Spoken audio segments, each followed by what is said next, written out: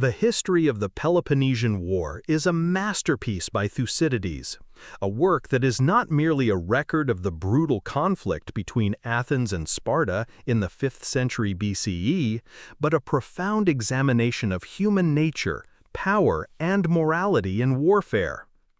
As a military historian and a participant in the war himself, Thucydides presents an objective, meticulous, and incisive analysis of the causes, events, and consequences of this nearly 3-decade-long conflict.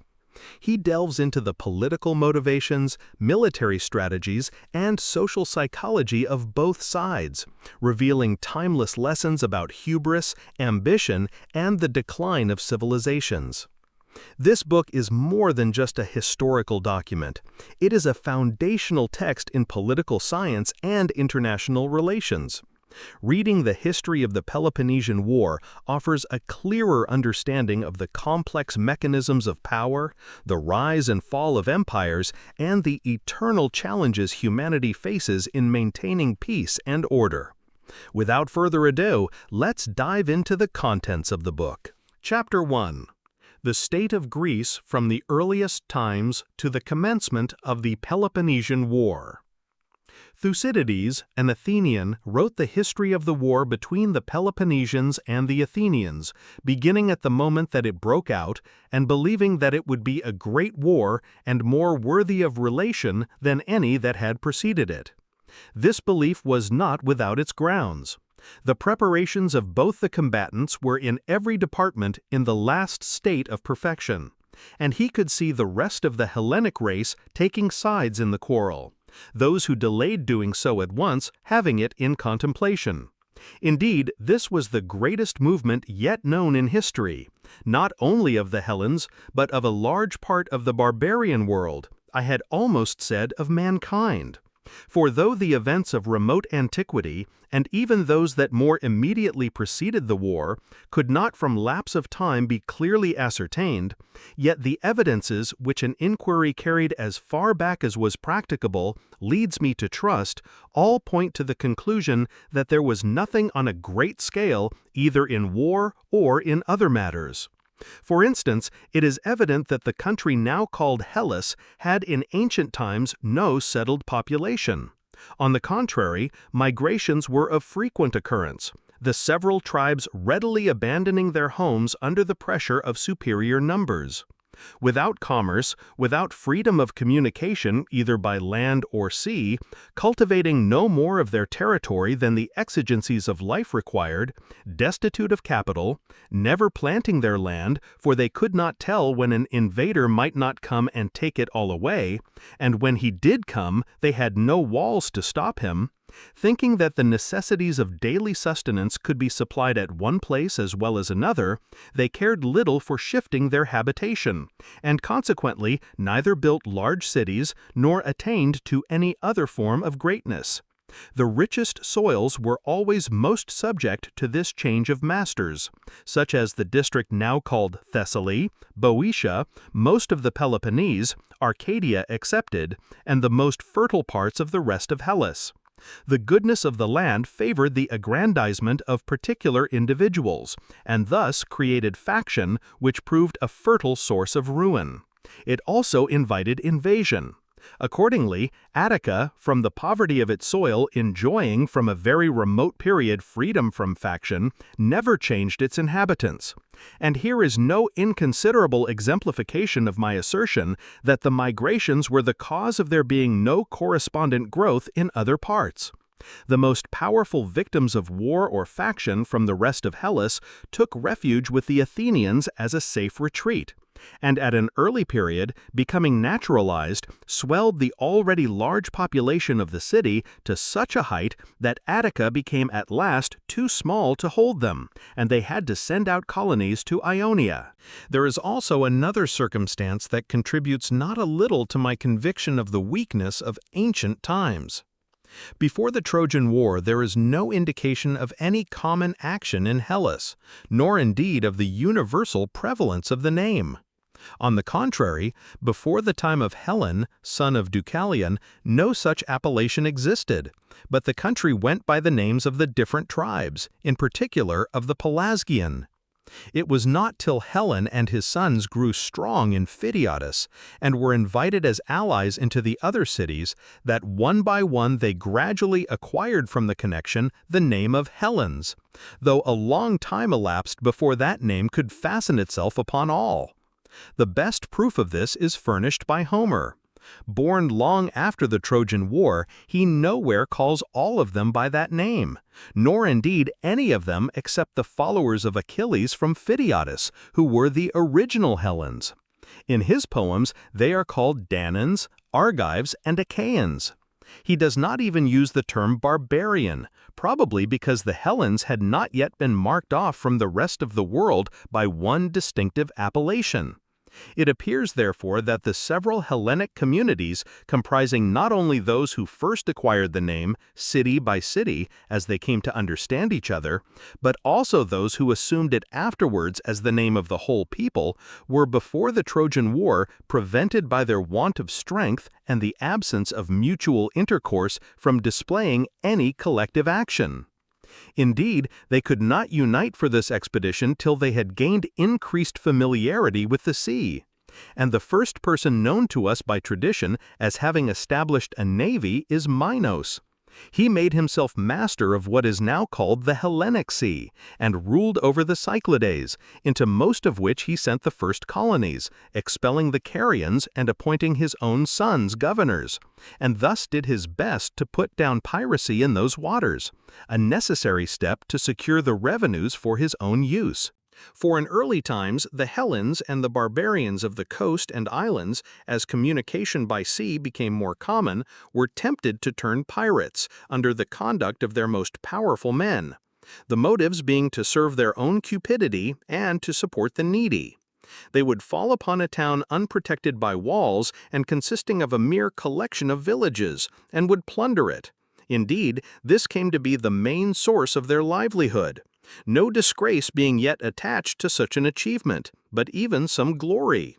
An illustration of this is furnished by the honor with which some of the inhabitants of the continent still regard a successful marauder, and by the question we find the old poets everywhere representing the people as asking of voyagers, "Are they pirates?" as if those who are asked the question would have no idea of disclaiming the imputation, or their interrogators of reproaching them for it. The same rapine prevailed also by land. And even at the present day, many of Hellas still follow the old fashion. The Ozolian Locrians, for instance, the Aetolians, the Acarnanians, and that region of the continent.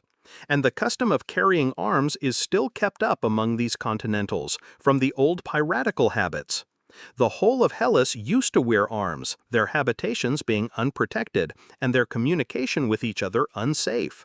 Indeed, to wear arms was as much a part of everyday life with them as with the barbarians. And the fact that the people in these parts of Hellas are still living in the old way points to a time when the same mode of life was once equally common to all. The Athenians were the first to lay aside their weapons and to adopt an easier and more luxurious mode of life. Indeed, it is only lately that their rich old men left off the luxury of wearing undergarments of linen, and fastening a knot of their hair with a tie of golden grasshoppers, a fashion which spread to their Ionian kindred and long prevailed among the old men there. On the contrary, a modest style of dressing, more in conformity with modern ideas, was first adopted by the Lacedaemonians, the rich doing their best to assimilate their way of life to that of the common people. They also set the example of contending naked, publicly stripping and anointing themselves with oil in their gymnastic exercises. Formerly, even in the Olympic contests, the athletes who contended wore belts across their middles, and it is but a few years since that the practice ceased. To this day, among some of the barbarians, especially in Asia, when prizes for boxing and wrestling are offered, belts are worn by the combatants. And there are many other points in which a likeness might be shown between the life of the Hellenic world of old and the barbarian of today. With respect to their towns, later on, at an era of increased facilities of navigation and a greater supply of capital, we find the shores becoming the site of walled towns, and the isthmuses being occupied for the purposes of commerce and defense against a neighbor. But the old towns, on account of the great prevalence of piracy, were built away from the sea, whether on the islands or the continent, and still remain in their old sites. For the pirates used to plunder one another, and indeed all coast populations, whether seafaring or not. The islanders, too, were great pirates.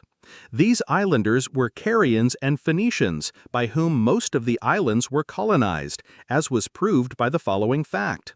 During the purification of Delos by Athens in this war, all the graves in the island were taken up, and it was found that above half their inmates were Carians. They were identified by the fashion of the arms buried with them, and by the method of interment, which was the same as the Carians still follow. But as soon as Minos had formed his navy, communication by sea became easier, as he colonized most of the islands, and thus expelled the malefactors. The coast population now began to apply themselves more closely to the acquisition of wealth, and their life became more settled. Some even began to build themselves walls on the strength of their newly acquired riches. For the love of gain would reconcile the weaker to the dominion of the stronger, and the possession of capital enabled the more powerful to reduce the smaller towns to subjection. And it was at a somewhat later stage of this development that they went on the expedition against Troy. What enabled Agamemnon to raise the armament was more, in my opinion, his superiority in strength than the oaths of Tyndareus, which bound the suitors to follow him. Indeed, the account given by those Peloponnesians who have been the recipients of the most credible tradition is this. First of all, Pelops, arriving among a needy population from Asia with vast wealth, acquired such power that, stranger though he was, the country was called after him. And this power fortune saw fit materially to increase in the hands of his descendants. Eurystheus had been killed in Attica by the Heraclids. Atreus was his mother's brother, and to the hands of his relation, who had left his father on account of the death of Chrysippus, Eurystheus, when he set out on his expedition, had committed Mycena and the government. As time went on and Eurystheus did not return, Atreus complied with the wishes of the Mycenaeans, who were influenced by fear of the Heraclids. Besides, his power seemed considerable, and he had not neglected to court the favor of the populace, and assumed the scepter of Mycena and the rest of the dominions of Eurystheus. And so the power of the descendants of Pelops came to be greater than that of the descendants of Perseus. To all this Agamemnon succeeded. He had also a navy far stronger than his contemporaries, so that, in my opinion, fear was quite as strong an element as love in the formation of the Confederate expedition. The strength of his navy is shown by the fact that his own was the largest contingent, and that of the Arcadians was furnished by him. This at least is what Homer says, if his testimony is deemed sufficient. Besides, in his account of the transmission of the scepter, he calls him, "of many an isle and of all Argos king." Now Agamemnon's was a continental power, and he could not have been master of any except the adjacent islands, and these would not be many, but through the possession of a fleet. And from this expedition we may infer the character of earlier enterprises. Now, Mycena may have been a small place, and many of the towns of that age may appear comparatively insignificant, but no exact observer would therefore feel justified in rejecting the estimate given by the poets and by tradition of the magnitude of the armament. For I suppose if Lacedaemon were to become desolate, and the temples and the foundations of the public buildings were left, that as time went on there would be a strong disposition with posterity to refuse to accept her fame as a true exponent of her power. And yet they occupy 2/5 of Peloponnese, and lead the whole, not to speak of their numerous allies without. Still, as the city is neither built in a compact form nor adorned with magnificent temples and public edifices, but composed of villages after the old fashion of Hellas, there would be an impression of inadequacy. Whereas if Athens were to suffer the same misfortune, I suppose that any inference from the appearance presented to the eye would make her power to have been twice as great as it is. We have therefore no right to be skeptical, nor to content ourselves with an inspection of a town to the exclusion of a consideration of its power. But we may safely conclude that the armament in question surpassed all before it, as it fell short of modern efforts, if we can here also accept the testimony of Homer's poems, in which, without allowing for the exaggeration which a poet would feel himself licensed to employ, we can see that it was far from equaling ours. He has represented it as consisting of 1,200 vessels, the Boeotian complement of each ship being 120 men, that of the ships of Philoctetes 50. By this, I conceive, he meant to convey the maximum and the minimum complement. At any rate, he does not specify the amount of any others in his catalogue of the ships. That they were all rowers as well as warriors, we see from his account of the ships of Philoctetes, in which all the men at the oar are bowmen. Now it is improbable that many supernumeraries sailed, if we accept the kings and high officers, especially as they had to cross the open sea with munitions of war, in ships, moreover, that had no decks, but were equipped in the old piratical fashion. So that if we strike the average of the largest and smallest ships, the number of those who sailed will appear inconsiderable, representing, as they did, the whole force of Hellas. And this was due not so much to scarcity of men as of money. Difficulty of subsistence made the invaders reduce the numbers of the army to a point at which it might live on the country during the prosecution of the war. Even after the victory they obtained on their arrival, and a victory there must have been, or the fortifications of the naval camp could never have been built, there is no indication of their whole force having been employed. On the contrary, they seem to have turned to cultivation of the Chersonese and to piracy from want of supplies. This was what really enabled the Trojans to keep the field for 10 years against them, the dispersion of the enemy making them always a match for the detachment left behind. If they had brought plenty of supplies with them and had persevered in the war without scattering for piracy and agriculture, they would have easily defeated the Trojans in the field, since they could hold their own against them with the division on service. In short, if they had stuck to the siege, the capture of Troy would have cost them less time and less trouble.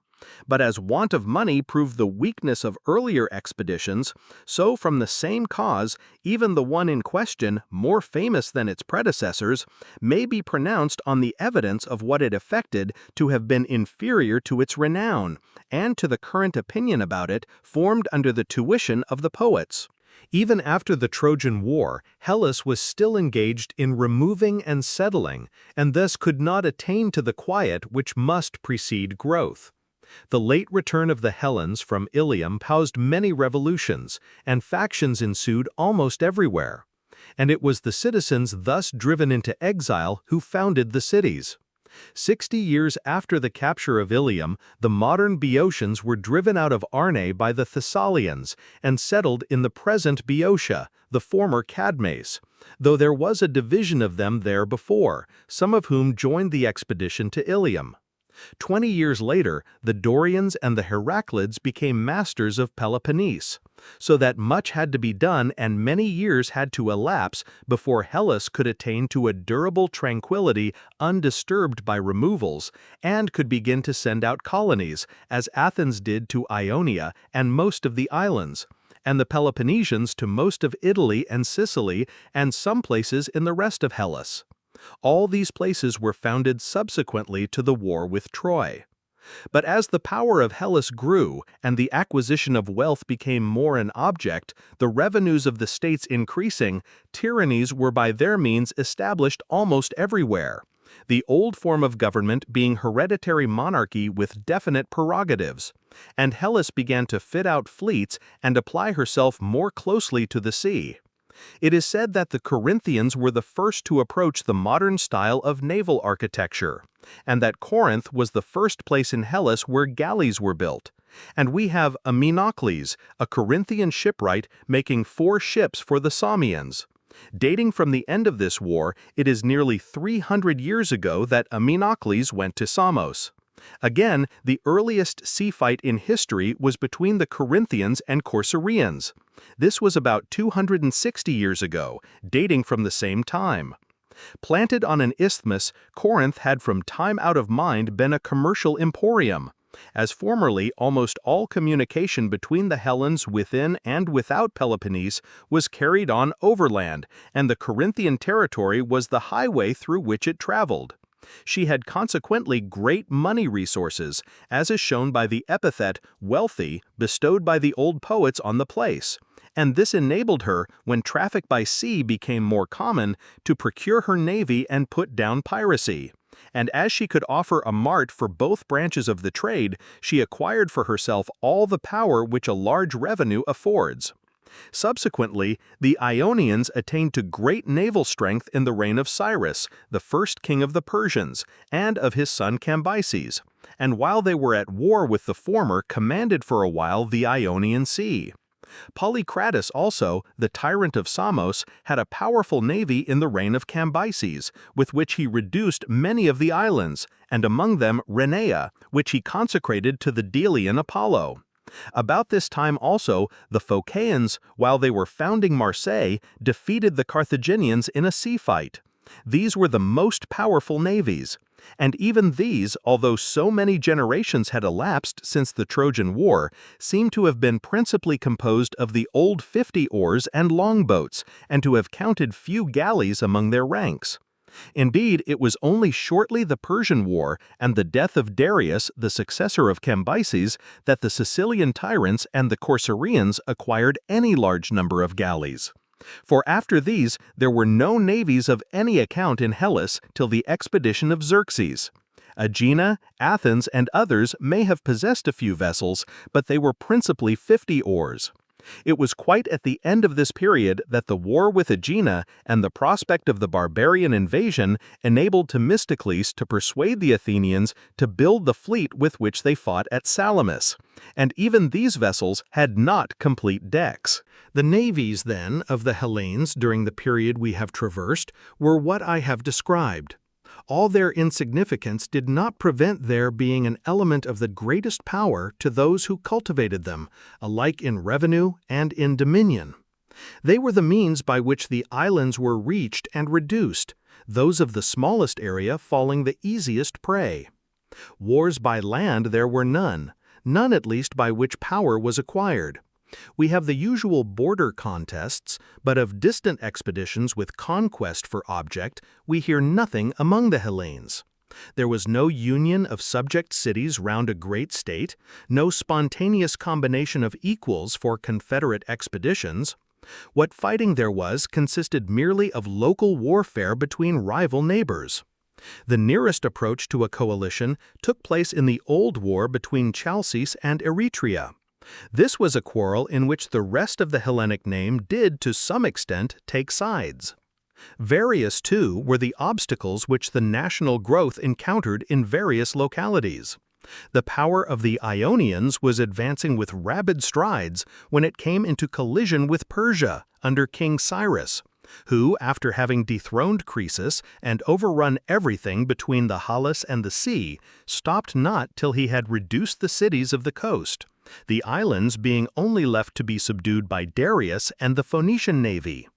Again, wherever there were tyrants, their habit of providing simply for themselves, of looking solely to their personal comfort and family aggrandizement, made safety the great aim of their policy, and prevented anything great proceeding from them, though they would each have their affairs with their immediate neighbors. All this is only true of the mother country, for in Sicily they attained to very great power. Thus, for a long time, everywhere in Hellas do we find causes which make the states alike incapable of combination for great and national ends, or of any vigorous action of their own. But at last a time came when the tyrants of Athens and the far older tyrannies of the rest of Hellas were, with the exception of those in Sicily, once and for all put down by Lacedaemon. For this city, though after the settlement of the Dorians, its present inhabitants, it suffered from factions for an unparalleled length of time, still at a very early period obtained good laws, and enjoyed a freedom from tyrants which was unbroken. It has possessed the same form of government for more than 400 years, reckoning to the end of the late war, and has thus been in a position to arrange the affairs of the other states. Not many years after the deposition of the tyrants, the Battle of Marathon was fought between the Medes and the Athenians. 10 years afterwards, the barbarian returned with the armada for the subjugation of Hellas. In the face of this great danger, the command of the Confederate Hellenes was assumed by the Lacedaemonians in virtue of their superior power. And the Athenians, having made up their minds to abandon their city, broke up their homes, threw themselves into their ships, and became a naval people. This coalition, after repulsing the barbarian, soon afterwards split into two sections, which included the Hellenes who had revolted from the king, as well as those who had aided him in the war. At the end of the one stood Athens, at the head of the other Lacedaemon, one the first naval, the other the first military power in Hellas. For a short time the league held together, till the Lacedaemonians and Athenians quarreled and made war upon each other with their allies, a duel into which all the Hellenes sooner or later were drawn, though some might at first remain neutral. So that the whole period from the Median War to this, with some peaceful intervals, was spent by each power in war, either with its rival or with its own revolted allies, and consequently afforded them constant practice in military matters, and that experience which is learnt in the school of danger. The policy of Lacedaemonian was not to exact tribute from her allies, but merely to secure their subservience to her interests by establishing oligarchies among them. Athens, on the contrary, had by degrees deprived hers of their ships, and imposed instead contributions in money on all except Chios and Lesbos. Both found their resources for this war separately to exceed the sum of their strength when the alliance flourished intact. Having now given the result of my inquiries into early times, I grant that there will be a difficulty in believing every particular detail.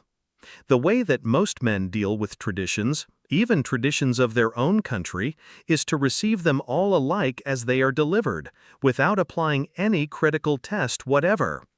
The general Athenian public fancy that Hipparchus was tyrant when he fell by the hands of Harmodius and Aristogiton, not knowing that Hippias, the eldest of the sons of Pisistratus, was really supreme, and that Hipparchus and Thessalus were his brothers, and that Harmodius and Aristogiton, suspecting, on the very day, nay, at the very moment fixed on for the deed, that information had been conveyed to Hippias by their accomplices, concluded that he had been warned and did not attack him, yet, not liking to be apprehended and risk their lives for nothing, fell upon Hipparchus near the temple of the daughters of Leos and slew him as he was arranging the Panathenaic procession. There are many other unfounded ideas current among the rest of the Hellenes, even on matters of contemporary history, which have not been obscured by time. For instance, there is the notion that the Lacedaemonian kings have 2 votes each, the fact being that they have only 1, and that there is a company of Pitanae, there being simply no such thing. So little pains do the vulgar take in the investigation of truth, accepting readily the first story that comes to hand. On the whole, however, the conclusions I have drawn from the proofs quoted may, I believe, safely be relied on. Assuredly, they will not be disturbed either by the lays of a poet displaying the exaggeration of his craft, or by the compositions of the chroniclers that are attractive at truth's expense.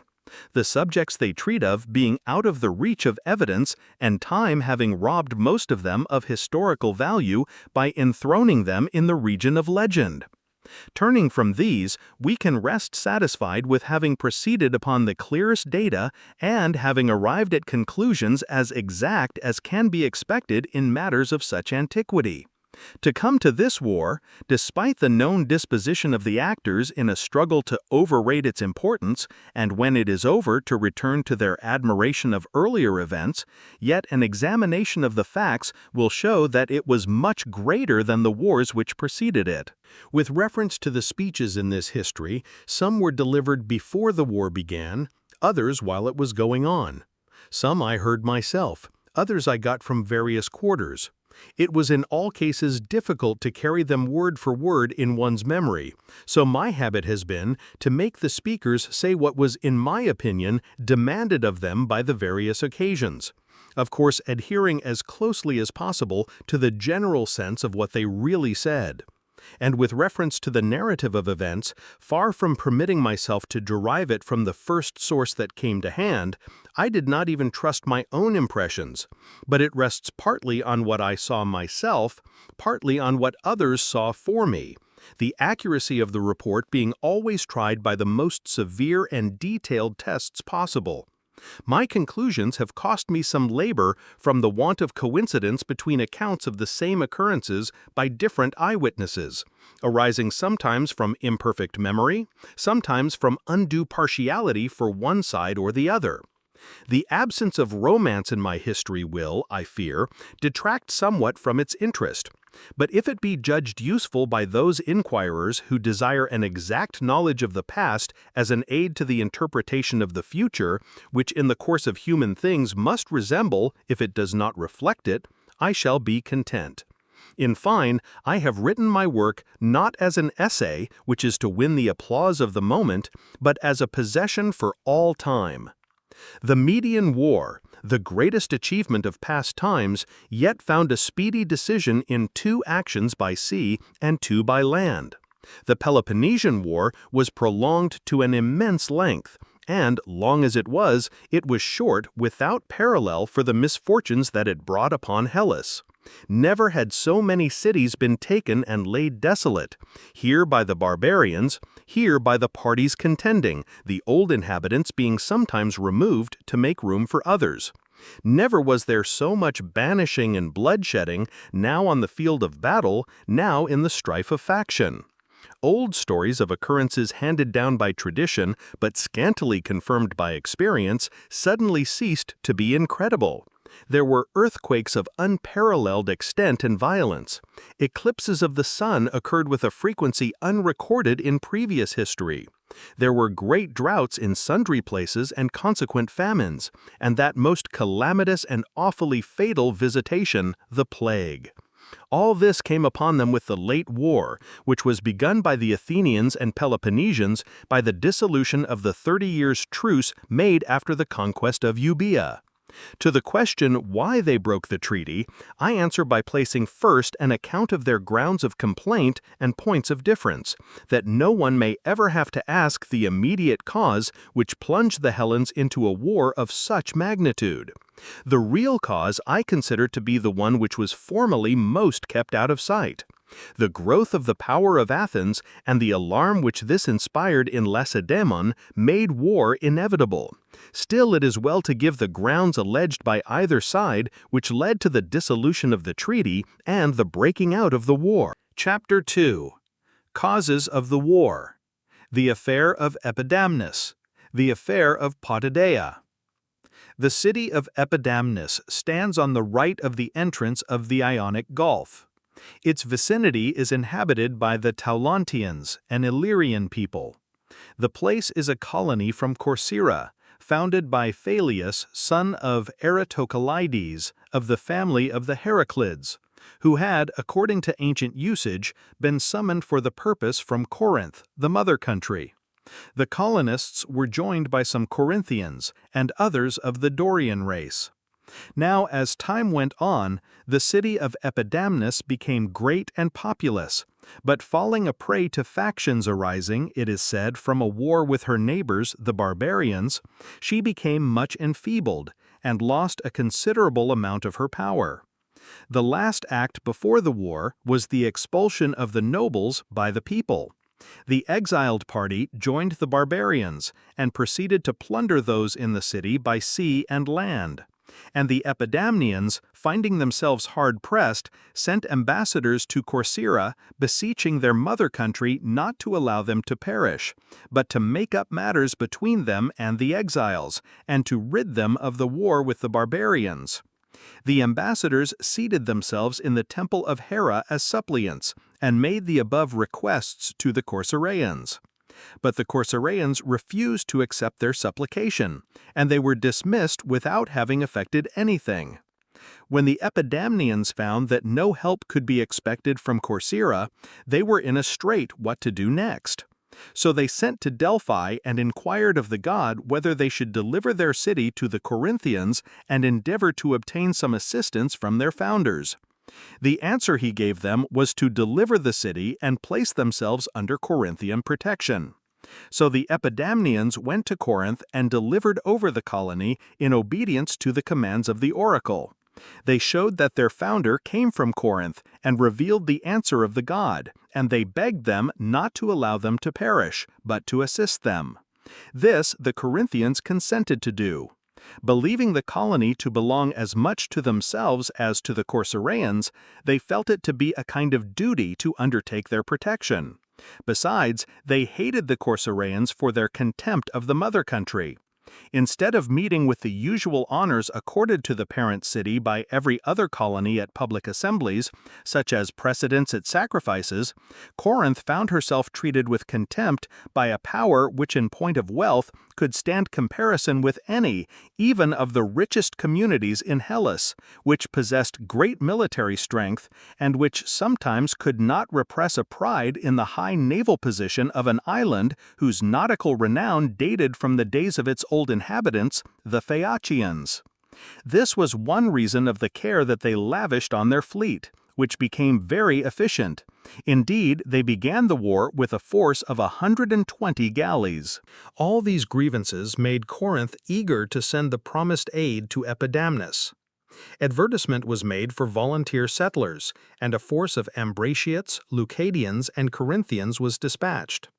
They marched by land to Apollonia, a Corinthian colony, the route by sea being avoided from fear of Corcyraean interruption.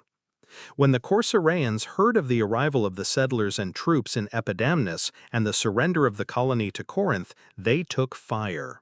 Instantly putting to sea with 25 ships, which were quickly followed by others, they insolently commanded the Epidamnians to receive back the banished nobles. It must be premised that the Epidamnian exiles had come to Corcyra and, pointing to the sepulchres of their ancestors, had appealed to their kindred to restore them, and to dismiss the Corinthian garrison and settlers.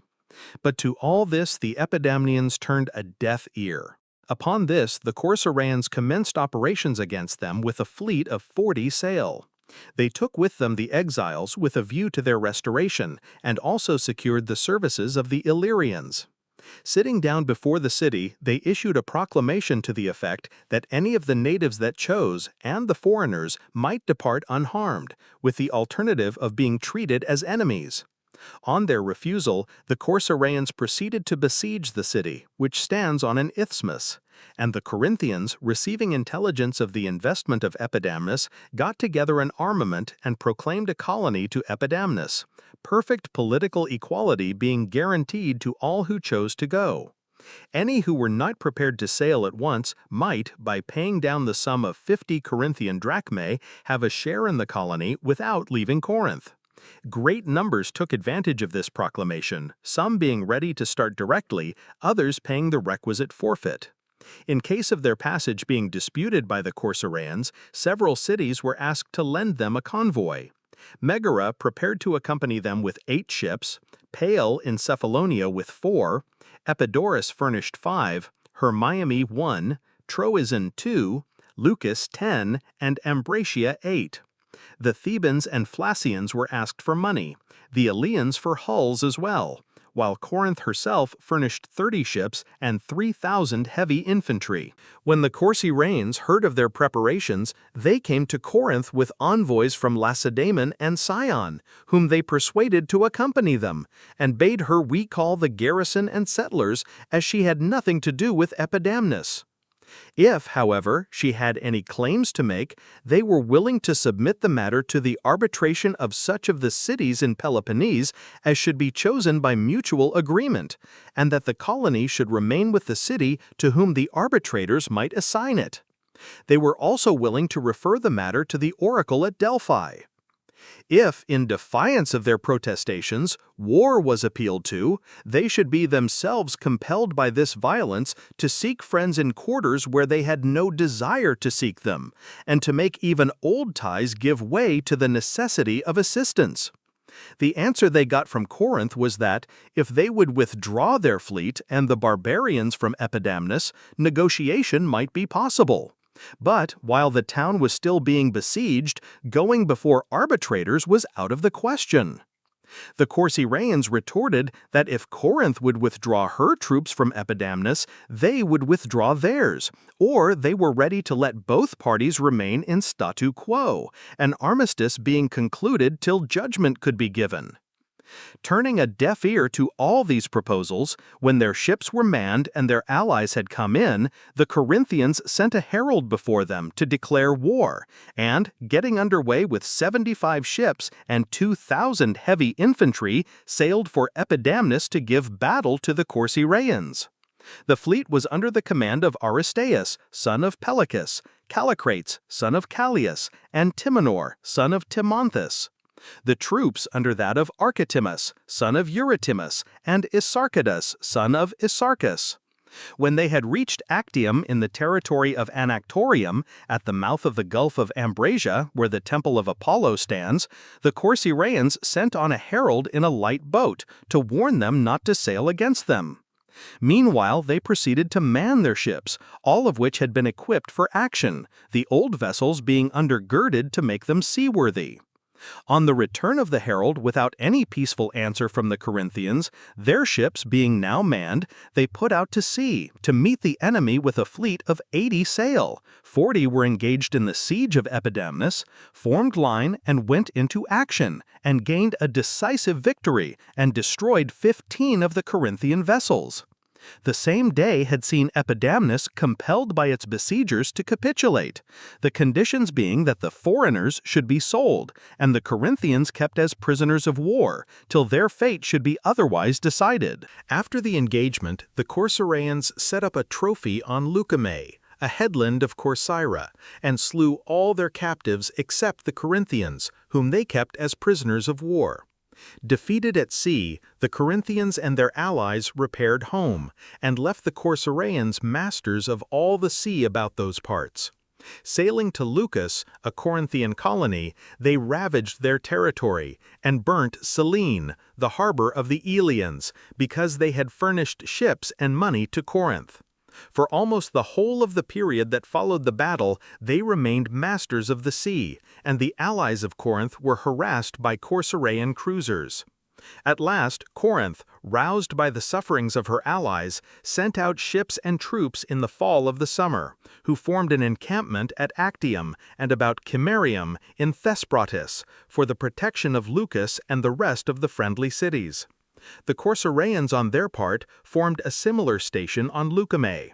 Neither party made any movement, but they remained confronting each other till the end of the summer, and winter was at hand before either of them returned home. Corinth, exasperated by the war with the Corcyraeans, spent the whole of the year after the engagement and that succeeding it in building ships, and in straining every nerve to form an efficient fleet, rowers being drawn from Peloponnese and the rest of Hellas by the inducement of large bounties.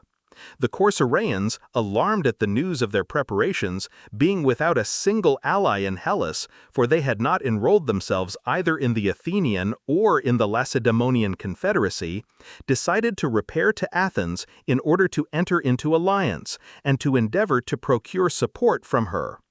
Corinth also, hearing of their intentions, sent an embassy to Athens to prevent the Corcyraean navy being joined by the Athenian, and her prospect of ordering the war according to her wishes being thus impeded. An assembly was convoked, and the rival advocates appeared. The Corcyraeans spoke as follows: Athenians, When a people that have not rendered any important service or support to their neighbors in times past, for which they might claim to be repaid, appear before them as we now appear before you to solicit their assistance, they may fairly be required to satisfy certain preliminary conditions. They should show, first, that it is expedient or at least safe to grant their request. Next, that they will retain a lasting sense of the kindness. But if they cannot clearly establish any of these points, they must not be annoyed if they meet with a rebuff. Now the Corcyraeans believe that with their petition for assistance, they can also give you a satisfactory answer on these points, and they have therefore dispatched us hither. It has so happened that our policy as regards you with respect to this request turns out to be inconsistent, and as regards our interests to be at the present crisis inexpedient. We say inconsistent because a power which has never, in the whole of her past history, been willing to ally herself with any of her neighbors is now found asking them to ally themselves with her. And we say inexpedient because in our present war with Corinth it has left us in a position of entire isolation, and what once seemed the wise precaution of refusing to involve ourselves in alliances with other powers, lest we should also involve ourselves in risks of their choosing, has now proved to be folly and weakness. It is true that in the late naval engagement we drove back the Corinthians from our shores single-handed. But they have now got together a still larger armament from Peloponnese and the rest of Hellas, and we, seeing our utter inability to cope with them without foreign aid and the magnitude of the danger which subjection to them implies, find it necessary to ask help from you and from every other power. And we hope to be excused if we forswear our old principle of complete political isolation, a principle which was not adopted with any sinister intention, but was rather the consequence of an error in judgment. Now there are many reasons why, in the event of your compliance, you will congratulate yourselves on this request having been made to you. First, because your assistance will be rendered to a power which, herself inoffensive, is a victim to the injustice of others.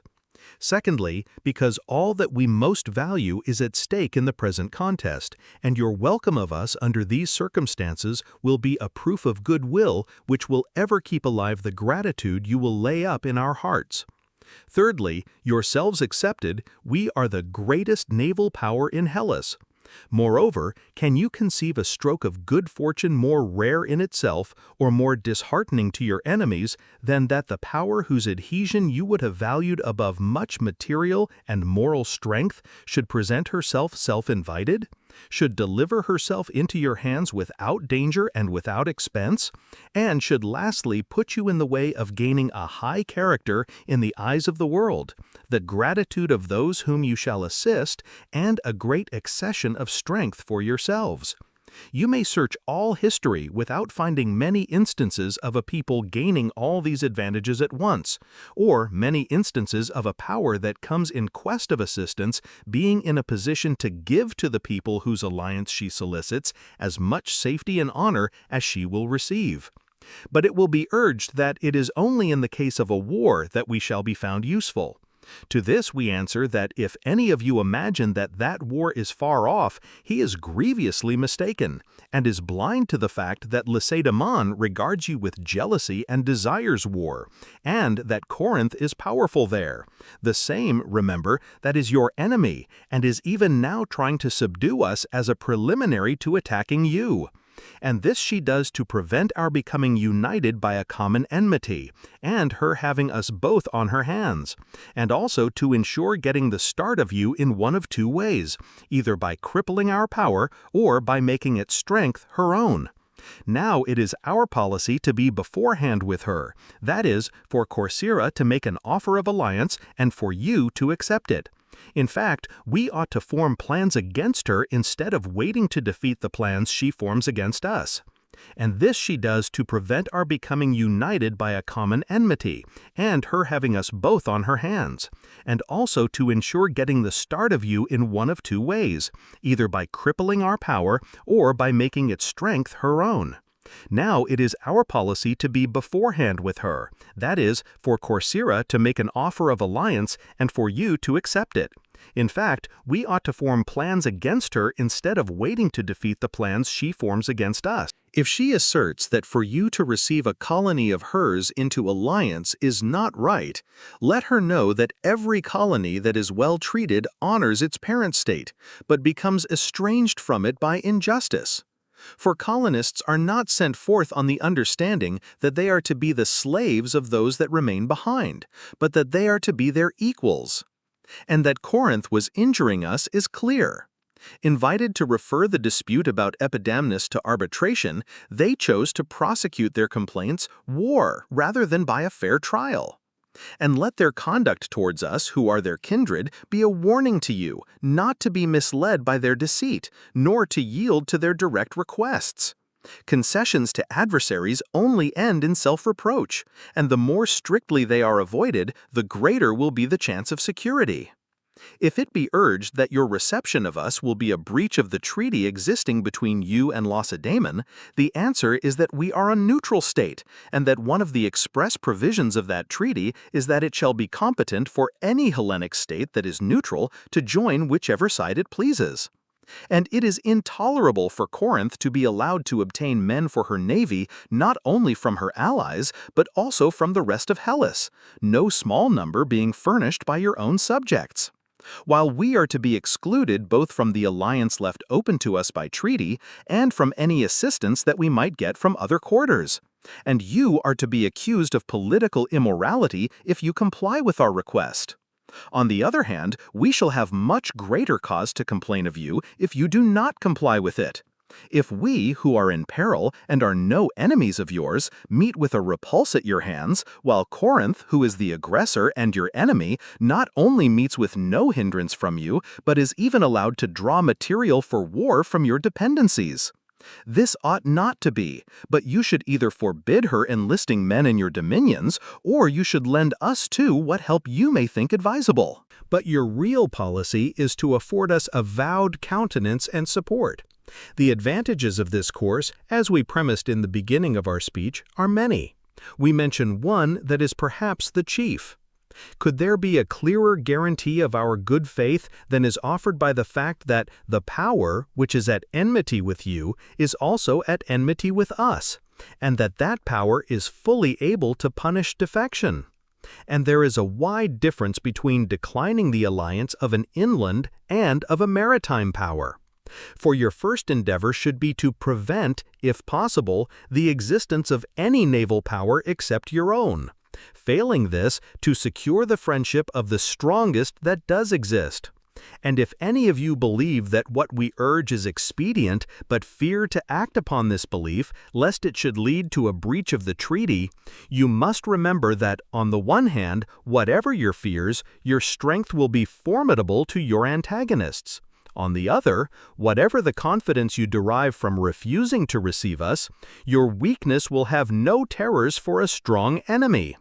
You must also remember that your decision is for Athens no less than Corcyra, and that you are not making the best provision for her interests if, at a time when you are anxiously scanning the horizon that you may be in readiness for the breaking out of the war which is all but upon you, you hesitate to attach to your side a place whose adhesion or estrangement is alike pregnant with the most vital consequences. For it lies conveniently for the coast navigation in the direction of Italy and Sicily, being able to bar the passage of naval reinforcements from thence to Peloponnese, and from Peloponnese thither, and it is in other respects a most desirable station.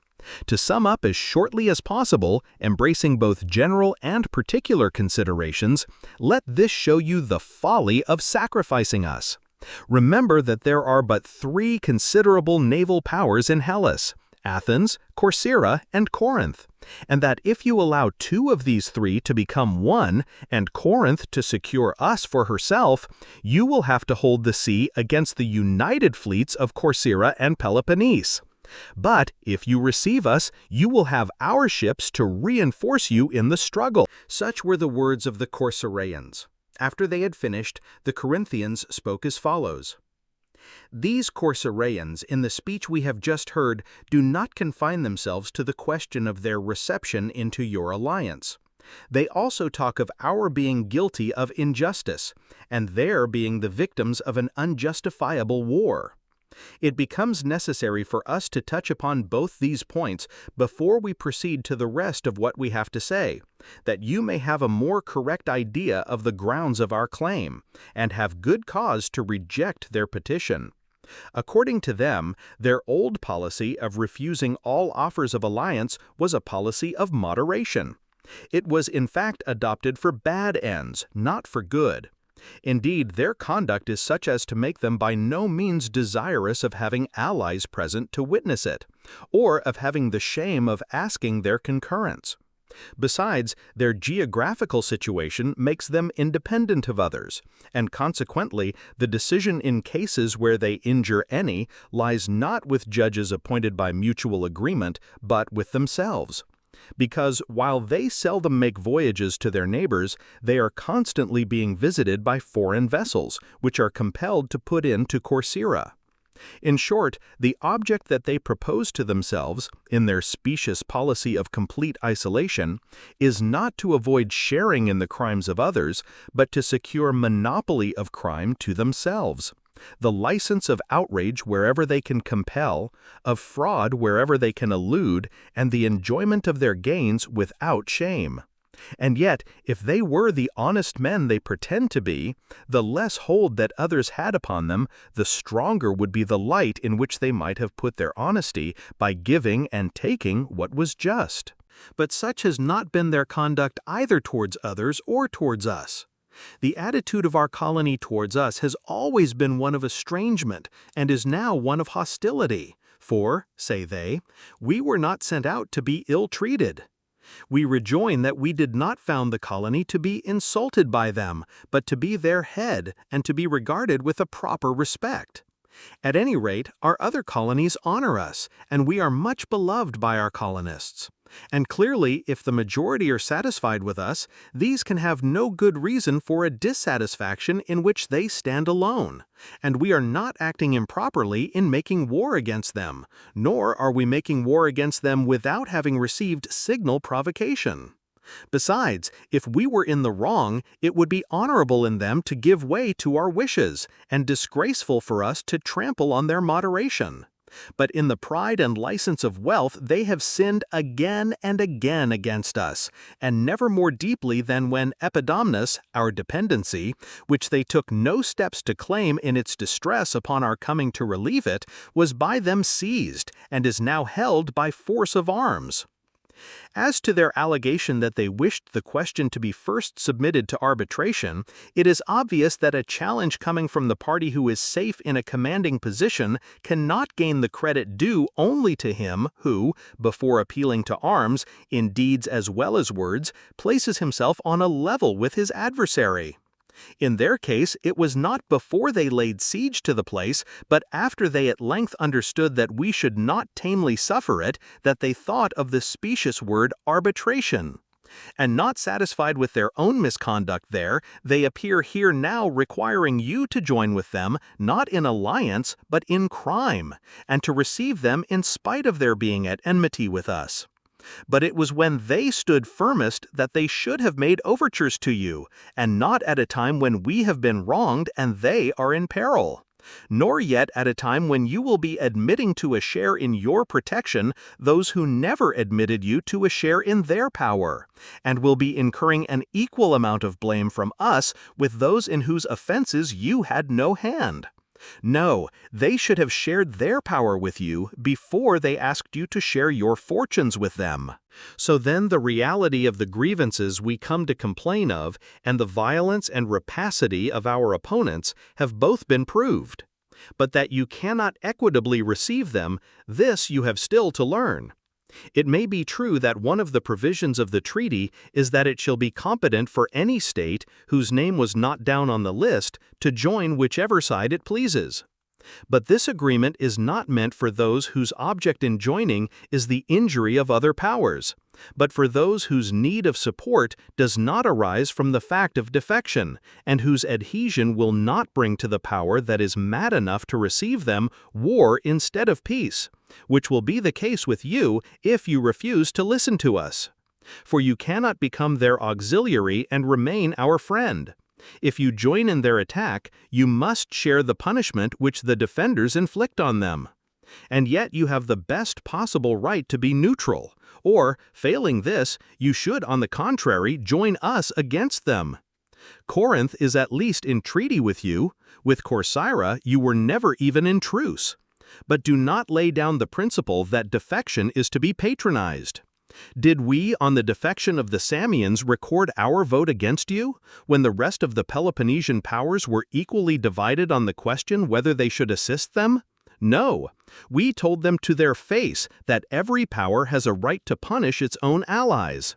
Why, if you make it your policy to receive and assist all offenders, you will find that just as many of your dependencies will come over to us, and the principle that you establish will press less heavily on us than on yourselves.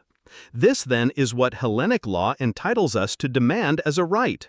But we have also advice to offer and claims on your gratitude, which, since there is no danger of our injuring you, as we are not enemies, and since our friendship does not amount to very frequent intercourse, we say ought to be liquidated at the present juncture. When you were in want of ships of war for the war against the Aeginetans before the Persian invasion, Corinth supplied you with 20 vessels. That good turn, and the line we took on the Samian question when we were the cause of the Peloponnesians refusing to assist them, enabled you to conquer Aegina and to punish Samos. And we acted thus at crises when, if ever, men are wont in their efforts against their enemies to forget everything for the sake of victory, regarding him who assists them then as a friend, even if thus far he has been a foe, and him who opposes them then as a foe, even if he has thus far been a friend. Indeed, they allow their real interests to suffer from their absorbing preoccupation in the struggle. This, then, is what Hellenic law entitles us to demand as a right.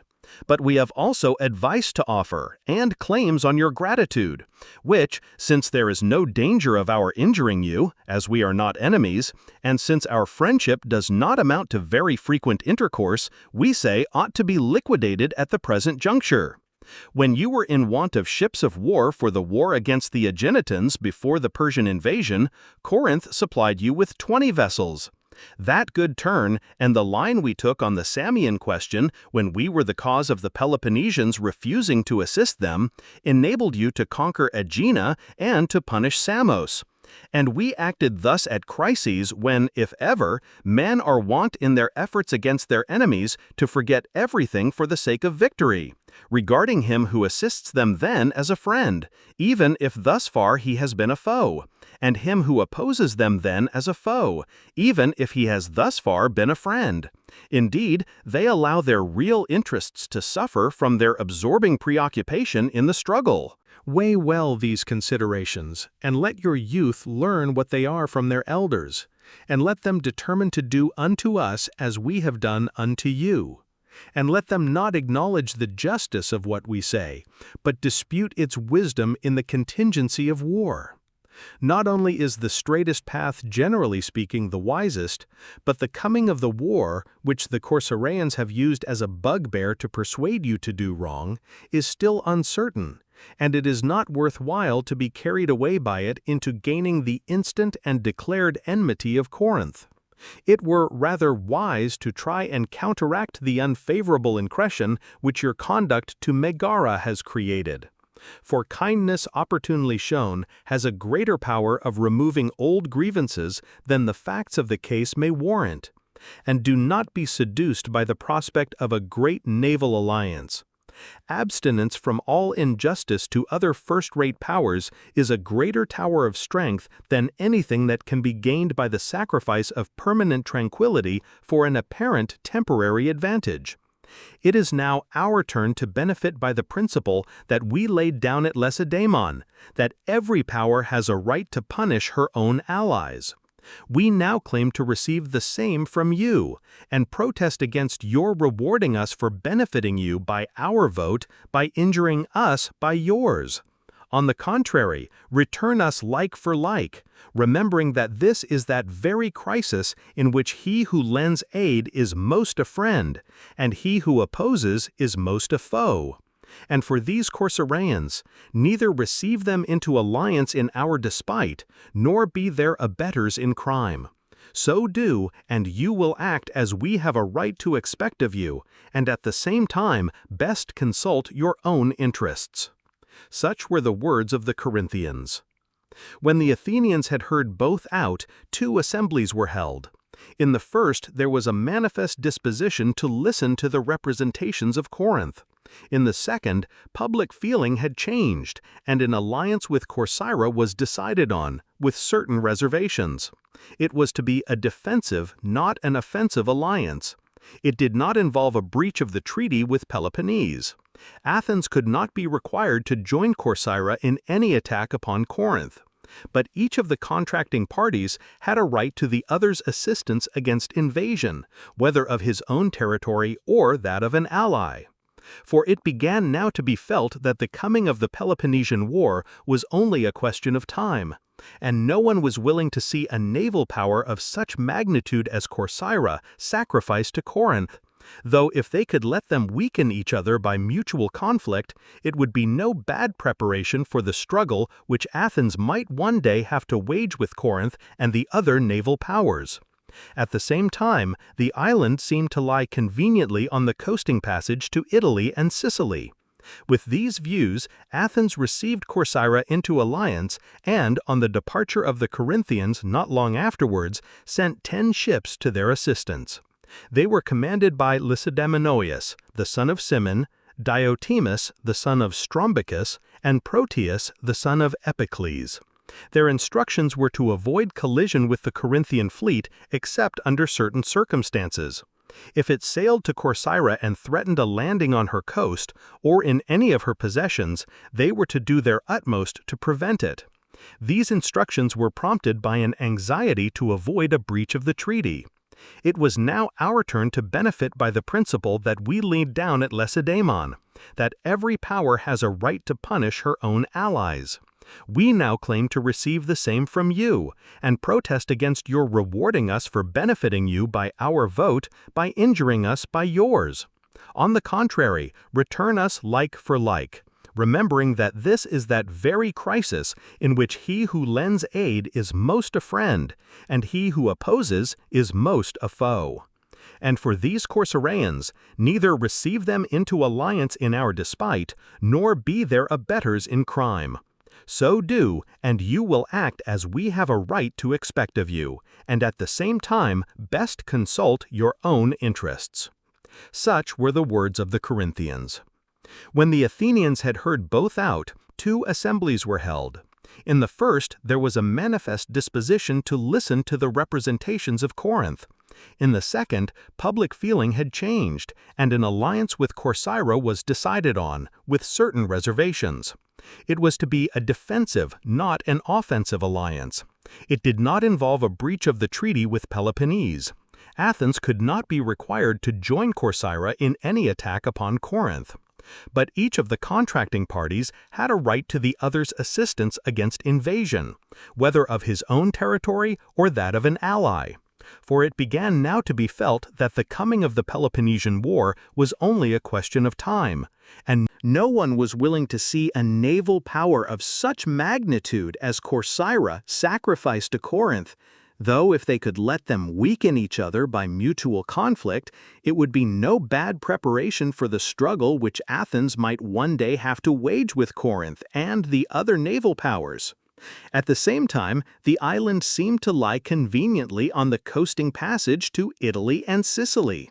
With these views, Athens received Corcyra into alliance and, on the departure of the Corinthians not long afterwards, sent 10 ships to their assistance. They were commanded by Lacedaemonius, the son of Cimon, Diotimus, the son of Strombichus, and Proteus, the son of Epicles. Their instructions were to avoid collision with the Corinthian fleet except under certain circumstances. If it sailed to Corcyra and threatened a landing on her coast or in any of her possessions, they were to do their utmost to prevent it. These instructions were prompted by an anxiety to avoid a breach of the treaty. Meanwhile, the Corinthians completed their preparations and sailed for Corcyra with 150 ships. Of these, Elis furnished 10, Megara 12, Leucas 10, Ambracia 27, Anactorium 1, and Corinth herself 90. Each of these contingents had its own admiral, the Corinthian being under the command of Xenoclides, son of Euthychilus, with 4 colleagues. Sailing from Leucas, they made land at the part of the continent opposite Corcyra. They anchored in the harbor of Chimerium in the territory of Thesprotis, above which, at some distance from the sea, lies the city of Ephyrae in the Elean district. By this city, the Acherusian lake pours its waters into the sea. It gets its name from the river Acheron, which flows through Thesprotis and falls into the lake. There also the river Thyamis flows, forming the boundary between Thesprotis and Kestrine, and between these rivers rises the point of Chimerium. In this part of the continent, the Corinthians now came to anchor and formed an encampment. When the Corsarians saw them coming, they manned 110 ships, commanded by Myciades, Asamedes, and Eurybatus, and stationed themselves at one of the Sabota Isles, the 10 Athenian ships being present. On Point Leukeme they posted their land forces, and 1,000 heavy infantry who had come from Xanthus to their assistance. Nor were the Corinthians on the mainland without their allies. The barbarians flocked in large numbers to their assistance, the inhabitants of this part of the continent being old allies of theirs. When the Corinthian preparations were completed, they took 3 days' provisions and put out from Chimerium by night, ready for action. Sailing with the dawn, they sighted the Corcyrian fleet out at sea and coming towards them. When they perceived each other, both sides formed in order of battle. On the Corcyrian right wing lay the Athenian ships, the rest of the line being occupied by their own vessels formed in 3 squadrons, each of which was commanded by one of the 3 admirals. Such was the Corcyrian formation. The Corinthian was as follows. On the right wing lay the Megarian and Ambraciot ships. In the center, the rest of the allies in order. But the left was composed of the best sailors in the Corinthian navy to encounter the Athenians and the right wing of the Corcyrians. As soon as the signals were raised on either side, they joined battle.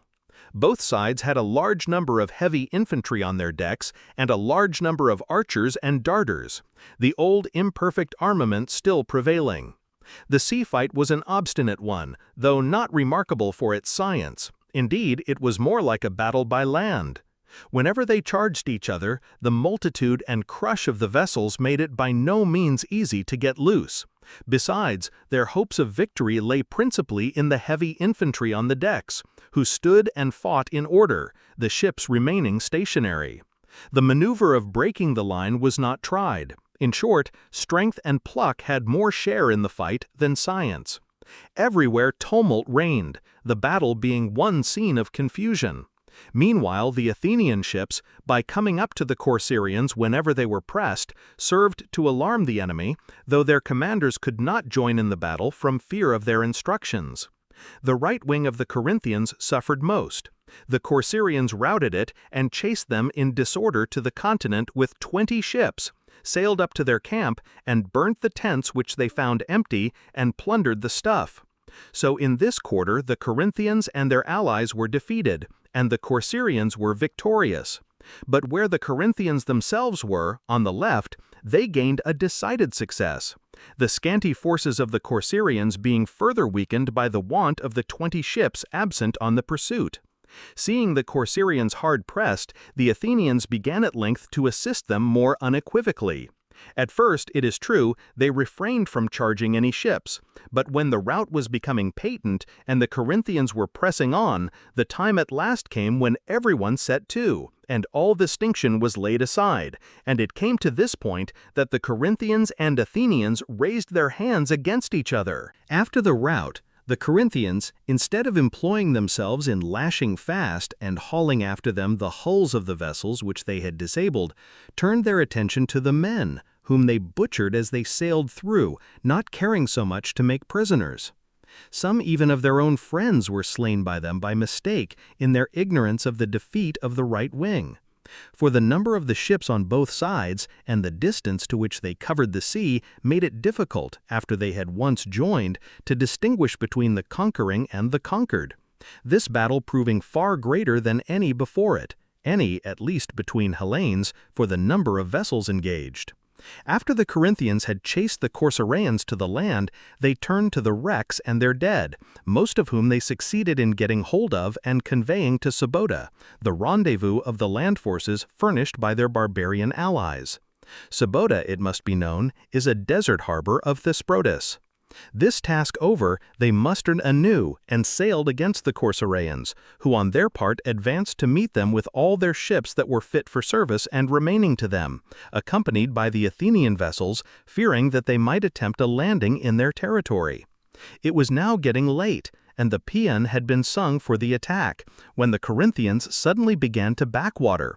They had observed 20 Athenian ships sailing up, which had been sent out afterwards to reinforce the 10 vessels by the Athenians, who feared, as it turned out justly, the defeat of the Corcyraeans and the inability of their handful of ships to protect them. These ships were thus seen by the Corinthians first. They suspected that they were from Athens, and that those which they saw were not all, but that there were more behind. They accordingly began to retire. The Corcyraeans meanwhile had not sighted them, as they were advancing from a point which they could not so well see, and were wondering why the Corinthians were backwater, when some caught sight of them and cried out that there were ships in sight ahead. Upon this they also retired, for it was now getting dark, and the retreat of the Corinthians had suspended hostilities.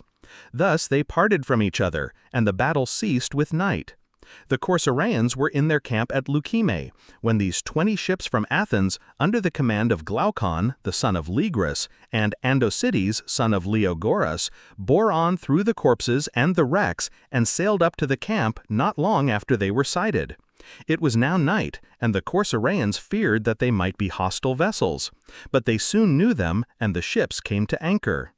The next day the 30 Athenian vessels put out to sea, accompanied by all the Corcyraean ships that were seaworthy, and sailed to the harbor at Sabota, where the Corinthians lay, to see if they would engage. The Corinthians put out from the land and formed a line in the open sea, but beyond this made no further movement, having no intention of assuming the offensive. For they saw reinforcements arrived fresh from Athens, and themselves confronted by numerous difficulties, such as the necessity of guarding the prisoners whom they had on board, and the want of all means of refitting their ships in a desert place. What they were thinking more about was how their voyage home was to be effected. They feared that the Athenians might consider that the treaty was dissolved by the collision which had occurred, and forbid their departure. Accordingly, they resolved to put some men on board a boat and send them without a herald's wand to the Athenians, as an experiment. Having done so, they spoke as follows: "You do wrong, Athenians, to begin war and break the treaty. Engaged in chastising our enemies, we find you placing yourselves in our path in arms against us. Now, if your intentions are to prevent us sailing to Corcyra or anywhere else that we may wish, and if you are for breaking the treaty, first take us that are here and treat us as enemies." Such was what they said, and all the Corcyraean armament that were within hearing immediately called out to take them and kill them. But the Athenians answered as follows: "Neither are we beginning war, Peloponnesians, nor are we breaking the treaty. But these Corcyraeans are our allies, and we are come to help them. So if you want to sail anywhere else, we place no obstacle in your way. But if you are going to sail against Corcyra or any of her possessions, we shall do our best to stop you." Receiving this answer from the Athenians, the Corinthians commenced preparations for their voyage home, and set up a trophy in Sybota on the continent, while the Corsarians took up the wrecks and dead that had been carried out to them by the current and by a wind which rose in the night and scattered them in all directions, and set up their trophy in Sybota on the island as victors. The reasons each side had for claiming the victory were these. The Corinthians had been victorious in the sea fight until night, and having thus been enabled to carry off most wrecks and dead, they were in possession of no fewer than 1,000 prisoners of war, and had sunk close upon 70 vessels. The Corsarians had destroyed about 30 ships, and after the arrival of the Athenians had taken up the wrecks and dead on their side. They had besides seen the Corinthians retire before them, backing water on sight of the Athenian vessels, and upon the arrival of the Athenians refused to sail out against them from Sybota. Thus both sides claimed the victory. The Corinthians on the voyage home took Anactorium, which stands at the mouth of the Ambracian Gulf. The place was taken by treachery, being common ground to the Corsarians and Corinthians. After establishing Corinthian settlers there, they retired home. 800 of the Corsarians were slaves. These they sold. 250 they retained in captivity and treated with great attention, in the hope that they might bring over their country to Corinth on their return, most of them being, as it happened, men of very high position in Corcyra. In this way Corcyra maintained her political existence in the war with Corinth, and the Athenian vessels left the island.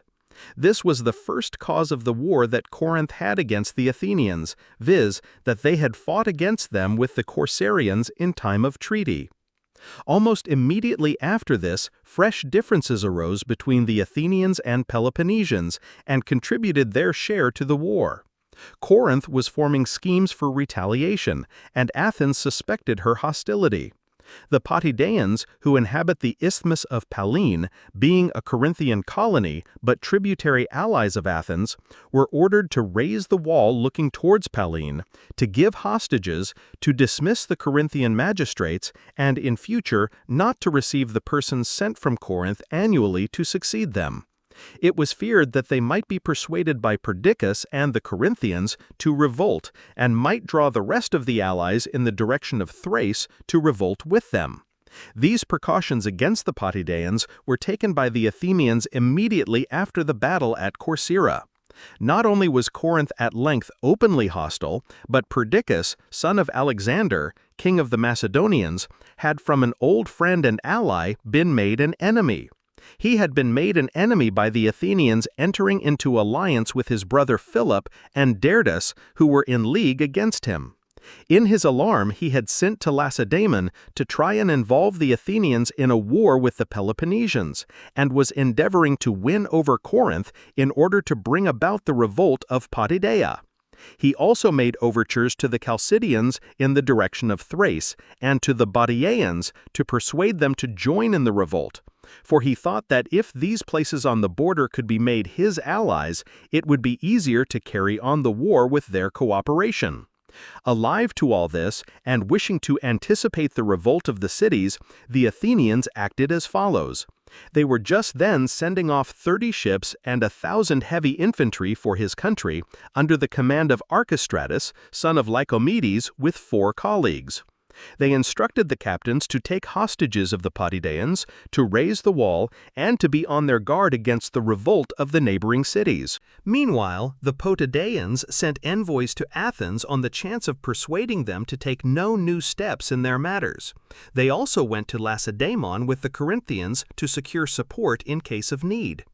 Failing after prolonged negotiation to obtain anything satisfactory from the Athenians, being unable, for all they could say, to prevent the vessels that were destined for Macedonia from also sailing against them, and receiving from the Lacedaemonian government a promise to invade Attica if the Athenians should attack Potidæa, the Potidæans, thus favored by the moment, at last entered into league with the Chalcidians and Bottiaeans, and revolted. And Perdiccas induced the Chalcidians to abandon and demolish their towns on the seaboard, and settling inland at Olynthus to make that one city a strong place. Meanwhile, to those who followed his advice, he gave a part of his territory in Mygdonia round Lake Bolbe as a place of abode, while the war against the Athenians should last. They accordingly demolished their towns, removed inland, and prepared for war.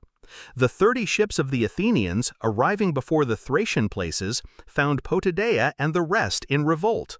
Their commanders, considering it to be quite impossible with their present force to carry on war with Perdiccas and with the Confederate towns as well, turned to Macedonia, their original destination, and, having established themselves there, carried on war in cooperation with Philip and the brothers of Dirdas, who had invaded the country from the interior. Meanwhile, the Corinthians, with Potidaea in revolt, and the Athenian ships on the coast of Macedonia, alarmed for the safety of the place and thinking its danger theirs, sent volunteers from Corinth and mercenaries from the rest of Peloponnese to the number of 1,600 heavy infantry in all and 400 light troops. Aristeus, son of Adimantus, who was always a steady friend to the Potidaeans, took command of the expedition, and it was principally for love of him that most of the men from Corinth volunteered. They arrived in Thrace 40 days after the revolt of Potidaea. The Athenians also immediately received the news of the revolt of the cities. On being informed that Aristeus and his reinforcements were on their way, they sent 2,000 heavy infantry of their own citizens and 40 ships against the places in revolt, under the command of Callias, son of Calliades, and 4 colleagues. They arrived in Macedonia first and found the force of 1,000 men that had been first sent out just become masters of Thermae and besieging Pydna.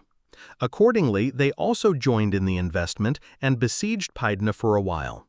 Subsequently, they came to terms and concluded a forced alliance with Perdiccas, hastened by the calls of Potidaea and by the arrival of Aristeus at that place.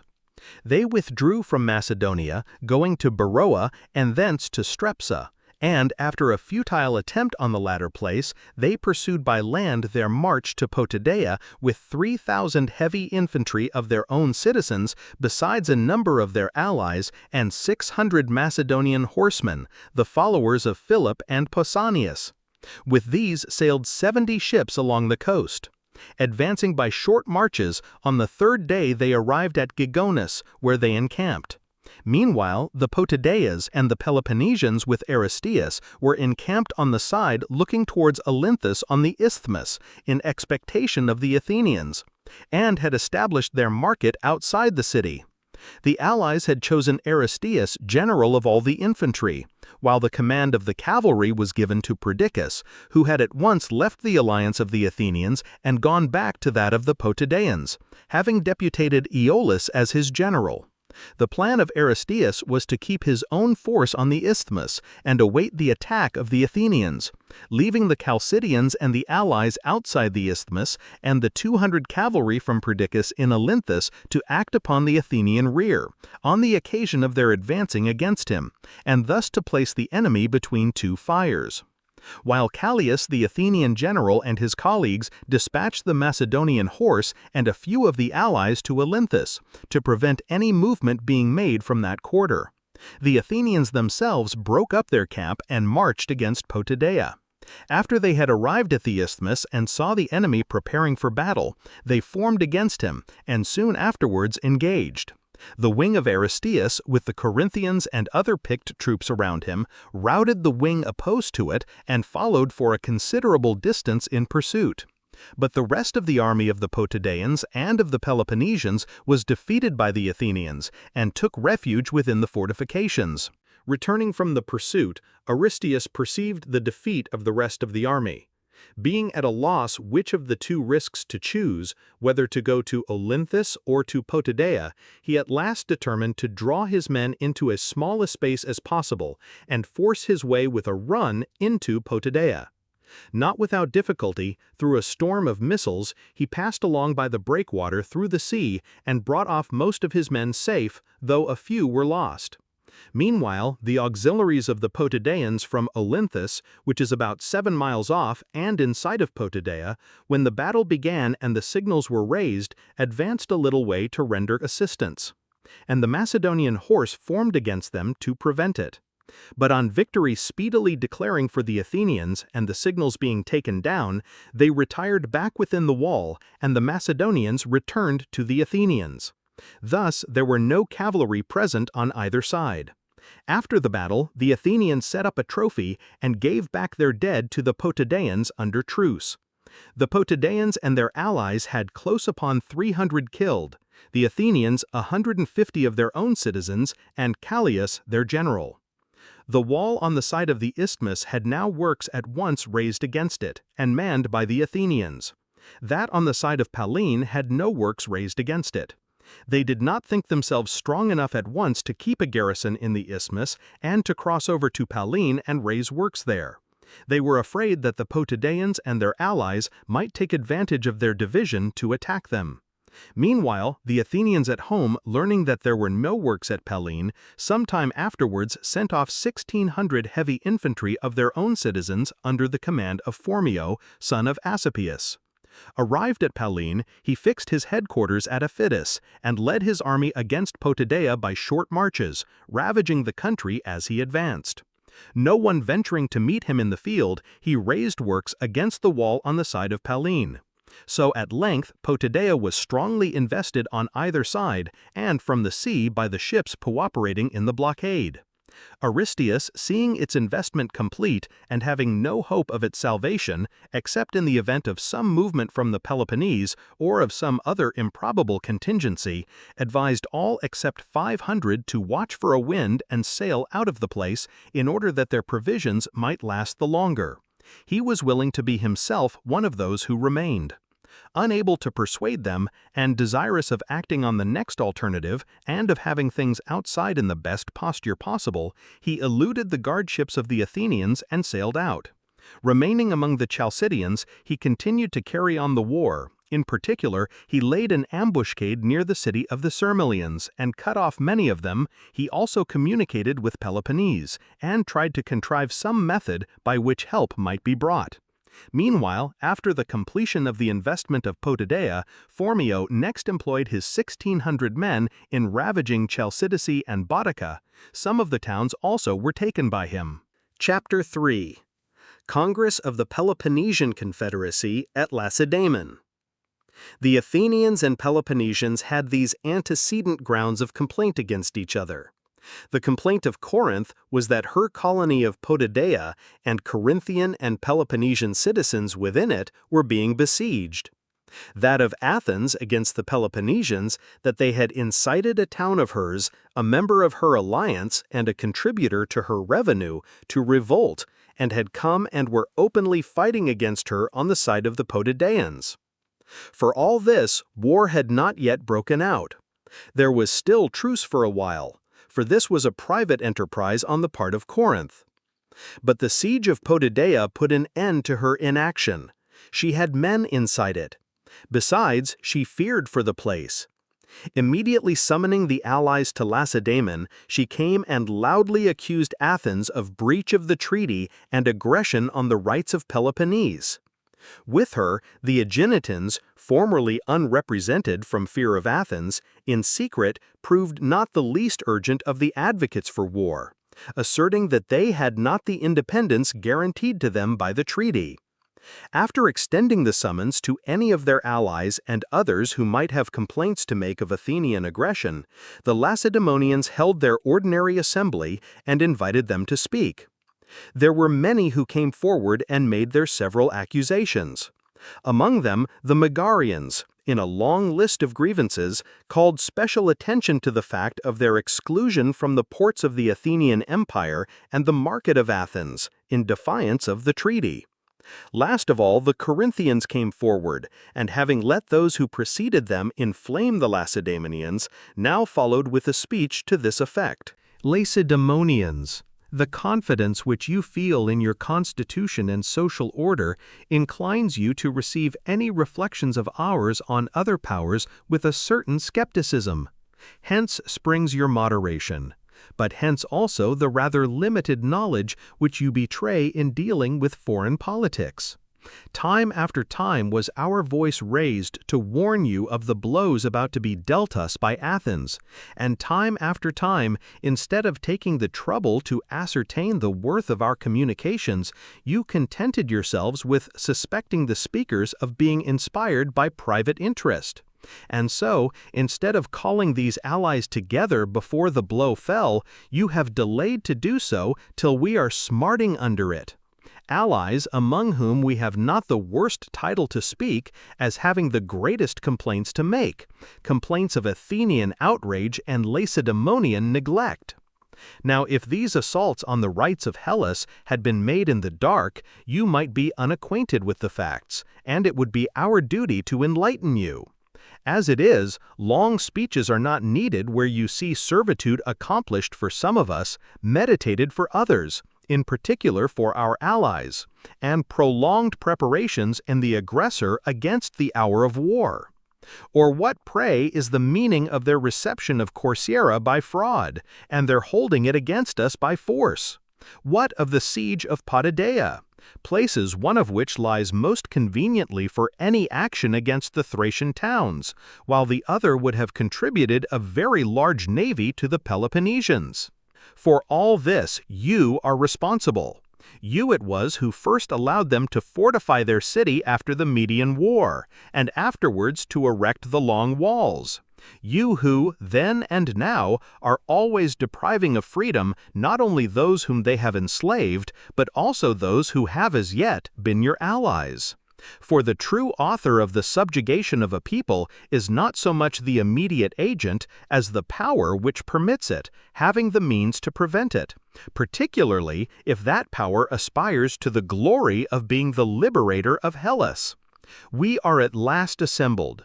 It has not been easy to assemble, nor even now are our objects defined. We ought not to be still inquiring into the fact of our wrongs, but into the means of our defense. For the aggressors with matured plans to oppose to our indecision have cast threats aside and betaken themselves to action. And we know what are the paths by which Athenian aggression travels, and how insidious is its progress. A degree of confidence she may feel from the idea that your bluntness of perception prevents your noticing her, but it is nothing to the impulse which her advance will receive from the knowledge that you see, but do not care to interfere. You, Lacedaemonians, of all the Hellens are alone inactive, and defend yourselves not by doing anything, but by looking as if you would do something. You alone wait till the power of an enemy is becoming twice its original size instead of crushing it in its infancy. And yet the world used to say that you were to be depended upon, but in your case, we fear, it said more than the truth. The Mede, we ourselves know, had time to come from the ends of the earth to Peloponnese without any force of yours worthy of the name advancing to meet him. But this was a distant enemy. Well, Athens at all events is a near neighbor, and yet Athens you utterly disregard.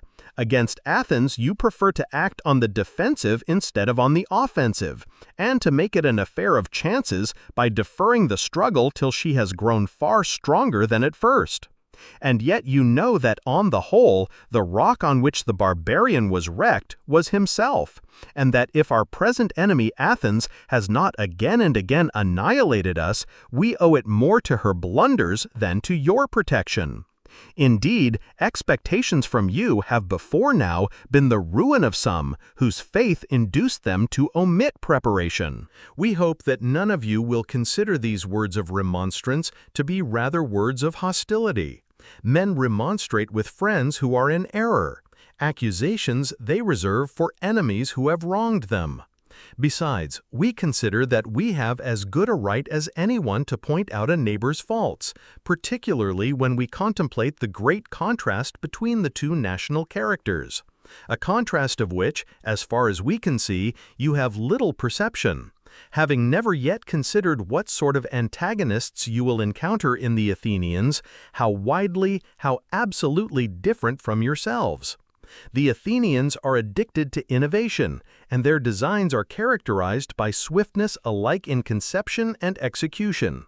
You have a genius for keeping what you have got, accompanied by a total want of invention, and when forced to act, you never go far enough. Again, they are adventurous beyond their power, and daring beyond their judgment, and in danger they are sanguine. Your want is to attempt less than is justified by your power, to mistrust even what is sanctioned by your judgment, and to fancy that from danger there is no release.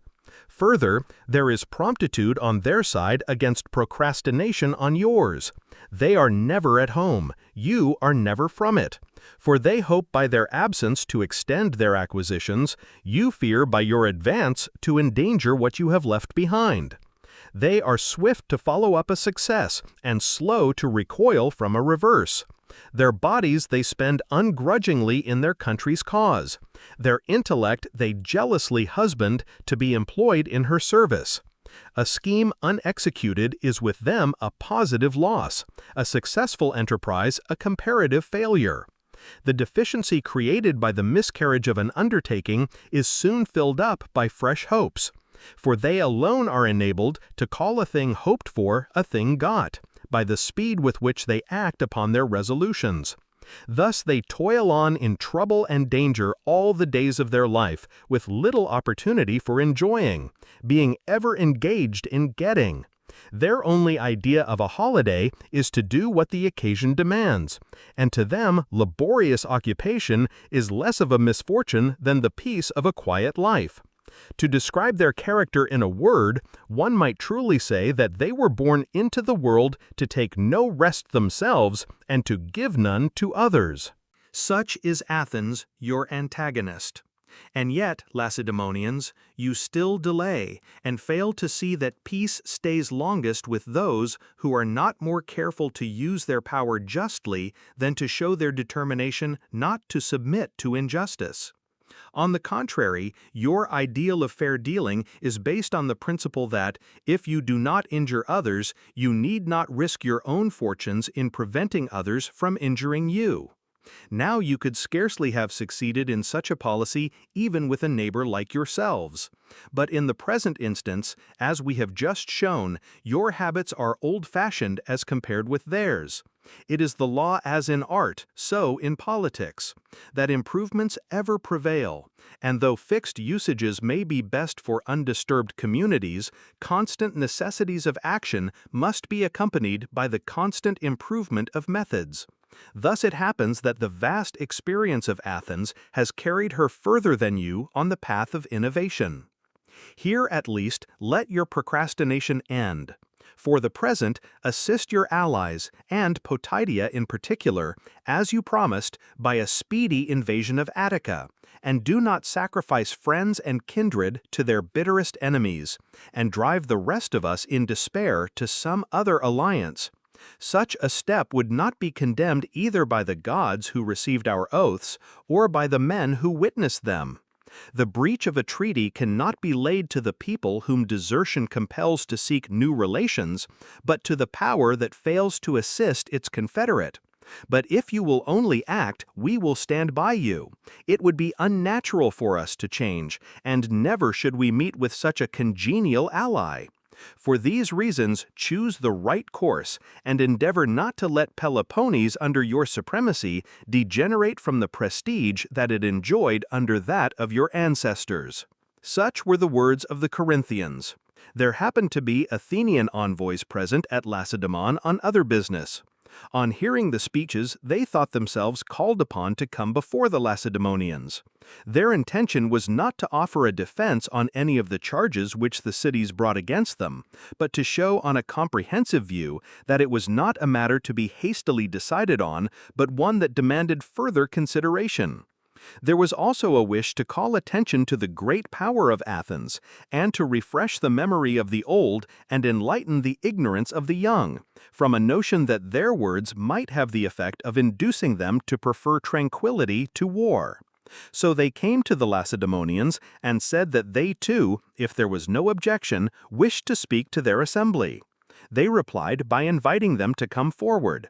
The Athenians advanced and spoke as follows. The object of our mission here was not to argue with your allies, but to attend to the matters on which our state dispatched us. However, the vehemence of the outcry that we hear against us has prevailed on us to come forward. It is not to combat the accusations of the cities. Indeed, you are not the judges before whom either we or they can plead, but to prevent your taking the wrong course on matters of great importance by yielding too readily to the persuasions of your allies.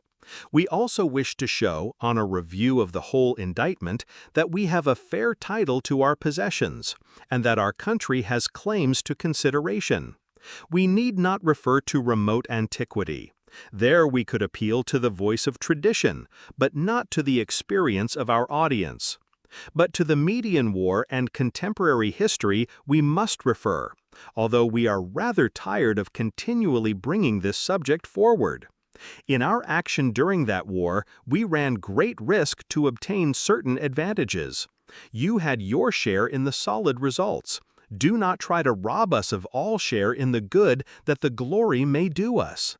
However, the story shall be told not so much to deprecate hostility as to testify against it, and to show, if you are so ill-advised as to enter into a struggle with Athens, what sort of an antagonist she is likely to prove. We assert that at Marathon we were at the front and faced the barbarian single-handed. That when he came the second time, unable to cope with him by land, we went on board our ships with all our people and joined in the action at Salamis. This prevented his taking the Peloponnesian states in detail and ravaging them with his fleet, when the multitude of his vessels would have made any combination for self-defense impossible. The best proof of this was furnished by the invader himself. Defeated at sea, he considered his power to be no longer what it had been, and retired as speedily as possible with the greater part of his army. Such then was the result of the matter, and it was clearly proved that it was on the fleet of Hellas that her cause depended. Well, to this result we contributed 3 very useful elements, viz., the largest number of ships, the ablest commander, and the most unhesitating patriotism. Our contingent of ships was little less than 2/3 of the whole 400.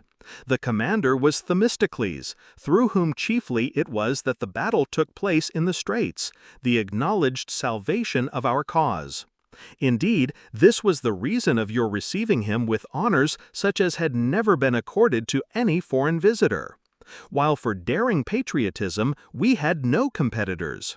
Receiving no reinforcements from behind, seeing everything in front of us already subjugated, we had the spirit, after abandoning our city, after sacrificing our property, instead of deserting the remainder of the league or depriving them of our services by dispersing, to throw ourselves into our ships and meet the danger, without a thought of resenting your neglect to assist us. We assert, therefore, that we conferred on you quite as much as we received. For you had a stake to fight for. The cities which you had left were still filled with your homes, and you had the prospect of enjoying them again. And your coming was prompted quite as much by fear for yourselves as for us. At all events, you never appeared till we had nothing left to lose. But we left behind us a city that was a city no longer, and staked our lives for a city that had an existence only in desperate hope, and so bore our full share in your deliverance and in ours. But if we had copied others, and allowed fears for our territory to make us give in our adhesion to the Mede before you came, or if we had suffered our ruin to break our spirit and prevent us embarking in our ships, your naval inferiority would have made a sea fight unnecessary, and his objects would have been peaceably attained. Surely, Lacedaemonians, neither by the patriotism that we displayed at that crisis, nor by the wisdom of our counsels, do we merit our extreme unpopularity with the Hellens, not at least unpopularity for our empire. That empire we acquired by no violent means, but because you were unwilling to prosecute to its conclusion the war against the barbarian, and because the allies attached themselves to us and spontaneously asked us to assume the command.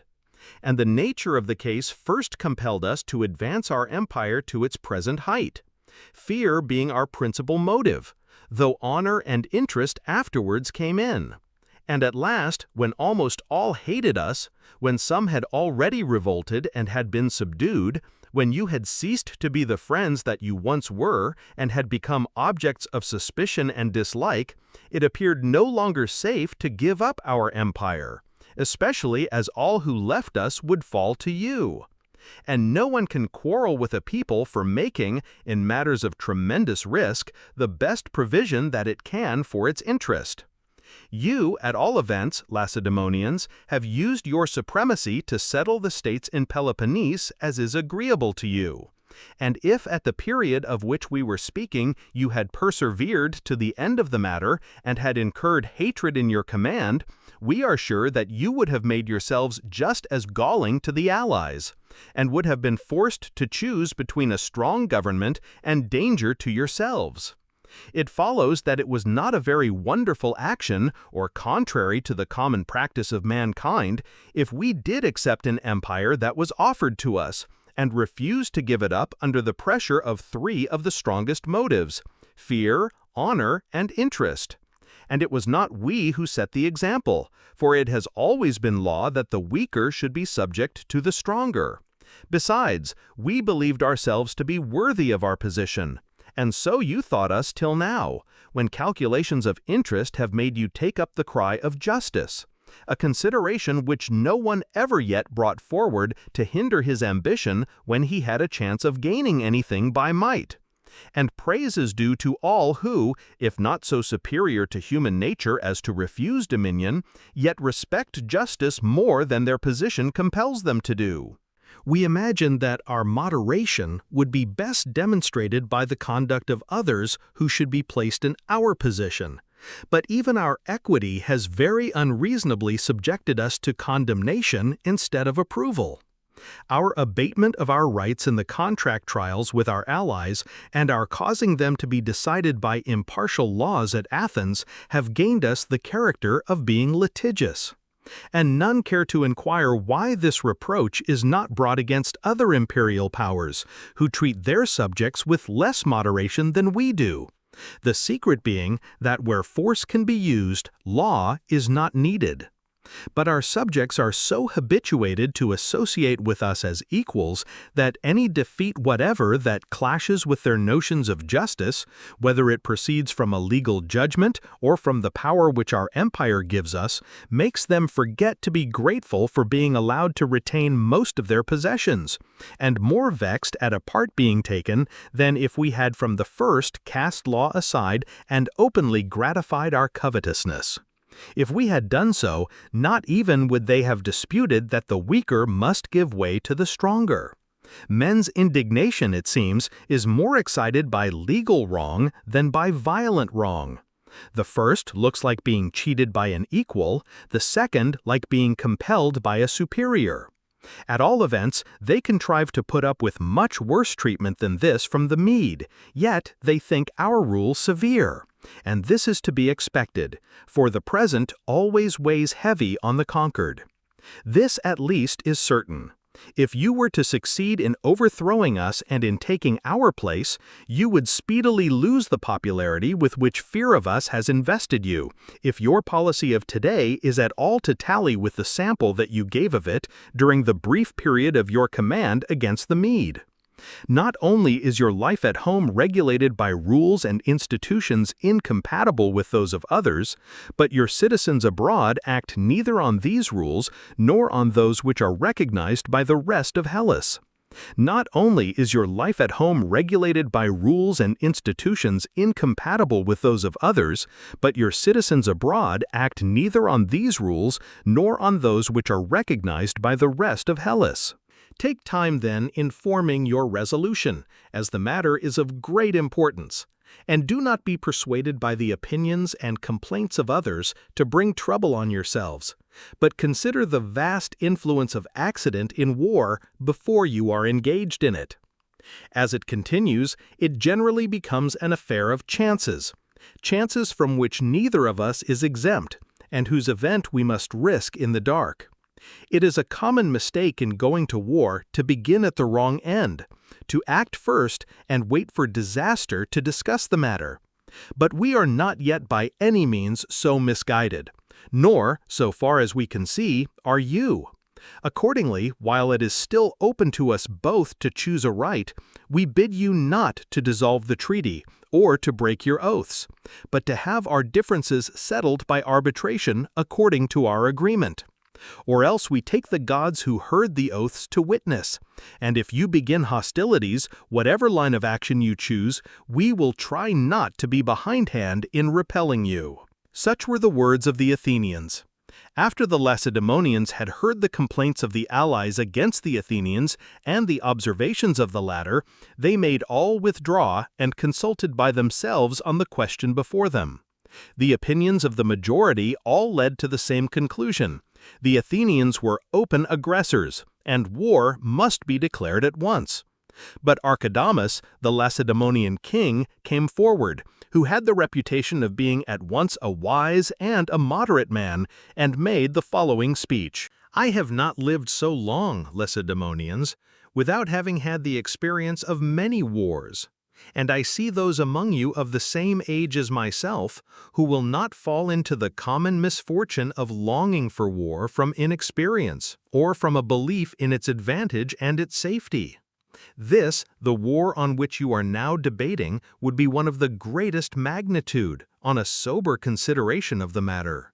In a struggle with Peloponnesians and neighbors, our strength is of the same character, and it is possible to move swiftly on the different points. But a struggle with a people who live in a distant land, who have also an extraordinary familiarity with the sea, and who are in the highest state of preparation in every other department, with wealth private and public, with ships and horses and heavy infantry, and a population such as no one other Hellenic place can equal, and lastly, a number of tributary allies. What can justify us in rashly beginning such a struggle? Wherein is our trust that we should rush on it unprepared? Is it in our ships? There we are inferior. While if we are to practice and become a match for them, time must intervene. Is it in our money? There we have a far greater deficiency. We neither have it in our treasury, nor are we ready to contribute it from our private funds. Confidence might possibly be felt in our superiority in heavy infantry and population, which will enable us to invade and devastate their lands. But the Athenians have plenty of other land in their empire, and can import what they want by sea. Again, if we are to attempt an insurrection of their allies, these will have to be supported with a fleet, most of them being islanders. What then is to be our war? For unless we can either beat them at sea, or deprive them of the revenues which feed their navy, we shall meet with little but disaster. Meanwhile, our honor will be pledged to keeping on, particularly if it be the opinion that we began the quarrel. For let us never be elated by the fatal hope of the war being quickly ended by the devastation of their lands. I fear rather that we may leave it as a legacy to our children.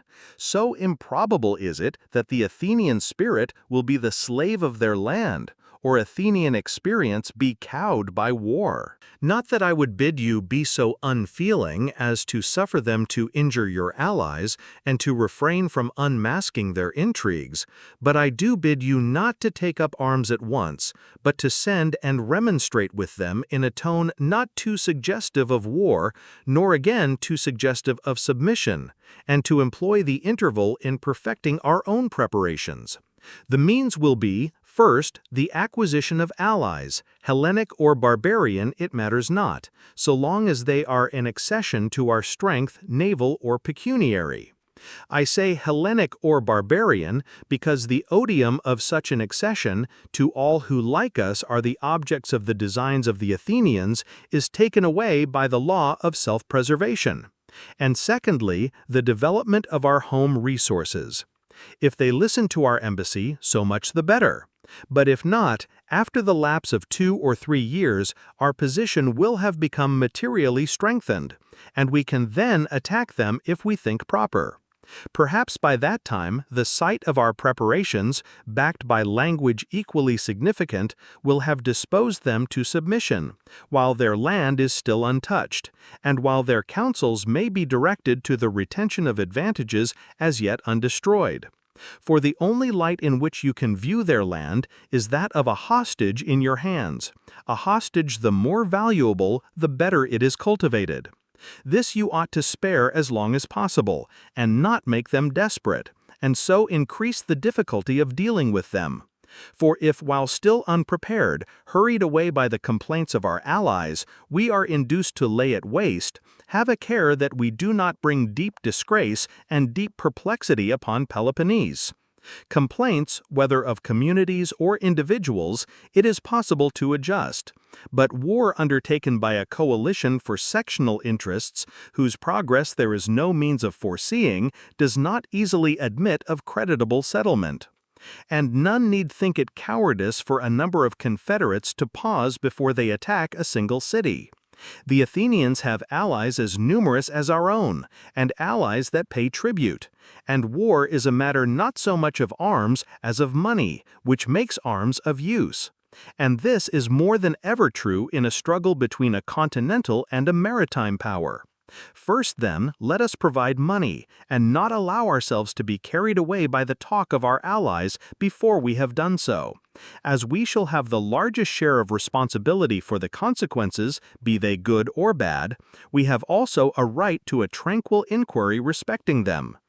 And none need think it cowardice for a number of confederates to pause before they attack a single city. The Athenians have allies as numerous as our own, and allies that pay tribute. And war is a matter not so much of arms as of money, which makes arms of use. And this is more than ever true in a struggle between a continental and a maritime power. First, then, let us provide money, and not allow ourselves to be carried away by the talk of our allies before we have done so. As we shall have the largest share of responsibility for the consequences, be they good or bad, we have also a right to a tranquil inquiry respecting them. And the slowness and procrastination, the parts of our character that are most assailed by their criticism, need not make you blush. If we undertake the war without preparation, we should by hastening its commencement only delay its conclusion. Further, a free and a famous city has through all time been ours. The quality which they condemn is really nothing but a wise moderation. Thanks to its possession, we alone do not become insolent in success and give way less than others in misfortune. We are not carried away by the pleasure of hearing ourselves cheered on to risks which our judgment condemns. Nor, if annoyed, are we any the more convinced by attempts to exasperate us by accusation. We are both warlike and wise, and it is our sense of order that makes us so. We are warlike because self-control contains honor as a chief constituent, and honor bravery. And we are wise because we are educated with too little learning to despise the laws, and with too severe a self-control to disobey them, and are brought up not to be too knowing in useless matters, such as the knowledge which can give a specious criticism of an enemy's plans in theory, but fails to assail them with equal success in practice, but are taught to consider that the schemes of our enemies are not dissimilar to our own, and that the freaks of chance are not determinable by calculation. In practice, we always base our preparations against an enemy on the assumption that his plans are good. Indeed, it is right to rest our hopes not on a belief in his blunders, but on the soundness of our provisions. Nor ought we to believe that there is much difference between man and man, but to think that the superiority lies with him who is reared in the severest school. These practices, then, which our ancestors have delivered to us, and by whose maintenance we have always profited, must not be given up. And we must not be hurried into deciding in a day's brief space a question which concerns many lives and fortunes and many cities, and in which honor is deeply involved. But we must decide calmly. This our strength peculiarly enables us to do. As for the Athenians, send to them on the matter of Potidæa, send on the matter of the alleged wrongs of the allies, particularly as they are prepared with legal satisfaction. And to proceed against one who offers arbitration as against a wrongdoer, law forbids. Meanwhile, do not omit preparation for war. This decision will be the best for yourselves, the most terrible to your opponents." Such were the words of Archidamus. Last came forward Sthenelaidas, one of the ephors for that year, and spoke to the Lacedaemonians as follows: "The long speech of the Athenians I do not pretend to understand. They said a good deal in praise of themselves, but nowhere denied that they are injuring our allies and Peloponnese. And yet if they behaved well against the Med then, but ill towards us now, they deserve double punishment for having ceased to be good and for having become bad. We meanwhile are the same then and now, and shall not, if we are wise, disregard the wrongs of our allies or put off till tomorrow the duty of assisting those who must suffer today.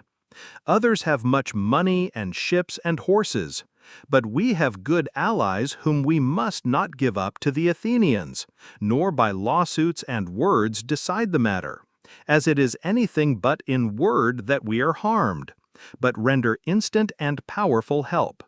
And let us not be told that it is fitting for us to deliberate under injustice. Long deliberation is rather fitting for those who have injustice in contemplation.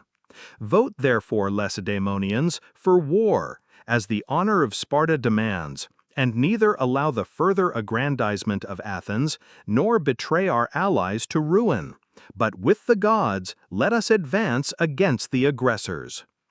With these words he, as ephor, himself put the question to the assembly of the Lacedaemonians. He said that he could not determine which was the loudest acclamation. Their mode of decision is by acclamation, not by voting. The fact being that he wished to make them declare their opinion openly and thus to increase their ardor for war. Accordingly, he said, "All Lacedaemonians who are of opinion that the treaty has been broken and that Athens is guilty, leave your seats and go there," pointing out a certain place. "All who are of the opposite opinion, there." They accordingly stood up and divided, and those who held that the treaty had been broken were in a decided majority. Summoning the allies, they told them that their opinion was that Athens had been guilty of injustice, but that they wished to convoke all the allies and put it to the vote, in order that they might make war, if they decided to do so, on a common resolution. Having thus gained their point, the delegates returned home at once, the Athenian envoys a little later, when they had dispatched the objects of their mission. This decision of the assembly, judging that the treaty had been broken, was made in the 14th year of the 30 years' truce, which was entered into after the affair of Euboea. The Lacedaemonians voted that the treaty had been broken and that the war must be declared, not so much because they were persuaded by the arguments of the allies, as because they feared the growth of the power of the Athenians, seeing most of Hellas already subject to them. Chapter 4.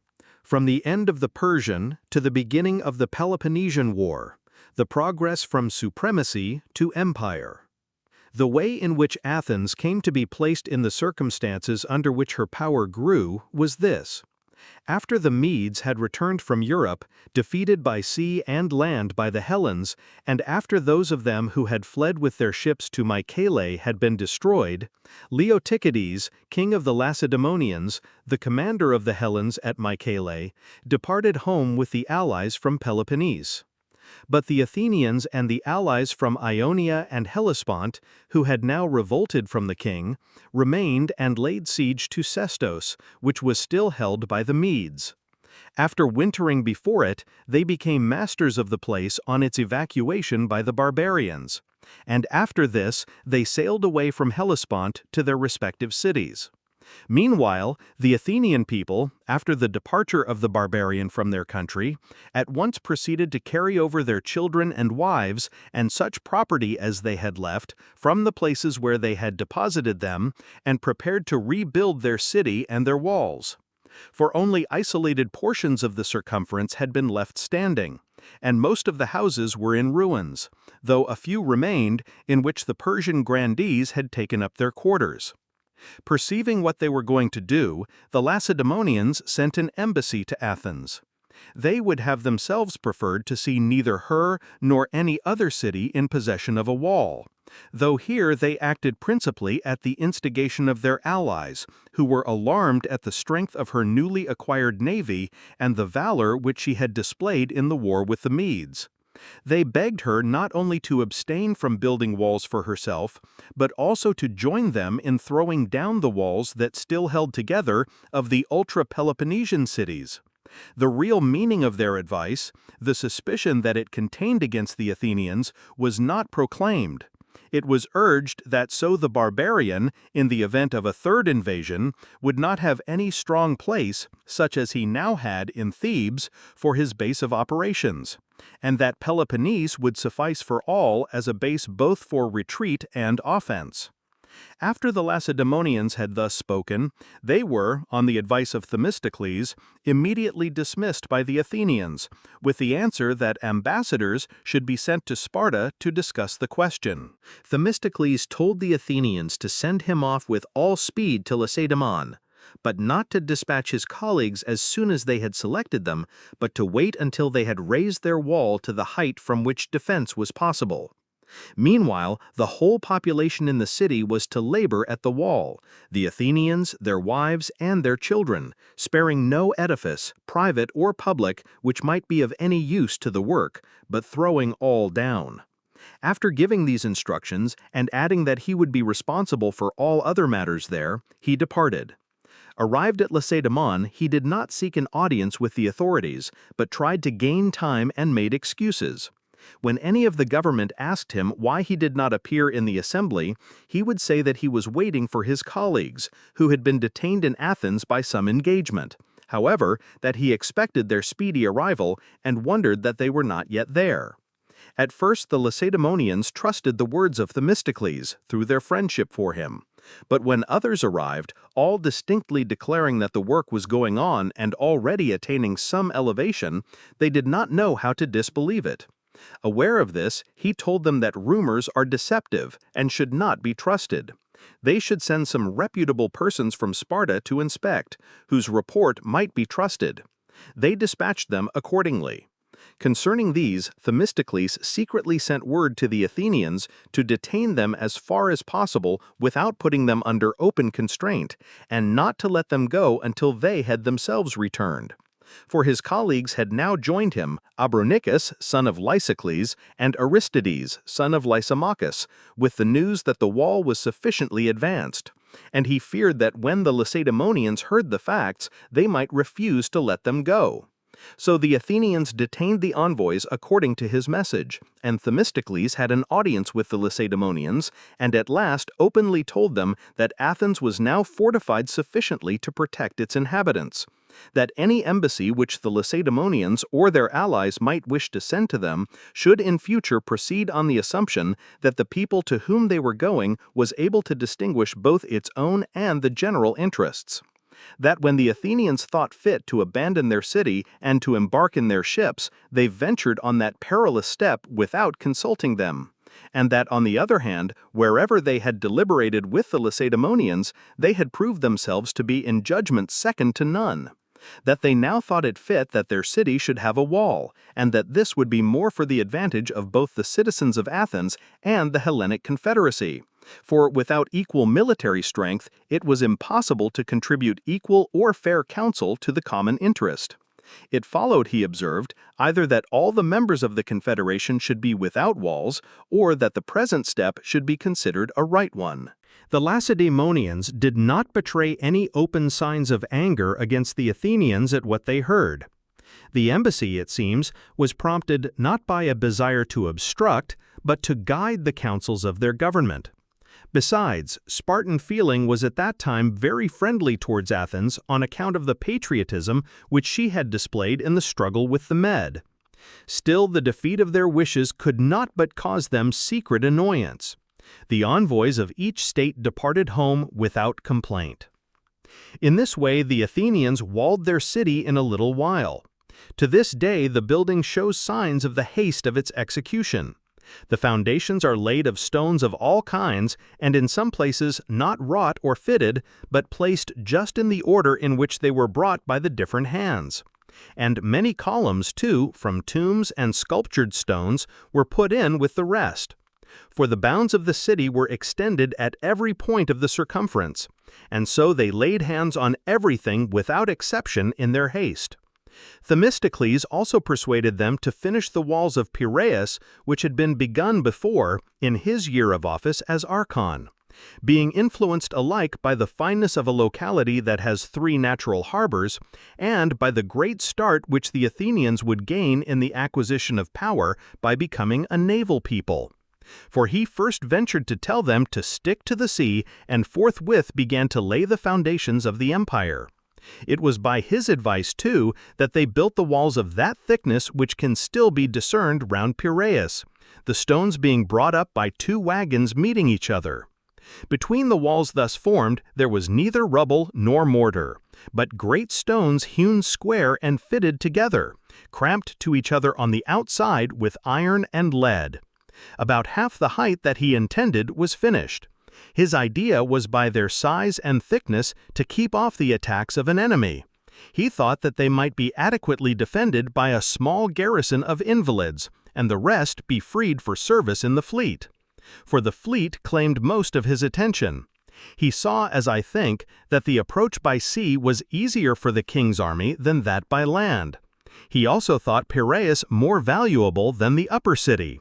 Indeed, he was always advising the Athenians, if a day should come when they were hard-pressed by land, to go down into Piraeus and defy the world with their fleet. Thus, therefore, the Athenians completed their wall, and commenced their other buildings immediately after the retreat of the Mede. Meanwhile, Pausanias, son of Cleombrotus, was sent out from Lacedaemon as commander-in-chief of the Hellenes, with 20 ships from Peloponnese. With him sailed the Athenians with 30 ships, and a number of the other allies. They made an expedition against Cyprus and subdued most of the island, and afterwards against Byzantium, which was in the hands of the Medes, and compelled it to surrender. This event took place while the Spartans were still supreme. But the violence of Pausanias had already begun to be disagreeable to the Hellenes, particularly to the Ionians and the newly liberated populations. These resorted to the Athenians and requested them as their kinsmen to become their leaders and to stop any attempt at violence on the part of Pausanias. The Athenians accepted their overtures and determined to put down any attempt of the kind and to settle everything else as their interests might seem to demand. In the meantime, the Lacedaemonians recalled Pausanias for an investigation of the reports which had reached them. Manifold and grave accusations had been brought against him by Hellenes arriving in Sparta, and, to all appearance, there had been in him more of the mimicry of a despot than of the attitude of a general. As it happened, his recall came just at the time when the hatred which he had inspired had induced the allies to desert him, the soldiers from Peloponnese excepted, and to range themselves by the side of the Athenians. On his arrival at Lacedaemon, he was censured for his private acts of oppression, but was acquitted on the heaviest counts and pronounced not guilty.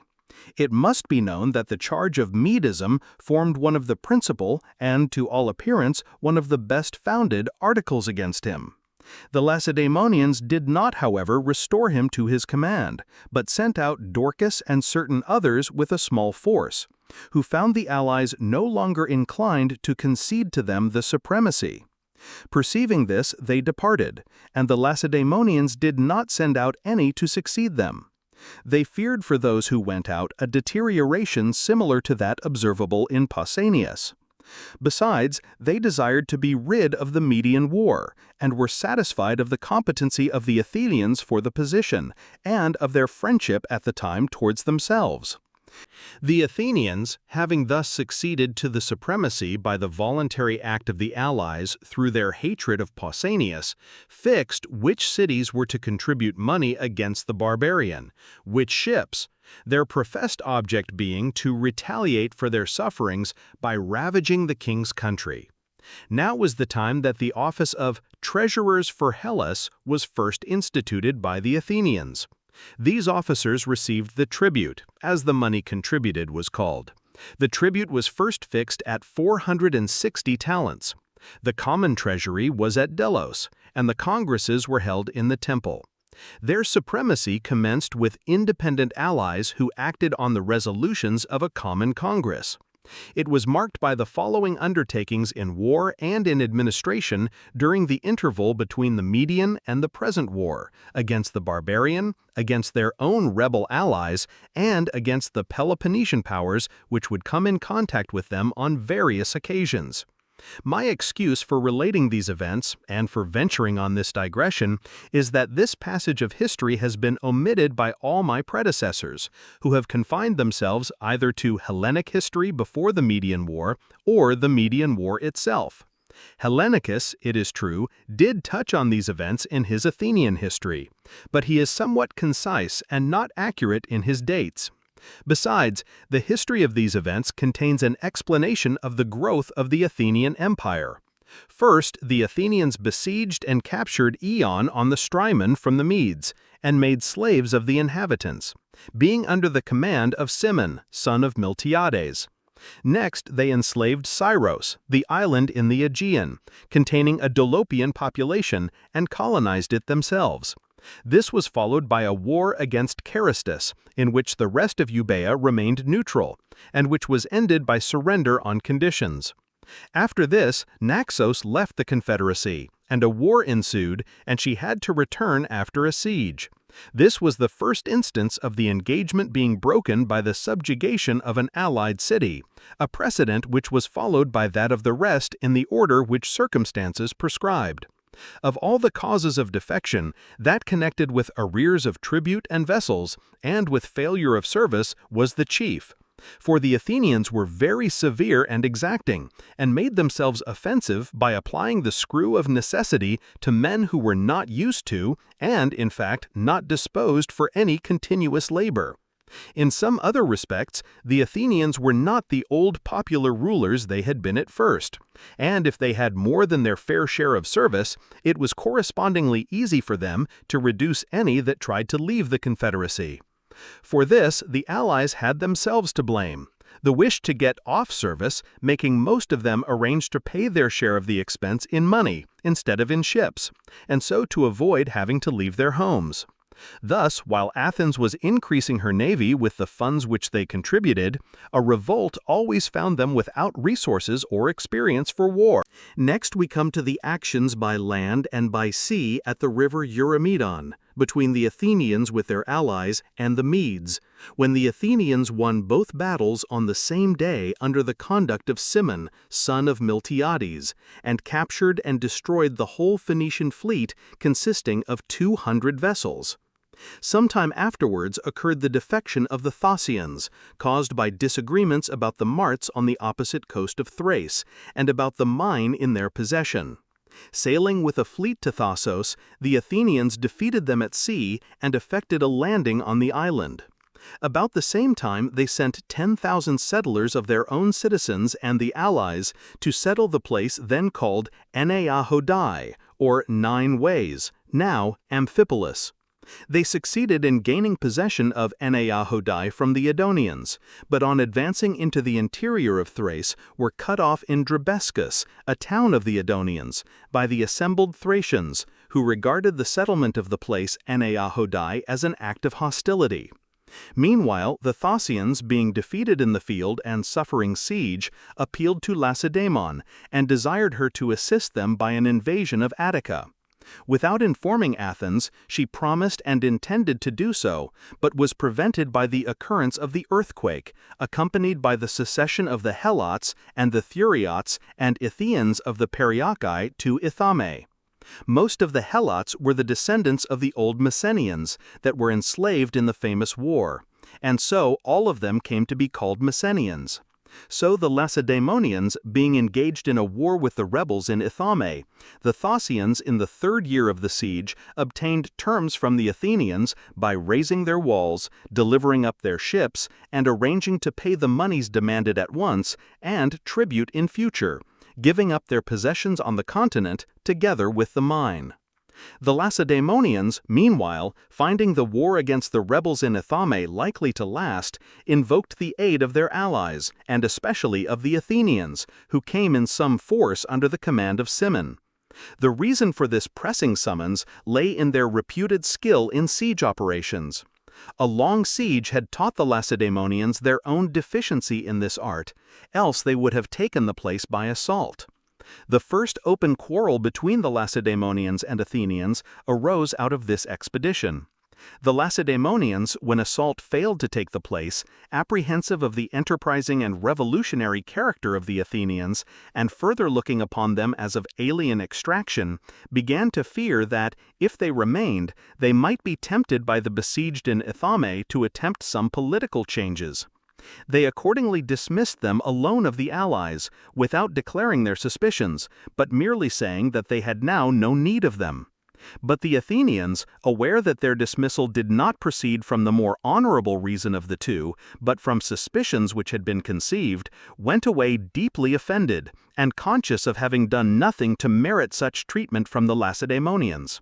And the instant that they returned home, they broke off the alliance which had been made against the Mede, and allied themselves with Sparta's enemy Argos, each of the contracting parties taking the same oaths and making the same alliance with the Thessalians. Meanwhile, the rebels in Ithome, unable to prolong further a 10 years' resistance, surrendered to Lacedaemon, the conditions being that they should depart from Peloponnese under safe conduct, and should never set foot in it again. Anyone who might hereafter be found there was to be the slave of his captor. It must be known that the Lacedaemonians had an old oracle from Delphi, to the effect that they should let go the suppliant of Zeus at Ithome. So they went forth with their children and their wives, and being received by Athens from the hatred that she now felt for the Lacedaemonians, were located at Naupactus, which she had lately taken from the Ozolian Locrians. The Athenians received another addition to their confederacy in the Megarians, who left the Lacedaemonian alliance, annoyed by a war about boundaries forced on them by Corinth. The Athenians occupied Megara and Pegae, and built the Megarians their long walls from the city to Nisaea, in which they placed an Athenian garrison. This was the principal cause of the Corinthians conceiving such a deadly hatred against Athens. Meanwhile, Inaros, son of Psammetichus, a Libyan king of the Libyans on the Egyptian border, having his headquarters at Maria, the town above Pharos, caused a revolt of almost the whole of Egypt from King Artaxerxes, and placing himself at its head, invited the Athenians to his assistance. Abandoning a Cyprian expedition upon which they happened to be engaged with 200 ships of their own and their allies, they arrived in Egypt and sailed from the sea into the Nile, and making themselves masters of the river and 2/3 of Memphis, addressed themselves to the attack of the remaining third, which is called White Castle. Within it were Persians and Medes who had taken refuge there, and Egyptians who had not joined the rebellion. Meanwhile, the Athenians, making a descent from their fleet upon Halaia, were engaged by a force of Corinthians and Epidaurians, and the Corinthians were victorious. Afterwards, the Athenians engaged the Peloponnesian fleet off Secrephalia, and the Athenians were victorious.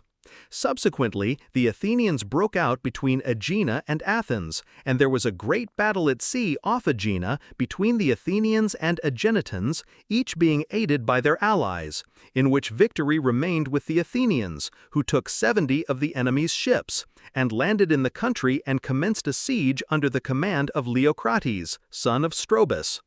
Upon this, the Peloponnesians, desirous of aiding the Aeginetans, threw into Aegina a force of 300 heavy infantry who had before been serving with the Corinthians and Epidaurians. Meanwhile, the Corinthians and their allies occupied the heights of Geronea and marched down into the Megarid, in the belief that, with a large force absent in Aegina and Egypt, Athens would be unable to help the Megarians without raising the siege of Aegina. But the Athenians, instead of moving the army of Aegina, raised a force of the old and young men that had been left in the city and marched into the Megarid under the command of Moronides. After a drawn battle with the Corinthians, the rival hosts parted, each with the impression that they had gained the victory. The Athenians, however, if anything, had rather the advantage, and on the departure of the Corinthians set up a trophy. Urged by the taunts of the elders in their city, the Corinthians made their preparations, and about 12 days afterwards came and set up their trophy as victors. Sallying out from Megara, the Athenians cut off the party that was employed in erecting the trophy, and engaged and defeated the rest.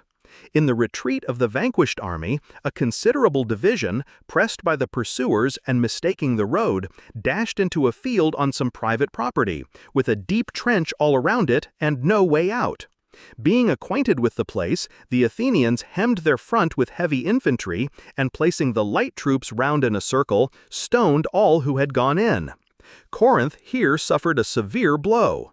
The bulk of her army continued its retreat home. About this time the Athenians began to build the long walls to the sea, that towards Phalerum and that towards Piraeus.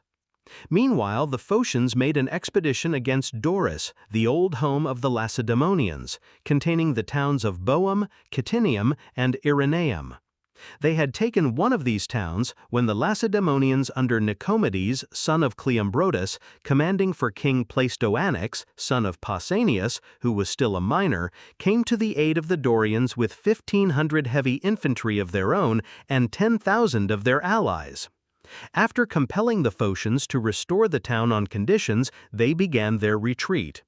The route by sea, across the Chrysaean Gulf, exposed them to the risk of being stopped by the Athenian fleet. That across Geronea seemed scarcely safe, the Athenians holding Megara and Pegae. For the pass was a difficult one, and was always guarded by the Athenians. And, in the present instance, the Lacedaemonians had information that they meant to dispute their passage. So they resolved to remain in Boeotia and to consider which would be the safest line of march. They had also another reason for this resolve. Secret encouragement had been given them by a party in Athens who hoped to put an end to the reign of democracy and the building of the long walls. Meanwhile, the Athenians marched against them with their whole levy and 1,000 Argives and the respective contingents of the rest of their allies. Altogether, they were 14,000 strong. The march was prompted by the notion that the Lacedaemonians were at a loss how to effect their passage, and also by suspicions of an attempt to overthrow the democracy. Some cavalry also joined the Athenians from their Thessalian allies, but these went over to the Lacedaemonians during the battle. The battle was fought at Tanagra in Boeotia. After heavy loss on both sides, victory declared for the Lacedaemonians and their allies. After entering the Megarid and cutting down the fruit trees, the Lacedaemonians returned home across Geronea and the Isthmus. 62 days after the battle, the Athenians marched into Boeotia under the command of Myronides, defeated the Boeotians in battle at Onophita, and became masters of Boeotia and Phasis. They dismantled the walls of the Tanagrians, took 100 of the richest men of the Opuntian Locrians as hostages, and finished their own long walls. This was followed by the surrender of the Aeginetans to Athens on conditions. They pulled down their walls, gave up their ships, and agreed to pay tribute in future. The Athenians sailed round Peloponnese under Tolmedes, son of Ptolemaeus, burnt the arsenal of Lacedaemon, took Chalcis, a town of the Corinthians, and in a descent upon Sicyon, defeated the Sicyonians in battle. Meanwhile, the Athenians in Egypt and their allies were still there, and encountered all the vicissitudes of war. First, the Athenians were masters of Egypt, and the king sent Megabazus, a Persian, to Lacedaemon with money to bribe the Peloponnesians to invade Attica and so draw off the Athenians from Egypt. Finding that the matter made no progress and that the money was only being wasted, he recalled Megabazus with the remainder of the money, and sent Megabuzus, son of Zopyrus, a Persian, with a large army to Egypt. Arriving by land, he defeated the Egyptians and their allies in a battle, and drove the Hellenes out of Memphis, and at length shut them up in the island of Prosopitis, where he besieged them for a year and 6 months. At last, draining the canal of its waters, which he diverted into another channel, he left their ships high and dry, and joined most of the island to the mainland, and then marched over on foot and captured it. Thus the enterprise of the Hellenes came to ruin after 6 years of war. Of all that large host, a few, traveling through Libya, reached Cyrene in safety, but most of them perished. And thus Egypt returned to its subjection to the king, except Amyrtaeus, the king in the marshes, whom they were unable to capture from the extent of the marshmen being also the most warlike of the Egyptians. Inaros, the Libyan king, the sole author of the Egyptian revolt, was betrayed, taken, and crucified. Meanwhile, a relieving squadron of 50 vessels had sailed from Athens and the rest of the Confederacy for Egypt. They put into shore at the Mendasian mouth of the Nile in total ignorance of what had occurred. Attacked on the land side by the troops and from the sea by the Phoenician navy, most of the ships were destroyed, the few remaining being saved by retreat. Such was the end of the great expedition of the Athenians and their allies to Egypt. Meanwhile, Orestes, son of Echecratidas, the Thessalian king, being an exile from Thessaly, persuaded the Athenians to restore him. Taking with them the Boeotians and Phocians, their allies, the Athenians marched to Pharsalus in Thessaly. They became masters of the country, though only in the immediate vicinity of the camp, beyond which they could not go for fear of the Thessalian cavalry. But they failed to take the city or to attain any of the other objects of their expedition, and returned home with Orestes without having effected anything. Not long after this, 1,000 of the Athenians embarked in the vessels that were at Pegae. Pegae, it must be remembered, was now theirs, and sailed along the coast to Sicyon under the command of Pericles, son of Xanthippus. Landing in Sicyon and defeating the Sicyonians who engaged them, they immediately took with them the Achaeans, and sailing across, marched against and laid siege to Oeniade in Acarnania. Failing, however, to take it, they returned home. Not long after this, 1,000 of the Athenians embarked in the vessels that were at Pegae. Pegae, it must be remembered, was now theirs, and sailed along the coast to Sicyon under the command of Pericles, son of Xanthippus. Landing in Sicyon and defeating the Sicyonians who engaged them, they immediately took with them the Achaeans and, sailing across, marched against and laid siege to Oeniade in Acarnania. Failing, however, to take it, they returned home. 3 years afterwards, a truce was made between the Peloponnesians and Athenians for 5 years. Released from Hellenic war, the Athenians made an expedition to Cyprus with 200 vessels of their own and their allies under the command of Cimon. 60 of these were detached to Egypt at the instance of Amyrtaeus, the king in the marshes. The rest laid siege to Citium, from which, however, they were compelled to retire by the death of Cimon and by scarcity of provisions. Sailing off Salamis in Cyprus, they fought with the Phoenicians, Cyprians, and Cilicians by land and sea, and, being victorious on both elements, departed home, and with them the returned squadron from Egypt. After this, the Lacedaemonians marched out on a sacred war, and, becoming masters of the temple at Delphi, it in the hands of the Delphians. Immediately after their retreat, the Athenians marched out, became masters of the temple, and placed it in the hands of the Phocians.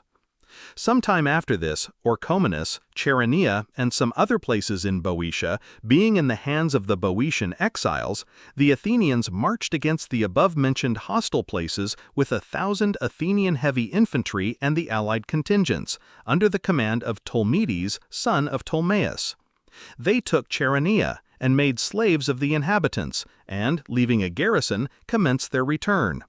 On their road they were attacked at Chaeronea by the Boeotian exiles from Orchomenus, with some Locrians and Euboean exiles, and others who were of the same way of thinking were defeated in battle, and some killed, others taken captive. The Athenians evacuated all Boeotia by a treaty providing for the recovery of the men, and the exiled Boeotians returned, and with all the rest regained their independence. This was soon afterwards followed by the revolt of Euboea from Athens. Pericles had already crossed over with an army of Athenians to the island when news was brought to him that Megara had revolted, that the Peloponnesians were on the point of invading Attica, and that the Athenian garrison had been cut off by the Megarians with the exception of a few who had taken refuge in Nisaea. The Megarians had introduced the Corinthians, Sicyonians, and Epidaurians into the town before they revolted. Meanwhile, Pericles brought his army back in all haste from Euboea. After this, the Peloponnesians marched into Attica as far as Eleusis and Thraeus, ravaging the country under the conduct of King Pleistoanax, the son of Pausanias, and without advancing further, returned home. The Athenians then crossed over again to Euboea under the command of Pericles and subdued the whole of the island. All but Histiaea was settled by convention. The Histiaeans they expelled from their homes and occupied their territory themselves. This was soon afterwards followed by the revolt of Euboea from Athens.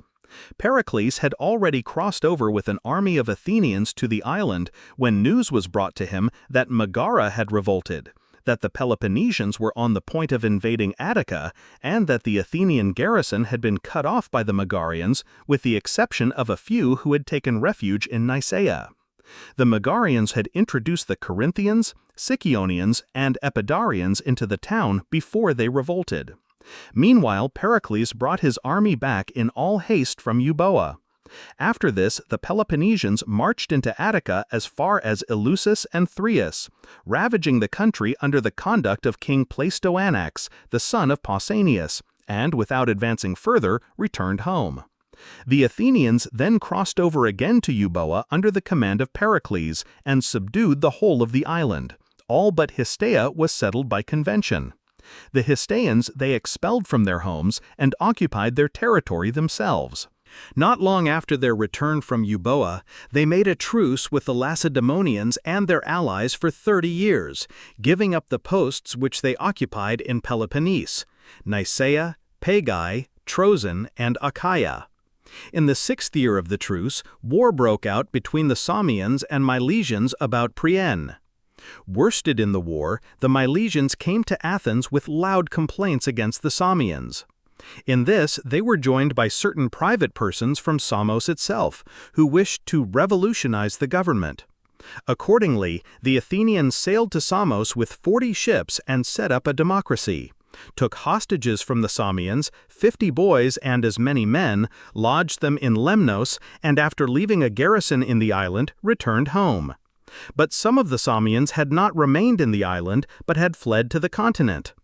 Making an agreement with the most powerful of those in the city, and an alliance with Piseuthanes, son of Hystaspes, the then satrap of Sardis, they got together a force of 700 mercenaries, and under cover of night crossed over to Samos.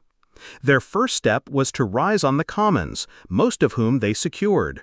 Their next to steal their hostages from Lemnos. After which they revolted, gave up the Athenian garrison left with them and its commanders to Piseuthanes, and instantly prepared for an expedition against Miletus. The Byzantines also revolted with them. As soon as the Athenians heard the news, they sailed with 60 ships against Samos. 16 of these went to Caria to look out for the Phoenician fleet, and to Chios and Lesbos, carrying round orders for reinforcements, and so never engaged. But 44 ships under the command of Pericles with 9 colleagues gave battle off the island of Tragia to 70 Samian vessels, of which 20 were transports, as they were sailing from Miletus. Victory remained with the Athenians. Reinforced afterwards by 40 ships from Athens and 25 Chian and Lesbian vessels, the Athenians landed and, having the superiority by land, invested the city with 3 walls.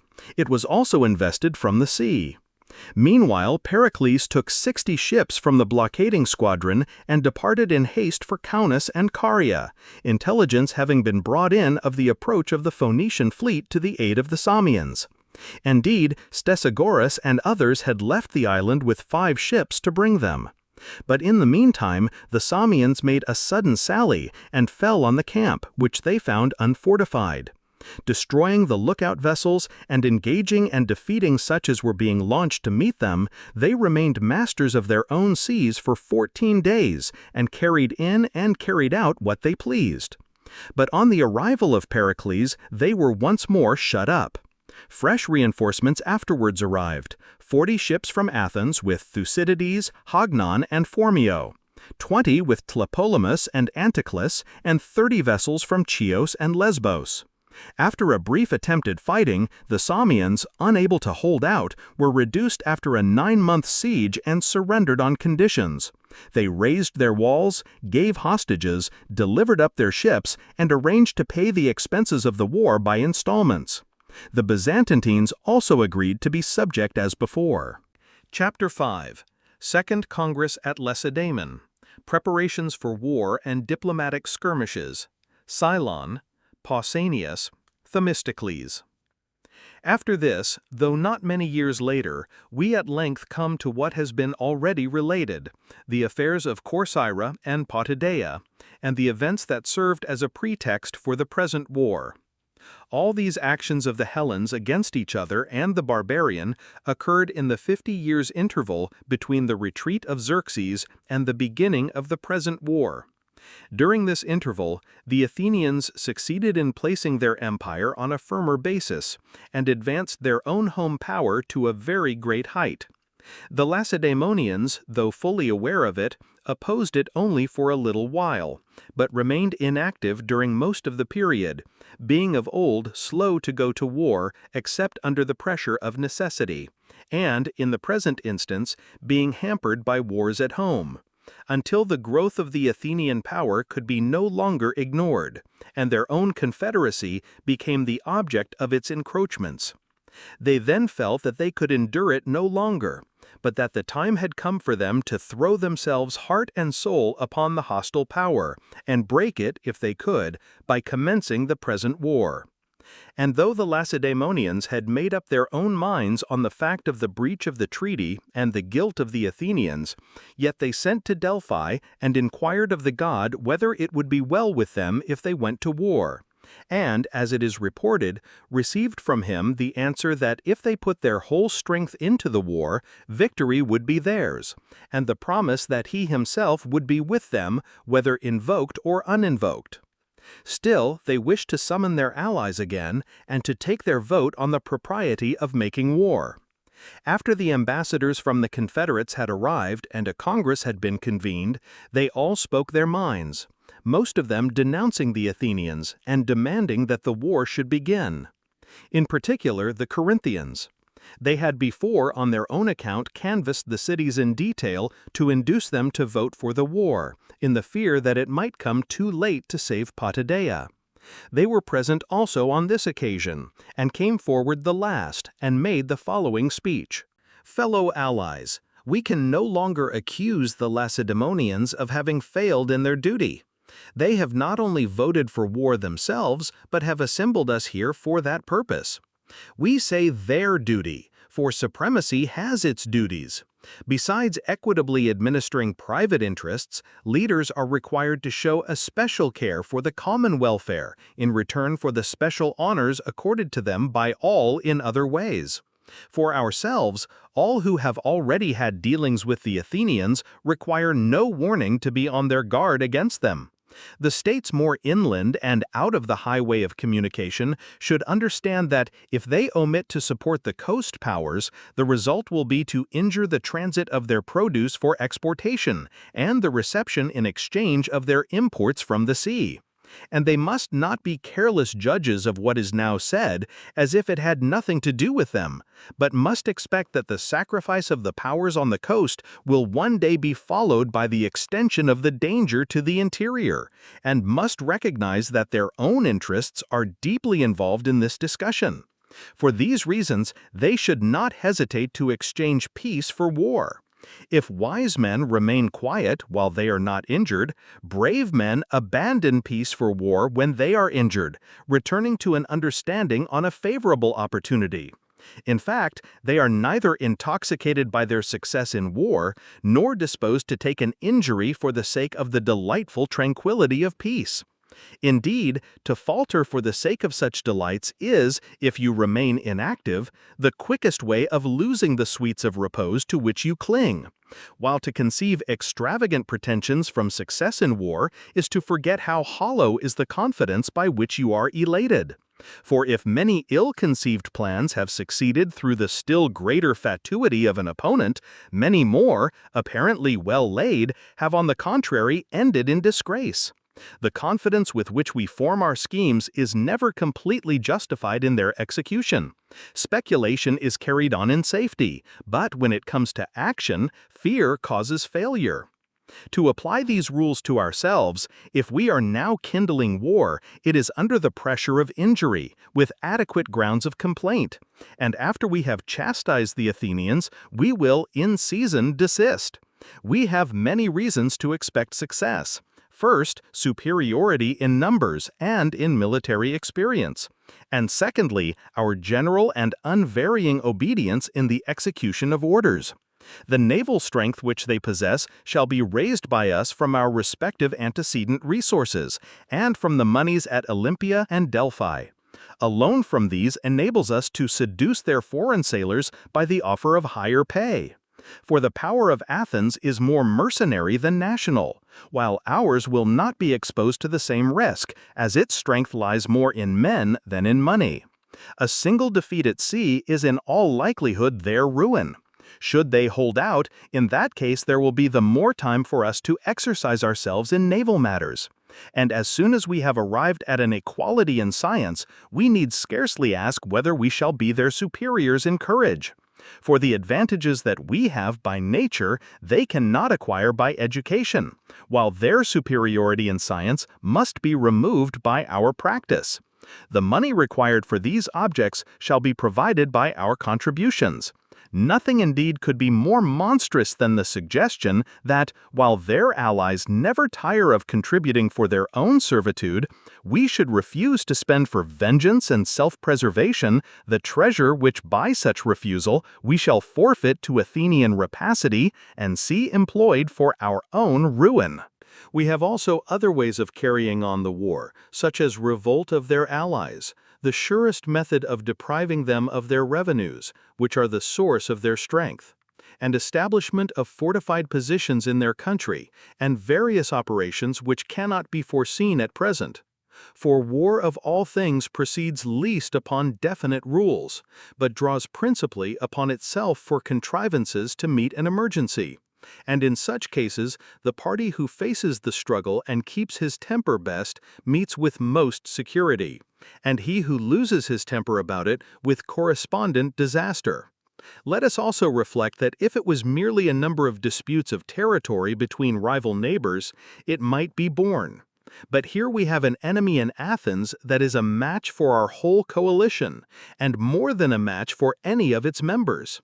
So that unless as a body and as individual nationalities and individual cities we make an unanimous stand against her, she will easily conquer us divided and in detail.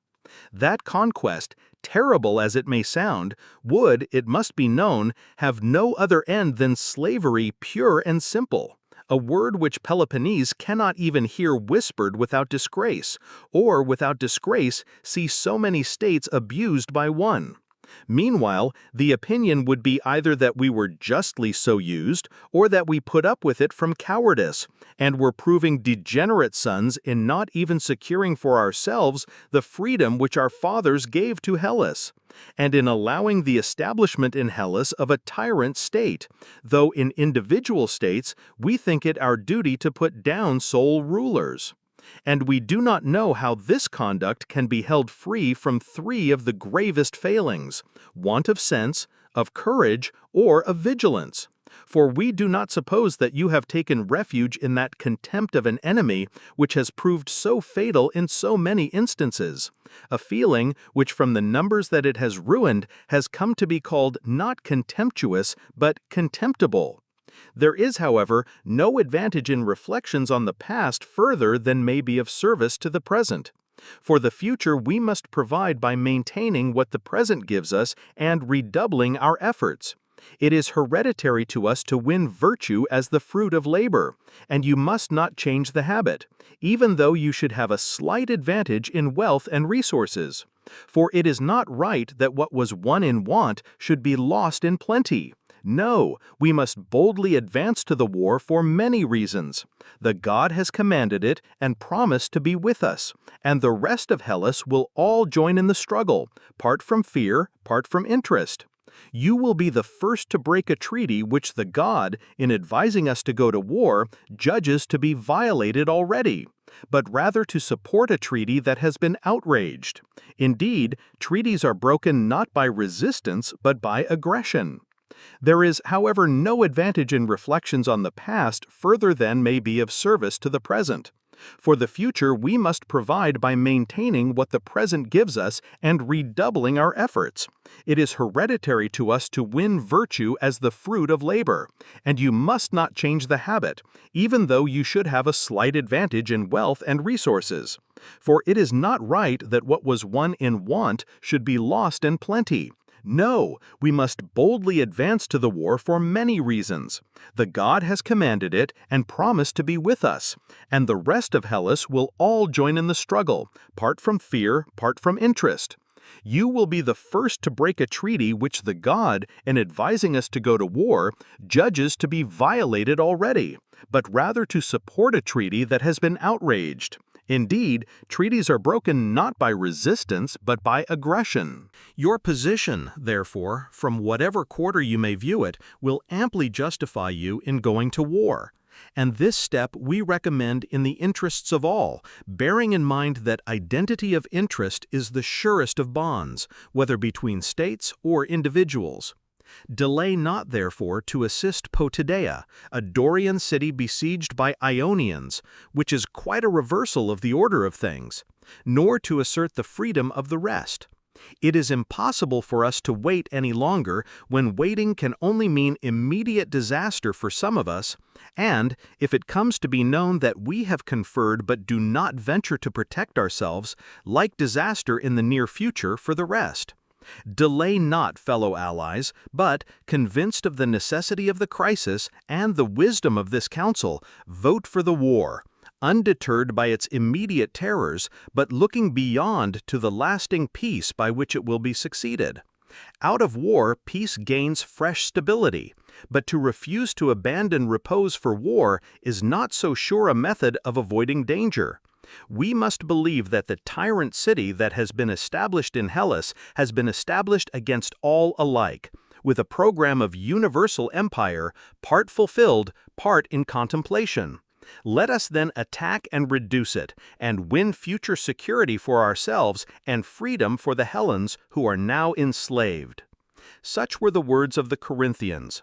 The Lacedaemonians, having now heard all, give their opinion, took the vote of all the allied states present in order, great and small alike, and the majority voted for war. This decided, it was still impossible for them to commence at once, from their want of preparation, but it was resolved that the means requisite were to be procured by the different states, and that there was to be no delay. And indeed, in spite of the time occupied with the necessary arrangements, less than a year elapsed before Attica was invaded and the war openly begun. This interval was spent in sending embassies to Athens charged with complaints in order to obtain as good a pretext for war as possible in the event of her paying no attention to them. The first Lacedaemonian embassy was to order the Athenians to drive out the curse of the goddess, the history of which is as follows.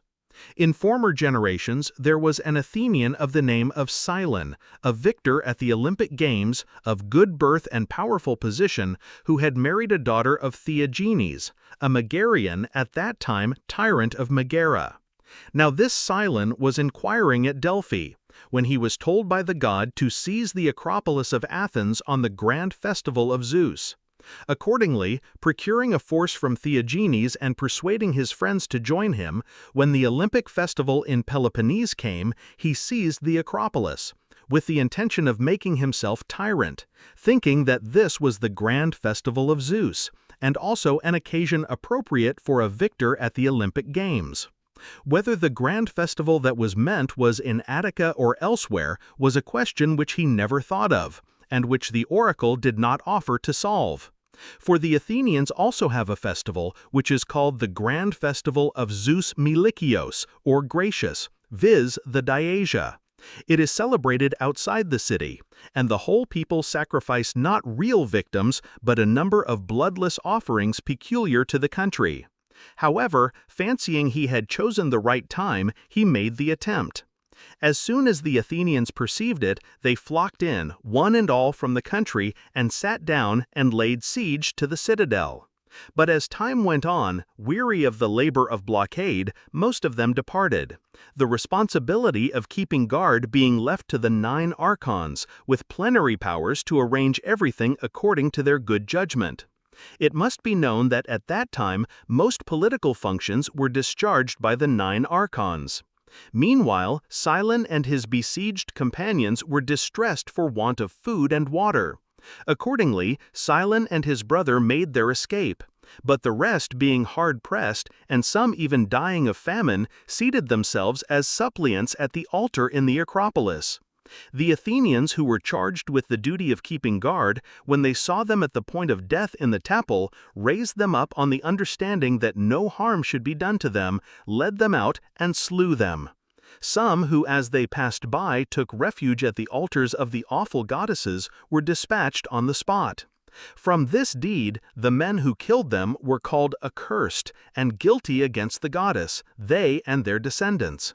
Accordingly, these cursed ones were driven out by the Athenians, driven out again by Cleomenes of Lacedaemon, and an Athenian faction. The living were driven out, and the bones of the dead were taken up, thus they were cast out. For all that, they came back afterwards, and their descendants are still in the city. This, then, was the curse that the Lacedaemonians ordered them to drive out. They were actuated primarily, as they pretended, by a care for the honor of the gods. But they also know that Pericles, son of Xanthippus, was connected with the curse on his mother's side, and they thought that his banishment would materially advance their designs on Athens.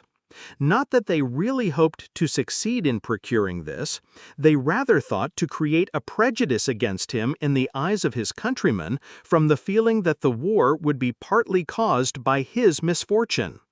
For being the most powerful man of his time and the leading Athenian statesman, he opposed the Lacedaemonians in everything and would have no concessions, but ever urged the Athenians on to war.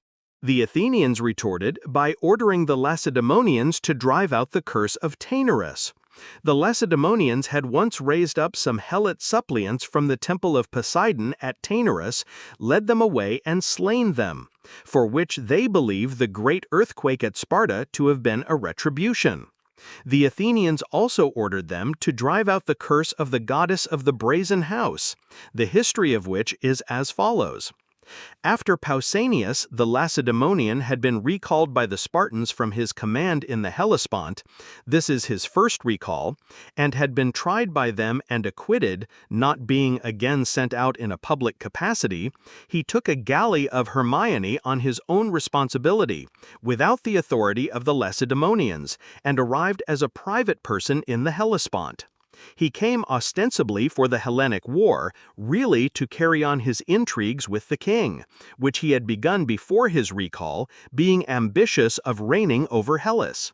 The circumstance which first enabled him to lay the king under an obligation and to make a beginning of the whole design was this. Some connections and kinsmen of the king had been taken in Byzantium on its capture from the Medes, when he was first there after the return from Cyprus. These captives he sent off to the king without the knowledge of the rest of the allies, the account being that they had escaped from him. He managed this with the help of Gongylus, an Eritrean, whom he had placed in charge of Byzantium and the prisoners. He also gave Gongylus a letter for the king, the contents of which were as follows. As was afterwards discovered, Pausanias, the general of Sparta, anxious to do you a favor, sends you these his prisoners of war. I propose also, with your approval, to marry your daughter, and to make Sparta and the rest of Hellas subject to you. I may say that I think I am able to do this, with your cooperation. Accordingly, if any of this please you, send a safe man to the sea, through whom we may in future conduct our correspondence. This was all that was revealed in the writing, and Xerxes was pleased with the letter. He sent off Artabazus, son of Pharnaces, to the sea, with orders to supersede Megabatus, the previous governor in the satrapy of Daskylion, and to send over as quickly as possible to Pausanias at Byzantium a letter which he entrusted to him, to show him the royal signet and to execute any commission which he might receive from Pausanias on the king's matters with all care and fidelity. Artabazus, on his arrival, carried the king's orders into effect, and sent over the letter, which contained the following answer. Thus saith King Xerxes to Pausanias, For the men whom you have saved for me across sea from Byzantium, an obligation is laid up for you in our house, recorded forever. And with your proposals I am well pleased. Let neither night nor day stop you from diligently performing any of your promises to me. Neither for cost of gold nor of silver let them be hindered, nor yet for number of troops, wherever it may be that their presence is needed. But with Artabazus, an honorable man whom I send you, boldly advance my objects and yours, as may be most for the honor and interest of us both. Before held in high honor by the Hellens as the hero of Plataea, Pausanias, after the receipt of this letter, became prouder than ever, and could no longer live in the usual style, but went out of Byzantium in a Median dress, was attended on his march through Thrace by a bodyguard of Medes and Egyptians, kept a Persian table, and was quite unable to contain his intentions, but betrayed by his conduct in trifles what his ambition looked one day to enact on a grander scale. He also made himself difficult of access, and displayed so violent a temper to everyone without exception that no one could come near him. Indeed, this was the principal reason why the confederacy went over to the Athenians. The above-mentioned conduct, coming to the ears of the Lacedaemonians, occasioned his first recall, and after his second voyage out in the ship of Hermione without their orders, he gave proofs of similar behavior. Besieged and expelled from Byzantium by the Athenians, he did not return to Sparta, but news came that he had settled at Colone in the Troad, and was intriguing with the barbarians, and that his stay there was for no good purpose. And the Ephors, now no longer hesitating, sent him a herald and a scytella with orders to accompany the herald or be declared a public enemy. Anxious above everything to avoid suspicion, and confident that he could quash the charge by means of money, he returned a second time to Sparta. At first thrown into prison by the Ephors, whose powers enable them to do this to the king, soon compromised the matter and came out again, and offered himself for trial to any who wished to institute an inquiry concerning him. Now the Spartans had no tangible proof against him, neither his enemies nor the nation, of that indubitable kind required for the punishment of a member of the royal family, and at that moment in high office, he being regent for his first cousin, King Pleistarchus, Leonidas's son, who was still a minor. But by his contempt of the laws and imitation of the barbarians, he gave grounds for much suspicion of his being discontented with things established.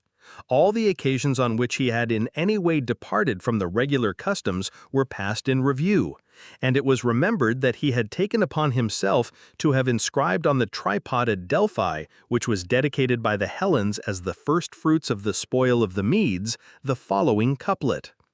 The Mede defeated, great Pausanias raised this monument that Phoebus might be praised. At the time the Lacedaemonians had at once erased the couplet, and inscribed the names of the cities that had aided in the overthrow of the barbarian and dedicated the offering. Yet it was considered that Pausanias had here been guilty of a grave offense, which, interpreted by the light of the attitude which he had since assumed, gained a new significance, and seemed to be quite in keeping with his present schemes. Besides, they were informed that he was even intriguing with the Helots, and such indeed was the fact, for he promised them freedom and citizenship if they would join him in insurrection, and would help him to carry out his plans to the end.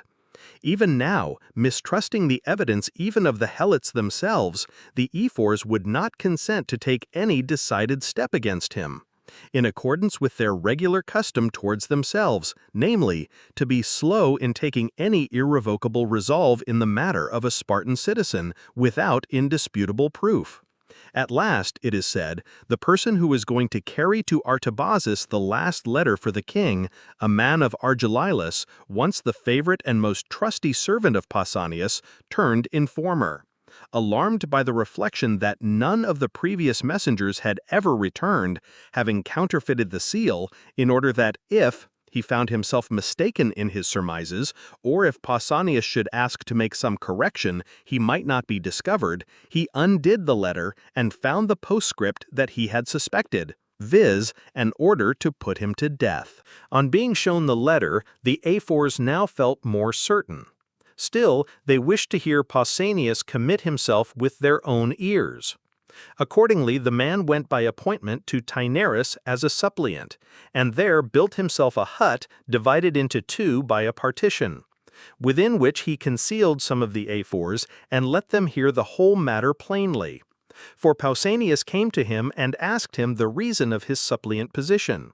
And the man reproached him with the order that he had written concerning him, and one by one declared all the rest of the circumstances, how he, who had never yet brought him into any danger, while employed as agent between him and the king, was yet just like the mass of his servants to be rewarded with death.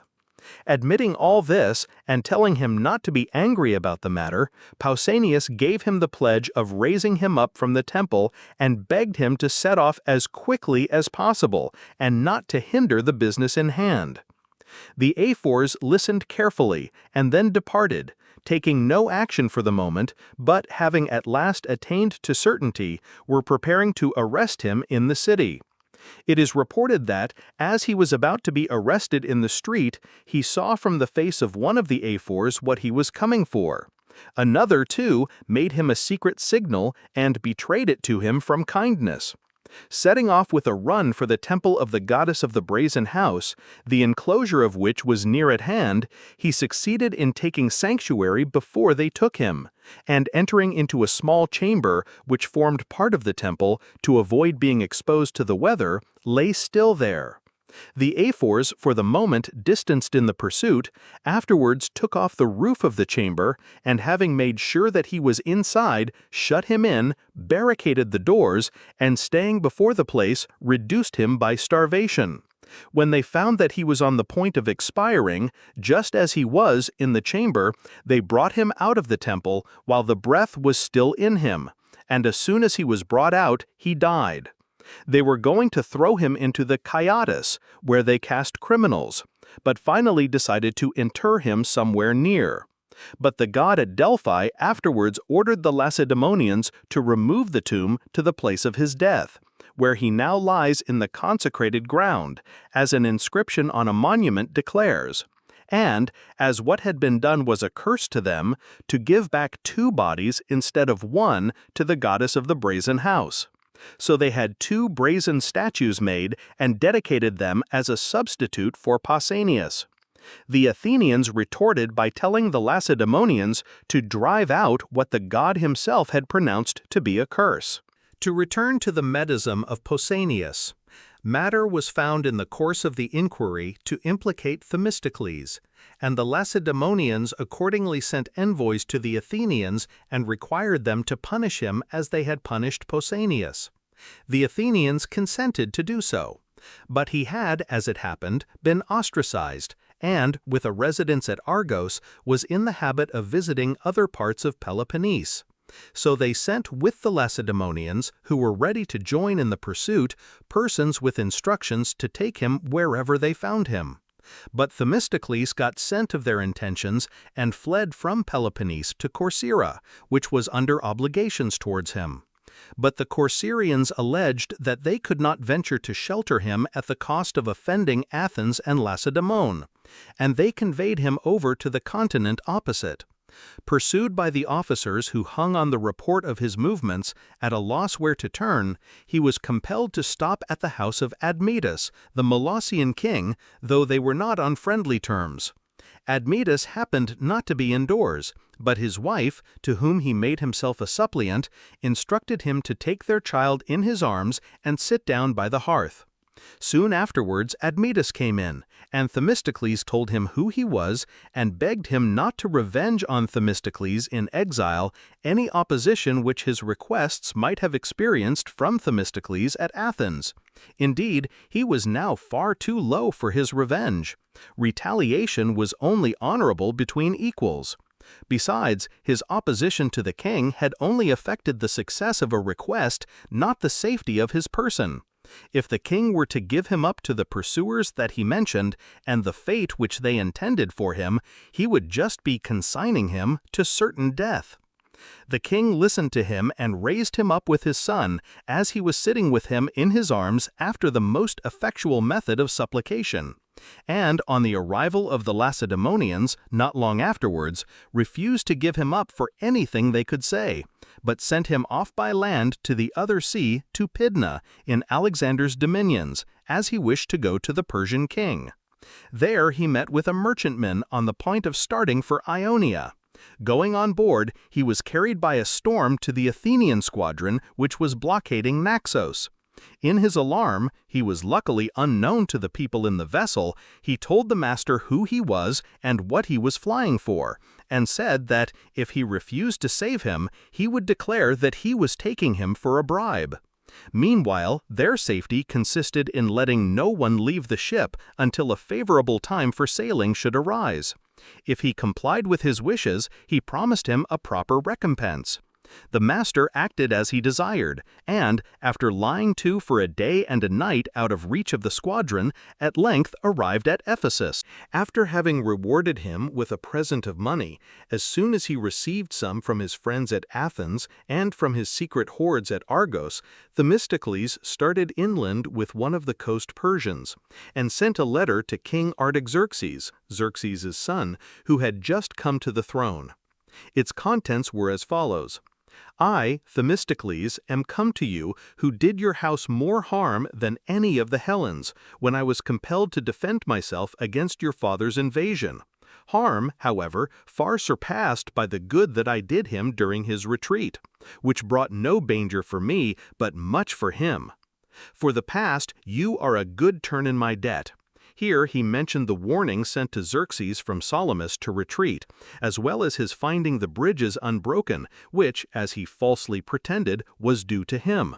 For the present, able to do you great service, I am here, pursued by the Hellenes for my friendship for you. However, I desire a year's grace, when I shall be able to declare in person the objects of my coming. It is said that the king approved his intention, and told him to do as he said. He employed the interval in making what progress he could in the study of the Persian tongue and of the customs of the country. Arrived at court at the end of the year, he attained to very high consideration there, such as no Hellen has ever possessed before or since. Partly from his splendid antecedents, partly from the hopes which he held out of effecting for him the subjugation of Hellas, but principally by the proof which experience daily gave of his capacity. For Themistocles was a man who exhibited the most indubitable signs of genius. Indeed, in this particular, he has a claim on our admiration quite extraordinary and unparalleled. By his own native capacity, alike unformed and unsupplemented by study, he was at once the best judge in those sudden crises which admit of little or of no deliberation, and the best prophet of the future, even to its most distant possibilities. An able theoretical expositor of all that came within the sphere of his practice, he was not without the power of passing an adequate judgment in matters in which he had no experience. For Themistocles was a man who exhibited the most indubitable signs of genius. Indeed, in this particular, he has a claim on our admiration quite extraordinary and unparalleled. By his own native capacity, alike unformed and unsupplemented by study, he was at once the best judge in those sudden crises which admit of little or of no deliberation, and the best prophet of the future, even to its most distant possibilities. An able theoretical expositor of all that came within the sphere of his practice, he was not without the power of passing an adequate judgment in matters in which he had no experience. He could also excellently divine the good and evil which lay hid in the unseen future. In fine, whether we consider the extent of his natural powers or the slightness of his application, this extraordinary man must be allowed to have surpassed all others in the faculty of intuitively meeting an emergency. Disease was the real cause of his death, though there is a story of his having ended his life by poison on finding himself unable to fulfill his promises to the king. However this may be, there is a monument to him in the marketplace of Asiatic Magnesia. He was governor of the district, the king having given him magnesia, which brought in 50 talents a year for bread. Lampsacus, which was considered to be the richest wine country, for wine, and Myos for other provisions. His bones, it is said, were conveyed home by his relatives in accordance with his wishes, and interred in Attic ground. This was done without the knowledge of the Athenians, as it is against the law to bury in Attica an outlaw for treason. So ends the history of Pausanias and Themistocles, the Lacedaemonian and the Athenian, the most famous men of their time in Hellas. To return to the Lacedaemonians, the history of their first embassy, the injunctions which it conveyed, and the rejoinder which it provoked concerning the expulsion of the accursed persons have been related already. It was followed by a second, which ordered Athens to raise the siege of Potidaea and to respect the independence of Aegina. Above all, it gave her most distinctly to understand that war might be prevented by the revocation of the Megara decree, excluding the Megarians from the use of Athenian harbors and of the market of Athens. But Athens was not inclined either to revoke the decree or to entertain their other proposals. She accused the Megarians of pushing their cultivation into the consecrated ground and the unenclosed land on the border, and of harboring her runaway slaves. At last an embassy arrived with the Lacedaemonian ultimatum. The ambassadors were Ramphius, Melesippus, and Agasander. Not a word was said on any of the old subjects. There was simply this: Lacedaemonia wishes the peace to continue, and there is no reason why it should not, if you would leave the Hellenes independent. Upon this, the Athenians held an assembly and laid the matter before their consideration. It was resolved to deliberate once for all on all their demands, and to give them an answer. There were many speakers who came forward and gave their support to one side or the other, urging the necessity of war or the revocation of the decree and the folly of allowing it to stand in the way of peace. Among them came forward Pericles, son of Xanthippus, the first man of his time at Athens, ablest alike in counsel and in action, and gave the following advice. There is one principle, Athenians, which I hold to through everything, and that is the principle of no concession to the Peloponnesians. I know that the spirit which inspires men while they are being persuaded to make war is not always retained in action, that as circumstances change, resolutions change. Yet I see that now as before the same, almost literally the same, counsel is demanded of me. And I put it to those of you who are allowing yourselves to be persuaded to support the national resolves even in the case of reverses, or to forfeit all credit for their wisdom in the event of success. For sometimes the course of things is as arbitrary as the plans of man. Indeed, this is why we usually blame chance for whatever does not happen as we expected. Now it was clear before that Lacedaemonians entertained designs against us. It is still more clear now. The treaty provides that we shall mutually submit our differences to legal settlement, and that we shall meanwhile each keep what we have. Yet the Lacedaemonians never yet made us any such offer, never yet would accept from us any such offer. On the contrary, they wish complaints to be settled by war instead of by negotiation. And in the end, we find them here dropping the tone of expostulation and adopting that of command. They order us to raise the siege of Potidaea, to let Aegina be independent, to revoke the Megara decree, and they conclude with an ultimatum warning us to leave the Hellenes independent. I hope that you will none of you think that we shall be going to war for a trifle if we refuse to revoke the Megara decree, which appears in front of their complaints, and the revocation of which is to save us from war. Or let any feeling of self-reproach linger in your minds, as if you went to war for slight cause. Why, this trifle contains the whole seal and trial of your resolution. If you give way, you will instantly have to meet some greater demand, as having been frightened into obedience in the first instance, while a firm refusal will make them clearly understand that they must treat you more as equals. Make your decision, therefore, at once, either to submit before you are harmed, or, if we are to go to war, as I for one think we ought, to do so without caring whether the ostensible cause be great or small, resolved against making concessions or consenting to a precarious tenure of our possessions. For all claims from an equal, urged upon a neighbor as commands before any attempt at legal settlement, be they great or be they small, have only one meaning, and that is slavery. As to the war and the resources of either party, a detailed comparison will not show you the inferiority of Athens. Personally engaged in the cultivation of their land, without funds either private or public, the Peloponnesians are also without experience in long wars across sea, from the strict limit which poverty imposes on their attacks upon each other. Powers of this description are quite incapable of often manning a fleet or often sending out an army. They cannot afford the absence from their homes, the expenditure from their own funds, and besides, they have not command of the sea. Capital, it must be remembered, maintains a war more than forced contributions. Farmers are a class of men that are always more ready to serve in person than in purse.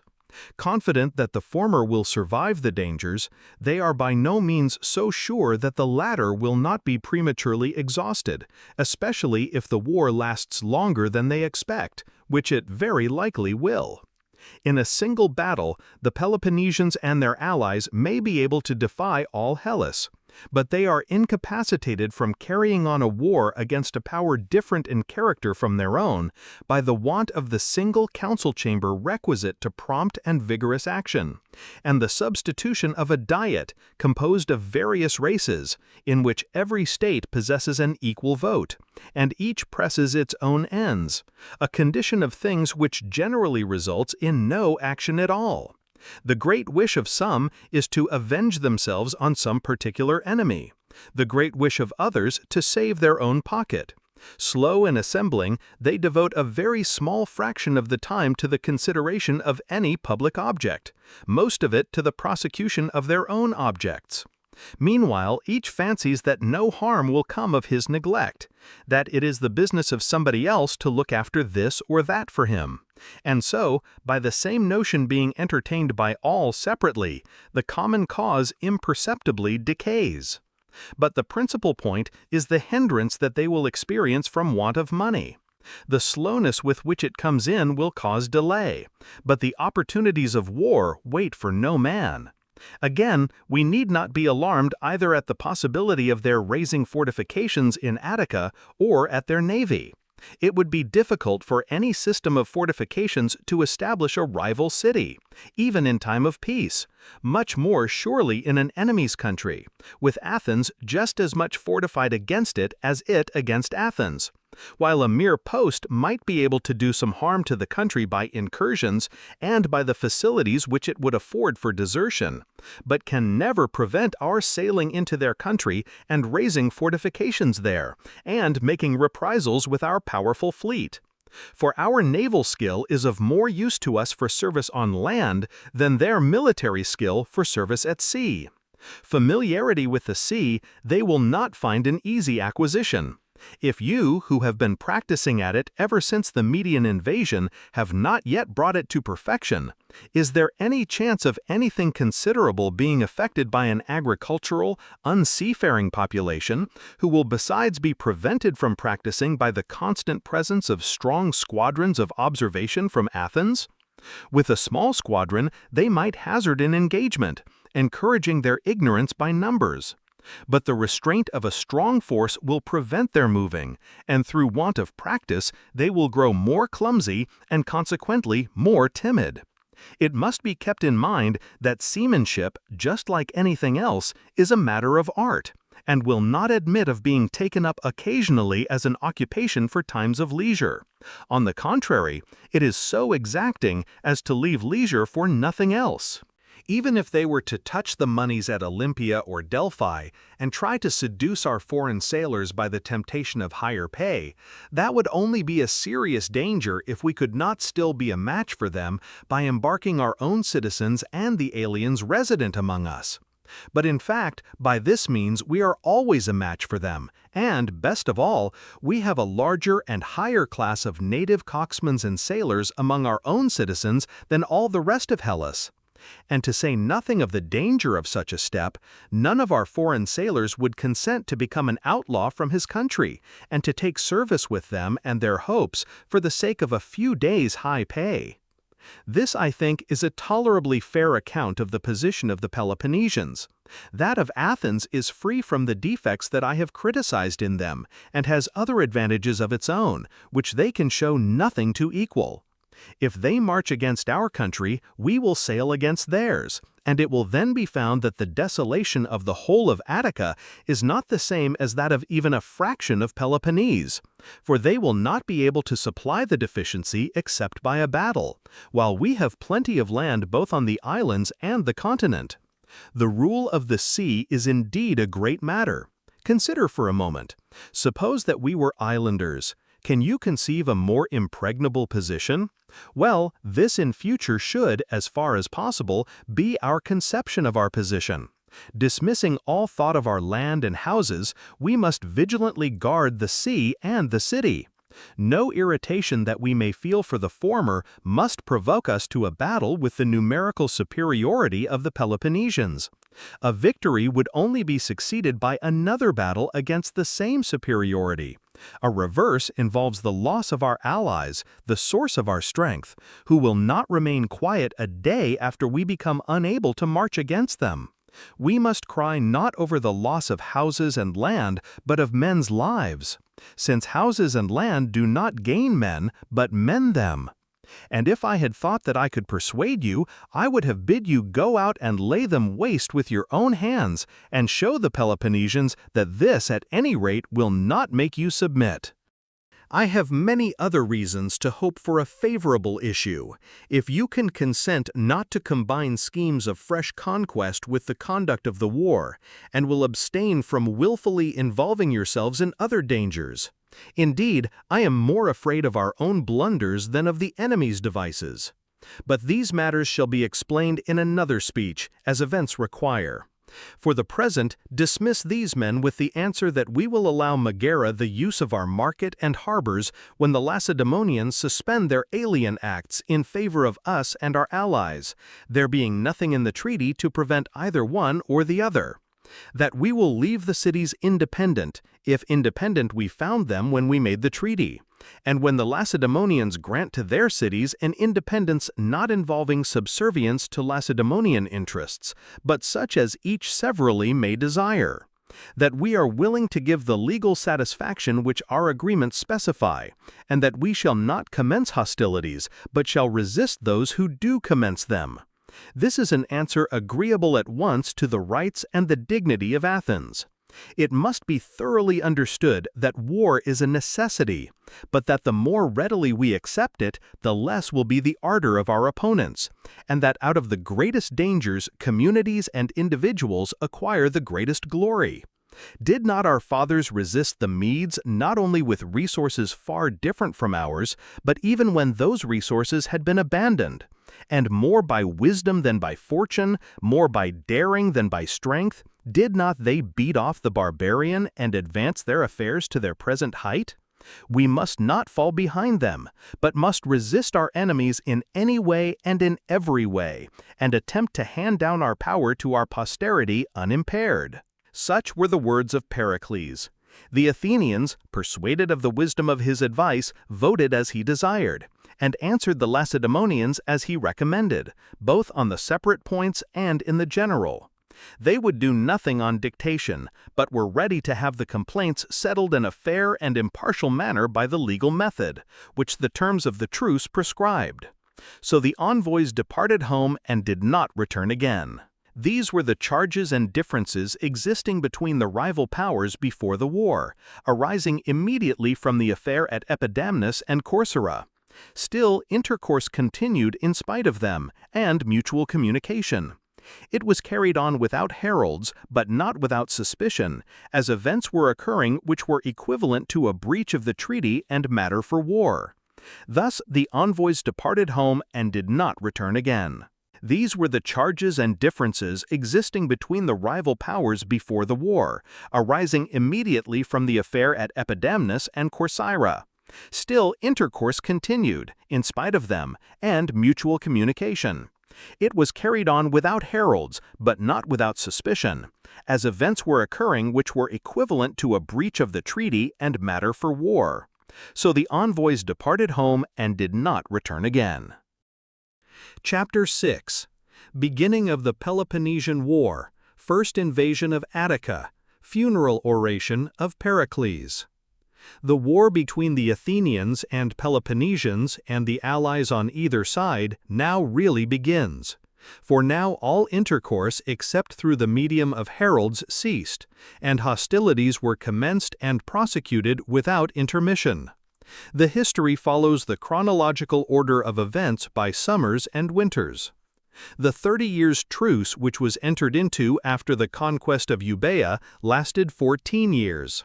In the 15th, in the 48th year of the priestessship of Chrysis at Argos, in the ephorate of Enesius at Sparta, in the last month but 2 of the archonship of Pythodorus at Athens, and 6 months after the battle of Potidaea, just at the beginning of spring, a Theban force a little over 300 strong, under the command of their Boeotarchs, Pythangelus, son of Phyledes, and Diemperus, son of Onotorides, about the first watch of the night, made an armed entry into Plataea, a town of Boeotia in alliance with Athens.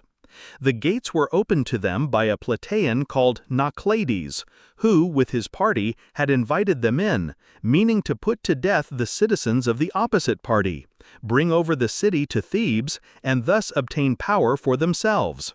This was arranged through Eurymachus, son of Leontiades, a person of great influence at Thebes. For Plataea had always been at variance with Thebes, and the latter, foreseeing that war was at hand, wished to surprise her old enemy in time of peace, before hostilities had actually broken out. Indeed, this was how they got in so easily without being observed, as no guard had been posted. After the soldiers had grounded arms in the marketplace, those who had invited them in wished them to set to work at once and go to their enemies' houses. This, however, the Thebans refused to do, but determined to make a conciliatory proclamation, and, if possible, to come to a friendly understanding with the citizens. Their herald accordingly invited any who wished to resume their old place in the confederacy of their countrymen to ground arms with them, for they thought that in this way the city would readily join them.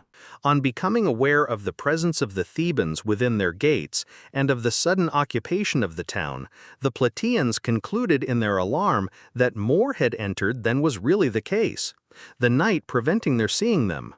They accordingly came to terms, and, accepting the proposal, made no movement, especially as the Thebans offered none of them any violence. But somehow or other, during the negotiations, they discovered the scanty numbers of the Thebans, and decided that they could easily attack and overpower them, the mass of the Plataeans being averse to revolting from Athens. At all events, they resolved to attempt it. Digging through the party walls of the houses, they thus managed to join each other without being seen going through the streets, in which they placed wagons without the beasts in them to serve as a barricade, and arranged everything else as seemed convenient for the occasion. When everything had been done that circumstances permitted, they watched their opportunity and went out of their houses against the enemy. It was still night, though daybreak was at hand. In daylight it was thought that their attack would be met by men full of courage and on equal terms with their assailants, while in darkness it would fall upon panic-stricken troops, who would also be at a disadvantage from their enemy's knowledge of the locality. So they made their assault at once and came to close quarters as quickly as they could. The Thebans, finding themselves outwitted, immediately closed up to repel all attacks made upon them. Twice or thrice they beat back their assailants. But the men shouted and charged them, The women and slaves screamed and yelled from the houses and pelted them with stones and tiles. Besides, it had been raining hard all night, and so at last their courage gave way, and they turned and fled through the town. Most of the fugitives were quite ignorant of the right ways out, and this, with the mud and the darkness caused by the moon being in her last quarter, and the fact that their pursuers knew their way about and could easily stop their escape, proved fatal to many. The only gate open was the one by which they had entered, and this was shut by one of the Plataeans driving the spike of a javelin into the bar instead of the bolt, so that even here there was no longer any means of exit. They were now chased all over the town. Some got on the wall and threw themselves over, in most cases with a fatal result. One party managed to find a deserted gate, and obtaining an axe from a woman, cut through the bar. But as they were soon observed, only a few succeeded in getting out. Others were cut off in detail in different parts of the city. The most numerous and compact body rushed into a large building next to the city wall. The doors on the side of the street happened to be open, and the Thebans fancied that they were the gates of the town, and that there was a passage right through to the outside. The Plataeans, seeing their enemies in a trap, now consulted whether they should set fire to the building and burn them just as they were, or whether there was anything else that they could do with them, until at length these and the rest of the Theban survivors found wandering about the town agreed to an unconditional surrender of themselves and their arms to the Plataeans.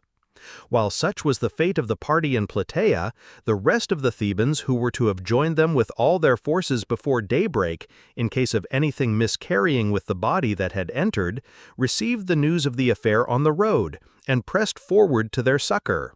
Now Plataea is nearly 8 miles from Thebes, and their march delayed by the rain that had fallen in the night, for the river Asopus had risen, and was not easy of passage. And so, having to march in the rain, and being hindered in crossing the river, they arrived too late, and found the whole party either slain or captive. When they learned what had happened, they at once formed a design against the Plataeans outside the city. As the attack had been made in time of peace, and was perfectly unexpected, there were of course men and stock in the fields. And the Thebans wished, if possible, to have some prisoners to exchange against their countrymen in the town, should any chance to have been taken alive. Such was their plan.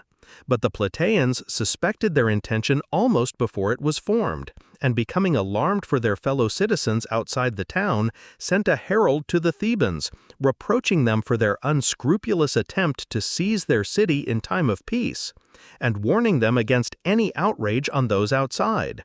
Should the warning be disregarded, they threatened to put to death the men they had in their hands, but added that on the Thebans retiring from their territory, they would surrender the prisoners to their friends. This is the Theban account of the matter, and they say that they had an oath given them. The Plataeans, on the other hand, do not admit any promise of an immediate surrender, but make it contingent upon subsequent negotiation. The oath they deny altogether. Be this as it may, upon the Thebans retiring from their territory without committing any injury, the Plataeans hastily got in whatever they had in the country and immediately put the men to death. The prisoners were 180 in number, Eurymachus, the person with whom the traitors had negotiated, being one. This done, the Plataeans sent a messenger to Athens, gave back the dead to the Thebans under a truce, and arranged things in the city as seemed best to meet the present emergency.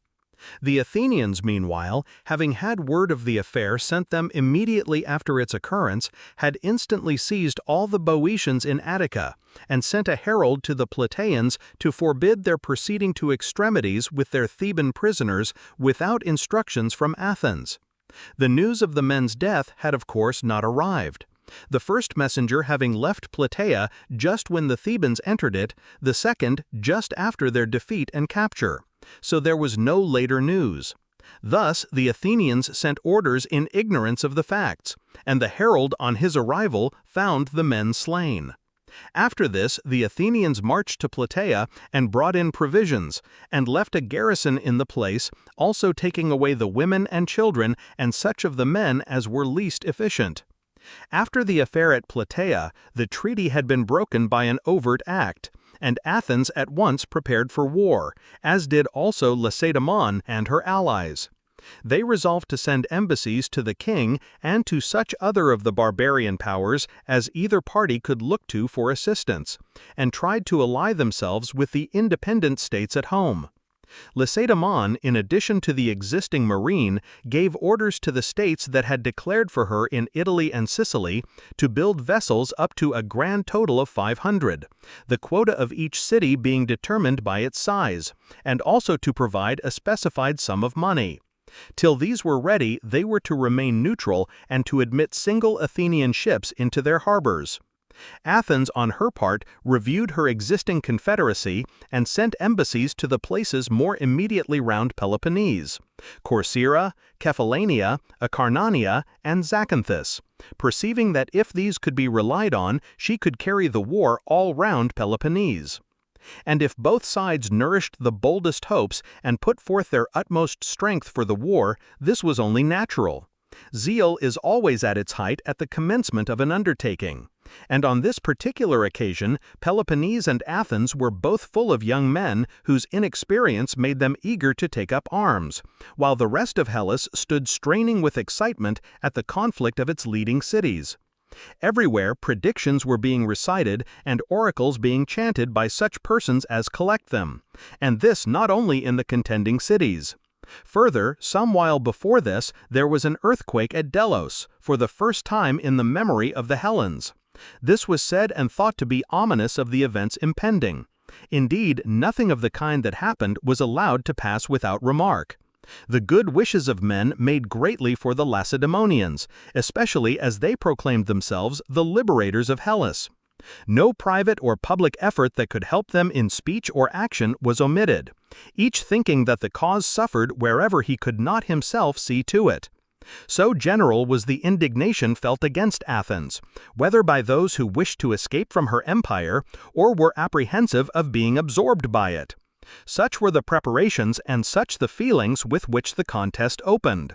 The allies of the two belligerents were the following. These were the allies of Lacedaemon, all the Peloponnesians within the isthmus except the Argives and Achaeans, who were neutral. Pellene being the only Achaean city that first joined in the war, though her example was afterwards followed by the rest. Outside Peloponnese, the Megarians, Locrians, Boeotians, Phocians, Ambratiots, Leucadians, and Anactorians. Of these, ships were furnished by the Corinthians, Megarians, Sicyonians, Pellenians, Eleans, Ambratiots, and Leucadians, and cavalry by the Boeotians, Phocians, and Locrians. The other states sent infantry. This was the Lacedaemonian confederacy. That of Athens comprised the Chians, Lesbians, Plataeans, the Messenians in Naupactus, most of the Acarnanians, the Corcyraeans, Zacthians, and some tributary cities in the following countries, viz., Caria upon the sea with her Dorian neighbors, Ionia, the Hellespont, the Thracian towns, the islands lying between Peloponnese and Crete towards the east, and all the Cyclades except Melos and Thera. Of these, ships were furnished by Chios, Lesbos, and Corcyra, infantry and money by the rest. Such were the allies of either party and their resources for the war. Immediately after the affair at Plataea, Lacedaemon sent round orders to the cities in Peloponnese and the rest of her confederacy to prepare troops and the provisions requisite for a foreign campaign in order to invade Attica. The several states were ready at the time appointed and assembled at the isthmus, the contingent of each city being 2/3 of its whole force. After the whole army had mustered, the Lacedaemonian king, Archidamus, the leader of the expedition, called together the generals of all the states and the principal persons and officers, and exhorted them as follows. Peloponnesians and allies, our fathers made many campaigns both within and without Peloponnese, and the elder men among us here are not without experience in war. Yet we have never set out with a larger force than the present, and if our numbers and efficiency are remarkable, so also is the power of the state against which we march. We ought not, then, to show ourselves inferior to our ancestors, or unequal to our own reputation. For the hopes and attention of all Hellas are bent upon the present effort, and its sympathy is with the enemy of the hated Athens. Therefore, numerous as the invading army may appear to be, and certain as some may think it that our adversary will not meet us in the field, this is no sort of justification for the least negligence upon the march. But the officers and men of each particular city should always be prepared for the advent of danger in their own quarters. The course of war cannot be foreseen, and its attacks are generally dictated by the impulse of the moment.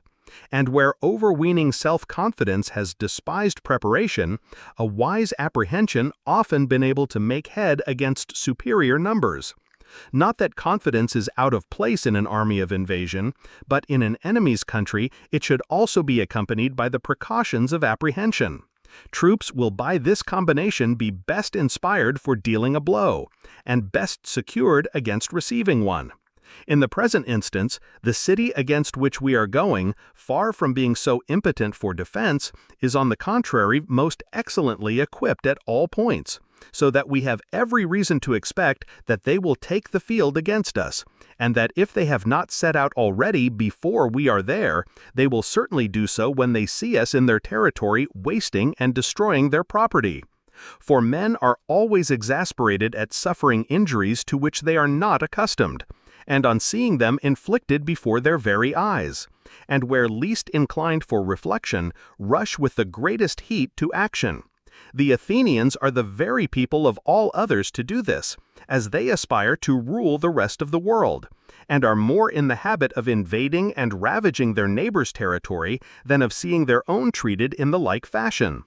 Considering, therefore, the power of the state against which we are marching, and the greatness of the reputation which, according to the event, we shall win or lose for our ancestors and ourselves, remember as you follow where you may be led to regard discipline and vigilance as of the first importance, and to obey with alacrity the orders transmitted to you, as nothing contributes so much to the credit and safety of an army as the union of large bodies by a single discipline.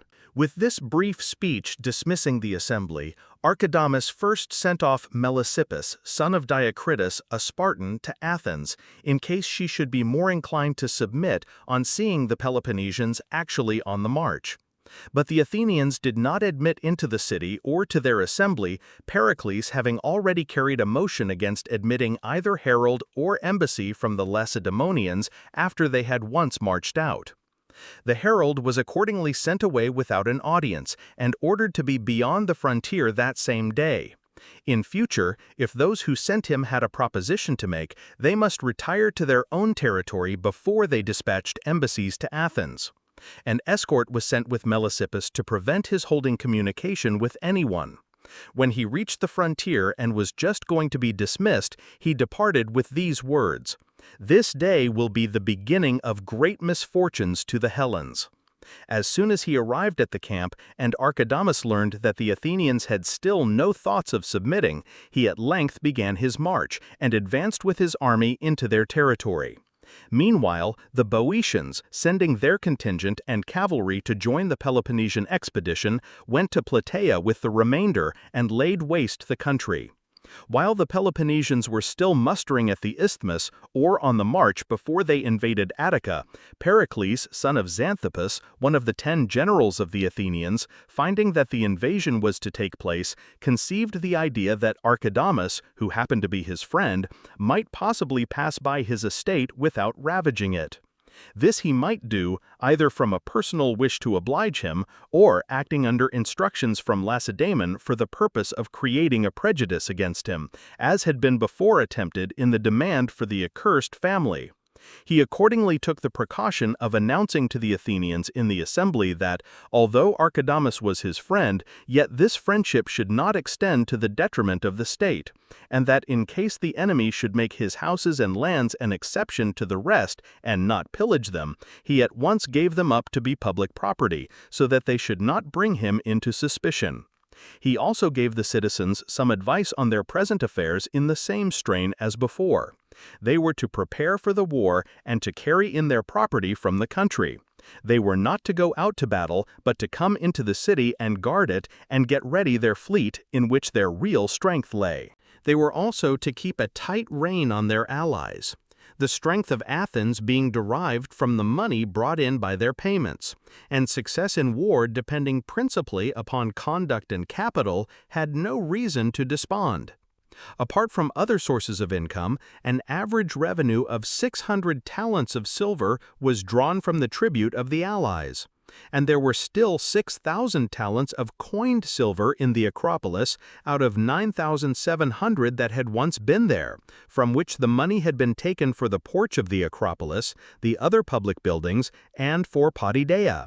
This did not include the uncoined gold and silver in public and private offerings, the sacred vessels for the processions and games, the Median spoils, and similar resources to the amount of 500 talents.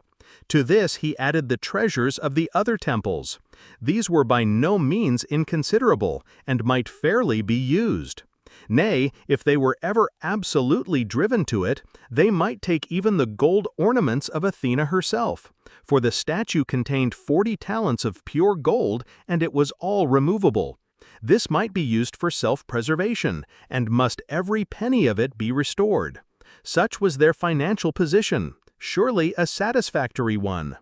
Then they had an army of 13,000 heavy infantry, besides 16,000 more in the garrisons and on home duty at Athens. This was at first the number of men on guard in the event of an invasion. It was composed of the oldest and youngest levies and the resident aliens who had heavy armor.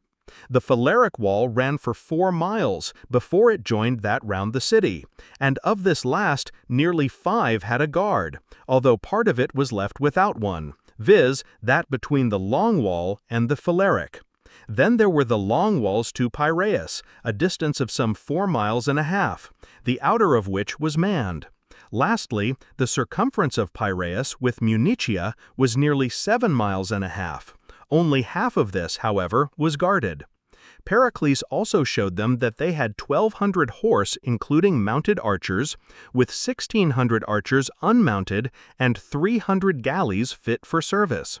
Such were the resources of Athens in the different departments when the Peloponnesian invasion was impending and hostilities were being commenced. Pericles also urged his usual arguments for expecting a favorable issue to the war. The Athenians listened to his advice and began to carry in their wives and children from the country, and all their household furniture, even to the woodwork of their houses which they took down. Their sheep and cattle they sent over to Euboea and the adjacent islands. But they found it hard to move, as most of them had been always used to live in the country. From very early times this had been more the case with the Athenians than with others. Under Cecrops and the first kings, down to the reign of Theseus, Attica had always consisted of a number of independent townships, each with its own town hall and magistrates. Except in times of danger, the king at Athens was not consulted. In ordinary seasons, they carried on their government and settled their affairs without his interference. Sometimes even they waged war against him, as in the case of the Eleusinians with Eumolpus against Erechtheus. In Theseus, however, they had a king of equal intelligence and power, and one of the chief features in his organization of the country was to abolish the council chambers and magistrates of the petty cities, and to merge them in the single council chamber and town hall of the present capital. Individuals might still enjoy their private property, just as before, but they were henceforth compelled to have only one political center, viz. Athens, which thus counted all the inhabitants of Attica among her citizens, so that when Theseus died, he left a great state behind him. Indeed, from him dates the Synoecia, or Feast of Union, which is paid for by the state, and which the Athenians still keep in honor of the goddess. Before this, the city consisted of the present citadel and the district beneath it looking rather towards the south. This is shown by the fact that the temples of the other deities, besides that of Athena, are in the citadel, and even those that are outside it are mostly situated in this quarter of the city, as that of the Olympian Zeus, of the Pythian Apollo, of Earth, and of Dionysus in the marshes, the same in whose honor the older Dionysia are to this day celebrated in the month of Anthesterion, not only by the Athenians but also by their Ionian descendants. There are also other ancient temples in this quarter. The fountain, too, which, since the alteration made by the tyrants, has been called Enneakronos, or 9 pipes, but which, when the spring was open, went by the name of Kalero, or fair water, was in those days, from being so near, used for the most important offices. Indeed, the old fashion of using the water before marriage and for other sacred purposes is still kept up. Again, from their old residence in that quarter, the citadel is still known among Athenians as the city. The Athenians thus long lived scattered over Attica in independent townships. Even after the centralization of Theseus, old habits still prevailed, and from the early times down to the present war, most Athenians still lived in the country with their families and households, and were consequently not at all inclined to move now, especially as they had only just restored their establishments after the Median invasion. Deep was their trouble and discontent at abandoning their houses and the hereditary temples of the ancient constitution, and at having to change their habits of life and to bid farewell to what each regarded as his native city. The Athenians thus long lived scattered over Attica in independent townships. Even after the centralization of Theseus, old habits still prevailed, and from the early times down to the present war, most Athenians still lived in the country with their families and households, and were consequently not at all inclined to move now, especially as they had only just restored their establishments after the Median invasion. Deep was their trouble and discontent at abandoning their houses and the hereditary temples of the ancient constitution, and at having to change their habits of life and to bid farewell to what each regarded as his native city. When they arrived at Athens, though a few had houses of their own to go to, or could find an asylum with friends or relatives, by far the greater number had to take up their dwelling in the parts of the city that were not built over, and in the temples and chapels of the heroes, except the Acropolis and the temple of the Eleusinian Demeter, and such other places as were always kept closed. The occupation of the plot of ground lying below the citadel called the Pelasgian had been forbidden by a curse, and there was also an ominous fragment of a Pythian oracle which said, "Leave the Pelasgian parcel desolate, woe worth the day that men inhabit it." Yet this too was now built over in the necessity of the moment. And in my opinion, if the oracle proved true, it was in the opposite sense to what was expected. For the misfortunes of the state did not arise from the unlawful occupation, but the necessity of the occupation from the war. And though the god did not mention this, he foresaw that it would be an evil day for Athens in which the plot came to be inhabited. Many also took up their quarters in the towers of the walls, or wherever else they could. For when they were all come in, the city proved too small to hold them, though afterwards they divided the long walls and a great part of Piraeus into lots and settled there. All this while great attention was being given to the war, the allies were being mustered, and an armament of 100 ships equipped for Peloponnese. Such was the state of preparation at Athens. Meanwhile, the army of the Peloponnesians was advancing. The first town they came to in Attica was Ono, where they to enter the country. Sitting down before it, they prepared to assault the wall with engines and otherwise. Ono, standing upon the Athenian and Boeotian border, was of course a walled town, and was used as a fortress by the Athenians in time of war. So the Peloponnesians prepared for their assault and wasted some valuable time before the place. This delay brought the gravest censure upon Archidamus. Even during the levying of the war, he had credit for weakness and Athenian sympathies by the half measures he had advocated, and after the army had assembled, he had further injured himself in public estimation by his loitering at the isthmus and the slowness with which the rest of the march had been conducted. But all this was as nothing to the delay at Ono. During this interval, the Athenians were carrying in their property, and it was the belief of the Peloponnesians that a quick advance would have found everything still out had it not been for his procrastination. Such was the feeling of the army towards Archidamus during the siege. But he, it is said, expected that the Athenians would shrink from letting their land be wasted, and would make their submission while it was still uninjured, and this was why he waited. But after he had assaulted Oenoe, and every possible attempt to take it had failed, as no herald came from Athens, he at last broke up his camp and invaded Attica. This was about 80 days after the Theban attempt upon Plataea, just in the middle of summer, when the corn was ripe, and Archidamus, son of Zeuxis, king of Lacedaemon, was in command. Encamping in Eleusis and the Thracian plain, they began their ravages. And putting to flight some Athenian horse at a place called Reti, or the Brooks, they then advanced, keeping Mount Aegaleus on their right through Cropia until they reached Acharnae, the largest of the Athenian dems or townships. Sitting down before it, they formed a camp there and continued their ravages for a long while. The reason why Archidamus remained in order of battle at Archidamus during this incursion, instead of descending into the plain, is said to have been this.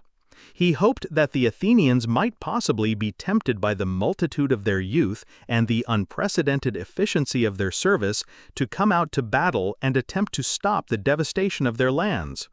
Accordingly, as they had met him at Eleusis or the Thracian plain, he tried if they could be provoked to a sally by the spectacle of a camp at Archanae. He thought the place itself a good position for encamping, and it seemed likely that such an important part of the state as the 3,000 heavy infantry of the Acharnians would refuse to submit to the ruin of their property, and would force a battle on the rest of the citizens. On the other hand, should the Athenians not take the field during this incursion, he could then fearlessly ravage the plain in future invasions and extend his advance up to the very walls of Athens. After the Acharnians had lost their own property, they would be less willing to risk themselves for that of their neighbors, and so there would be division in the Athenian councils. These were the motives of Archidamus for remaining at Archanae. In the meanwhile, as long as the army was at Eleusis and the Thracian plain, hopes were still entertained of its not advancing any nearer. It was remembered that Pleistoanax, son of Pausanias, king of Lacedaemon, had invaded Attica with a Peloponnesian army 14 years before, but had retreated without advancing farther than Eleusis and Phrygia, which indeed proved the cause of his exile from Sparta, as it was thought he had been bribed to retreat. But when they saw the army at Archanae, barely 7 miles from Athens, they lost all patience. The territory of Athens was being ravaged before the very eyes of the Athenians, a sight which the young men had never seen before and the old only in the Median wars. And it was naturally thought a grievous insult, and the determination was universal, especially among the young men, to sally forth and stop it. Knots were formed in the streets and engaged in hot discussion, for if the proposed sally was warmly recommended, it was also in some cases opposed. Oracles of the most various import were recited by the collectors and found eager listeners in one or other of the disputants. Foremost in pressing for the sally were the Archernians, as constituting no small part of the army of the state, and as it was their land that was being ravaged. In short, the whole city was in a most excited state. Pericles was the object of general indignation. His previous counsels were totally forgotten. He was abused for not leading out the army which he commanded, and was made responsible for the whole of the public suffering. He, meanwhile, seeing anger and infatuation just now in the ascendant, and of his wisdom in refusing a sally, would not call either assembly or meeting of the people, fearing the fatal results of a debate inspired by passion and not by prudence.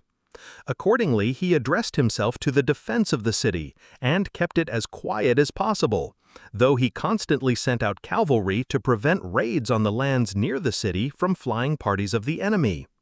There was a trifling affair at Phrygia between a squadron of the Athenian horse with the Thessalians and the Boeotian cavalry.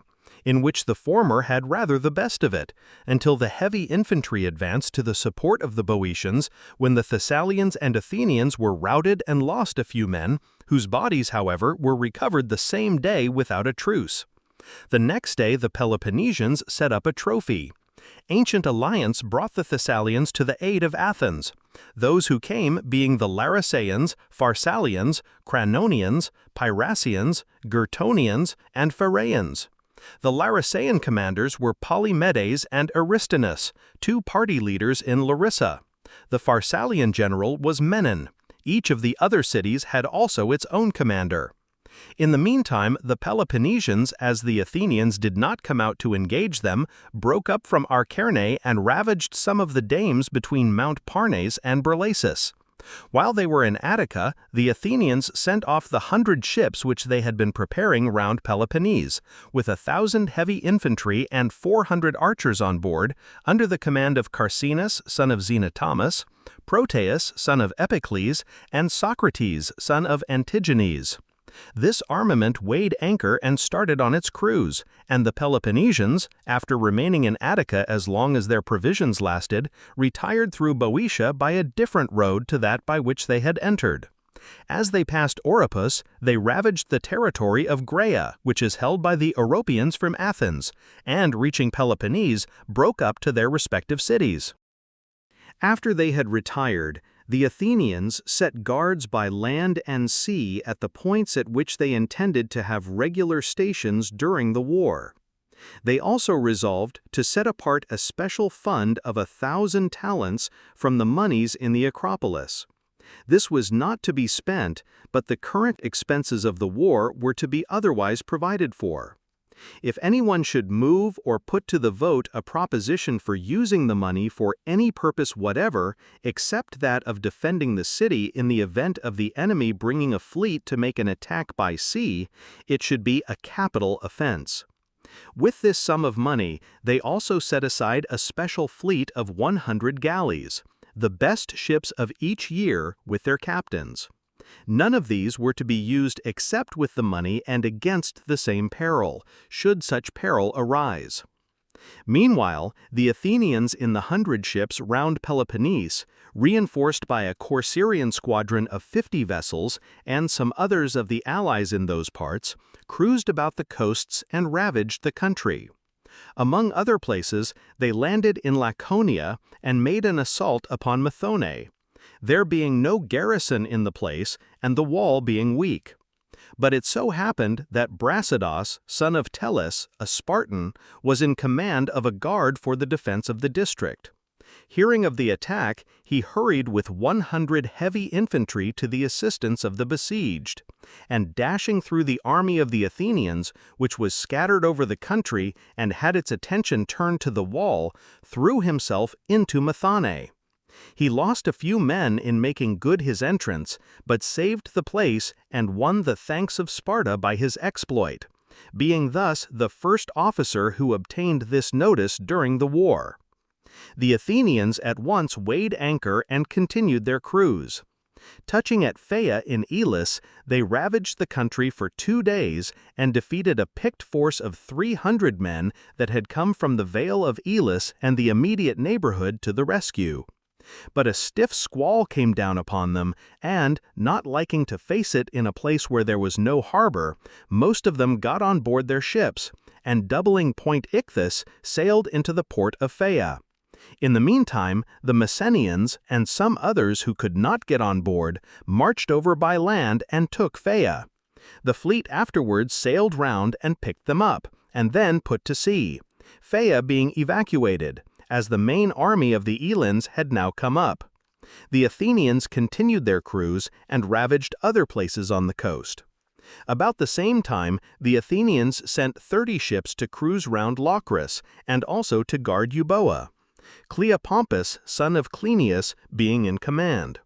Making descents from the fleet, he ravaged certain places on the seacoast and captured Thronium and took hostages from it. He also defeated at Alope the Locrians that had assembled to resist him.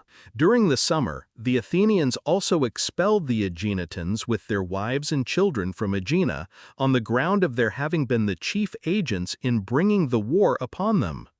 Besides, Aegina lies so near Peloponnese that it seemed safer to send colonists of their own to hold it, and shortly afterwards the settlers were sent out.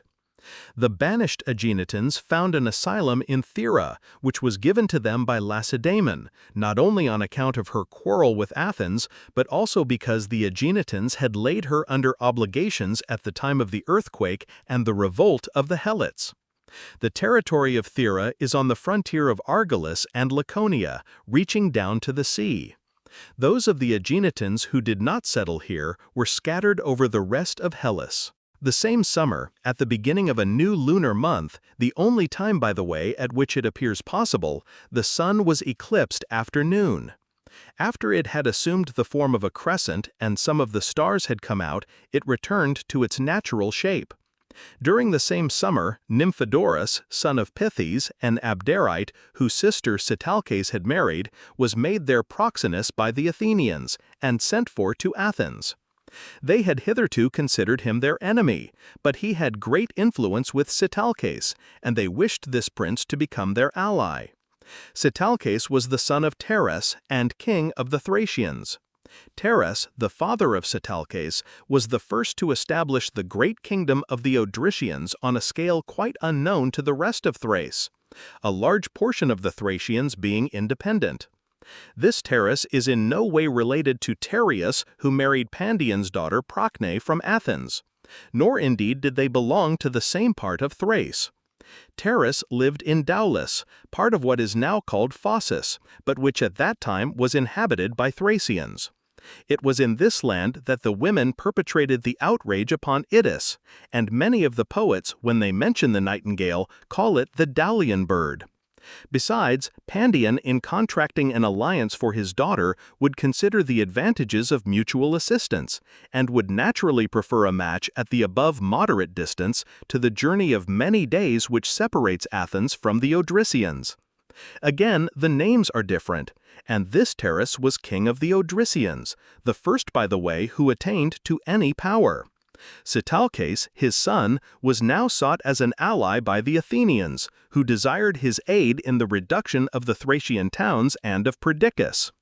Coming to Athens, Nymphodorus concluded the alliance with Sitalces and made his son Sodicus an Athenian citizen, and promised to finish the war in Thrace by persuading Sitalces to send the Athenians a force of Thracian horse and targeteers.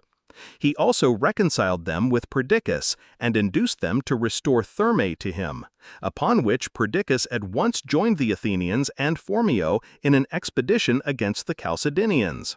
Thus, Sitalces, son of Teres, king of the Thracians, and Perdiccas, son of Alexander, king of the Macedonians, became allies of Athens. Meanwhile, the Athenians in the 100 vessels were still cruising round Peloponnese. After taking Solium, a town belonging to Corinth, and presenting the city and territory to the Acarnanians of Palmyra, they stormed Astacus, expelled its tyrant Evarchus, and gained the place for their confederacy. Next, they sailed to the island of Cephallenia and brought it over without using force. Cephallenia lies off Acarnania and Leucas and consists of 4 states: the Palians, Cranians, Samaeans, and Pronaeans. Not long afterwards, the fleet returned to Athens. Towards the autumn of this year, the Athenians invaded the Megarid with their whole levy, resident aliens included, under the command of Pericles, son of Xanthippus. The Athenians in the 100 ships round Peloponnese on their journey home had just reached Aegina, and hearing that the citizens at home were in full force at Megara, now sailed over and joined them. This was without doubt the largest army of Athenians ever assembled, the state being still in the flower of her strength and yet unvisited by the plague. Full 10,000 heavy infantry were in the field, all Athenian citizens, besides the 3,000 before Potidaea. Then the resident aliens who joined in the incursion were at least 3,000 strong, besides which there was a multitude of light troops. They ravaged the greater part of the territory and then retired. Other incursions into the Megarid were afterwards made by the Athenians annually during the war, sometimes only with cavalry, sometimes with all their forces. This went on until the capture of Nisaea. Atalanta also, the desert island off the Opuntian coast, was towards the end of this summer converted into a fortified post by the Athenians, in order to prevent privateers issuing from Opus and the rest of Locris and plundering Euboea. Such were the events of this summer after the return of the Peloponnesians from Attica. In the ensuing winter, the Acarnanian Evarchus, wishing to return to Astacus, persuaded the Corinthians to sail over with 40 ships and 1,500 heavy infantry and restore him, himself also hiring some mercenaries. In command of the force were Euphamidas, son of Aristonomus, Timocenus, son of Timocrates, and Eumachus, son of Chrysis, who sailed over and restored him, and, after failing in an attempt on some places on the Acarnanian coast which they were desirous of gaining, began their voyage home. Coasting along shore, they touched at Cephallenia, and made a descent on the Cranian territory, and losing some men by the treachery of the Cranians, who fell suddenly upon them after having agreed to treat, put to sea somewhat hurriedly and returned home. In the same winter, the Athenians gave a funeral at the public cost to those who had first fallen in this war. It was a custom of their ancestors, and the manner of it is as follows. 3 days before the ceremony, the bones of the dead are laid out in a tent which has been erected, and their friends bring to their relatives such offerings as they please. In the funeral procession, cypress coffins are borne in cars, one for each tribe, the bones of the deceased being placed in the coffin of their tribe. Among these is carried one empty bier decked for the missing, that is, for those whose bodies could not be recovered. Any citizen or stranger who pleases joins in the procession, and the female relatives are there to wail at the burial. The dead are laid in the public sepulchre in the beautiful suburb of the city, in which those who fall in war are always buried, with the exception of those slain at Marathon, who, for their singular and extraordinary valor, were interred on the spot where they fell. After the bodies have been laid in the earth, a man chosen by the state, of approved wisdom and eminent reputation, pronounces over them an appropriate panegyric, after which all retire. Such is the manner of the burying, and throughout the whole of the war, whenever the occasion arose, the established custom was observed. Meanwhile, these were the first that had fallen, and Pericles, son of Xanthippus, was chosen to pronounce their eulogium. When the proper time arrived, he advanced from the sepulchre to an elevated platform in order to be heard by as many of the crowd as possible, and spoke as follows. Most of my predecessors in this place have commended him who made this speech part of the law, telling us that it is well that it should be delivered at the burial of those who fall in battle.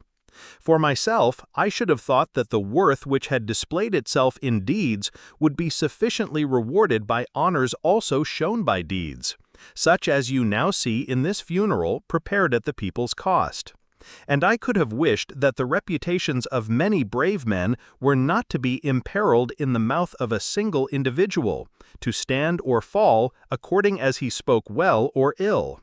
For it is hard to speak properly upon a subject where it is even difficult to convince your hearers that you are speaking the truth. On the one hand, the friend who is familiar with every fact of the story may think that some point has not been set forth with that fullness which he wishes and knows it to deserve. On the other, he who is a stranger to the matter may be led by envy to suspect exaggeration if he hears anything above his own nature. For men can endure to hear others praised only so long as they can severally persuade themselves of their own ability to equal the actions recounted. When this point is passed, envy comes in, and with it incredulity. However, since our ancestors have stamped this custom with their approval, it becomes my duty to obey the law and to try to satisfy your several wishes and opinions as best I may. I shall begin with our ancestors. It is both just and proper that they should have the honor of the first mention on an occasion like the present. They dwelt in the country without break in the succession from generation to generation, and handed it down free to the present time by their valor. And if our more remote ancestors deserve praise, much more do our own fathers, who added to their inheritance the empire which we now possess, and spared no pains to be able to leave their acquisitions to us of the present generation. Lastly, there are few parts of our dominions that have not been augmented by those of us here who are still more or less in the vigor of life, while the mother country has been furnished by us with everything that can enable her to depend on her own resources, whether for war or for peace. That part of our history which tells of the military achievements which gave us our several possessions, or of the ready valor with which either we or our fathers stemmed the tide of Hellenic or foreign aggression, is a theme too familiar to my hearers for me to dilate on, and I shall therefore pass it by. But what was the road by which we reached our position? What the form of government under which our greatness grew? What the national habits out of which it sprang? These are questions which I may try to solve before I proceed to my panegyric upon these men. Since I think this to be a subject upon which on the present occasion a speaker may properly dwell, and to which the whole assemblage, whether citizens or foreigners, may listen with advantage. Our Constitution does not copy the laws of neighboring states. We are rather a pattern to others than imitators ourselves. Its administration favors the many instead of the few. This is why it is called a democracy. If we look to the laws, they afford equal justice to all in their private differences. If no social standing, advancement in public life falls to reputation for capacity, class considerations not being allowed to interfere with merit. Nor again does poverty bar the way. If a man is able to serve the state, he is not hindered by the obscurity of his condition. The freedom which we enjoy in our government extends also to our ordinary life. There, far from exercising a jealous surveillance over each other, we do not feel called upon to be angry with our neighbor for doing what he likes, or even to indulge in those injurious looks which cannot fail to be offensive, although they inflict no positive penalty. But all this ease in our private relations does not make us lawless as citizens. Against this fear is our chief safeguard, teaching us to obey the magistrates and the laws, particularly such as regard the protection of the injured, whether they are actually on the statute book or belong to that code which, although unwritten, yet cannot be broken without acknowledged disgrace. Further, we provide plenty of means for the mind to refresh itself from business. We celebrate games and sacrifices all the year round, and the elegance of our private establishments forms a daily source of pleasure and helps to banish the spleen, while the magnitude of our city draws the produce of the world into our harbor, so that to the Athenian the fruits of other countries are as familiar a luxury as those of his own. If we turn to our military policy, there also we differ from our antagonists. We throw open our city to the world, and never by alien acts exclude foreigners from any opportunity of learning or observing, although the eyes of an enemy may occasionally profit by our liberality, trusting less in system and policy than to the native spirit of our citizens.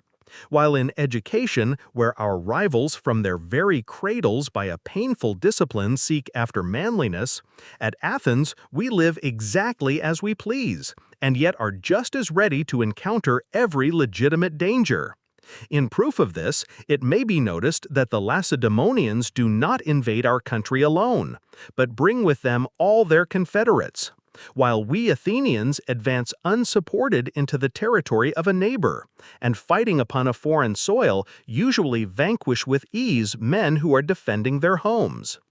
Our united force was never yet encountered by any enemy, because we have at once to attend to our marine and to dispatch our citizens by land upon 100 different services, so that wherever they engage with some such fraction of our strength, a success against a detachment is magnified into a victory over the nation, and a defeat into a reverse suffered at the hands of our entire people.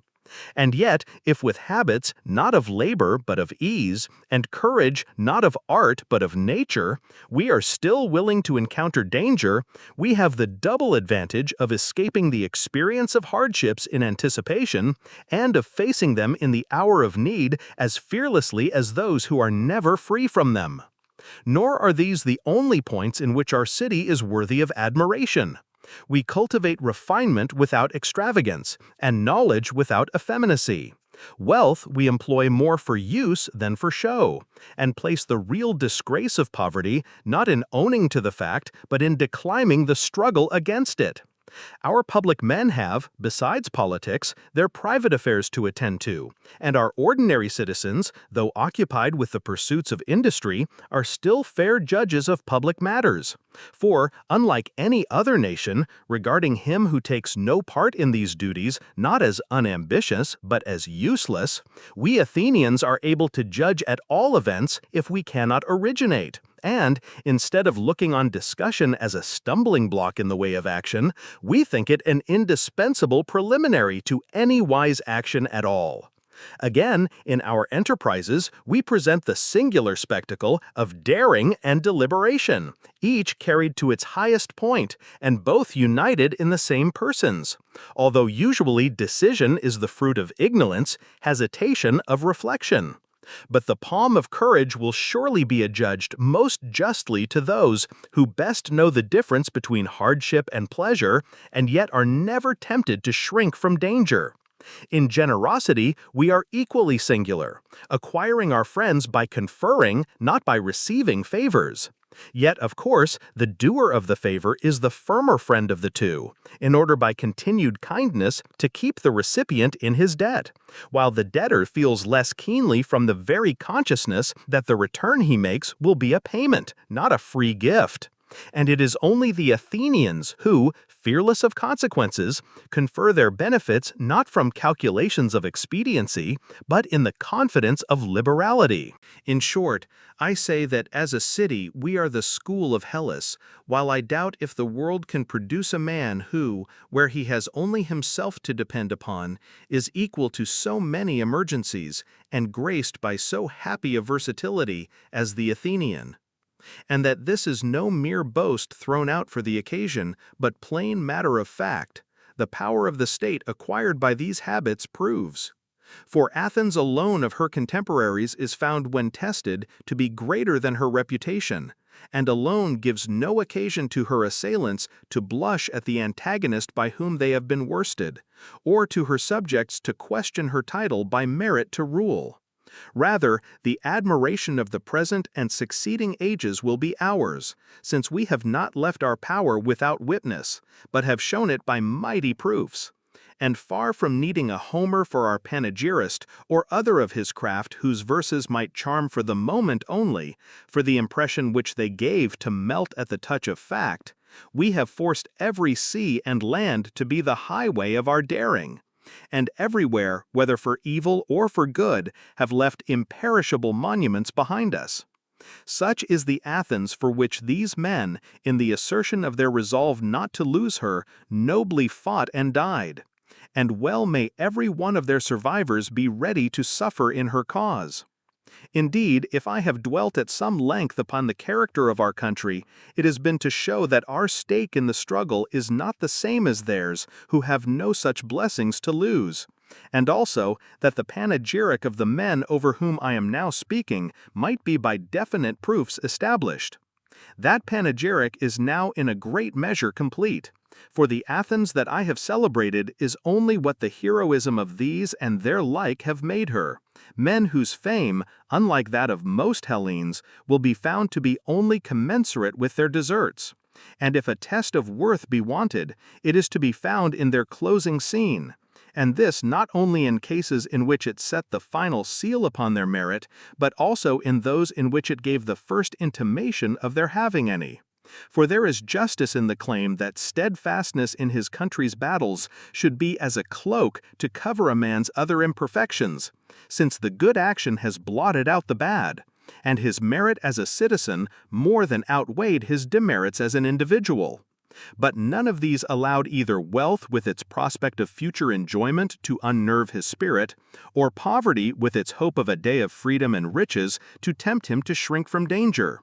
No, holding that vengeance upon their enemies was more to be desired than any personal blessings, and reckoning this to be the most glorious of hazards, they joyfully determined to accept the risk, to make sure of their vengeance, and to let their wishes wait. And while committing to hope the uncertainty of final success, in the business before them they thought fit to act boldly and trust in themselves. Thus choosing to die resisting rather than to live submitting, they fled only from dishonor, but met danger face to face, and after one brief moment, while at the summit of their fortune, escaped not from their fear, but from their glory. So died these men as became Athenians. You, their survivors, must determine to have as unfaltering a resolution in the field, though you may pray that it may have a happier issue.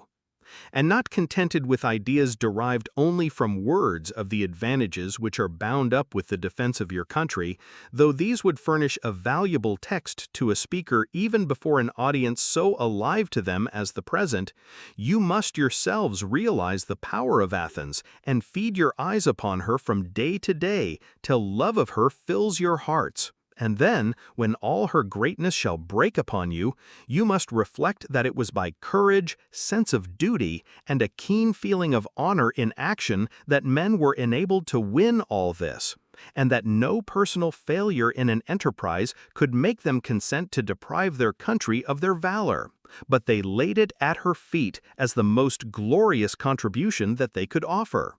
For this offering of their lives made in common by them all, they each of them individually received that renown which never grows old.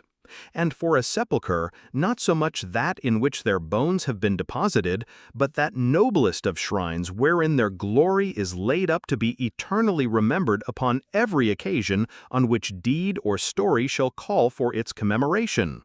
For heroes have the whole earth for their tomb, and in lands far from their own, where the column with its epitaph declares it, there is enshrined in every breast a record unwritten with no tablet to preserve it, except that of the heart.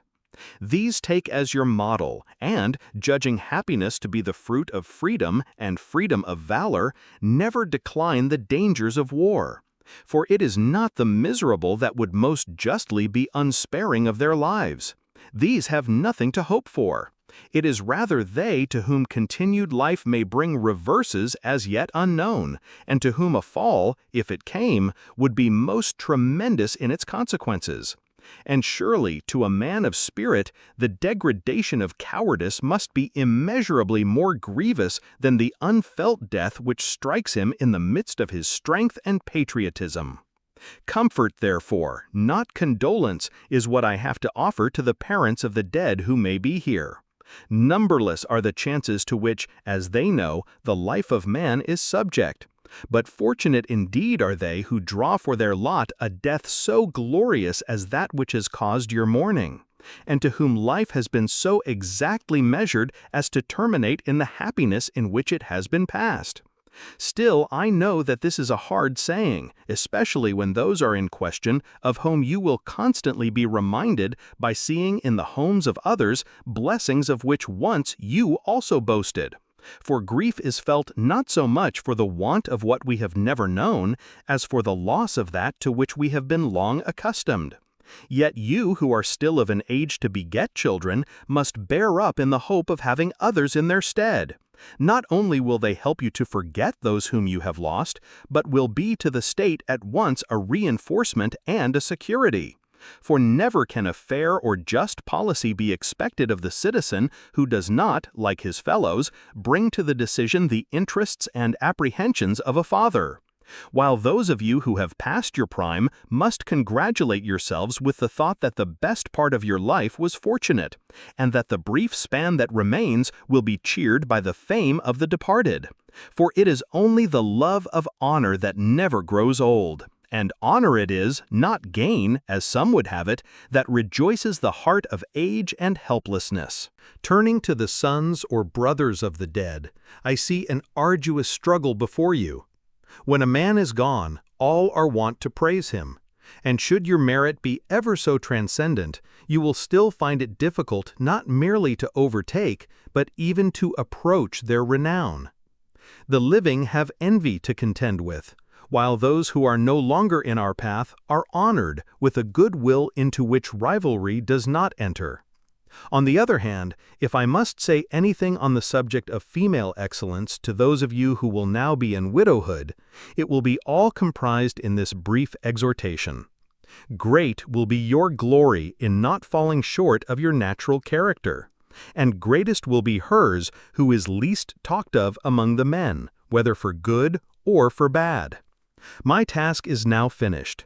I have performed it to the best of my ability, and in word, at least, the requirements of the law are now satisfied. If deeds be in question, those who are here interred have received part of their honors already, and for the rest, their children will be brought up till manhood at the public expense. The state thus offers a valuable prize, as the garland of victory in this race of valor, for the reward both of those who have fallen and their survivors. And where the rewards for merit are greatest, there are found the best citizens. And now that you have brought to a close your lamentations for your relatives, you may depart. Chapter 7. Second Year of the War. The Plague of Athens. Position and Policy of Pericles. Fall of Potidæa. Such was the funeral that took place during this winter, with which the first year of the war came to an end. In the first days of summer, the Lacedaemonians and their allies, with 2/3 of their forces as before, invaded Attica, under the command of Archidamus, son of Zeuxidamus, king of Lacedaemon, and sat down and laid waste the country. Not many days after their arrival in Attica, the plague first began to show itself among the Athenians. It was said that it had broken out in many places previously in the neighborhood of Lemnos and elsewhere, but a pestilence of such extent and mortality was nowhere remembered. Neither were the physicians at first of any service, ignorant as they were of the proper way to treat it, but they died themselves the most thickly, as they visited the sick most often. Nor did any human art succeed any better. Supplications in the temples, divinations, and so forth were found equally futile, till the overwhelming nature of the disaster at last put a stop to them altogether. It first began, it is said, in the parts of Ethiopia above Egypt, and thence descended into Egypt and Libya and into most of the king's country. Suddenly falling upon Athens, it first attacked the population in Piraeus, which was the occasion of their saying that the Peloponnesians had poisoned the reservoirs, there being as yet no wells there, and afterwards appeared in the upper city, when the deaths became much more frequent. All speculation as to its origin and its causes, if causes can be found adequate to produce so great a disturbance, I leave to other writers, whether lay or professional.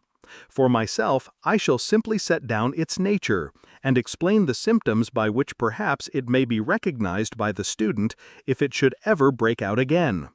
This I can the better do, as I had the disease myself and watched its operation in the case of others. That year, then, is admitted to have been otherwise unprecedentedly free from sickness, and such few cases as occurred all determined in this.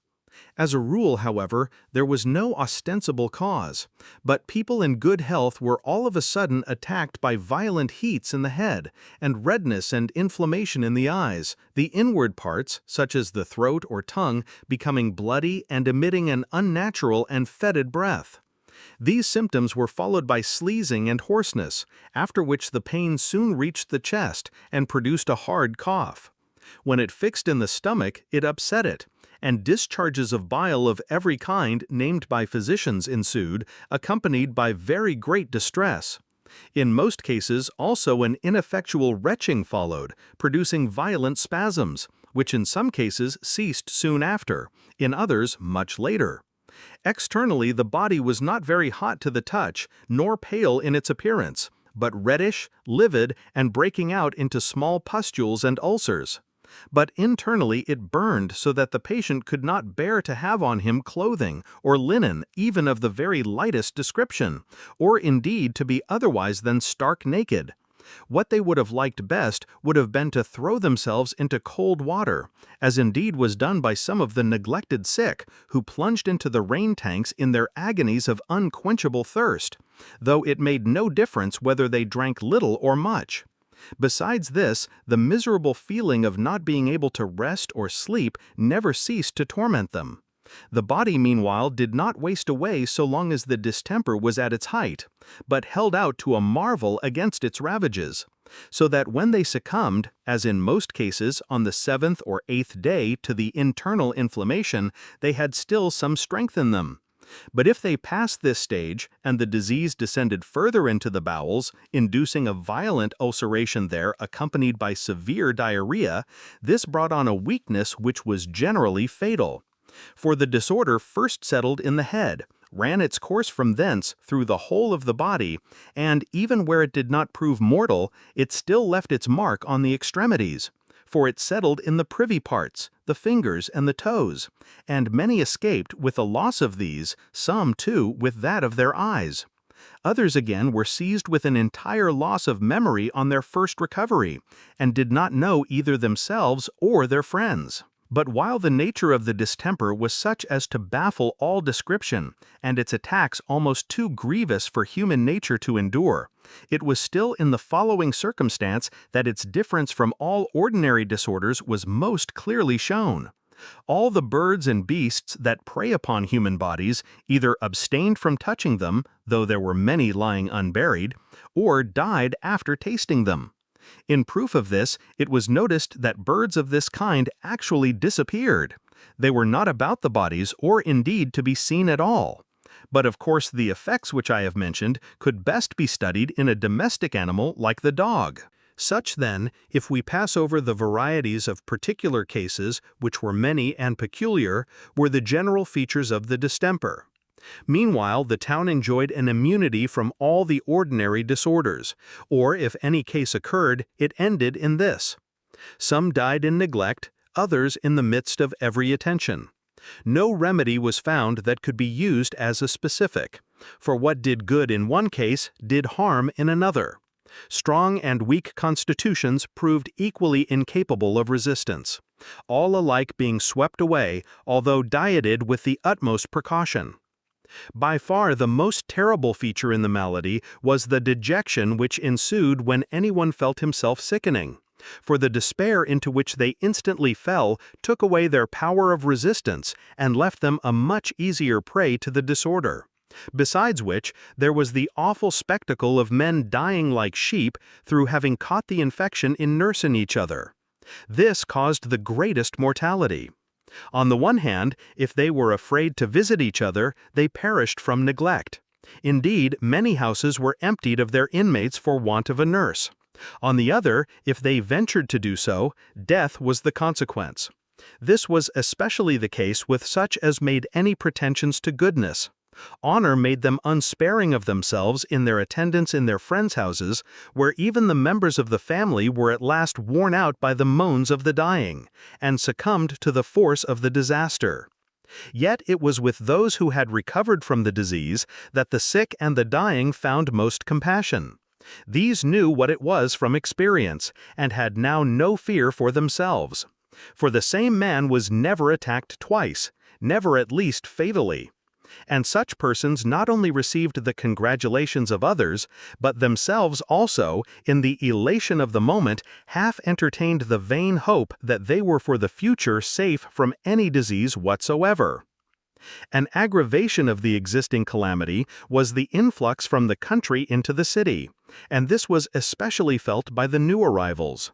As there were no houses to receive them, they had to be lodged at the hot season of the year in stifling cabins, where the mortality raged without restraint.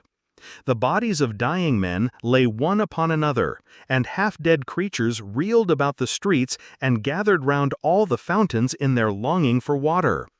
The sacred places, also, in which they had quartered themselves, were full of corpses of persons that had died there, just as they were. For as the disaster passed all bounds, men, not knowing what was to become of them, became utterly careless of everything, whether sacred or profane.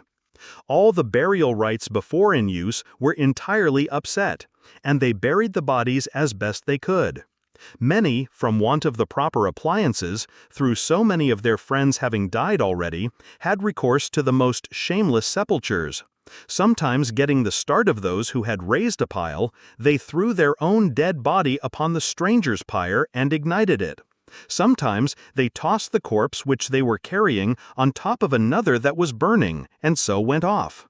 Nor was this the only form of lawless extravagance which owed its origin to the plague. Men now coolly ventured on what they had formerly done in a corner, and not just as they pleased. Seeing the rapid transitions produced by persons in prosperity suddenly dying, and those who before had nothing succeeding to their property. So they resolved to spend quickly and enjoy themselves, regarding their lives and riches as alike things of a day. Perseverance in what men called honor was popular with none. It was so uncertain whether they would be spared to attain the object. But it was settled that present enjoyment and all that contributed to it was both honorable and useful. Fear of gods or law of man, there was none to restrain them. As for the first, they judged it to be just the same whether they worshipped them or not, as they saw all alike perishing. And for the last, no one expected to live to be brought to trial for his offenses, but each felt that a far severer sentence had been already passed upon them all and hung ever over their heads.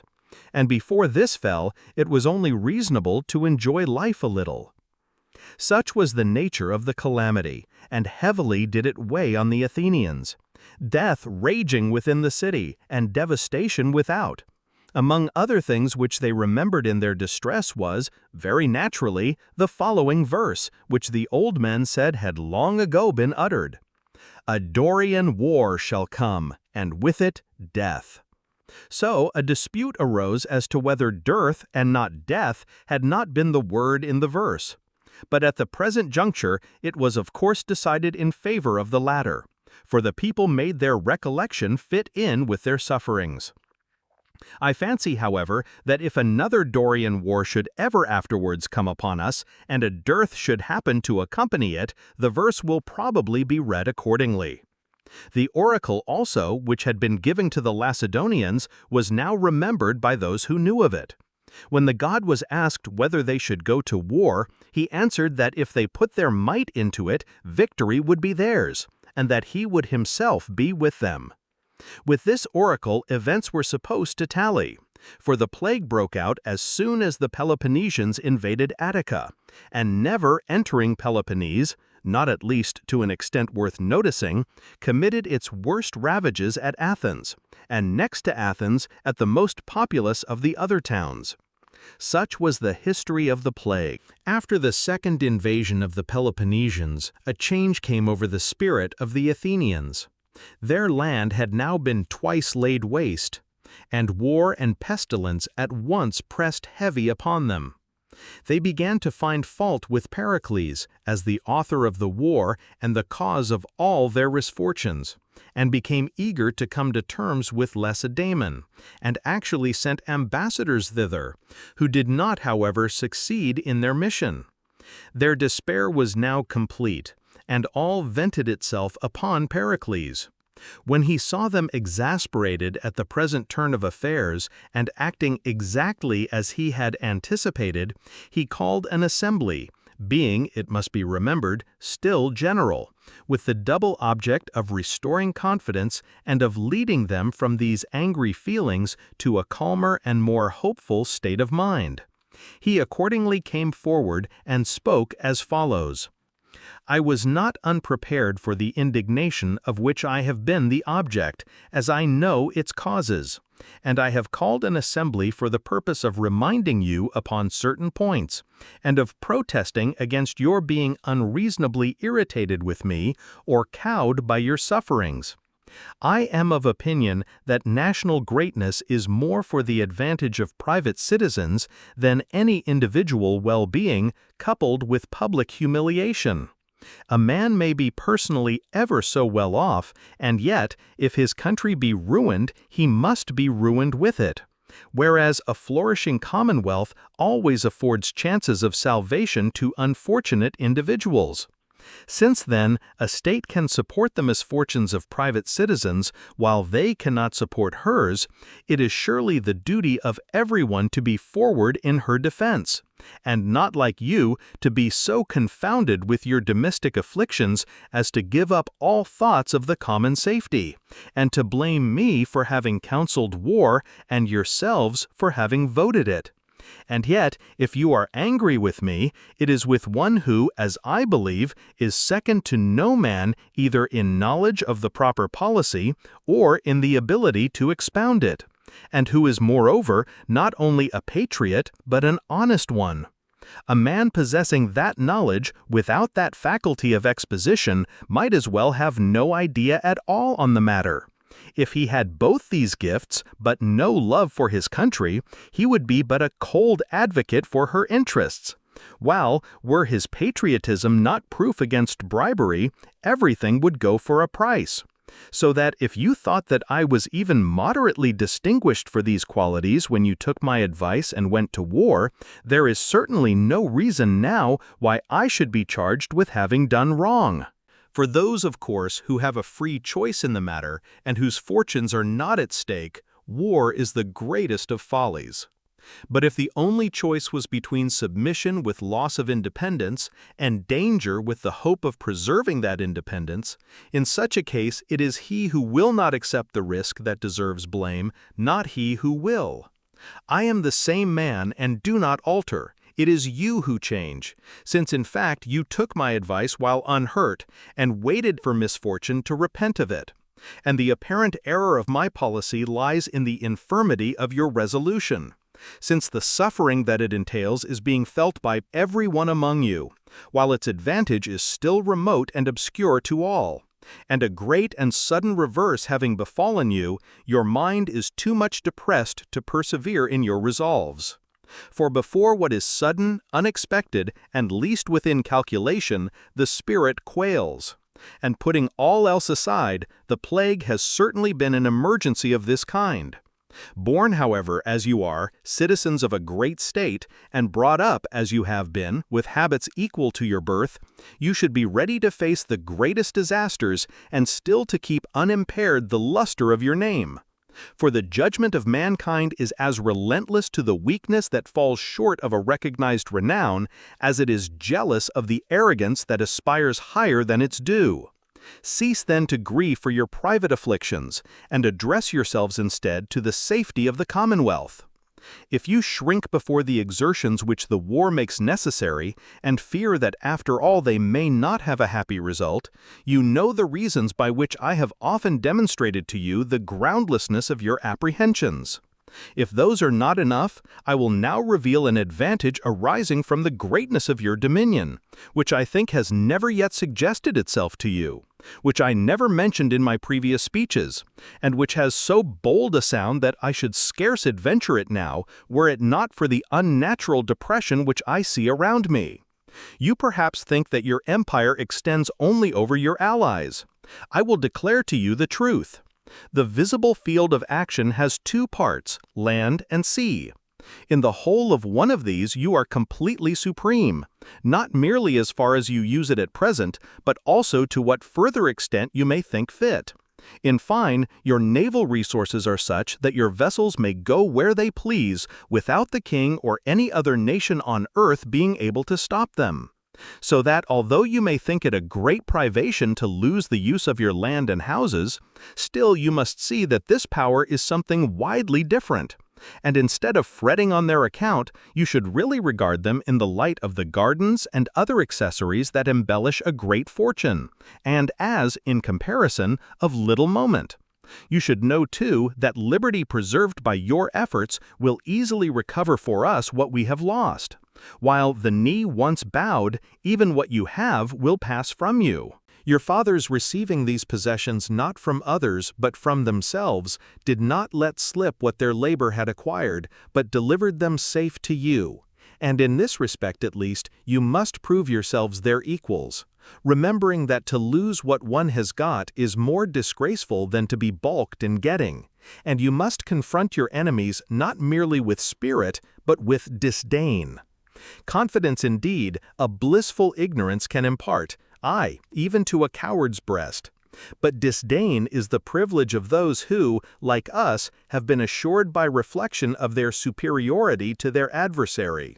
And where the chances are the same, knowledge fortifies courage by the contempt which is its consequence, its trust being placed not in hope, which is the prop of the desperate, but in a judgment grounded upon existing resources whose anticipations are more to be depended upon. Again, your country has a right to your services in sustaining the glories of her position. These are a common source of pride to you all, and you cannot decline the burdens of empire and still expect to share its honors. You should remember also that what you are fighting against is not merely slavery as an exchange for independence, but also loss of empire and danger from the animosities incurred in its exercise. Besides, to recede is no longer possible if indeed any of you in the alarm of the moment has become enamored of the honesty of such an unambitious part. For what you hold is, to speak somewhat plainly, a tyranny. To take it perhaps was wrong, but to let it go is unsafe. And men of these retiring views, making converts of others, would quickly ruin a state. Indeed, the result would be the same if they could live independent by themselves. For the retiring and unambitious are never secure without vigorous protectors at their side. In fine, such qualities are useless to an imperial city, though they may help a dependency to an unmolested servitude. But you must not be seduced by citizens like these or angry with me, who, if I voted for war, only did as you did yourselves, in spite of the enemy having invaded your country and done what you could be certain that he would do if you refused to comply with his demands. And although besides what we counted for, the plague has come upon us, the only point indeed at which our calculation has been at fault. It is this, I know, that has had a large share in making me more unpopular than I should otherwise have been, quite undeservedly, unless you are also prepared to give me the credit of any success with which chance may present you. After ravaging the plain, the Peloponnesians advanced into the Paralian region as far as Laurium, where the Athenian silver mines are, and first laid waste the side looking towards Peloponnese, next that which faces Euboea and Andros. But Pericles, who was still general, held the same opinion as in the former invasion, and would not let the Athenians march out against them. However, while they were still in the plain and had not yet entered the Paralian land, he had prepared an armament of 100 ships for Peloponnese, and when all was ready put out to sea. On board the ships he took 4,000 Athenian heavy infantry and 300 cavalry in horse transports, and then for the first time made out of old galleys, 50 Chian and Lesbian vessels also joining in the expedition. When this Athenian armament put out to sea, they left the Peloponnesians in Attica in the Paralian region. Arriving at Epidaurus in Peloponnese, they ravaged most of the territory, and even had hopes of taking the town by an assault. In this, however, they were not successful. Putting out from Epidaurus, they laid waste the territory of Troezen, Haliaes, and Hermione, all towns on the coast of Peloponnese, and thence sailing to Prasiae, a maritime town in Laconia, ravaged part of its territory and took and sacked the place itself, after which they returned home, but found the Peloponnesians gone and no longer in Attica. During the whole time that the Peloponnesians were in Attica and the Athenians on the expedition in their ships, men kept dying of the plague both in the armament and in Athens. Indeed, it was actually asserted that the departure of the Peloponnesians was hastened by fear of the disorder, as they heard from deserters that it was in the city, and also could see the burials going on. Yet in this invasion they remained longer than in any other, and ravaged the whole country, for they were about 40 days in Attica. The same summer Hagnon, son of Nicias, and Cleopompus, son of Clinias, the colleagues of Pericles, took the armament of which he had lately made use and went off upon an expedition against the Chalcidians in the direction of Thrace and Potidæa, which was still under siege. As soon as they arrived, they brought up their engines against Potidæa and tried every means of taking it, but did not succeed either in capturing the city or in doing anything else worthy of their preparations. For the plague attacked them here also, and committed such havoc as to cripple them completely. Even the previously healthy soldiers of the former expedition catching the infection from Hagnon's troops, while Formiel and the 1,600 men whom he commanded only escaped by being no longer in the neighborhood of the Chalcidians. The end of it was that Hagnon returned with his ships to Athens, having lost 1,050 out of 4,000 heavy infantry in about 40 days, though the soldiers stationed there before remained in the country and carried on the siege of Potidæa. During the whole time that the Peloponnesians were in Attica and the Athenians on the expedition in their ships, men kept dying of the plague both in the armament and in Athens. Indeed, it was actually asserted that the departure of the Peloponnesians was hastened by fear of the disorder, as they heard from deserters that it was in the city, and also could see the burials going on. Yet in this invasion they remained longer than in any other, and ravaged the whole country, for they were about 40 days in Attica. The same summer Hagnon, son of Nicias, and Cleopompus, son of Clinias, the colleagues of Pericles, took the armament of which he had lately made use and went off upon an expedition against the Chalcidians in the direction of Thrace and Potidæa, which was still under siege. As soon as they arrived, they brought up their engines against Potidæa and tried every means of taking it, but did not succeed either in capturing the city or in doing anything else worthy of their preparations. For the plague attacked them here also, and committed such havoc as to cripple them completely, even the previously healthy soldiers of the former expedition catching the infection from Hagnon's troops, while Formio and the 1,600 men whom he commanded only escaped by being no longer in the neighborhood of the Chalcidians. The end of it was that Hagnon returned with his ships to Athens, having lost 1,050 out of 4,000 heavy infantry in about 40 days, though the soldiers stationed there before remained in the country and carried on the siege of Potidæa. Besides, the hand of heaven must be borne with resignation, that of the enemy with fortitude. This was the old way at Athens, and do not you prevent it being so still. Remember, too, that if your country has the greatest name in all the world, it is because she never bent before disaster, because she has expended more life and effort in war than any other city, and has won for herself a power greater than any hitherto known, the memory of which will descend to the latest posterity. Even if now, in obedience to the general law of decay, we should ever be forced to yield, still it will be remembered that we held rule over more Hellenes than any other Hellenic state, that we sustained the greatest wars against their united or separate powers, and inhabited a city unrivaled by any other in resources or magnitude. These glories may incur the censure of the slow and unambitious, but in the breast of energy they will awake emulation, and in those who must remain without them, an envious regret. Hatred and unpopularity at the moment have fallen to the lot of all who have aspired to rule others. But where odium must be incurred, true wisdom incurs it for the highest objects. Hatred also is short-lived, but that which makes the splendor of the present and the glory of the future remains forever unforgotten. Make your decision, therefore, for glory then and honor now, and attain both objects by instant and zealous effort. Do not send heralds to Lacedaemon, and do not betray any sign of being oppressed by your present sufferings, since they whose minds are least sensitive to calamity and whose hands are most quick to meet it are the greatest men and the greatest communities. Such were the arguments by which Pericles tried to cure the Athenians of their anger against him and to divert their thoughts from their immediate afflictions. As a community, he succeeded in convincing them. They not only gave up all idea of sending to Lacedaemon, but applied themselves with increased energy to the war. Still, as private individuals, they could not help smarting under their sufferings, the common people having been deprived of the little that they were possessed, while the higher orders had lost fine properties with costly establishments and buildings in the country, and, worst of all, had war instead of peace. In fact, the public feeling against him did not subside until he had been fined.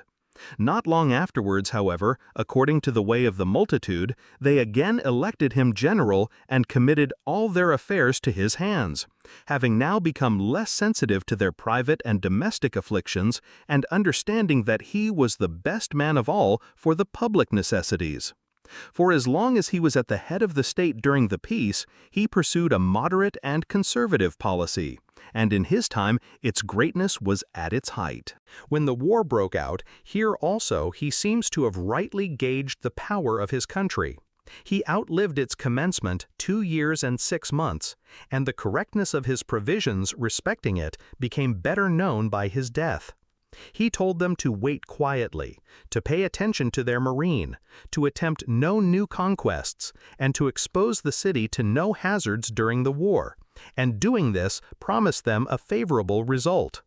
What they did was the very contrary, allowing private ambitions and private interests, in matters apparently quite foreign to the war, to lead them into projects unjust both to themselves and to their allies. Projects whose success would only conduce to the honor and advantage of private persons, and whose failure entailed certain disaster on the country in the war. The causes of this are not far to seek. Pericles, indeed, by his rank, ability, and known integrity, was enabled to exercise an independent control over the multitude, in short, to lead them instead of being led by them. For as he never sought power by improper means, he was never compelled to flatter them, but, on the contrary, enjoyed so high an estimation that he could afford to anger them by contradiction. Whenever he saw them unseasonably and insolently elated, he would with a word reduce them to alarm. On the other hand, if they fell victims to a panic, he could at once restore them to confidence. In short, what was nominally a democracy became in his hands government by the first citizen. With his successors it was different. More on a level with one another, and each grasping at supremacy, they ended by committing even the conduct of state affairs to the whims of the multitude.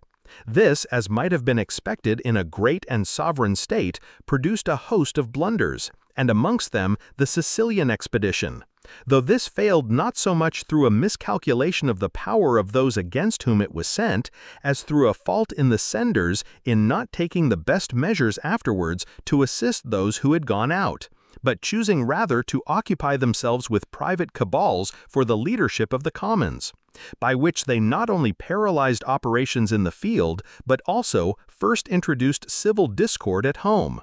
Yet after losing most of their fleet besides other forces in Sicily, and with faction already dominant in the city, they could still for 3 years make head against their original adversaries, joined not only by the Sicilians, but also by their own allies, nearly all in revolt, and at last by the king's son, Cyrus, who furnished the funds for the Peloponnesian navy.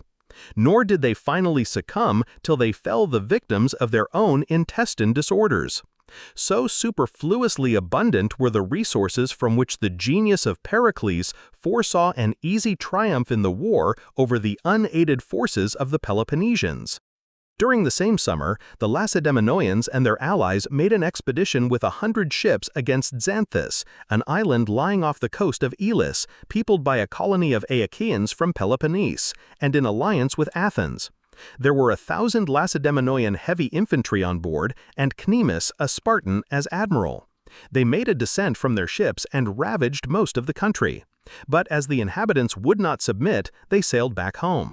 At the end of the same summer, the Corinthian Aristeus, Anaristus, Nicolaus, and Stratodamus, envoys from Lacedaemon, Timodorus, a Tegean, and a private individual named Paulus from Argos, on their way to Asia to persuade the king to supply funds and join in the war, came to Sitalces, son of Terus in Thrace, with the idea of inducing him, if possible, to forsake the alliance of Athens and to march on Potidæa, then besieged by an Athenian force, and also of getting conveyed by his means to their destination across the Hellespont to Pharnabazus, who was to send them up the country to the king. But there chanced to be with Sitalces some Athenian ambassadors, Lurchus, son of Callimachus, and Ameniades, son of Philemon, who persuaded Sitalces' son, Sadocus, the new Athenian citizen, to put the men into their hands and thus prevent their crossing over to the king and doing their part to injure the country of his choice. He accordingly had them seized, as they were traveling through Thrace to the vessel in which they were to cross the Hellespont, by a party whom he had sent on with Lurchus and Ameniades, and gave orders for their delivery to the Athenian ambassadors, by whom they were brought to Athens. On their arrival, the Athenians, afraid that Aristeus, who had been notably the prime mover in the previous affairs of Potidæa and their Thracian possessions, might live to do them still more mischief if he escaped, slew them all the same day, without giving them a trial or hearing the defense which they wished to offer, and cast their bodies into a pit, thinking themselves justified in using in retaliation the same mode of warfare which the Lacedaemonians had begun, when they slew and cast into pits all the Athenian and allied traders whom they caught on board the merchantmen round Peloponnese. Indeed, at the outset of the war, the Lacedaemonians butchered as enemies all whom they took on the sea, whether allies of Athens or neutrals. About the same time towards the close of the summer, the Ambraciot forces, with a number of barbarians that they had raised, marched against the Amphilochian Argos and the rest of that country. The origin of their enmity against the Argives was this. This Argos and the rest of Amphilochia were colonized by Amphilochus, son of Amphiaraus. Dissatisfied with the state of affairs at home on his return thither after the Trojan War, he built this city in the Ambracian Gulf, and named it Argos after his own country.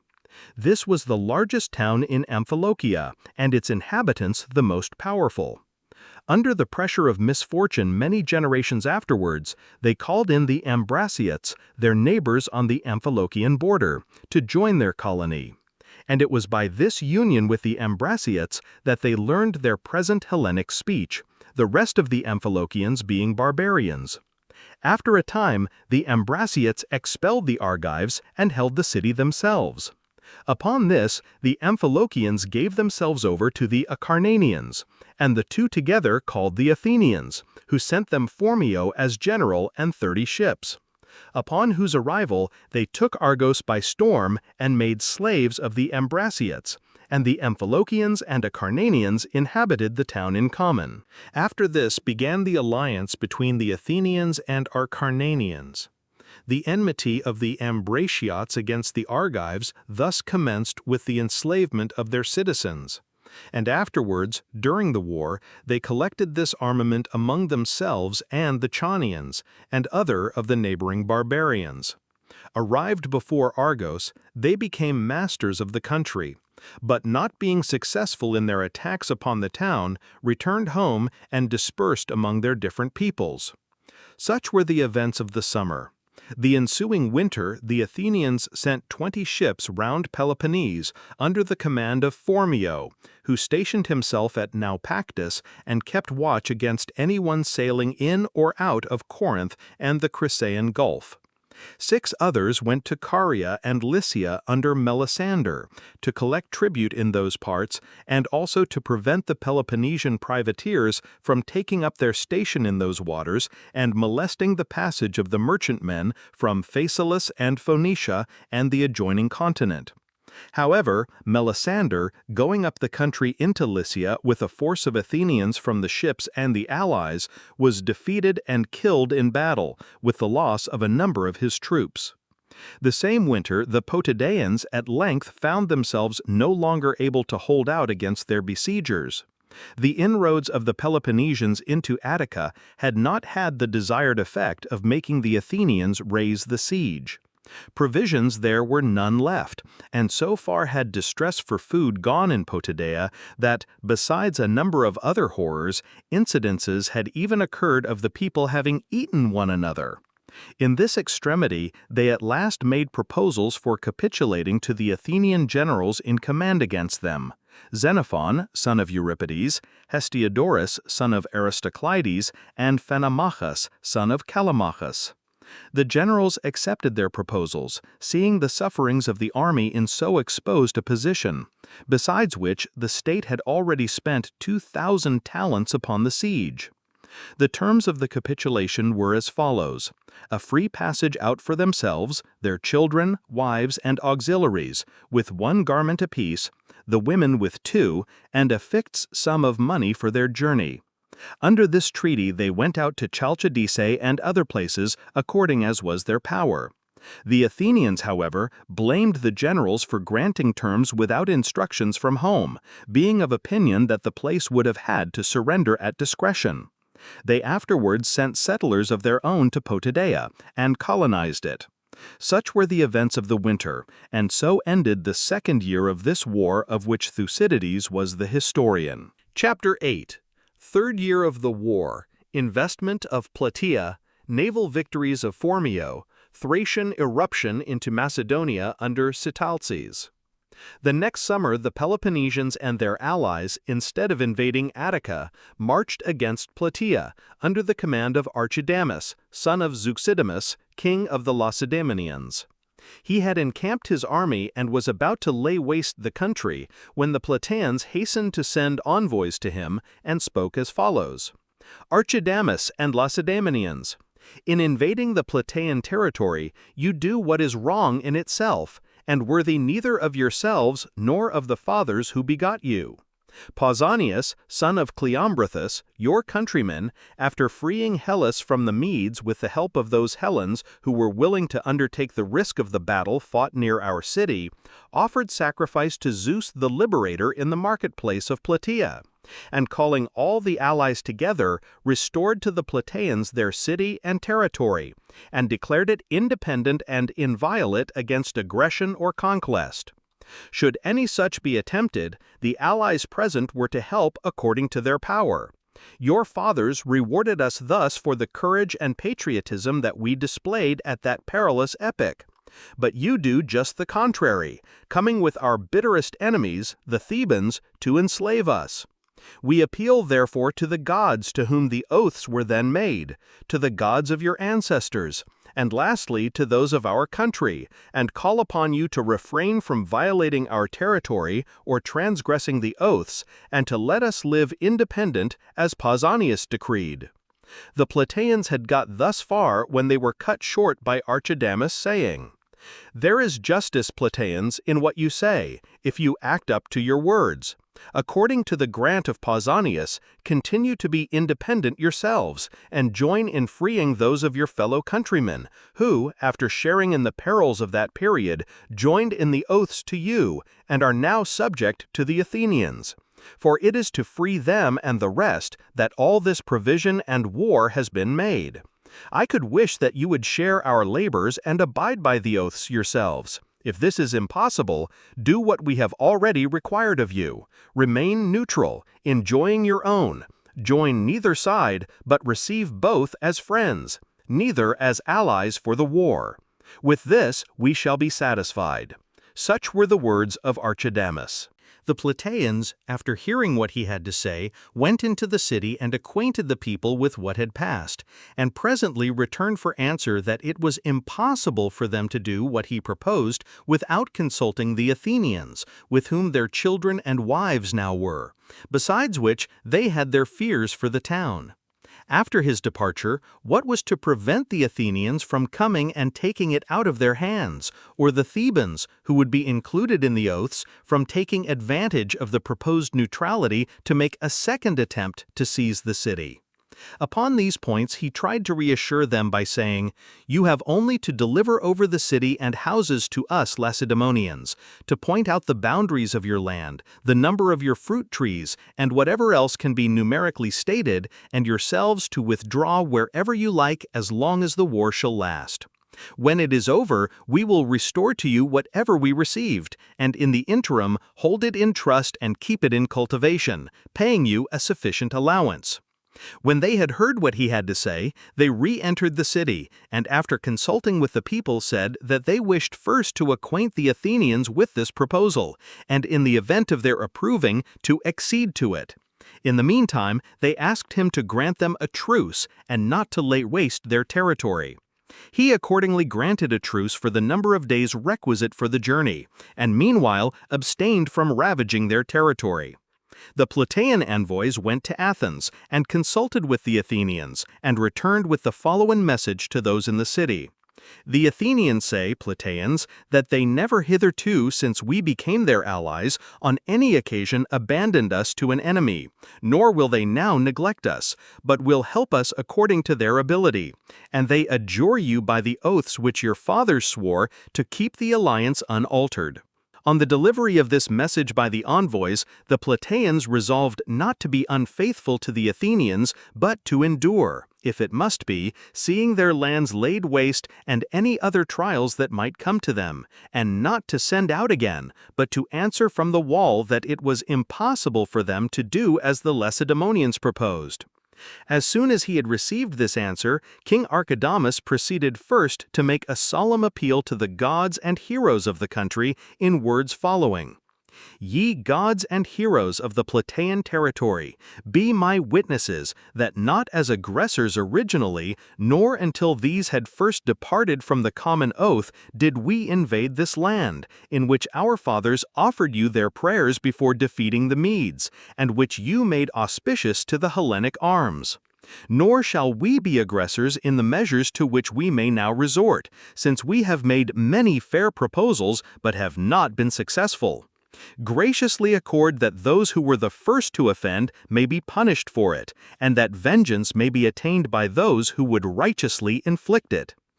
On the delivery of this message by the envoys, the Plataeans resolved not to be unfaithful to the Athenians, but to endure, if it must be, seeing their lands laid waste and any other trials that might come to them, and not to send out again, but to answer from the wall that it was impossible for them to do as the Lacedaemonians proposed. As soon as he had received this answer, King Archidamus proceeded first to make a solemn appeal to the gods and heroes of the country in words following. "Ye gods and heroes of the Plataean territory, be my witnesses that not as aggressors originally, nor until these had first departed from the common oath, did we invade this land, in which our fathers offered you their prayers before defeating the Medes, and which you made auspicious to the Hellenic arms. Nor shall we be aggressors in the measures to which we may now resort, since we have made many fair proposals but have not been successful. Graciously accord that those who were the first to offend may be punished for it, and that vengeance may be attained by those who would righteously inflict it." After this appeal to the gods, Archidamus put his army in motion. First he enclosed the town with a palisade formed of the fruit trees which they cut down, to prevent further egress from Plataea. Next, they threw up a mound against the city, hoping that the largeness of the force employed would ensure the speedy reduction of the place. They accordingly cut down timber from Cithaeron and built it up on either side, laying it like lattice work to serve as a wall to keep the mound from spreading abroad, and carried to it wood and stones and earth and whatever other material might help to complete it. They continued to work at the mound for 70 days and nights without intermission, being divided into relief parties to allow of some being employed in carrying while others took sleep and refreshment. The Lacedaemonian officer attached to each contingent keeping the men to the work. But the Plataeans, observing the progress of the mound, constructed a wall of wood and fixed it upon that part of the city wall against which the mound was being erected, and built up bricks inside it which they took from the neighboring houses. The timbers served to bind the building together, and to prevent its becoming weak as it advanced in height. It had also a covering of skins and hides, which protected the woodwork against the attacks of burning missiles and allowed the men to work in safety. Thus the wall was raised to a great height, and the mound opposite made no less rapid progress. The Plataeans also thought of another expedient. They pulled out part of the wall upon which the mound abutted and carried the earth into the city. Discovering this, the Peloponnesians twisted up clay in wattles of reed and threw it into the breach formed in the mound, in order to give it consistency and prevent its being carried away like the soil. Stopped in this way, the Plataeans changed their mode of operation, and digging a mine from the town, calculated their way under the mound and began to carry off its material as before. This went on for a long while without the enemy outside finding it out, so that for all they threw on the top, their mound made no progress in proportion, being carried away from beneath and constantly settling down in the vacuum. But the Plataeans, fearing that even thus they might not be able to hold out against the superior numbers of the enemy, had yet another invention. They stopped working at the large building in front of the mound, and starting at either end of it inside from the old low wall, built a new one in the form of a crescent running in towards the town, in order that in the event of the great wall being taken, this might remain, and the enemy have to throw up a fresh mound against it, and, as they advanced within, might not only have their trouble over again, but also be exposed to missiles on their flanks. While raising the mound, the Peloponnesians also brought up engines against the city, one of which was brought up upon the mound against the great building and shook down a good piece of it, to the no small alarm of the Plataeans. Others were advanced against different parts of the wall, but were lassoed and broken by the Plataeans, who also hung up great beams by long iron chains from either extremity of two poles laid on the wall and projecting over it, and drew them up at an angle whenever any point was threatened by the engine, and losing their hold, let the beam go with its chains slack, so that it fell with a run and snapped off the nose of the battering ram. After this, the Peloponnesians, finding that their engines effected nothing, and that their mound was met by the counterwork, concluded that their present means of offense were unequal to the taking of the city, and prepared for its circumvallation. First, however, they determined to try the effects of fire, and see whether they could not, with the help of a wind, burn the town, as it was not a large one. Indeed, they thought of every possible expedient by which the place might be reduced without the expense of a blockade.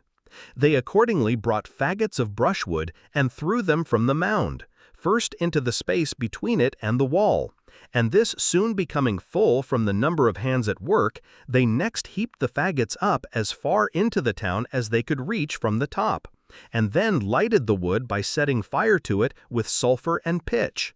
The consequence was a fire greater than anyone had ever yet seen produced by human agency, though it could not of course be compared to the spontaneous conflagrations sometimes known to occur through the wind, rubbing the branches of a mountain forest together. And this fire was not only remarkable for its magnitude, but was also, at the end of so many perils, within an ace of proving fatal to the Plataeans. A great part of the town became entirely inaccessible, and had a wind blown upon it, in accordance with the hopes of the enemy, nothing could have saved them. As it was, there is also a story of heavy rain and thunder having come on, by which the fire was put out and the danger averted. Failing in this last attempt, the Peloponnesians left a portion of their forces on the spot, dismissing the rest, and built a wall of circumvallation round the town, dividing the ground among the various cities present, a ditch being made within and without the lines from which they got their bricks. All being finished by about the rising of Arcturus, they left men enough to man half the wall, the rest being manned by the Boeotians, and drawing off their army dispersed to their several cities. The Plataeans had before sent off their wives and children and oldest men and the mass of the non-combatants to Athens, so that the number of the besieged left in the place comprised 400 of their own citizens, 80 Athenians, and 110 women to bake their bread. This was the sum total at the commencement of the siege, and there was no one else within the walls, bond or free. Such were the arrangements made for the blockade of Plataea. The same summer, and simultaneously with the expedition against Plataea, the Athenians marched with 2,000 heavy infantry and 200 horse against the Chalcidians in the direction of Thrace and the Bataeans, just as the corn was getting ripe under the command of Xenophon, son of Euripides, with 2 colleagues. Arriving before Spartolus in Bottia, they destroyed the corn and had some hopes of the city coming over through the intrigues of a faction within. But those of a different way of thinking had sent to Olynthus, and a garrison of heavy infantry and other troops arrived accordingly. These issuing from Spartolus were engaged by the Athenians in front of the town. The Chalcidian heavy infantry and some auxiliaries with them were beaten and retreated into Spartolus. But the Chalcidian horse and light troops defeated the horse and light troops of the Athenians. The Chalcidians had already a few targeteers from Crusis, and presently after the battle were joined by some others from Olynthus. Upon seeing whom, the light troops from Spartolus, emboldened by this accession and by their previous success, with the help of the Chalcidian horse and the reinforcement just arrived, again attacked the Athenians, who retired upon the 2 divisions which they had left with their baggage. Whenever the Athenians advanced, their adversary gave way, pressing them with missiles the instant they began to retire. The Chalcidian horse also, riding up and charging them just as they pleased, at last caused a panic amongst them and routed and pursued them to a great distance. The Athenians took refuge in Potidæa, and afterwards recovered their dead under truce, and returned to Athens with the remnant of their army, 430 men and all the generals having fallen. The Chalcidians and Bataeans set up a trophy, took up their dead, and dispersed to their several cities. The same summer, not long after this, the Ambraciots and Chaonians, being desirous of reducing the whole of Acarnania and detaching it from Athens, persuaded the Lacedaemonians to equip a fleet from their confederacy and send 1,000 heavy infantry to Acarnania, representing that, if a combined movement were made by land and sea, the coast Acarnanians would be unable to march, and the conquest of Xanthus and Cephallenia easily following on the possession of Acarnania, the cruise round Peloponnese would be no longer so convenient for the Athenians. Besides which, there was a hope of taking Naupactus. The Lacedaemonians accordingly at once sent off a few vessels with Cnemus, who was still high admiral, and the heavy infantry on board, and sent round orders for the fleet to equip as quickly as possible and sail to Leucas. The Corinthians were the most forward in the business, the Ambraciots being a colony of theirs.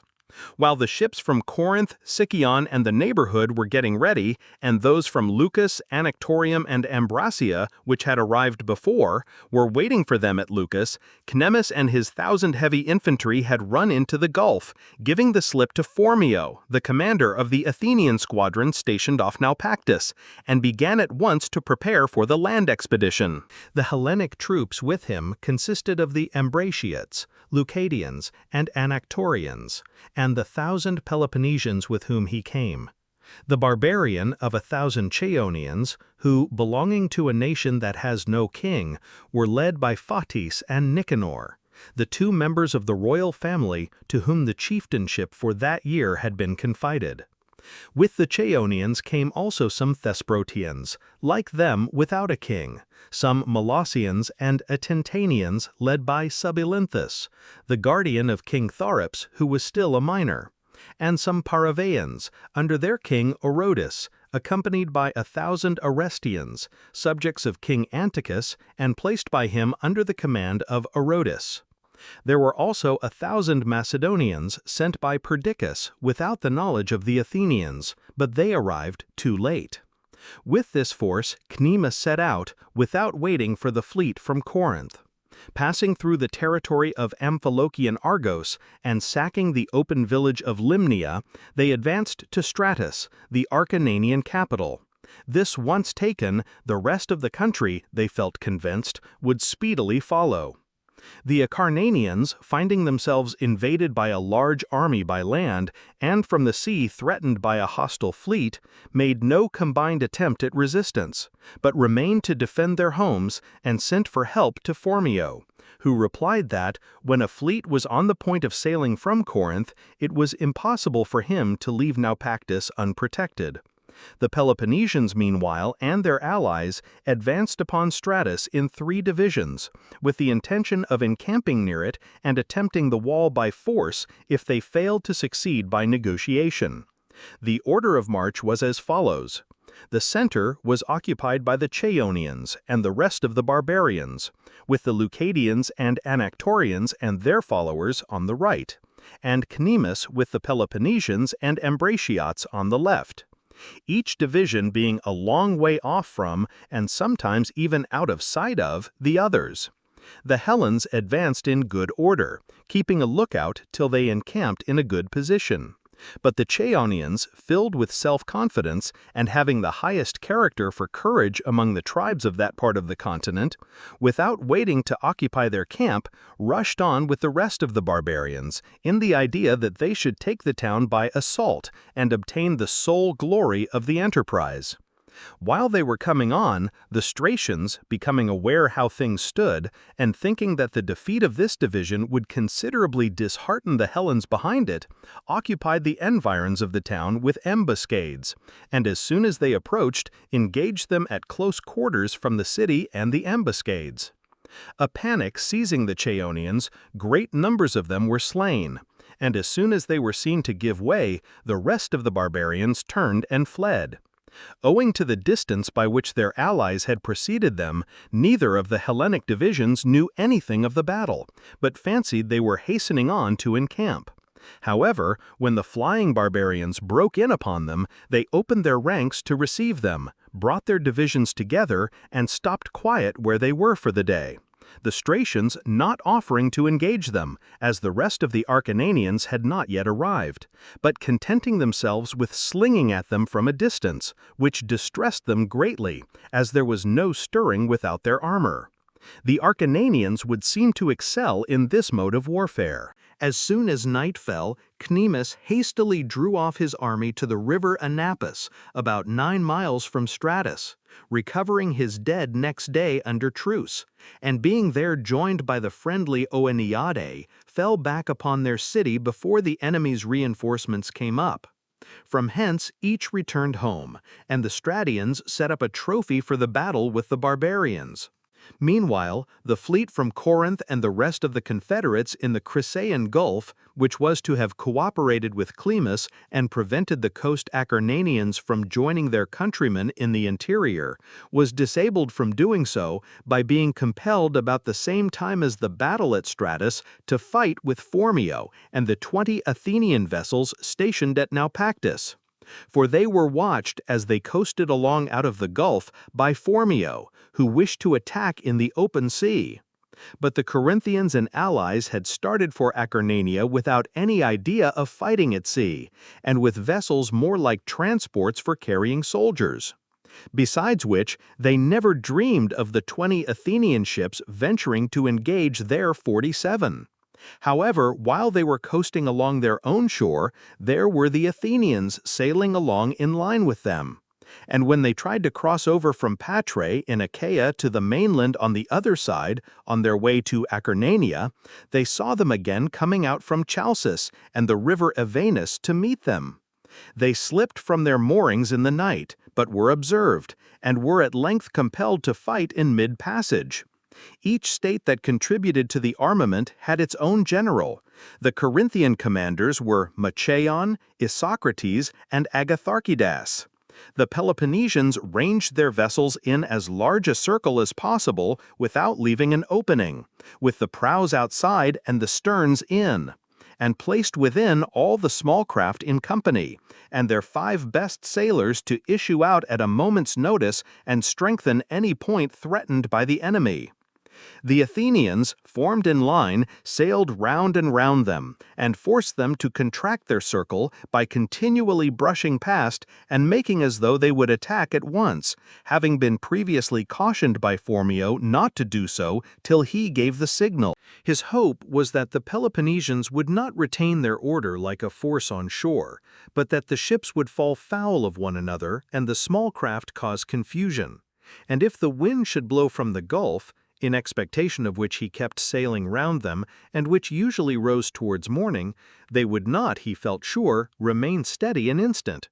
He also thought that it rested with him to attack when he pleased, as his ships were better sailors, and that an attack timed by the coming of the wind would tell best.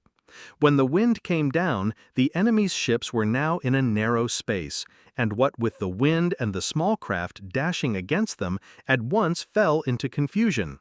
Ship fell foul of ship, while the crews were pushing them off with poles, and by their shouting, swearing, and struggling with one another, made captains' orders and boatsmen's cries alike inaudible, and through being unable for want of practice to clear their oars in the rough water, prevented the vessels from obeying their helmsmen properly. At this moment Phormio gave the signal, and the Athenians attacked.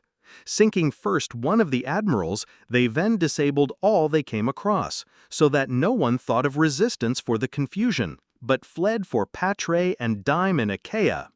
The Athenians gave chase and captured 12 ships, and taking most of the men out of them, sailed to Molycrium, and after setting up a trophy on the promontory of Rhium and dedicating a ship to Poseidon, returned to Naupactus. As for the Peloponnesians, they at once sailed with their remaining ships along the coast from Dyme and Patrae to Kyllene, the Elean arsenal, where Cnemus and the ships from Leucas that were to have joined them also arrived after the battle at Stratus. The Lacedaemonians now sent to the fleet to Cnemus 3 commissioners, Timocrates, Brasidas, and Lycophron, with orders to prepare to engage again with better fortune, and not to be driven from the sea by a few vessels. For they could not at all account for their discomfiture, the less so as it was their first attempt at sea. And they fancied that it was not that their marine was so inferior, but that there had been misconduct somewhere, not considering the long experience of the Athenians as compared with the little practice which they had had themselves. The commissioners were accordingly sent in anger. As soon as they arrived, they set to work with Cnemus to order ships from the different states, and to put those which they already had in fighting order. Meanwhile, Phormio sent word to Athens of their preparations and his own victory, and desired as many ships as possible to be speedily sent to him, as he stood in daily expectation of a battle. 20 were accordingly sent, but instructions were given to their commander to go first to Crete. For Nicias, a Cretan of Gortys, who was proxenus of the Athenians, had persuaded them to sail against Cydonia, promising to procure the reduction of that hostile town, his real wish being to oblige the Polycnetons, neighbors of the Cydonians. He accordingly went with the ships to Crete, and, accompanied by the Polycnetons, laid waste the lands of the Cydonians, and, what with adverse winds and stress of weather, wasted no little time there. While the Athenians were thus detained in Crete, the Peloponnesians in Cyllene got ready for battle, and coasted along to Panormus in Achaia, where their land army had come to support them. Phormio also coasted along to Molycrian Rhium, and anchored outside it with 20 ships, the same as he had fought with before. This Rhium was friendly to the Athenians. The other, in Peloponnese, lies opposite to it. The sea between them is about 3/4 of a mile broad, and forms the mouth of the Chrysaean Gulf. At this, the Achaean Rhium, not far off Panormus, where their army lay, the Peloponnesians now cast anchor with 77 ships, when they saw the Athenians do so. For 6 or 7 days they remained opposite each other, practicing and preparing for the battle. The one resolved not to sail out of the Rhea into the open sea, for fear of the disaster which had already happened to them, the other not to sail into the streets, thinking it advantageous to the enemy to fight in the narrows. At last, Cnemus and Brasidas and the rest of the Peloponnesian commanders, being desirous of bringing on a battle as soon as possible, before reinforcements should arrive from Athens, and noticing that the men were most of them cowed by the previous defeat and out of heart for the business, first called them together and encouraged them as follows. Peloponnesians, the late engagement, which may have made some of you afraid of the one now in prospect, really gives no just ground for apprehension. Preparation for it, as you know, there was little enough, and the object of our voyage was not so much to fight at sea as an expedition by land.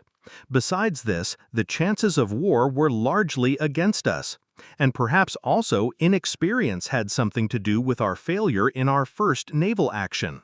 It was not therefore cowardice that produced our defeat, nor ought the determination which force has not quelled, but which still has a word to say with its adversary, to lose its edge from the result of an accident. But admitting the possibility of a chance miscarriage, we should know that brave hearts must always brave, and while they remain so, can never put forward inexperience as an excuse for misconduct. Nor are you so behind the enemy in experience as you are ahead of him in courage.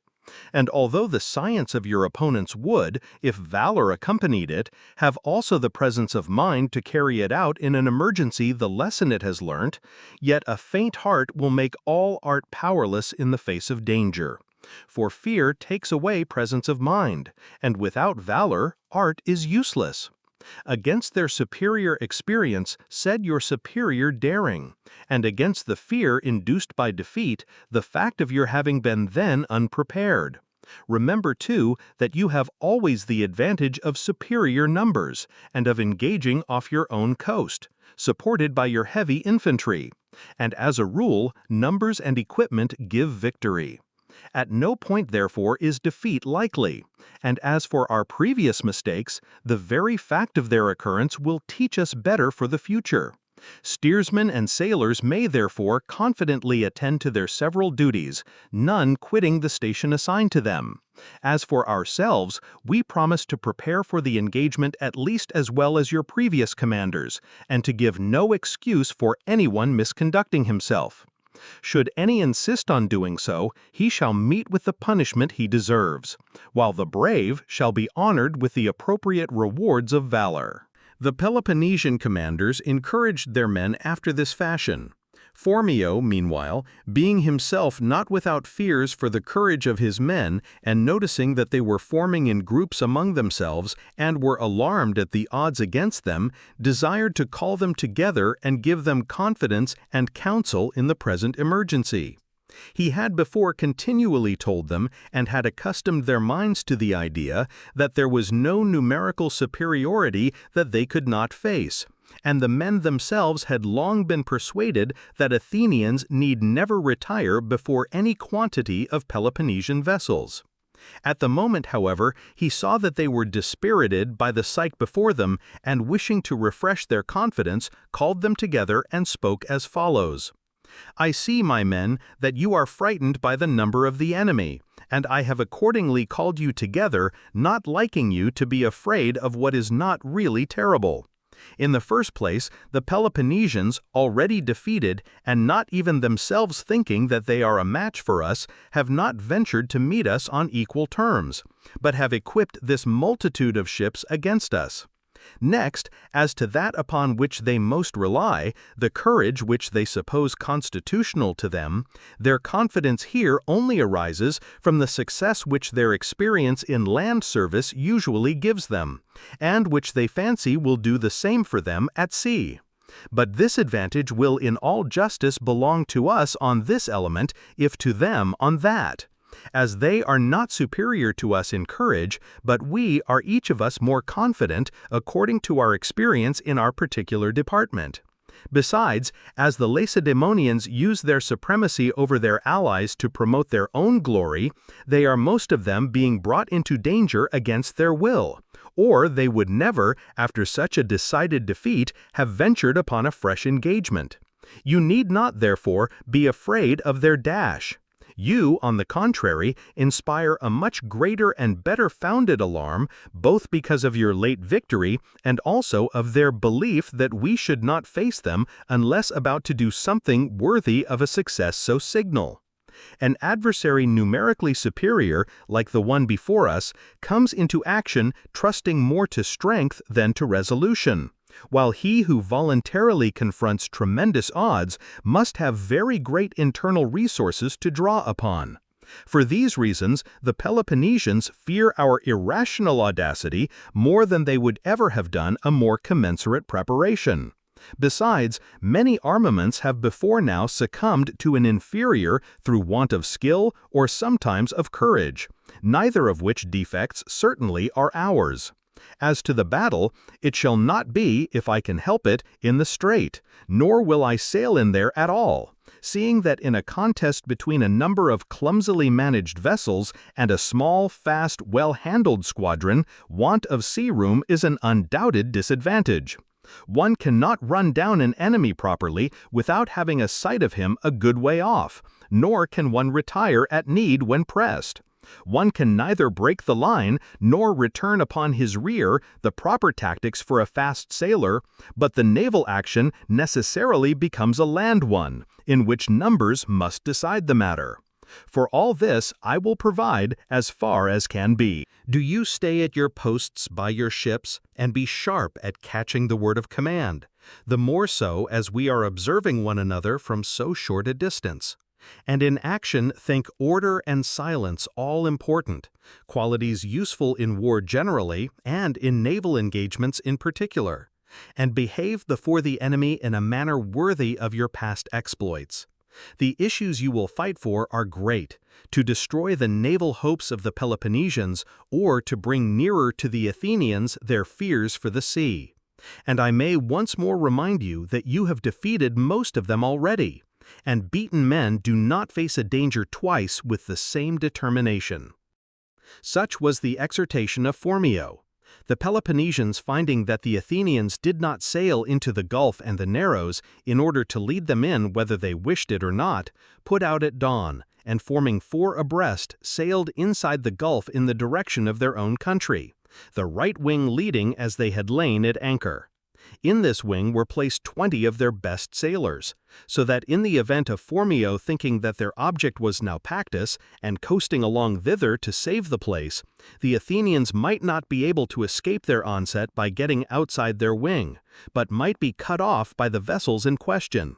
As they expected, Phormio, in alarm for the place at that moment emptied of its garrison, as soon as he saw them put out, reluctantly and hurriedly embarked and sailed along shore, the Messenian land forces moving along also to support him. The Peloponnesians, seeing him coasting along with his ships in single file, and by this inside the Gulf and close inshore as they so much wished, at one signal tacked suddenly and bore down in line at their best speed on the Athenians, hoping to cut off the whole squadron. The 11 leading vessels, however, escaped the Peloponnesian wing and its sudden movement and reached the more open water. But the rest were overtaken as they tried to run through, driven ashore and disabled, such of the crews being slain as had not swum out of them. Some of the ships the Peloponnesians lashed to their own, and towed off empty. One they took with the men in it. Others were just being towed off when they were saved by the Messenians dashing into the sea with their armor and fighting from the decks that they had boarded. Thus far victory was with the Peloponnesians, and the Athenian fleet destroyed, the 20 ships in the right wing being meanwhile in chase of the 11 Athenian vessels that had escaped their sudden movement and reached the more open water.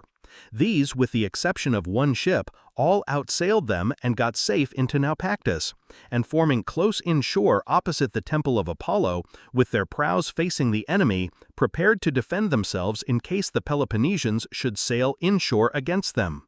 After a while, the Peloponnesians came up, chanting the paean for their victory as they sailed on, the single Athenian ship remaining being chased by a Leucadian far ahead of the rest. But there happened to be a merchantman lying at anchor in the roadstead, which the Athenian ship found time to sail around and struck the Leucadian in chase amidships and sank her. An exploit so sudden and unexpected produced a panic among the Peloponnesians, and having fallen out of order in the excitement of victory, some of them dropped their oars and stopped their way in order to let the main body come up, an unsafe thing to do considering how near they were to the enemy's prows, while others ran aground in the shallows, in their ignorance of the localities. Thus far, victory was with the Peloponnesians, and the Athenian fleet destroyed, the 20 ships in the right wing being meanwhile in chase of the 11 Athenian vessels that had escaped their sudden movement and reached the more open water. These, with the exception of one ship, all outsailed them and got safe into Naupactus, and forming close inshore opposite the temple of Apollo, with their prows facing the enemy, prepared to defend themselves in case the Peloponnesians should sail inshore against them. After a while, the Peloponnesians came up, chanting the paean for their victory as they sailed on, the single Athenian ship remaining being chased by a Leucadian far ahead of the rest. But there happened to be a merchantman lying at anchor in the roadstead, which the Athenian ship found time to sail round and struck the Leucadian in chase amidships and sank her. An exploit so sudden and unexpected produced a panic among the Peloponnesians, and having fallen out of order in the excitement of victory, some of them dropped their oars and stopped their way in order to let the main body come up, an unsafe thing to do considering how near they were to the enemy's prows, while others ran aground in the shallows, in their ignorance of the localities. Elated at this incident, the Athenians at one word gave a cheer and dashed at the enemy, who, embarrassed by his mistakes and the disorder in which he found himself, only stood for an instant and then fled for Panormus, whence he had put out. The Athenians, following on his heels, took the 6 vessels nearest them, and recovered those of their own which had been disabled close inshore and taken in tow at the beginning of the action. They killed some of the crews and took some prisoners. On board the Leucadian, which went down off the merchantman, was the Lacedaemonian Timocrates, who killed himself when the ship was sunk and was cast up in the harbor of Naupactus. The Athenians on their return set up a trophy on the spot from which they had put out and turned the day, and picking up the wrecks and dead that were on their shore, gave back to the enemy their dead under truce. The Peloponnesians also set up a trophy as victors for the defeat inflicted upon the ships they had disabled inshore, and dedicated the vessel which they had taken at Achaean Rhium side by side with the trophy. After this, apprehensive of the reinforcement expected from Athens, all except the Leucadians sailed into the Crisaean Gulf for Corinth. Not long after their retreat, the 20 Athenian ships, which were to have joined Phormio before the battle, arrived at Naupactus. Thus the summer ended. Winter was now at hand, but dispersing the fleet, which had retired to Corinth and the Crisaean Gulf, Cnemus, Brasidas, and the other Peloponnesian captains allowed themselves to be persuaded by the Megarians to make an attempt upon Piraeus, the port of Athens, which, from her decided superiority at sea, had been naturally left unguarded and open. Their plan was as follows. The men were each to take their oar, cushion, and rowlock thong, and going overland from Corinth to the sea on the Athenian side, to get to Megara as quickly as they could, and launching 40 vessels, which happened to be in the docks at Nisaea, to sail at once to Piraeus. There was no fleet on the lookout in the harbor, and no one had the least idea of the enemy attempting a surprise, while an open attack would, it was thought, never be deliberately ventured on, or, if in contemplation, would be speedily known at Athens. Their plan formed, the next step was to put it in execution. Arriving by night and launching the vessels from Nisaea, they sailed, not to Piraeus as they had originally intended, being afraid of the risk, besides which there was some talk of a wind having stopped them, but to the point of Salamis that looks towards Megara, where there was a fort and a squadron of 3 ships to prevent anything sailing in or out of Megara. This fort they assaulted and towed off the galleys empty, and, surprising the inhabitants, began to lay waste the rest of the island. Meanwhile, fire signals were raised to alarm Athens, and a panic ensued there as serious as any that occurred during the war. The idea in the city was that the enemy had already sailed into Piraeus. In Piraeus, it was thought that they had taken Salamis and might at any moment arrive in the port, as indeed might easily have been done if their hearts had been a little firmer. Certainly no wind would have prevented them. As soon as day broke, the Athenians assembled in full force, launched their ships, and embarking in haste and uproar, went with the fleet to Salamis, while their soldiery mounted guard in Piraeus. The Peloponnesians, on becoming aware of the coming relief, after they had overrun most of Salamis, hastily sailed off with their plunder and captives and the 3 ships from Fort Budorum to Nicaea. The state of their ships also causing them some anxiety, as it was a long while since they had been launched and they were not watertight. Arrived at Megara, they returned back on foot to Corinth. The Athenians, finding them no longer at Salamis, sailed back themselves, and after this made arrangements for guarding Piraeus more diligently in future by closing the harbors and by other suitable precautions. About the same time, at the beginning of this winter, Sitalchus, son of Terus, the Odrysian king of Thrace, made an expedition against Perdiccas, son of Alexander, king of Macedonia, and the Chalcidians in the neighborhood of Thrace, his object being to enforce one promise and fulfill another. On the one hand, Perdiccas had made him a promise when hard-pressed at the commencement of the war, upon condition that Sitalchus should reconcile the Athenians to him and not attempt to restore his brother and enemy, the pretender Philip, but had not offered to fulfill his engagement. On the other, he, Sitalchus, on entering into alliance with the Athenians, had agreed to put an end to the Chalcidian war in Thrace.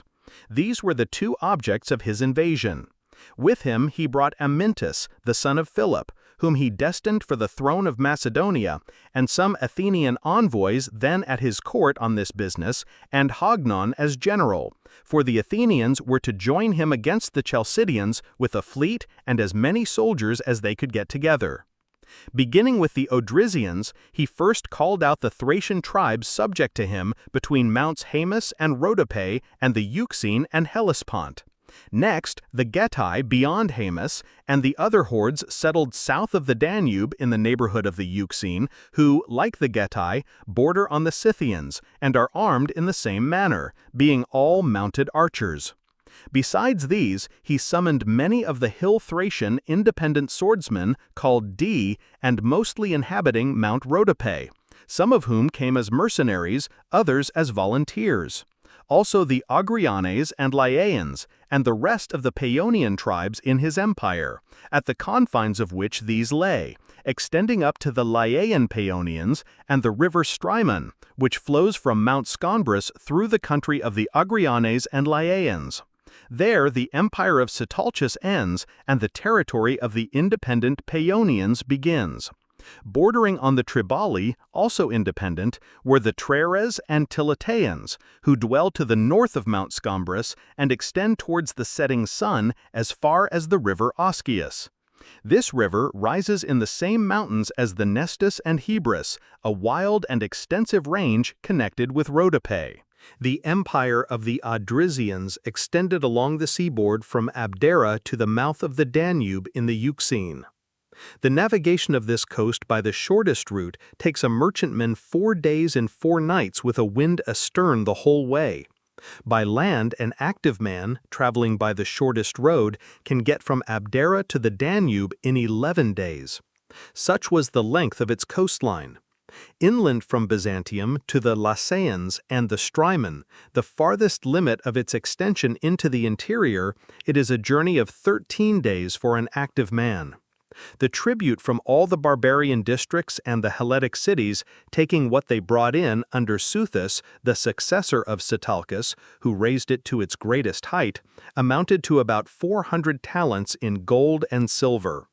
There were also presents in gold and silver to a no less amount, besides stuff, plain and embroidered, and other articles, made not only for the king, but also for the Odrysian lords and nobles.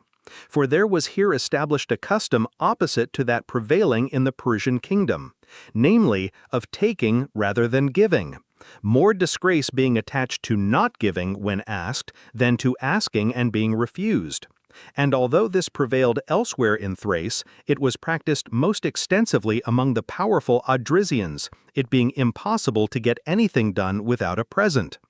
It was thus a very powerful kingdom, in revenue and general prosperity surpassing all in Europe between the Ionian Gulf and the Euxine, and in numbers and military resources coming decidedly next to the Scythians, with whom indeed no people in Europe can bear comparison, there not being even in Asia any nation singly a match for them if unanimous. Though of course they are not on a level with other races in general intelligence and the arts of civilized life. It was the master of this empire that now prepared to take the field. When everything was ready, he set out on his march for Macedonia, first through his own dominions, next over the desolate range of Cerciny that divides the Sintians and Paeonians, crossing by a road which he had made by felling the timber on a former campaign against the latter people. Passing over these mountains, with the Paeonians on his right and the Sintians and Medians on the left, he finally arrived at Doberus, in Paeonia, losing none of his army on the march, except perhaps by sickness, but receiving some augmentations, many of the independent Thracians volunteering to join him in the hope of plunder, so that the whole is said to have formed a grand total of 150,000. Most of this was infantry, though there was about a third cavalry, furnished principally by the Odrysians themselves and next to them by the Getae. The most warlike of the infantry were the independent swordsmen who came down from Rhodope, the rest of the mixed multitude that followed him being chiefly formidable by their numbers. Assembling in Deborus, they prepared for descending from the heights upon Lower Macedonia, where the dominions of Perdiccas lay. For the Lynxestae, Elymiots, and other tribes more inland, though Macedonians by blood and allies and dependents of their kindred, still have their own separate governments. The country on the seacoast, now called Macedonia, was first acquired by Alexander, the father of Perdiccas, and his ancestors, originally Temenids from Argos. This was effected by the expulsion from Pieria of the Pierians, who afterwards inhabited Phagres and other places under Mount Pangaeus beyond the Strymon. Indeed, the country between Pangaeus and the sea is still called the Pierian Gulf. Of the Bottiaeans, at present neighbors of the Chalcidians, from Bottia, and by the acquisition in Paeonia of a narrow strip along the river Axius extending to Pella and the sea. The district of Mygdonia, between the Axius and the Strymon, being also added by the expulsion of the Edonians. From Erordia also were driven the Erordians, most of whom perished, though a few of them still live round Fisca, and the Almopians from Almopia. These Macedonians also conquered places belonging to the other tribes, which are still theirs: Anthimus, Crestonia, Bisaltia, and much of Macedonia proper. The whole is now called Macedonia, and at the time of the invasion of Sitalces, Perdiccas, Alexander's son, was the reigning king.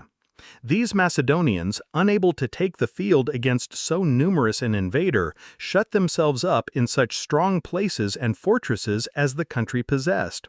Of these there was no great number, most of those now found in the country having been erected subsequently by Archelaus, the son of Perdiccas, on his accession, who also cut straight roads and otherwise put the kingdom on a better footing as regards horses, heavy infantry, and other war material than had been done by all the 8 kings that preceded him.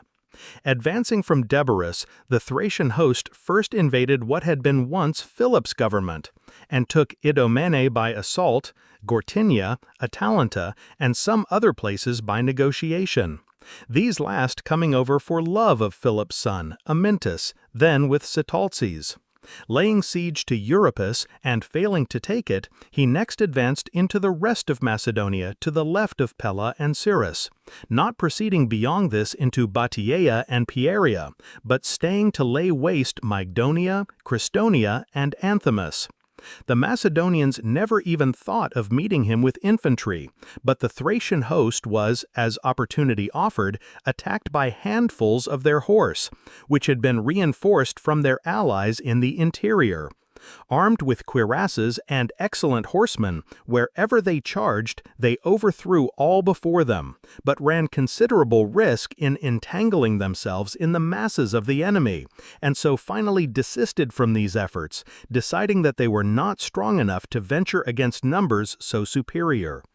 Advancing from Deborus, the Thracian host first invaded what had been once Philip's government, and took Idomene by assault, Gortynia, Atalanta, and some other places by negotiation, these last coming over for love of Philip's son, Amyntas, then with Sitalces.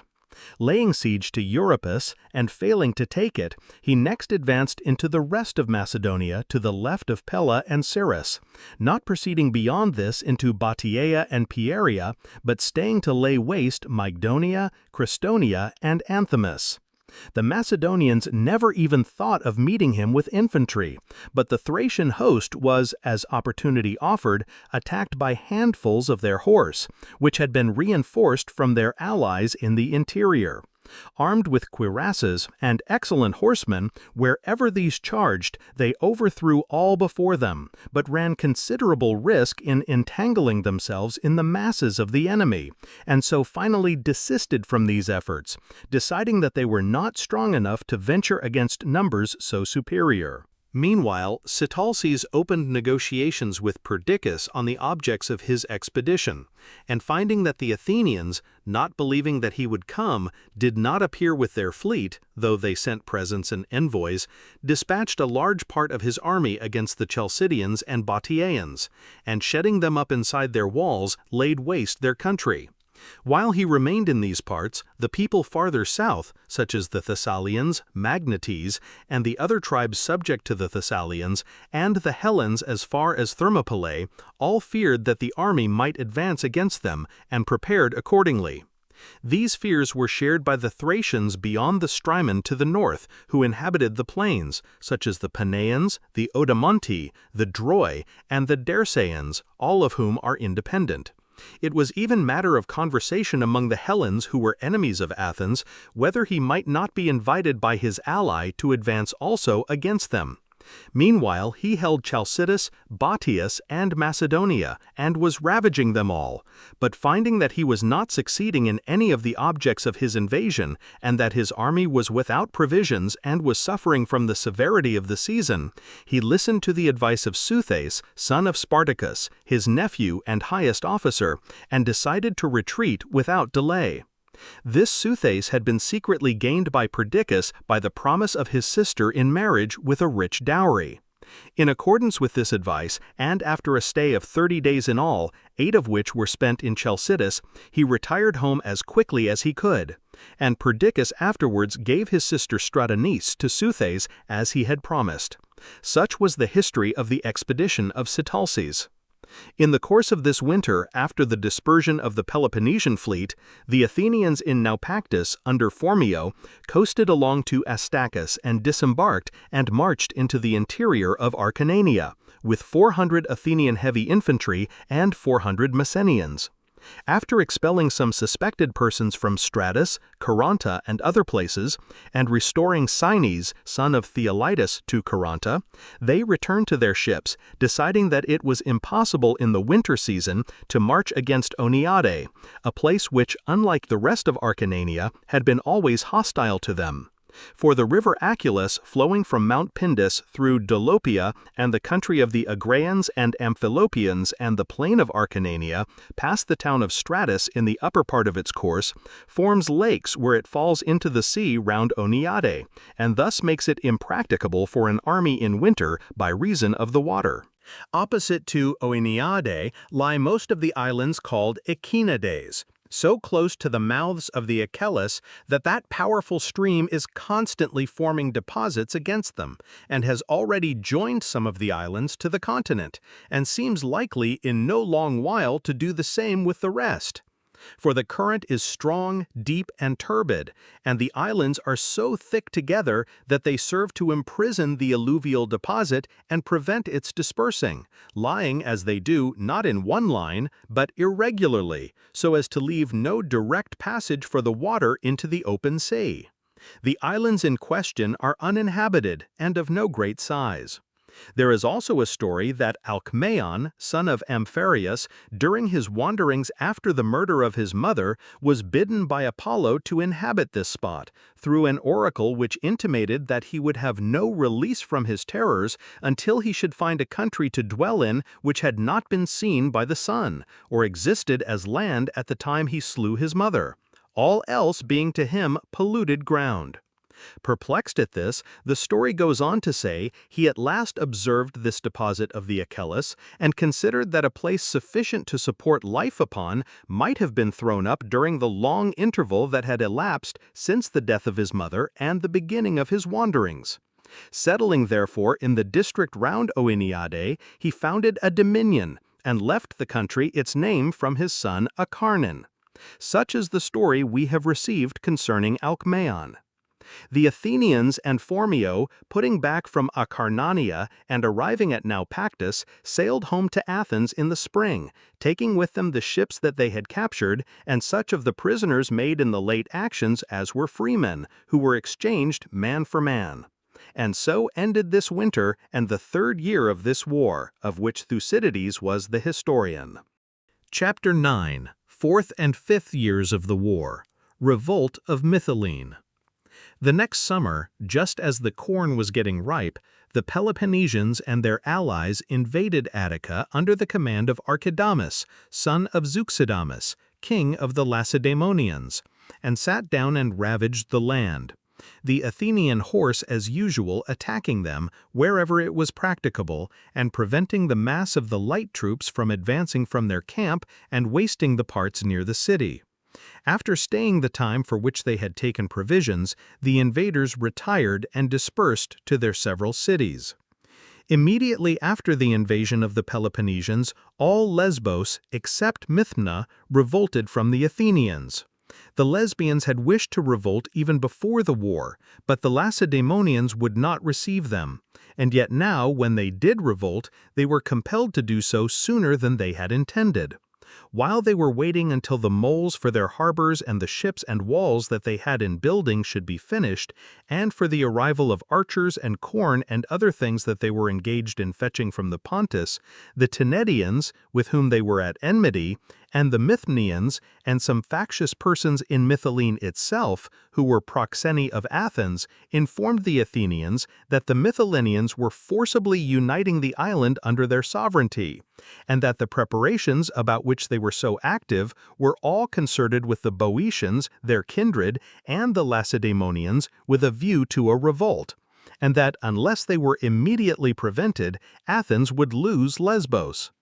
However, the Athenians, distressed by the plague and by the war that had recently broken out and was now raging, thought it a serious matter to add Lesbos with its fleet and untouched resources to the list of their enemies, and at first would not believe the charge, giving too much weight to their wish that it might not be true.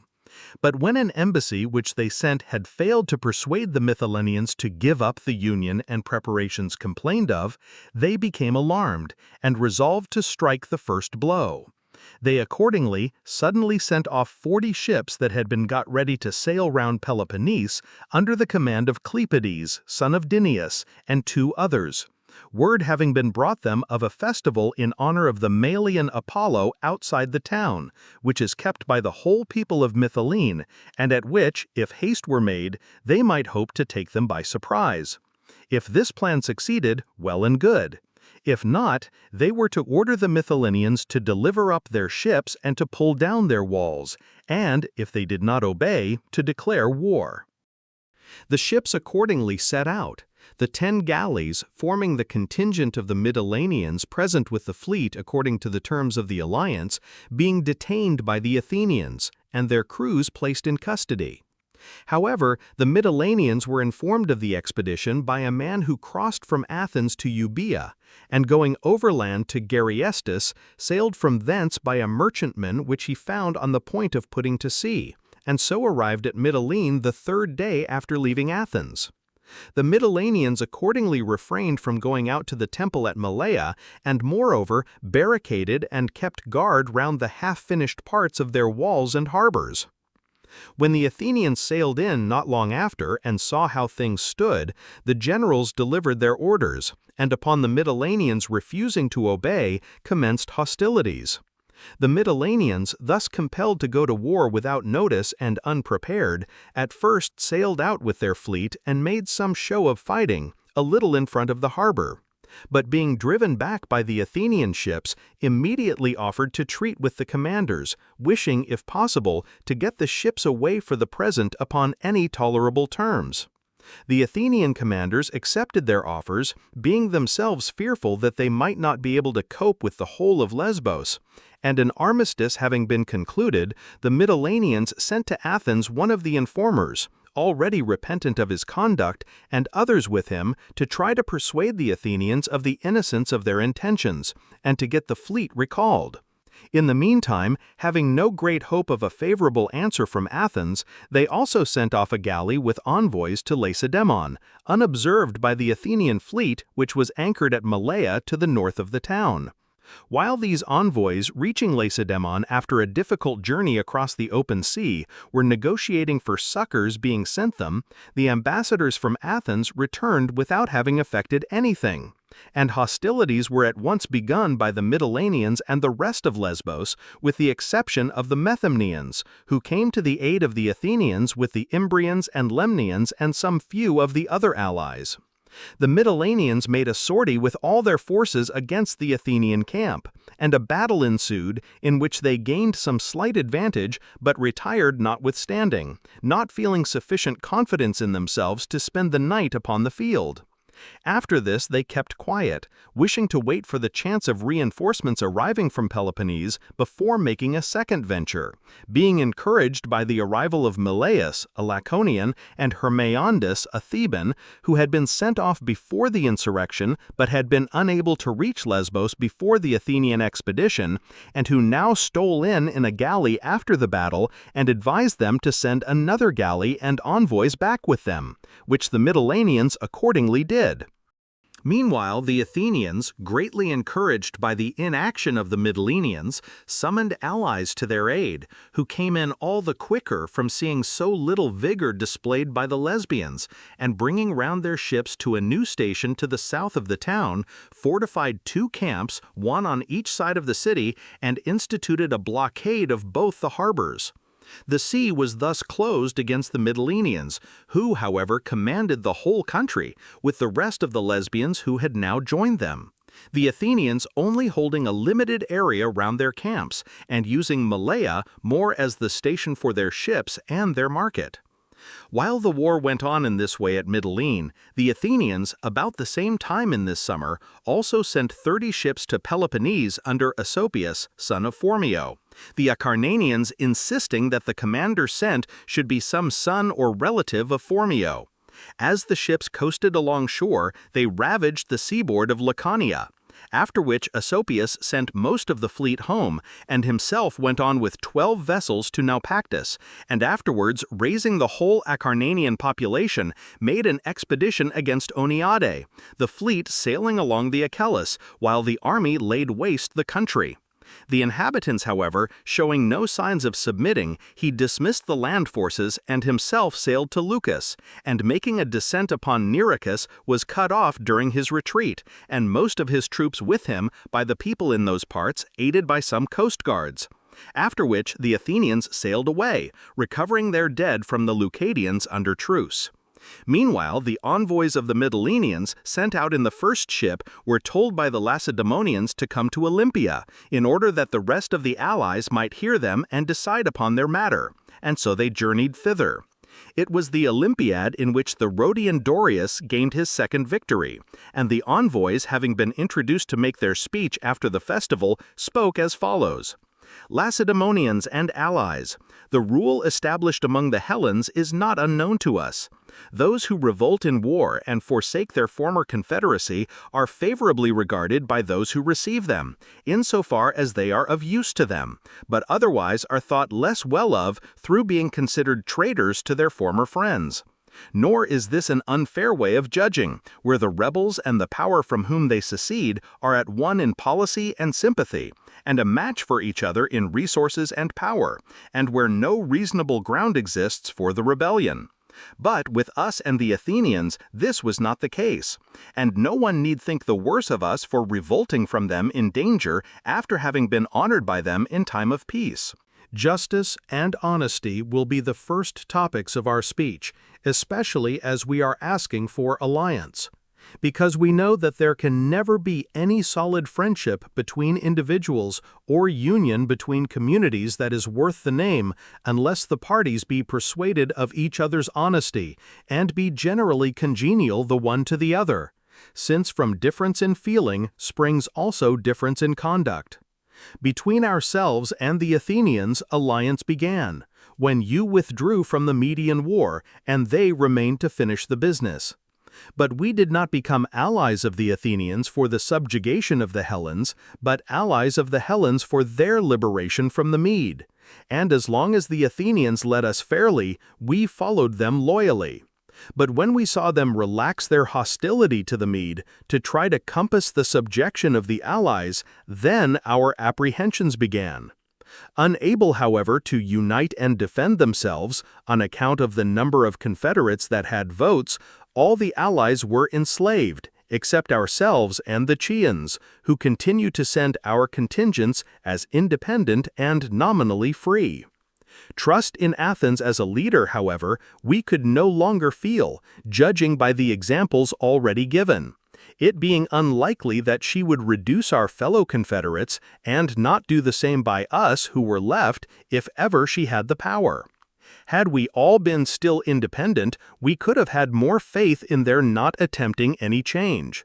But the greater number being their subjects, while they were treating us as equals, they would naturally chafe under this solitary instance of independence as contrasted with the submission of the majority, particularly as they daily grew more powerful and we more destitute. Now, the only sure basis of an alliance is for each party to be equally afraid of the other. He who would like to encroach is then deterred by the reflection that he will not have odds in his favor. Again, if we were left independent, it was only because they thought they saw their way to empire more clearly by specious language and by the paths of policy than by those of force. Not only were we useful as evidence that powers who had votes, like themselves, would not, surely, join them in their expeditions against their will without the party attacked being in the wrong, but the same system also enabled them to lead the stronger states against the weaker first, and so to leave the former to the last, stripped of their natural allies and less capable of resistance. But if they had begun with us, while all the states still had their resources under their own control, and there was a center to rally round, the work of subjugation would have been found less easy. Besides this, our navy gave them some apprehension. It was always possible that it might unite with you or with some other power and become dangerous to Athens. The court which we paid to their commons and its leaders for the time being also helped us to maintain our independence. However, we did not expect to be able to do so much longer if this war had not broken out, from the examples that we had had of their conduct to the rest. How then could we put our trust in such friendship or freedom as we had here? We accepted each other against our inclination. Fear made them court us in war, and us them in peace. Sympathy, the ordinary basis of confidence, had its place supplied by terror, fear having more share than friendship in detaining us in the alliance. And the first party that should be encouraged by the hope of impunity was certain to break faith with the other. So that to condemn us for being the first to break off, because they delay the blow that we dread, instead of ourselves delaying to know for certain whether it will be dealt or not, is to take a false view of the case. For if we were equally able with them to meet their plots and imitate their delay, we should be their equals, and should be under no necessity of being their subjects. But the liberty of offense being always theirs, that of defense ought clearly to be ours. Such, Lacedaemonians and allies, are the grounds and the reasons of our revolt. clear enough to convince our hearers of the fairness of our conduct, and sufficient to alarm ourselves and to make us turn to some means of safety. This we wished to do long ago, when we sent to you on the subject while the peace yet lasted, but were balked by your refusing to receive us. And now, upon the Boeotians inviting us, we at once responded to the call, and decided upon a twofold revolt, from the Hellens and from the Athenians. Not to aid the latter in harming the former, but to join in their liberation, and not to allow the Athenians in the end to destroy us, but to act in time against them. Our revolt, however, has taken place prematurely and without preparation, a fact which makes it all the more incumbent on you to receive us into alliance and to send us speedy relief, in order to show that you support your friends and at the same time do harm to your enemies. You have an opportunity such as you never had before. Disease and expenditure have wasted the Athenians. Their ships are either cruising round your coasts or engaged in blockading us. And it is not probable that they will have any to spare if you invade them a second time this summer by sea and land. But they will either offer no resistance to your vessels or withdraw from both our shores. Nor must it be thought that this is a case of putting yourselves into danger for a country which is not yours. Lesbos may appear far off, but when help is wanted, she will be found near enough. It is not in Attica that the war will be decided, as some imagine, but in the countries by which Attica is supported. And the Athenian revenue is drawn from the allies, and will become still larger if they reduce us, as not only will no other state revolt, but our resources will be added to theirs, and we shall be treated worse than those that were enslaved before. But if you will frankly support us, you will add to your side a state that has a large navy, which is your great want. You will smooth the way to the overthrow of the Athenians by depriving them of their allies, who will be greatly encouraged to come over. And you will free yourselves from the imputation made against you of not supporting insurrection. In short, only show yourselves as liberators, and you may count upon having the advantage in the war. Respect, therefore, the hopes placed in you by the Hellens, and that Olympian Zeus, in whose temple we stand as very suppliants. Become the allies and defenders of the Mytileneans, and do not sacrifice us who put our lives upon the hazard, in a cause in which general good will result to all from our success, and still more general harm if we fail through your refusing to help us. But be the men that the Hellens think you, and our fears desire. Such were the words of the Mytileneans. After hearing them out, the Lacedaemonians and confederates granted what they urged, and took the Lesbians into alliance, and deciding in favor of the invasion of Attica, told the allies present to march as quickly as possible to the isthmus with 2/3 of their forces. And arriving there first themselves, got ready hauling machines to carry their ships across from Corinth to the sea on the side of Athens, in order to make their attack by sea and land at once. However, the zeal which they displayed was not imitated by the rest of the confederates, who came in but slowly, being engaged in harvesting their corn and sick of making expeditions. Meanwhile, the Athenians, aware that the preparations of the enemy were due to his conviction of their weakness, and wishing to show him that he was mistaken, and that they were able, without moving the Lesbian fleet, to repel with ease that with which they were menaced from Peloponnese, manned 100 ships by embarking the citizens of Athens, except the knights and Pentacosiomedimni and the resident aliens, and putting out to the isthmus, displayed their power, and made descents upon Peloponnese wherever they pleased. A disappointment so signal made the Lacedaemonians think that the Lesbians had not spoken the truth, and embarrassed by the non-appearance of the confederates, coupled with the news that the 30 ships round Peloponnese were ravaging the lands near Sparta, they went back home. Afterwards, however, they got ready a fleet to send to Lesbos, and ordering a total of 40 ships from the different cities in the league, appointed Alcidas to command the expedition in his capacity of High Admiral. Meanwhile, the Athenians in the 100 ships, upon seeing the Lacedaemonians go home, went home likewise. If, at the time that this fleet was at sea, Athens had almost the largest number of first-rate ships in commission that she ever possessed at any one moment, she had as many or even more when the war began. At that time, 100 guarded Attica, Euboea, and Salamis. 100 more were cruising round Peloponnese, besides those employed at Potidaea and in other places, making a grand total of 250 vessels employed on active service in a single summer. It was this, with Potidaea, that most exhausted her revenues. Potidaea being blockaded by a force of heavy infantry, each drawing 2 drachmae a day, one for himself and another for his servant, which amounted to 3,000 at first, and was kept at this number down to the end of the siege. Besides, 1,600 with Phormio, who went away before it was over, and the ships being all paid at the same rate. In this way her money was wasted at first, and this was the largest number of ships ever manned by her.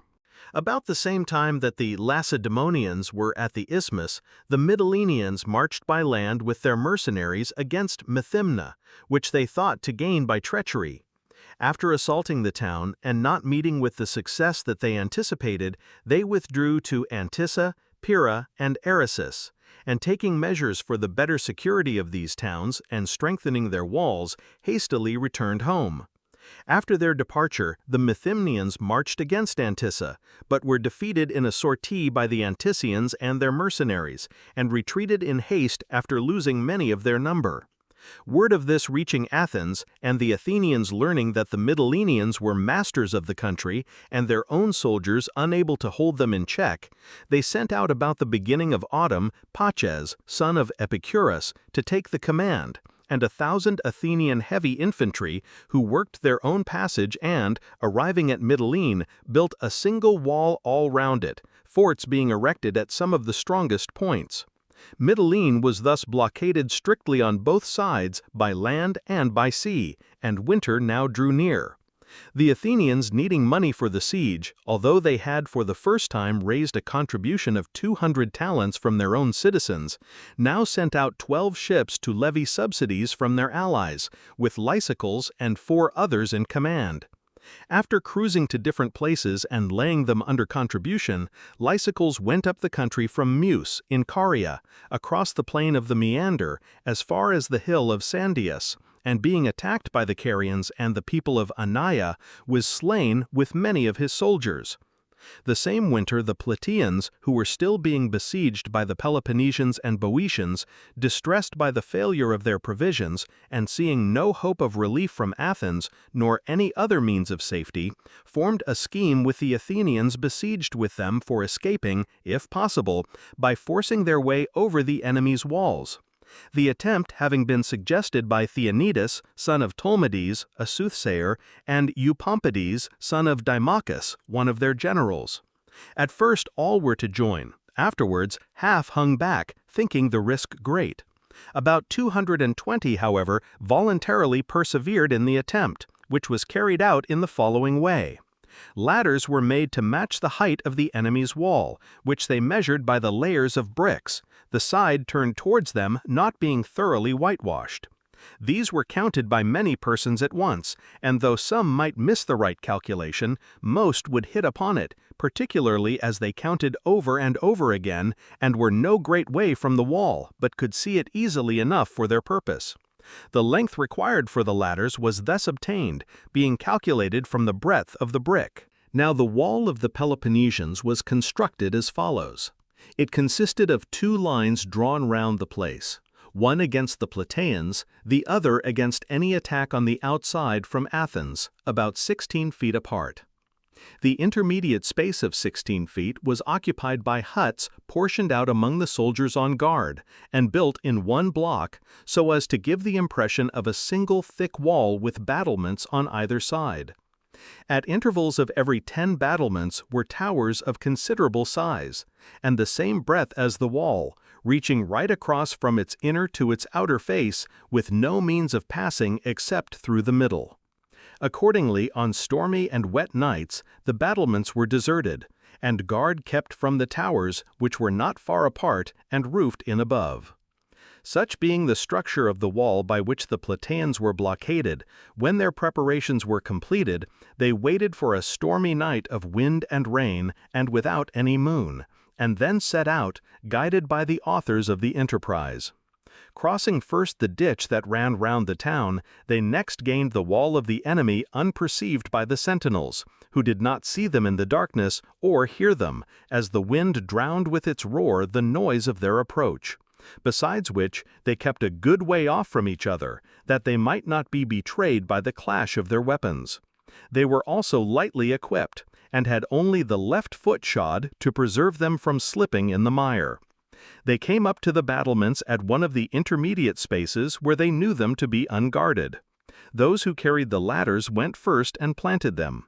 Next, 12 light-armed soldiers with only a dagger and a breastplate mounted, led by Ammias, son of Corobus, who was the first on the wall, his followers getting up after him and going 6 to each of the towers.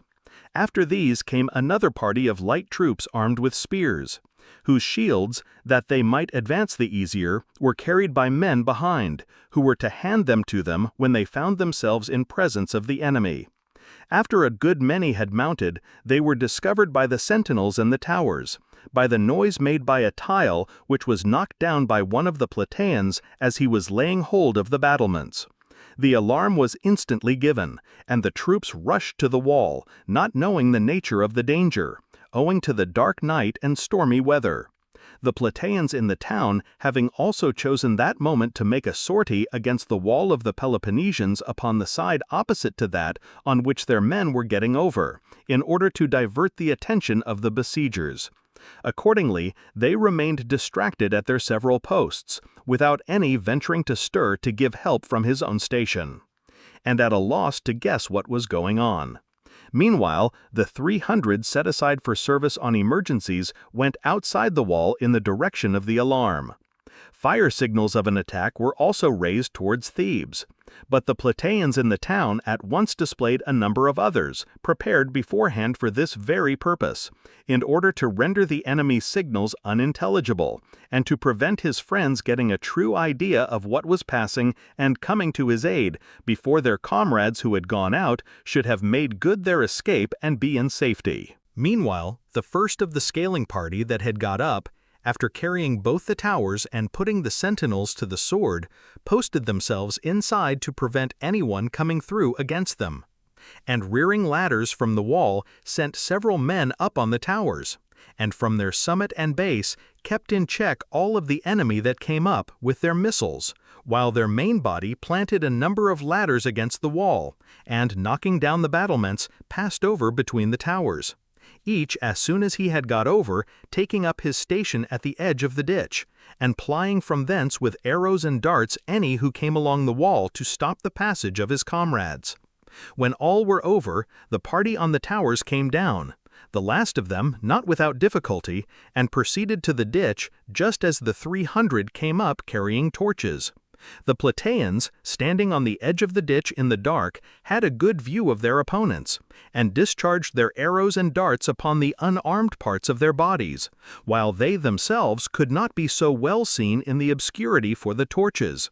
And thus even the last of them got over the ditch, though not without effort and difficulty, as ice had formed in it, not strong enough to walk upon, but of that watery kind which generally comes with a wind more east than north.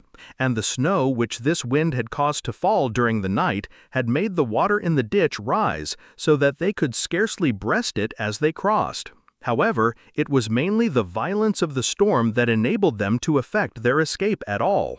Starting from the ditch, the Plataeans went all together along the road leading to Thebes, keeping the chapel of the hero Androcrates upon their right, considering that the last road which the Peloponnesians would suspect them of having taken would be that towards their enemies' country.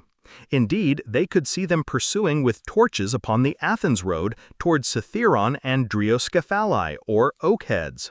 After going for rather more than half a mile upon the road to Thebes, the Plataeans turned off and took that leading to the mountain, to Erythrae and Hesia, and reaching the hills, made good their escape to Athens, 212 men in all, some of their number having turned back into the town before getting over the wall, and one archer having been taken prisoner at the outer ditch. Meanwhile, the Peloponnesians gave up the pursuit and returned to their posts. And the Plataeans in the town, knowing nothing of what had passed, and informed by those who had turned back that not a man had escaped, sent out a herald as soon as it was day to make a truce for the recovery of the dead bodies. And then, learning the truth, desisted. In this way, the Plataean party got over and were saved. Towards the close of the same winter, Seleucus, a Lacedaemonian, was sent out in a galley from Lacedaemonian to Mytilene. Going by sea to Pyrrha, and from thence overland, he passed along the bed of a torrent, where the line of circumvallation was passable, and thus entering unperceived into Mytilene, told the magistrates that Attica would certainly be invaded, and the 40 ships destined to relieve them arrive, and that he had been sent on to announce this, and to superintend matters generally. The Mytileneans upon this took courage, and laid aside the idea of treating with the Athenians. And now this winter ended, and with it ended the 4th year of the war of which Thucydides was the historian. The next summer, the Peloponnesians sent off the 42 ships for Mytilene, under Alcidas, their high admiral, and themselves and their allies invaded Attica, their object being to distract the Athenians by a double movement, and thus to make it less easy for them to act against the fleet sailing to Mytilene. The commander in this invasion was Cleomenes, in the place of King Pausanias, son of Pleistoanax, his nephew, who was still a minor. Not content with laying waste whatever had shot up in the parts which they had before devastated, the invaders now extended their ravages to lands passed over in their previous incursions, so that this invasion was more severely felt by the Athenians than any except the second, the enemy staying on and on until they had overrun most of the country in the expectation of hearing from Lesbos of something having been achieved by their fleet, which they thought must now have got over. However, as they did not obtain any of the results expected, and their provisions began to run short, they retreated and dispersed to their different cities. In the meantime, the Mytileneans, finding their provisions failing, while the fleet from Peloponnese was loitering on the way instead of appearing at Mytilene, were compelled to come to terms with the Athenians in the following manner. Seleucus, having himself ceased to expect the fleet to arrive, now armed the commons with heavy armor, which they had not before possessed, with the intention of making a sortie against the Athenians. The commons, however, no sooner found themselves possessed of arms than they refused any longer to obey their officers, and forming in knots together, told the authorities to bring out in public the provisions and divide them amongst them all, or they would themselves come to terms with the Athenians and deliver up the city. The government, aware of their inability to prevent this and of the danger they would be in if left out of the capitulation, publicly agreed with Pacis and the army to surrender Mytilene at discretion and to admit the troops into the town, upon the understanding that the Mytileneans should be allowed to send an embassy to Athens to plead their cause, and that Pacis should not imprison, make slaves of, or put to death any of the citizens until its return. Such were the terms of the capitulation, in spite of which the chief authors of the negotiation with Lacedaemon were so completely overcome by terror when the army entered that they went and seated themselves by the altars, from which they were raised up by Pacis under promise that he would do them no wrong, and lodged by him in Tenedos until he should learn the pleasure of the Athenians concerning them. Pacis also sent some galleys, and seized Antissa, and took such other military measures as he thought advisable. Meanwhile, the Peloponnesians in the 40 ships, who ought to have made all haste to relieve Mytilene, lost time in coming around Peloponnese itself, and perceiving leisurely on the remainder of the voyage, made Delos without having been seen by the Athenians at Athens, and from thence, arriving at Icarus and Myconus, there first heard of the fall of Mytilene. Wishing to know the truth, they put into Embatum, in the Erythraeid, about 7 days after the capture of the town. Here they learned the truth and began to consider what they were to do, and Tutioplis, an alien, addressed them as follows. Alcidas and Peloponnesians who share with me the command of this armament, my advice is to sail just as we are to Mytilene, before we have been heard of. We may expect to find the Athenians as much off their guard as men generally are who have just taken a city. This will certainly be so by sea, where they have no idea of any enemy attacking them, and where our strength, as it happens, mainly lies, while even their land forces are probably scattered about the houses in the carelessness of victory. If, therefore, we were to fall upon them suddenly and in the night, I have hopes, with the help of the well-wishers that we may have left inside the town, that we shall become masters of the place. Let us not shrink from the risk, but let us remember that this is just the occasion for one of the baseless panics common in war, and that to be able to guard against these in one's own case, and to detect the moment when an attack will find an enemy at this disadvantage, is what makes a successful general. These words of Teutopolis failing to move Alcidas, some of the Ionian exiles and the Lesbians with the expedition began to urge him, since this seemed too dangerous, to seize one of the Ionian cities or the Aeolic town of Syme to use as a base for effecting the revolt of Ionia. This was by no means a hopeless enterprise, as their coming was welcome everywhere.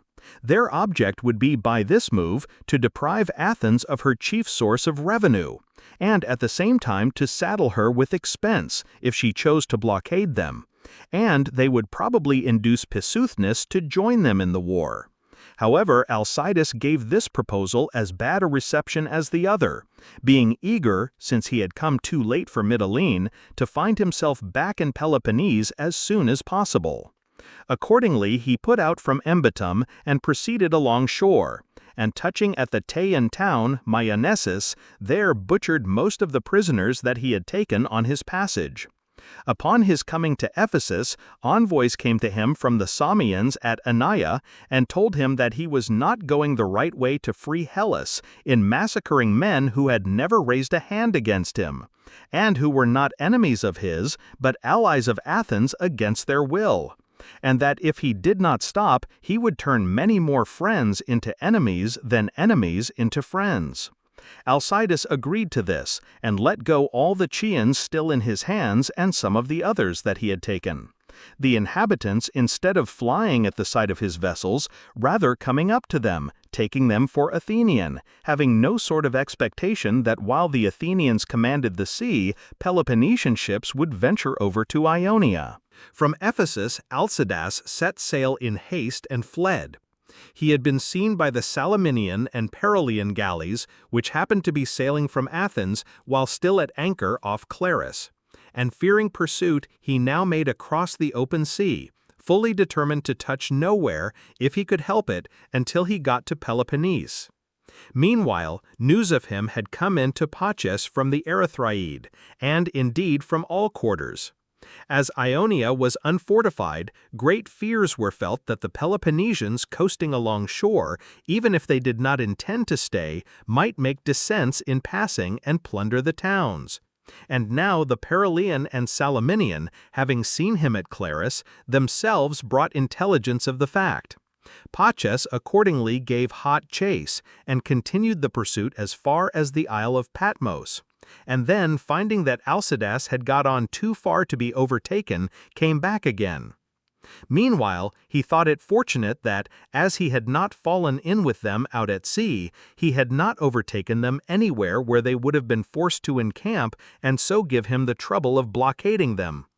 On his return along shore, he touched, among other places, at Notium, the port of Colophon, where the Colophonians had settled after the capture of the upper town by Etemenes and the barbarians, who had been called in by certain individuals in a party quarrel.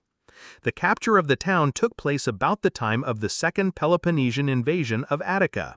However, the refugees, after settling at Notium, again split up into factions, one of which called in Arcadian and barbarian mercenaries from Pissuthnes, and, entrenching these in a quarter apart, formed a new community with the Median party of the Colophonians who joined them from the upper town.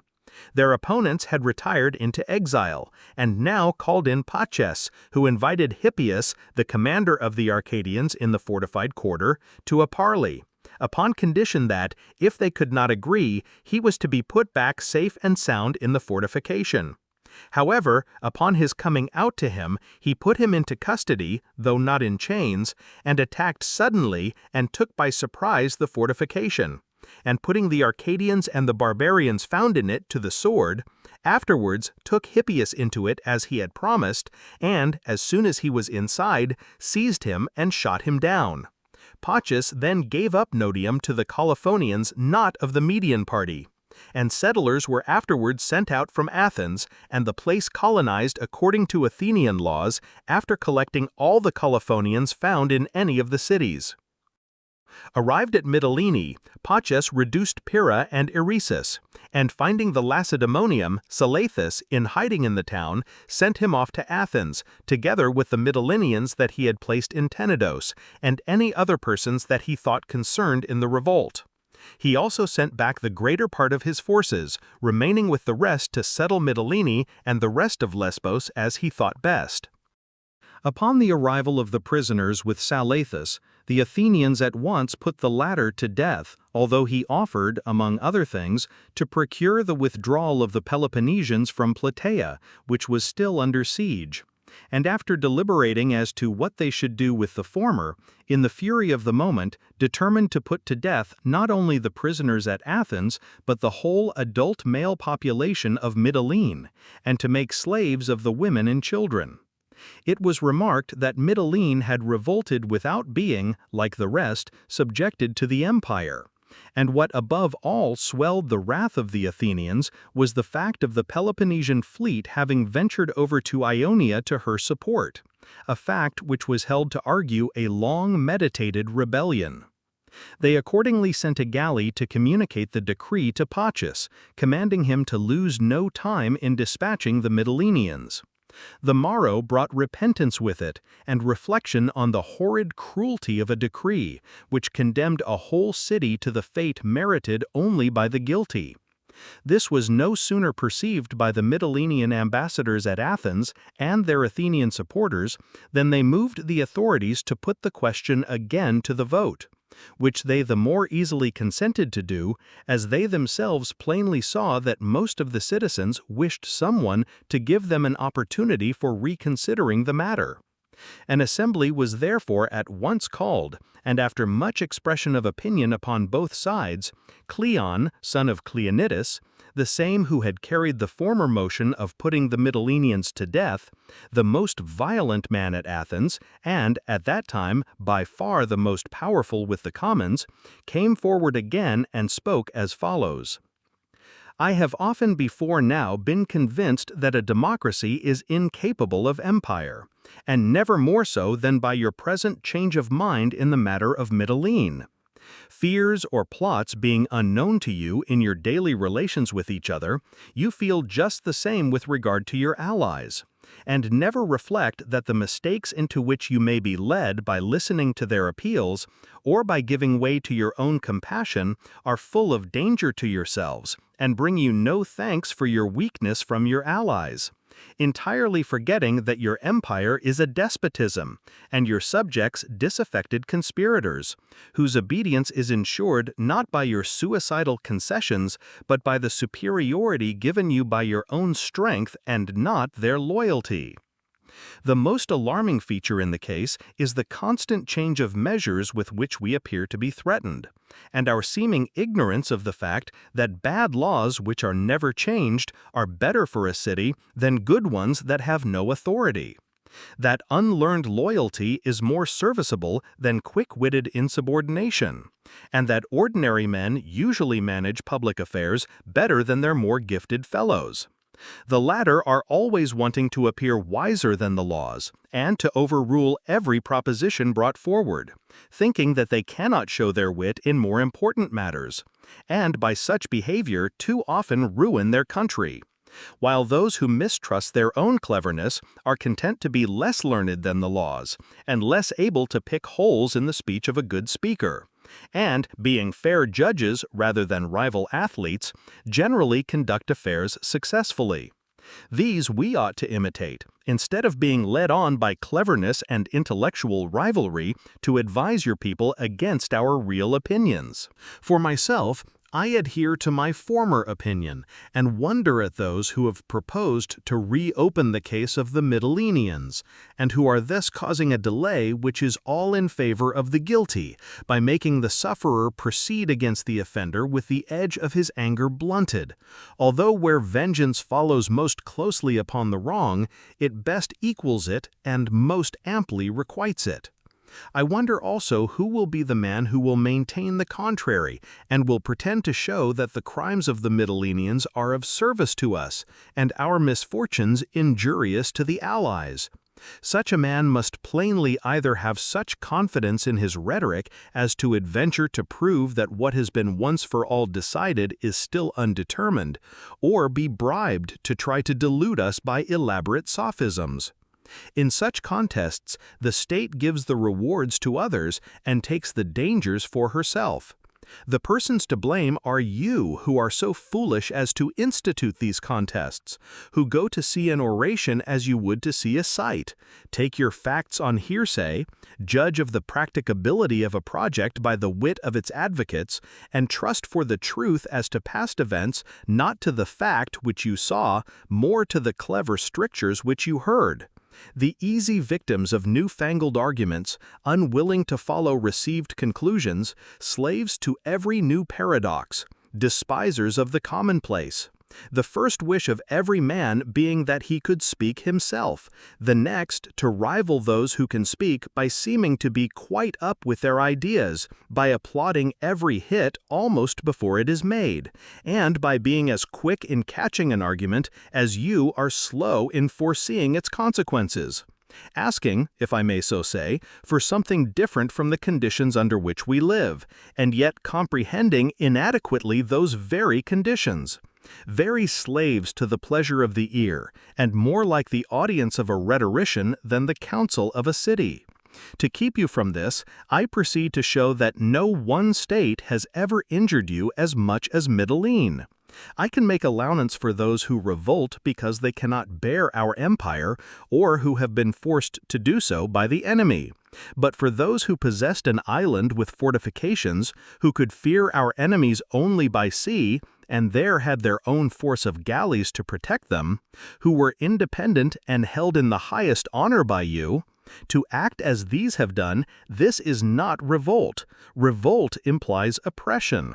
It is deliberate and wanton aggression, an attempt to ruin us by siding with our bitterest enemies. A worse offense than a war undertaken on their own account in the acquisition of power. The fate of those of their neighbors who had already rebelled and had been subdued was no lesson to them. Their own prosperity could not dissuade them from affronting danger. But blindly confident in the future, and full of hopes beyond their power, though not beyond their ambition, they declared war and made their decision to prefer might to right. Their attack being determined not by provocation, but by the moment which seemed propitious. The truth is that great good fortune coming suddenly and unexpectedly tends to make a people insolent. In most cases, it is safer for mankind to have success in reason than out of reason, and it is easier for them, one may say, to stave off adversity than to preserve prosperity. Our mistake has been to distinguish the Mytileneans as we have done. Had they been long ago treated like the rest, they never would have so far forgotten themselves, human nature being as surely made arrogant by consideration as it is awed by firmness. Let them now therefore be punished as their crime requires, and do not, while you condemn the aristocracy, absolve the people. This is certain, that all attacked you without distinction, although they might have come over to us and been now again in possession of their city. But no, they thought it safer to throw in their lot with the aristocracy, and so joined their rebellion. Consider, therefore, if you subject to the same punishment the ally who is forced to rebel by the enemy, and him who does so by his own free choice, which of them, think you, is there that will not rebel upon the slightest pretext? When the reward of success is freedom, and the penalty of failure nothing so very terrible. We meanwhile shall have to risk our money and our lives against one state after another. and if successful, shall receive a ruined town from which we can no longer draw the revenue upon which our strength depends. While if unsuccessful, we shall have an enemy the more upon our hands, and shall spend the time that might be employed in combating our existing foes in warring with our own allies. No hope, therefore, that rhetoric may instill or money purchase of the mercy due to human infirmity must be held out to the Mityleneans.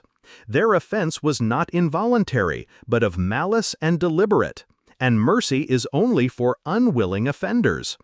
I therefore, now as before, persist against your reversing your first decision or giving way to the three failings most fatal to empire: pity, sentiment, and indulgence.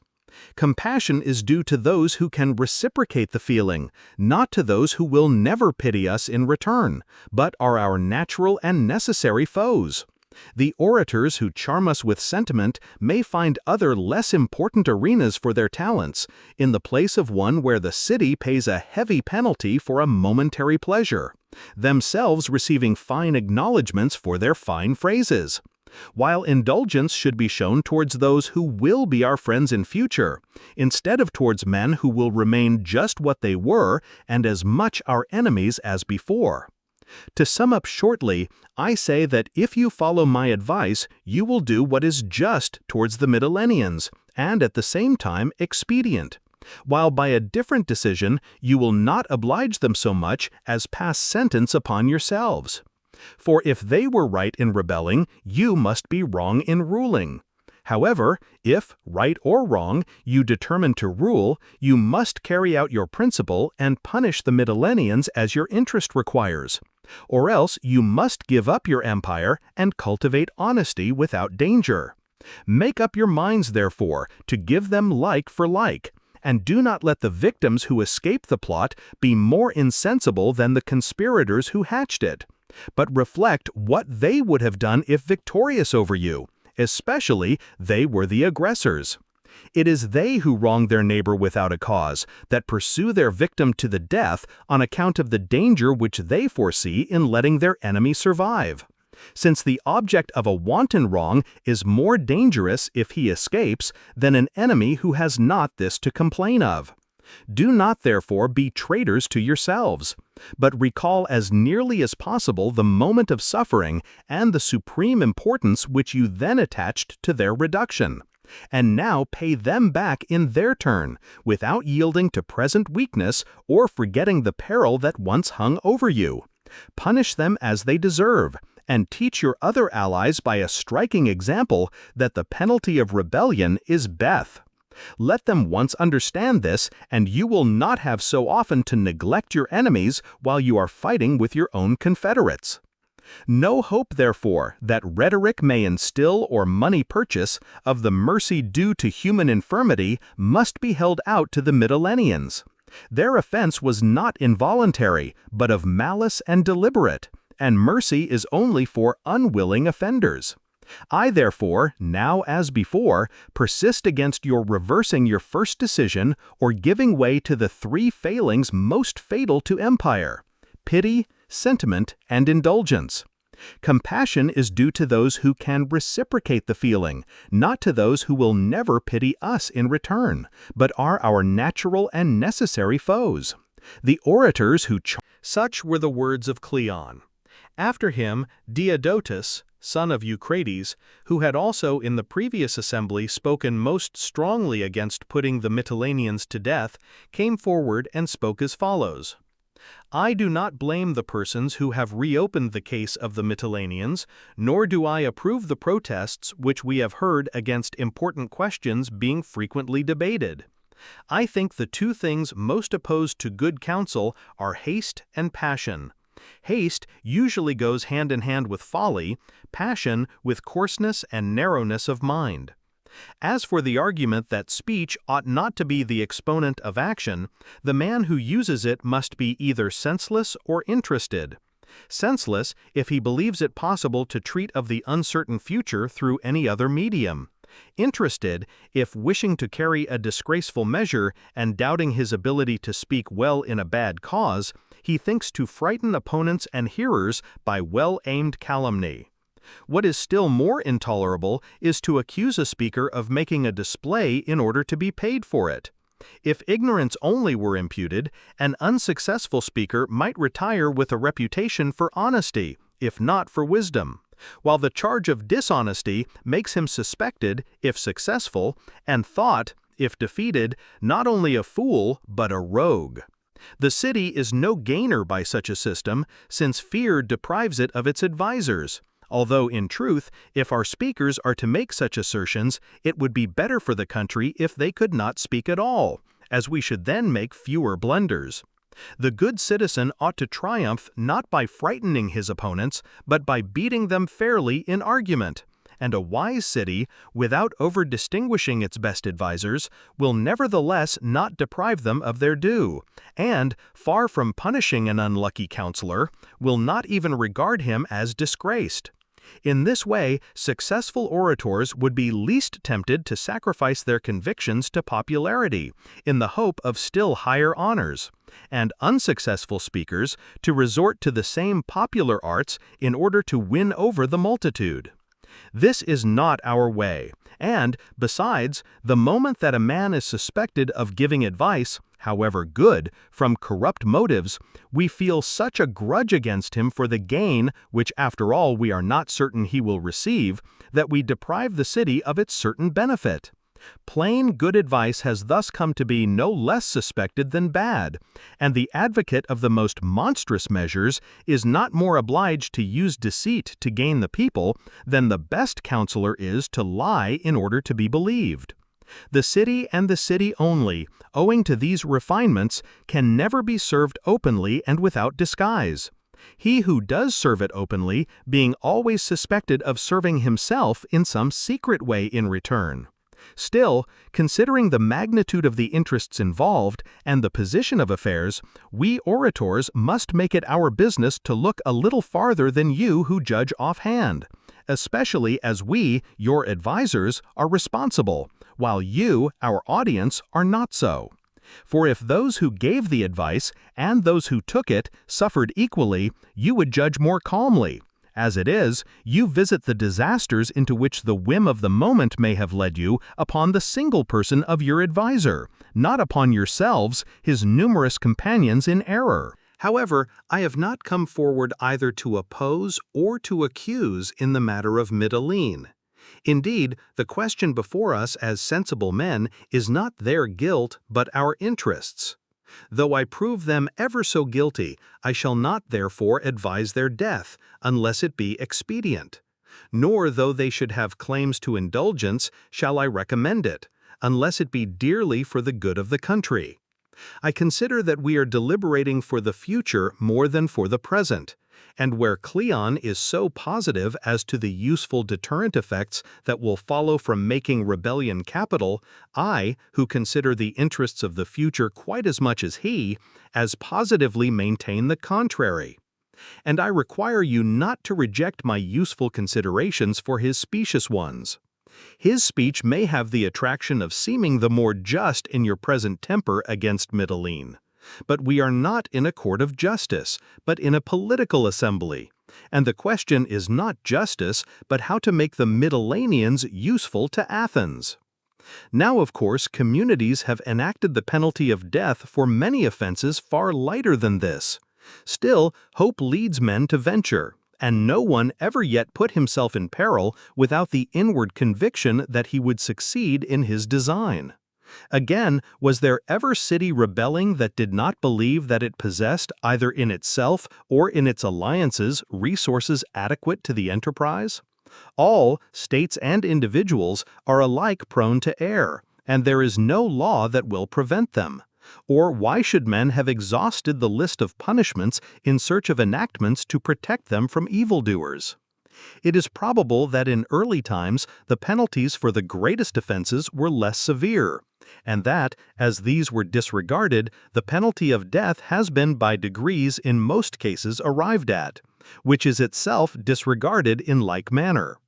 Either then some means of terror more terrible than this must be discovered, or it must be owned that this restraint is useless, and that as long as poverty gives men the courage of necessity, or plenty fills them with the ambition which belongs to insolence and pride, and the other conditions of life remain each under the thraldom of some fatal and master passion, so long will the impulse never be wanting to drive men into danger. Hope also and cupidity, the one leading and the other following, the one conceiving the attempt, the other suggesting the facility of succeeding, cause the widest ruin, and, although invisible agents, are far stronger than the dangers that are seen. Fortune, too, powerfully helps the delusion, and, by the unexpected aid that she sometimes lends, tempts men to venture with inferior means. And this is especially the case with communities, because the stakes played for are the highest, freedom or empire. And when all are acting together, each man irrationally magnifies his own capacity. In fine, it is impossible to prevent, and only great simplicity can hope to prevent, human nature doing what it has once set its mind upon by force of law or by any other deterrent force whatsoever. We must not therefore commit ourselves to a false policy through a belief in the efficacy of the punishment of death, or exclude rebels from the hope of repentance and an early atonement of their error. Consider a moment. At present, if a city that has already revolted perceive that it cannot succeed, it will come to terms while it is still able to refund expenses and pay tribute afterwards.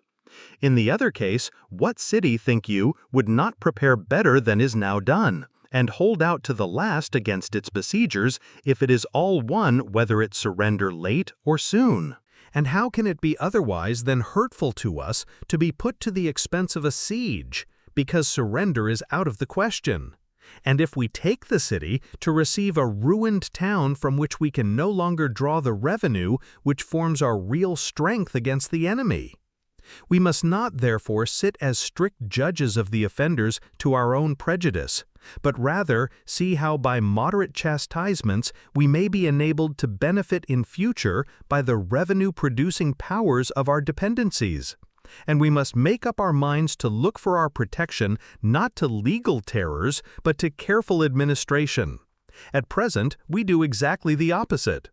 When a free community, held in subjection by force, rises, as is only natural, and asserts its independence, it is no sooner reduced than we fancy ourselves obliged to punish it severely. Although the right course with freemen is not to chastise them rigorously when they do rise, but rigorously to watch them before they rise, and to prevent their ever entertaining the idea, and, the insurrection suppressed, to make as few responsible for it as possible. Only consider what a blunder you would commit in doing as Cleon recommends. As things are at present, in all the cities the people is your friend, and either does not revolt with the oligarchy, or, if forced to do so, becomes at once the enemy of the insurgents, so that in the war with the hostile city you have the masses on your side.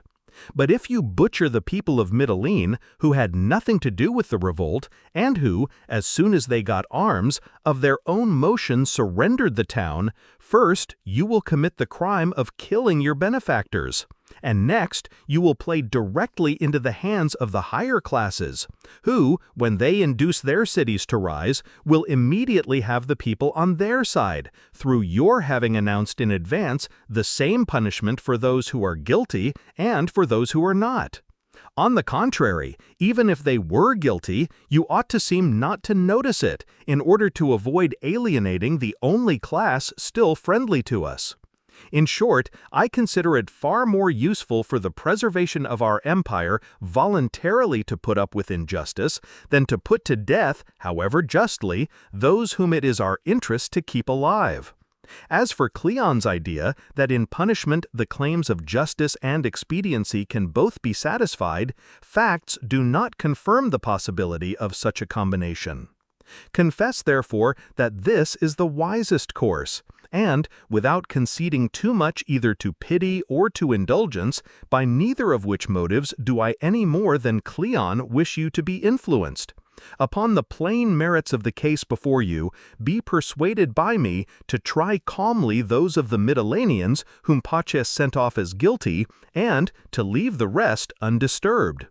This is at once best for the future and most terrible to your enemies at the present moment, inasmuch as good policy against an adversary is superior to the blind attacks of brute force." Such were the words of Diodotus. The two opinions thus expressed were the ones that most directly contradicted each other, and the Athenians, notwithstanding their change of feeling, now proceeded to a division, in which the show of hands was almost equal, although the motion of Diodotus carried the day. Another galley was at once sent off in haste, for fear that the first might reach Lesbos in the interval, and the city be found destroyed, the first ship having about a day and a night's start. Wine and barley cakes were provided for the vessel by the Mytilenean ambassadors, and great promises made if they arrived in time, which caused the men to use such diligence upon the voyage that they took their meals of barley cakes kneaded with oil and wine as they rowed, and only slept by turns while the others were at the oar. Luckily they met with no contrary wind, and the first ship, making no haste upon so horrid an errand, while the second pressed on in the manner described, the first arrived so little before them that Paches had only just had time to read the decree and to prepare to execute the sentence when the second put into port and prevented the massacre. The danger of Mytilene had indeed been great. The other party whom Paches had sent off as the prime movers in the rebellion were upon Cleon's motion put to death by the Athenians, the number being rather more than 1,000. The Athenians also demolished the walls of the Mytileneans and took possession of their ships. Afterwards, tribute was not imposed upon the Lesbians, but all their land, except that of the Methymnians, was divided into 3,000 allotments, 300 of which were reserved as sacred for the gods, and the rest assigned by lot to Athenian shareholders, who were sent out to the island. With these, the Lesbians agreed to pay a rent of 2 mina a year for each allotment, and cultivated the land themselves. The Athenians also took possession of the towns on the continent belonging to the Mytileneans, which thus became for the future subject to Athens. Such were the events that took place at Lesbos. Chapter 10. Fifth Year of the War. Trial and Execution of the Plataeans. Corcyraean Revolution. During the same summer, after the reduction of Lesbos, the Athenians under Nicias, son of Niceratus, made an expedition against the island of Minoa, which lies off Megara and was used as a fortified post by the Megaraeans, who had built a tower upon it.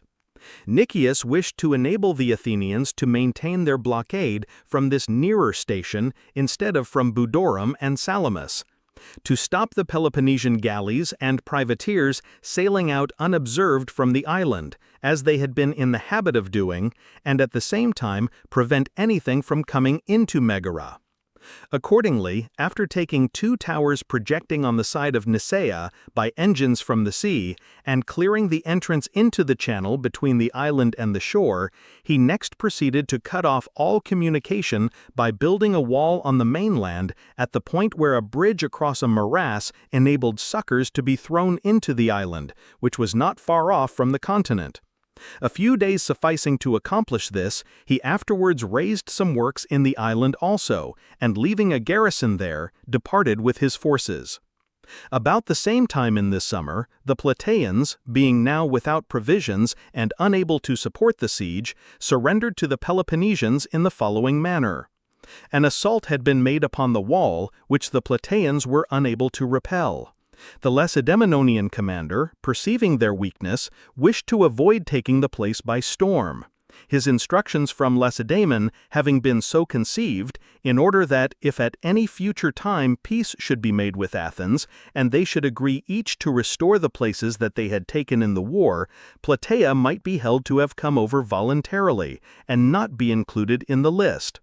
He accordingly sent a herald to them to ask if they were willing voluntarily to surrender the town to the Lacedaemonians, and accept them as their judges, upon the understanding that the guilty should be punished, but no one without form of law.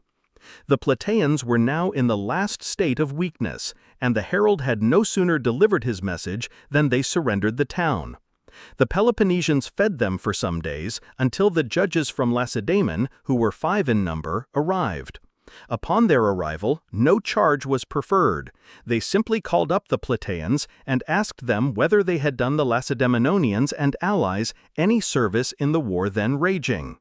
The Plataeans asked leave to speak at greater length, and deputed 2 of their number to represent them: Astimachus, son of Asapolaus, and Lacon, son of Amnestus, proxenus of the Lacedaemonians, who came forward and spoke as follows. Lacedaemonians, when we surrendered our city, we trusted in you, and looked forward to a trial more agreeable to the forms of law than the present, to which we had no idea of being subjected.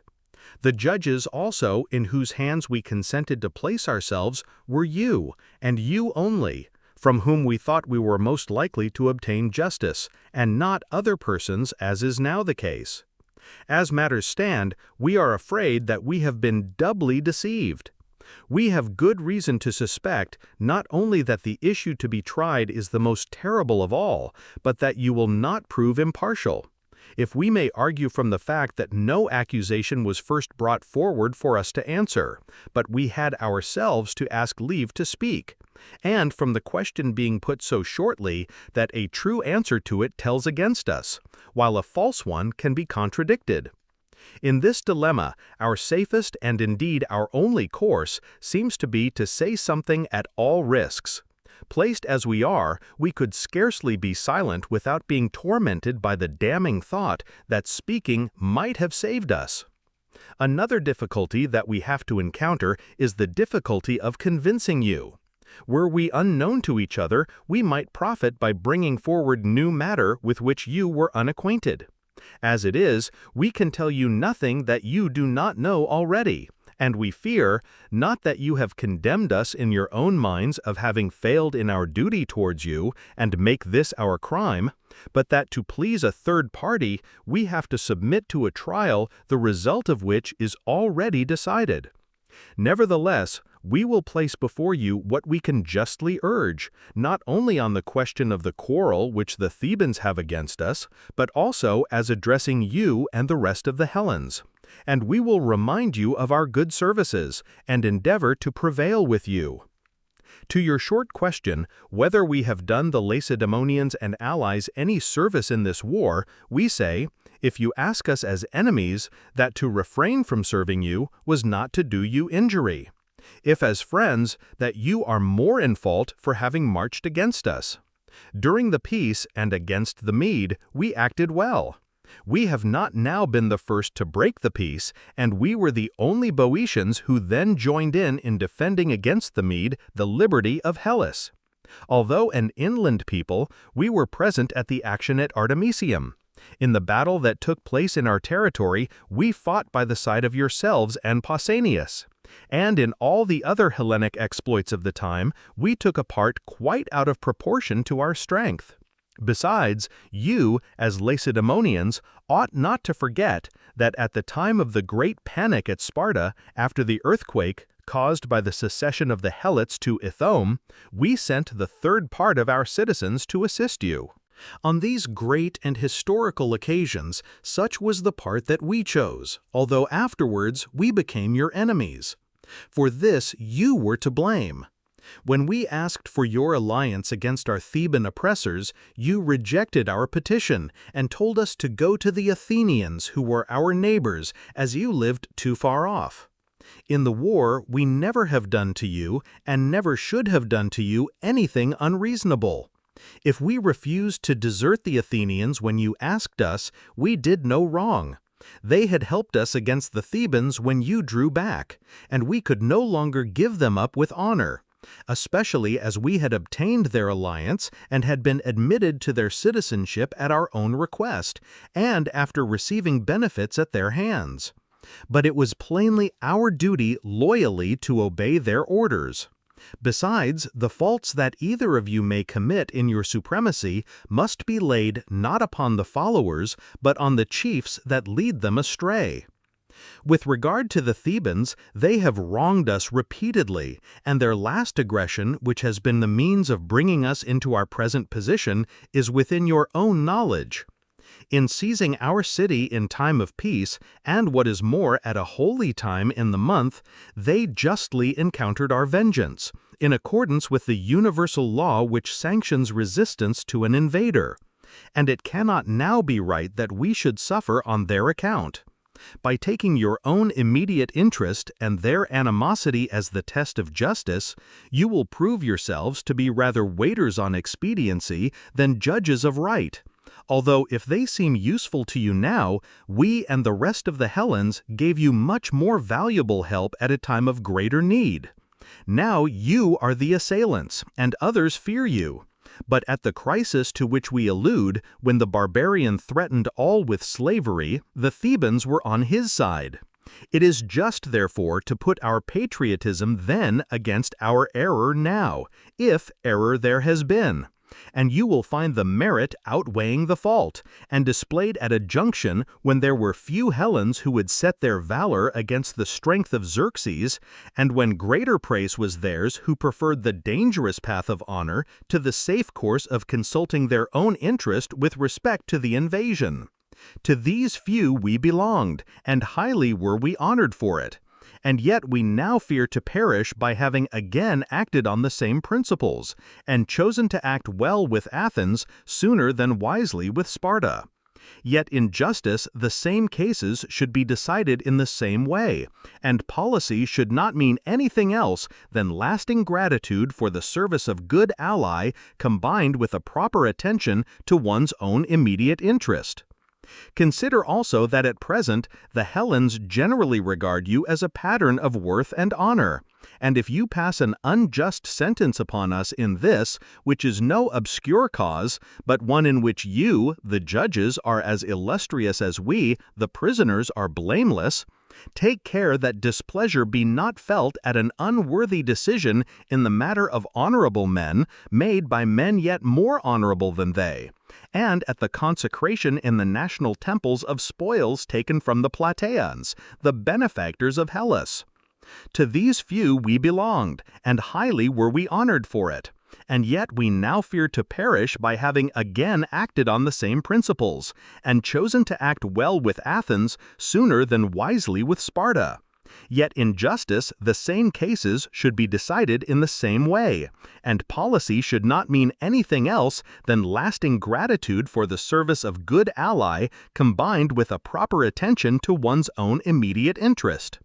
Consider also that at present the Hellenes generally regard you as a pattern of worth and honor, and if you pass an unjust sentence upon us in this, which is no obscure cause, but one in which you, the judges, are as illustrious as we, the prisoners, are blameless, take care that displeasure be not felt at an unworthy decision in the matter of honorable men made by men yet more honorable than they, and at the consecration in the national temples of spoils taken from the Plataeans, the benefactors of Hellas.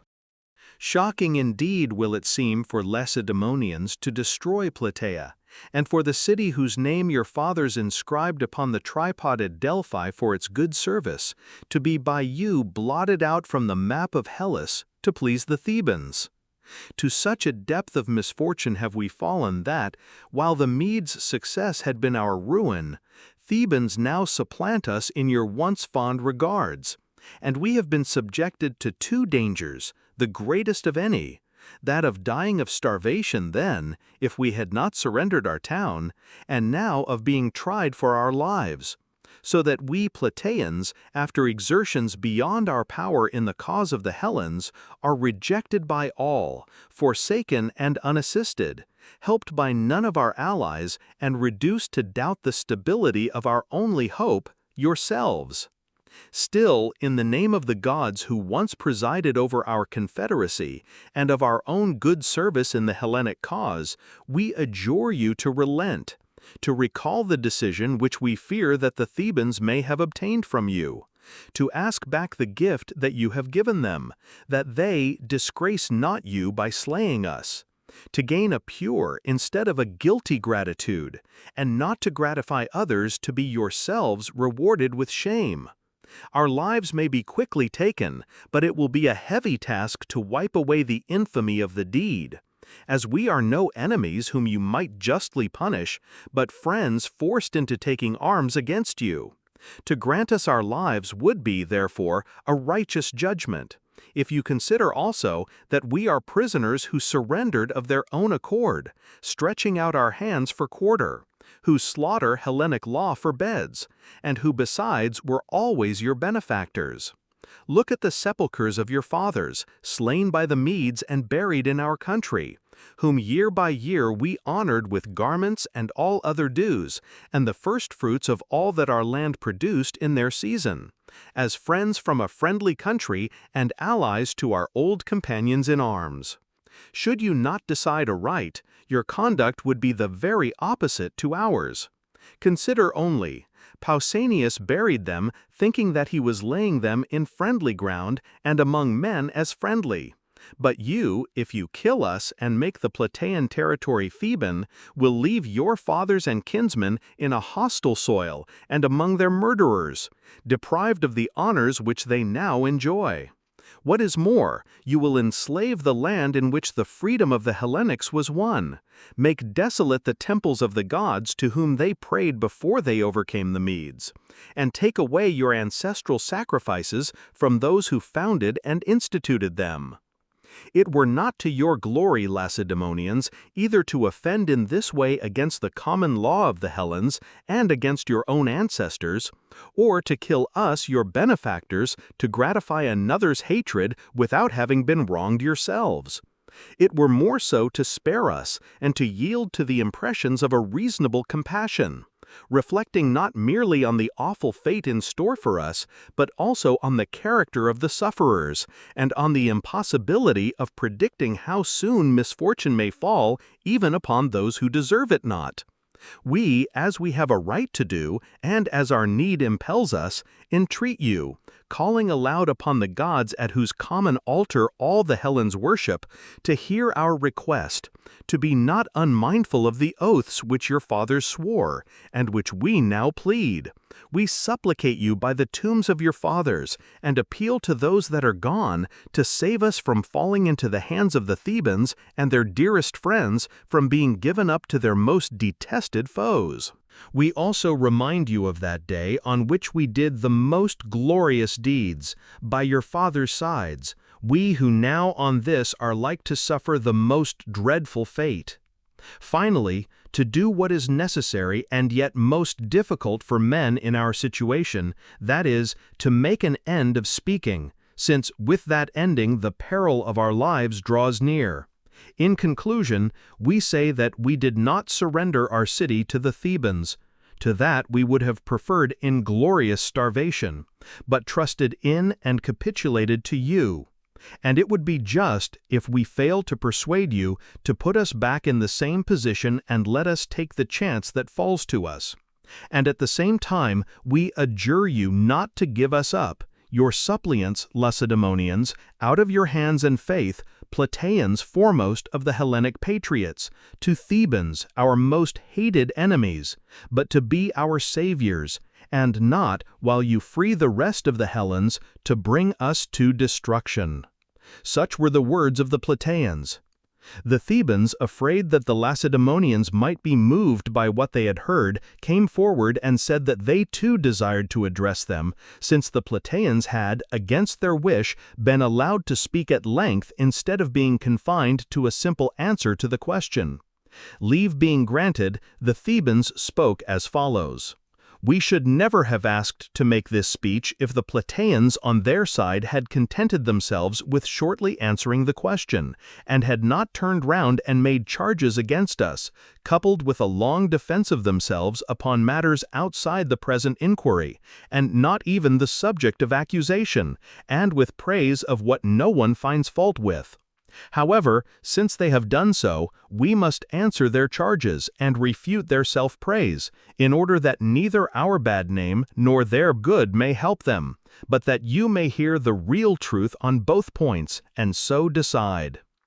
The origin of our quarrel was this. We settled Plataea sometime after the rest of Boeotia, together with other places out of which we had driven the mixed population. The Plataeans not choosing to recognize our supremacy, as had been first arranged, but separating themselves from the rest of the Boeotians and proving traitors to their nationality, we used compulsion, upon which they went over to the Athenians, and with them did as much harm, for which we retaliated. Next, when the barbarian invaded Hellas, they say that they were the only Boeotians who did not Medize. And this is where they most glorify themselves and abuse us. We say that if they did not Medize, it was because the Athenians did not do so either. Just as afterwards, when the Athenians attacked the Hellens, they, the Plataeans, were again the only Boeotians who Atticized. And yet consider the forms of our respective governments when we so acted. Our city at that juncture had neither an oligarchical constitution in which all the nobles enjoyed equal rights, nor a democracy, but that which is most opposed to law and good government and nearest a tyranny, the rule of a close cabal. These, hoping to strengthen their individual power by the success of the Mede, kept down by force the people and brought him into the town. The city as a whole was not its own mistress when it so acted, and ought not to be reproached for the errors that it committed while deprived of its constitution. Examine only how we acted after the departure of the Mede and the recovery of the constitution, when the Athenians attacked the rest of Hellas and endeavored to subjugate our country, of the greater part of which faction had already made them masters. Did not we fight and conquer at Coronea and liberate Boeotia? And do we not now actively contribute to the liberation of the rest, providing horses to the cause and a force unequaled by that of any other state in the Confederacy? Such were the words of the Plataeans. The Thebans, afraid that the Lacedaemonians might be moved by what they had heard, came forward and said that they too desired to address them, since the Plataeans had, against their wish, been allowed to speak at length, instead of being confined to a simple answer to the question. Leave being granted, the Thebans spoke as follows. We should never have asked to make this speech if the Plataeans on their side had contented themselves with shortly answering the question, and had not turned round and made charges against us, coupled with a long defense of themselves upon matters outside the present inquiry, and not even the subject of accusation, and with praise of what no one finds fault with. However, since they have done so, we must answer their charges and refute their self-praise, in order that neither our bad name nor their good may help them, but that you may hear the real truth on both points, and so decide. The origin of our quarrel was this. We settled Plataea some time after the rest of Boeotia, together with other places out of which we had driven the mixed population. The Plataeans not choosing to recognize our supremacy, as had been first arranged, but separating themselves from the rest of the Boeotians and proving traitors to their nationality, we used compulsion, upon which they went over to the Athenians, and with them did as much harm, for which we retaliated. Next, when the barbarian invaded Hellas, they say that they were the only Boeotians who did not Medize. And this is where they most glorify themselves and abuse us. We say that if they did not Medize, it was because the Athenians did not do so either. Just as afterwards, when the Athenians attacked the Hellens, they, the Plataeans, were again the only Boeotians who Atticized. And yet consider the forms of our respective governments when we so acted. Our city at that juncture had neither an oligarchical constitution in which all the nobles enjoyed equal rights, nor a democracy, but that which is most opposed to law and good government and nearest a tyranny, the rule of a close cabal. These, hoping to strengthen their individual power by the success of the Mede, kept down by force the people and brought him into the town. The city as a whole was not its own mistress when it so acted, and ought not to be reproached for the errors that it committed while deprived of its constitution. Examine only how we acted after the departure of the Mede and the recovery of the constitution, when the Athenians attacked the rest of Hellas and endeavored to subjugate our country, of the greater part of which faction had already made them masters. Did not we fight and conquer at Chaeronea and liberate Boeotia? And do we not now actively contribute to the liberation of the rest, providing horses to the cause and a force unequaled by that of any other state in the Confederacy? Let this suffice to excuse us for our Medism. We will now endeavor to show that you have injured the Hellens more than we, and are more deserving of condign punishment. It was in defense against us, say you, that you became allies and citizens of Athens. If so, you ought only to have called in the Athenians against us, instead of joining them in attacking others. It was open to you to do this if you ever felt that they were leading you where you did not wish to follow, as Lacedaemon was already your ally against the Mede, as you so much insist, and this was surely sufficient to keep us off, and above all to allow you to deliberate in security. Nevertheless, of your own choice and without compulsion, you chose to throw your lot in with Athens. And you say that it had been base for you to betray your benefactors. But it was surely far baser and more iniquitous to sacrifice the whole body of the Hellens, your fellow confederates, who were liberating Hellas, than the Athenians only, who were enslaving it. The return that you made them was therefore neither equal nor honorable, since you called them in, as you say, because you were being oppressed yourselves, and then became their accomplices in oppressing others. Although baseness rather consists in not returning like for like than in not returning what is justly due but must be unjustly paid. Meanwhile, after thus plainly showing that it was not for the sake of the Hellens that you alone then did not Medize, but because the Athenians did not do so either, and you wished to side with them and to be against the rest, you now claim the benefit of good deeds done to please your neighbors. This cannot be admitted. You chose the Athenians, and with them you must stand or fall. Nor can you plead the league then made and claim that it should now protect you. You abandoned that league, and offended against it by helping instead of hindering the subjugation of the Aeginetans and others of its members, and that not under compulsion, but while in enjoyment of the same institutions that you enjoy to the present hour, and no one forcing you as in our case. Lastly, an invitation was addressed to you before you were blockaded to be neutral and join neither party. This you did not accept. Who then merit the detestation of the Hellens more justly than you who sought their ruin under the mask of honor? The former virtues that you allege you now show not to be proper to your character. The real bent of your nature has been at length damningly proved. When the Athenians took the path of injustice, you followed them. Of our unwilling Medism and your willful Atticizing, this then is our explanation. The last wrong of which you complain consists in our having, as you say, lawlessly invaded your town in time of peace and festival. Here again we cannot think that we were more in fault than yourselves. If of our own proper motion we made an armed attack upon your city and ravaged your territory, we are guilty. But if the first men among you in estate and family, wishing to put an end to the foreign connection and to restore you to the common Boeotian country, of their own free will invited us, wherein is our crime? Where wrong is done, those who lead, as you say, are more to blame than those who follow. Not that, in our judgment, wrong was done either by them or by us.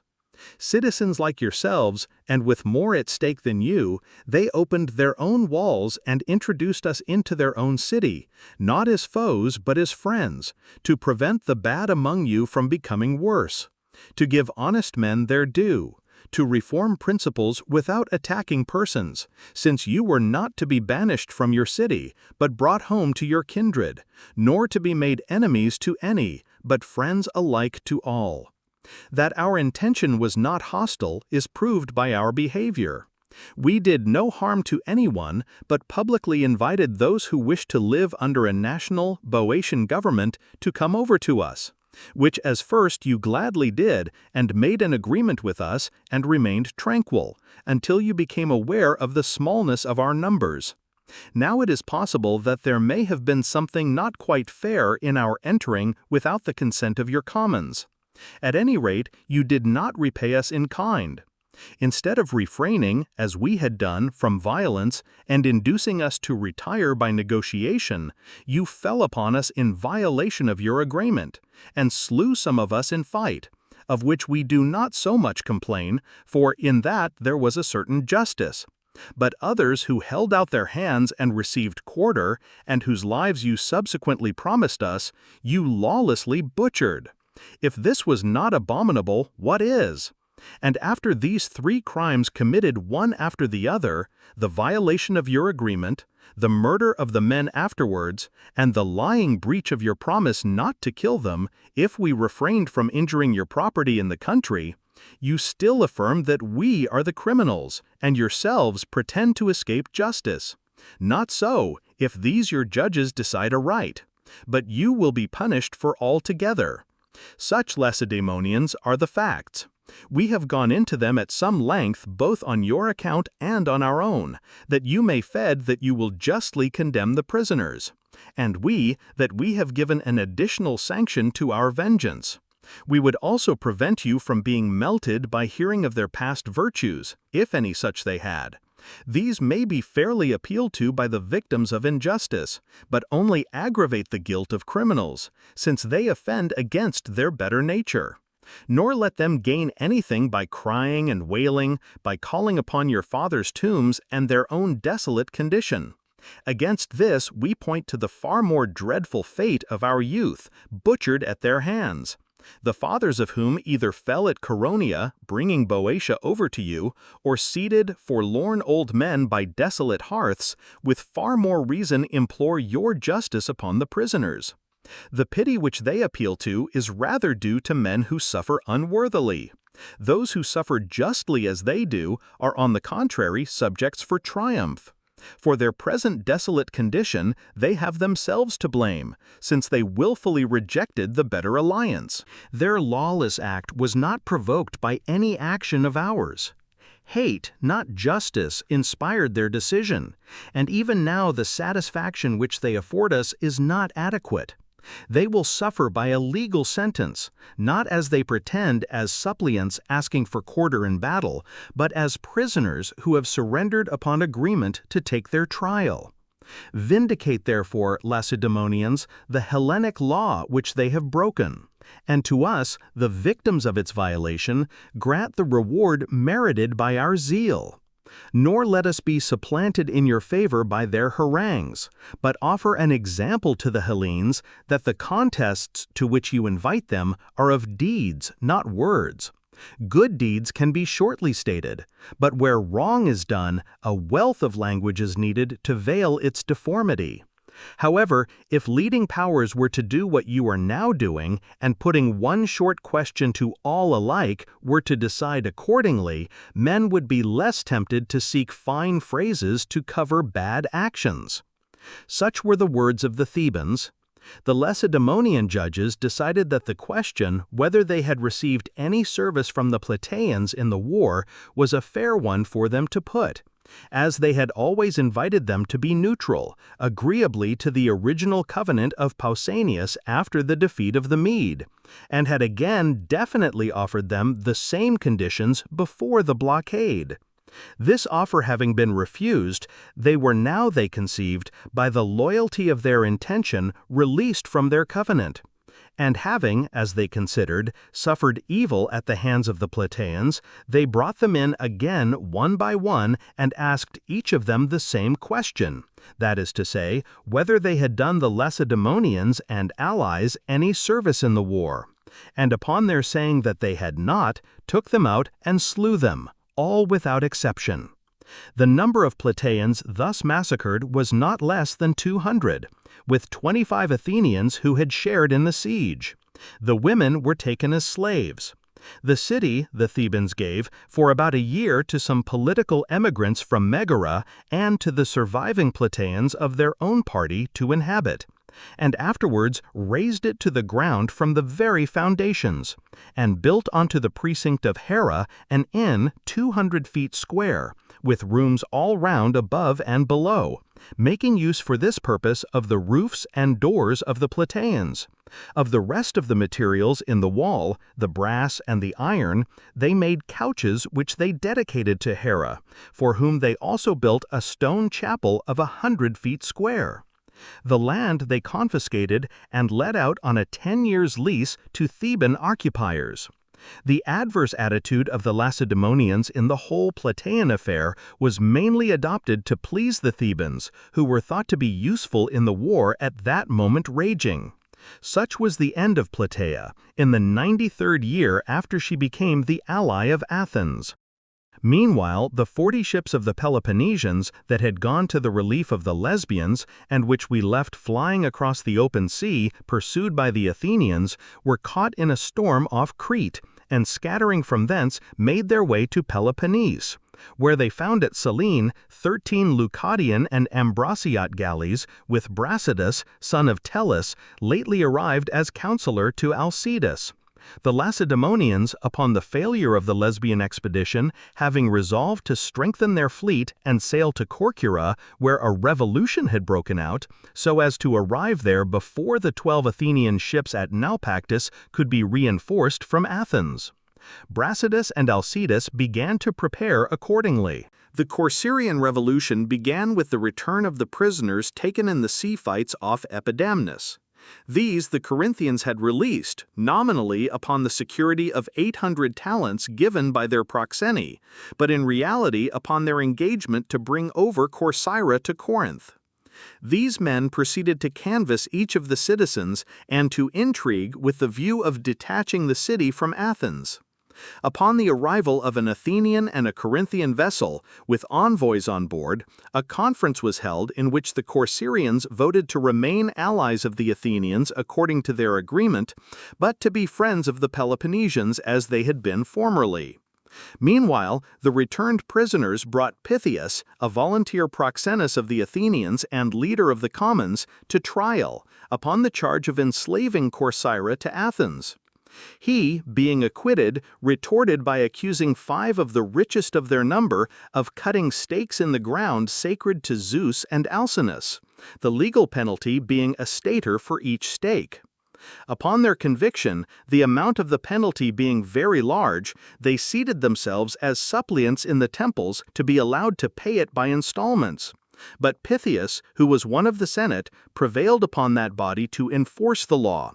Upon which the accused, rendered desperate by the law, and also learning that Pythias had the intention, while still a member of the Senate, to persuade the people to conclude a defensive and offensive alliance with Athens, banded together armed with daggers, and suddenly bursting into the Senate, killed Pythias and 60 others, senators and private persons, some few only of the party of Pythias, taking refuge in the Athenian galley, which had not yet departed. After this outrage, the conspirators summoned the Corcyraeans to an assembly, and said that this would turn out for the best, and would save them from being enslaved by Athens. For the future, they moved to receive neither party unless they came peacefully in a single ship, treating any larger number as enemies.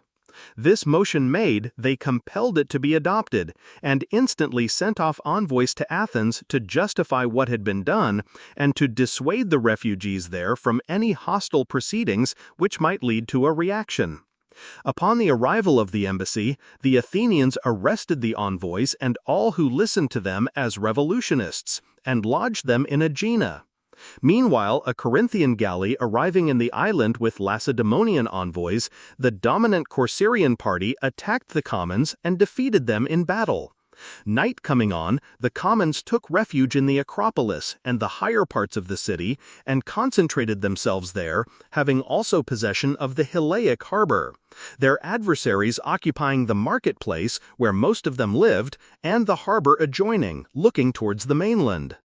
After this outrage, the conspirators summoned the Corcyraeans to an assembly, and said that this would turn out for the best, and would save them from being enslaved by Athens.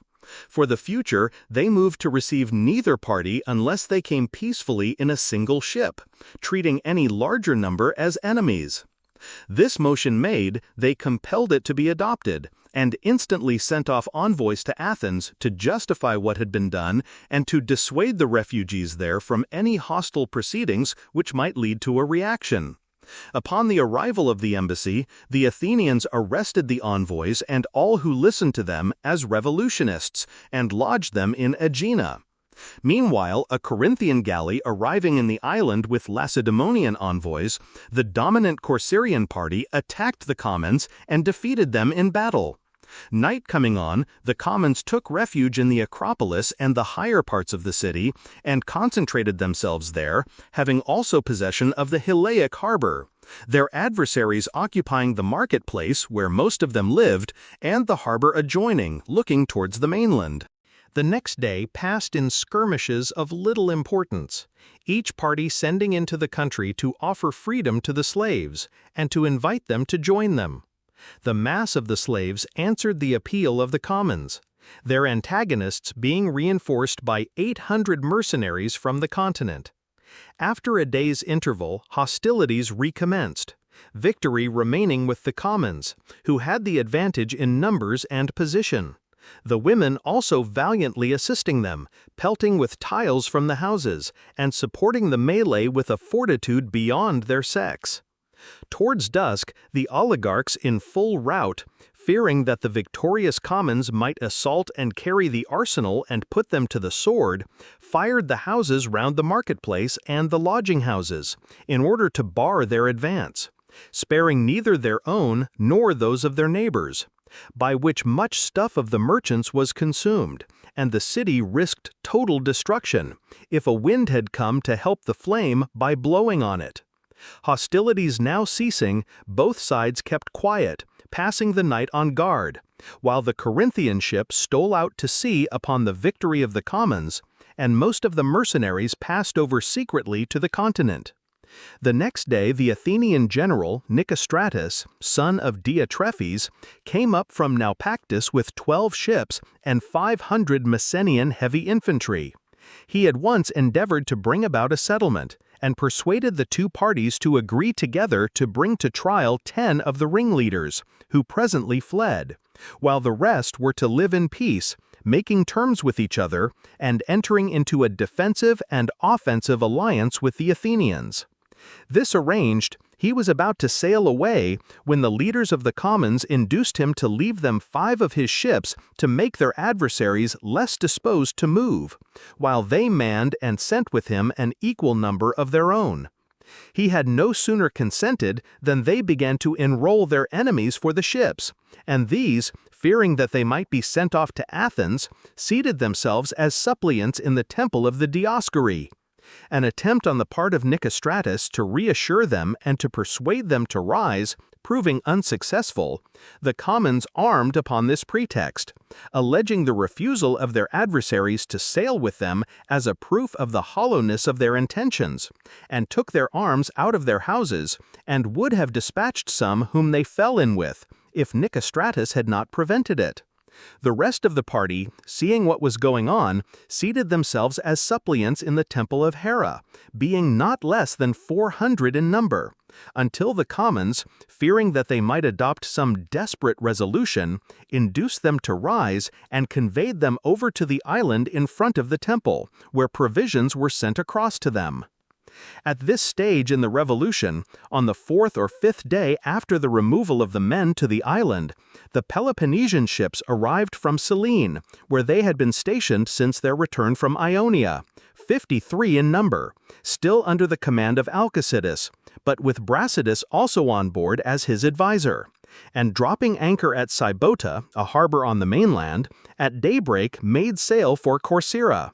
The Corcyraeans, in great confusion and alarm at the state of things in the city and at the approach of the invader, at once proceeded to equip 60 vessels, which they sent out as fast as they were manned, against the enemy, in spite of the Athenians recommending them to let them sail out first and to follow themselves afterwards with all their ships together. Upon their vessels coming up to the enemy in this straggling fashion, 2 immediately deserted. In others, the crews were fighting among themselves, and there was no order in anything that was done. So that the Peloponnesians, seeing their confusion, placed 20 ships to oppose the Corcyraeans, and ranged the rest against the 12 Athenian ships, amongst which were the 2 vessels Salamina and Perillus. While the Corcyraeans, attacking without judgment and in small detachments, were already crippled by their own misconduct. The Athenians, afraid of the numbers of the enemy and of being surrounded, did not venture to attack the main body, or even the center of the division opposed to them, but fell upon its wing and sank one vessel, after which the Peloponnesians formed in a circle, and the Athenians rowed round them and tried to throw them into disorder. Perceiving this, the division opposed to the Corcyraeans, fearing a repetition of the disaster of Naupactus, came to support their friends. And the whole fleet now bore down united upon the Athenians, who retired before it, backing water, retiring as leisurely as possible in order to give the Corcyraeans time to escape, while the enemy was thus kept occupied. Such was the character of this sea fight, which lasted until sunset. The Corcyraeans now feared that the enemy would follow up their victory and sail against the town and rescue the men in the island, or strike some other blow equally decisive, and accordingly carried the men over again to the temple of Hera and kept guard over the city. The Peloponnesians, however, although victorious in the sea fight, did not venture to attack the town, but took the 13 Corcyraean vessels which they had captured, and with them sailed back to the continent from whence they had put out. The next day equally they refrained from attacking the city, although the disorder and panic were at their height. And though Brasidas, it is said, urged Alcidas, his superior officer, to do so, but they landed upon the promontory of Leukimme and laid waste the country. Meanwhile the commons in Corcyra, being still in great fear of the fleet attacking them, came to a parley with the suppliants and their friends, in order to save the town, and prevailed upon some of them to go on board the ships, of which they still manned 30 against the expected attack. But the Peloponnesians, after ravaging the country until midday, sailed away, and towards nightfall were informed by beacon signals of the approach of 60 Athenian vessels from Leucas, under the command of Eurymedon son of Thucles, which had been sent off by the Athenians upon the news of the revolution, and of the fleet with Alcidas being about to sail for Corcyra. The Peloponnesians accordingly at once set off in haste by night for home, coasting along shore, and hauling their ships across the isthmus of Leucas in order not to be seen doubling it, so departed. The Corcyraeans, made aware of the approach of the Athenian fleet and of the departure of the enemy, brought the Messenians from outside the walls into the town, and ordered the fleet which they had manned to sail round into the Hylaic harbor, and while it was so doing, slew such of their enemies as they laid hands on, dispatching afterwards, as they landed them, those whom they had persuaded to go on board the ships. Next they went to the sanctuary of Hera, and persuaded about 50 men to take their trial, and condemned them all to death. The mass of the suppliants who had refused to do so, on seeing what was taking place, slew each other there in the consecrated ground, while some hanged themselves upon the trees, and others destroyed themselves as they were severally able. During 7 days that Eurymedon stayed with his 60 ships, the Corcyraeans were engaged in butchering those of their fellow citizens whom they regarded as their enemies. And although the crime imputed was that of attempting to put down the democracy, some were slain also for private hatred, others by their debtors because of the moneys owed to them. Death thus raged in every shape, and, as usually happens at such times, there was no length to which violence did not go. Sons were killed by their fathers, and suppliants dragged from the altar or slain upon it, while some were even walled up in the temple of Dionysus and died there. So bloody was the march of the revolution, and the impression which it made was the greater as it was one of the first to occur. Later on, one may say, the whole Hellenic world was convulsed, struggles being everywhere made by the popular chiefs to bring in the Athenians and by the oligarchs to introduce the Lacedaemonians. In peace, there would have been neither the pretext nor the wish to make such an invitation. But in war, with an alliance always at the command of either faction for the hurt of their adversaries and their own corresponding advantage, opportunities for bringing in the foreigner were never wanting to the revolutionary parties. The sufferings which revolution entailed upon the cities were many and terrible, such as have occurred and always will occur as long as the nature of mankind remains the same, though in a severer or milder form and varying in their symptoms, according to the variety of the particular cases.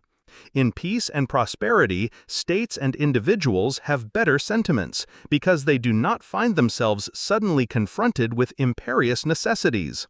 But war takes away the easy supply of daily wants, and so proves a rough master that brings most men's characters to a level with their fortunes.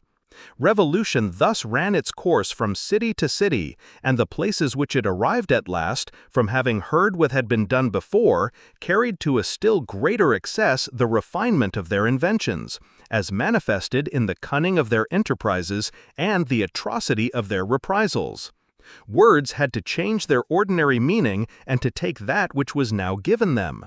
Reckless audacity came to be considered the courage of a loyal ally. Prudent hesitation, specious cowardice. Moderation was held to be a cloak for unmanliness. Ability to see all sides of a question, inaptness to act on any. Frantic violence became the attribute of manliness. Cautious plotting, a justifiable means of self-defense. The advocate of extreme measures was always trustworthy, his opponent a man to be suspected. To succeed in a plot was to have a shrewd head, to divine a plot a still shrewder. But to try to provide against having to do either was to break up your party and to be afraid of your adversaries. In fine, to forestall an intending criminal, or to suggest the idea of a crime where it was wanting, was equally commended until even blood became a weaker tie than party, from the superior readiness of those united by the latter to dare everything without reserve. For such associations had not in view the blessings derivable from established institutions, but were formed by ambition for their overthrow. And the confidence of their members in each other rested less on any religious sanction than upon complicity in crime. The fair proposals of an adversary were met with jealous precautions by the stronger of the two, and not with a generous confidence. Revenge also was held of more account than self-preservation. Oaths of reconciliation, being only proffered on either side to meet an immediate difficulty, only held good so long as no other weapon was at hand. But when opportunity offered, he who first ventured to seize it and to take his enemy off his guard thought this perfidious vengeance sweeter than an open one. Since, considerations of safety apart, success by treachery won him the palm of superior intelligence. Indeed, it is generally the case that men are readier to call rogues clever than simpletons honest, and are as ashamed of being the second as they are proud of being the first. The cause of all these evils was the lust for power arising from greed and ambition, and from these passions proceeded the violence of parties once engaged in contention.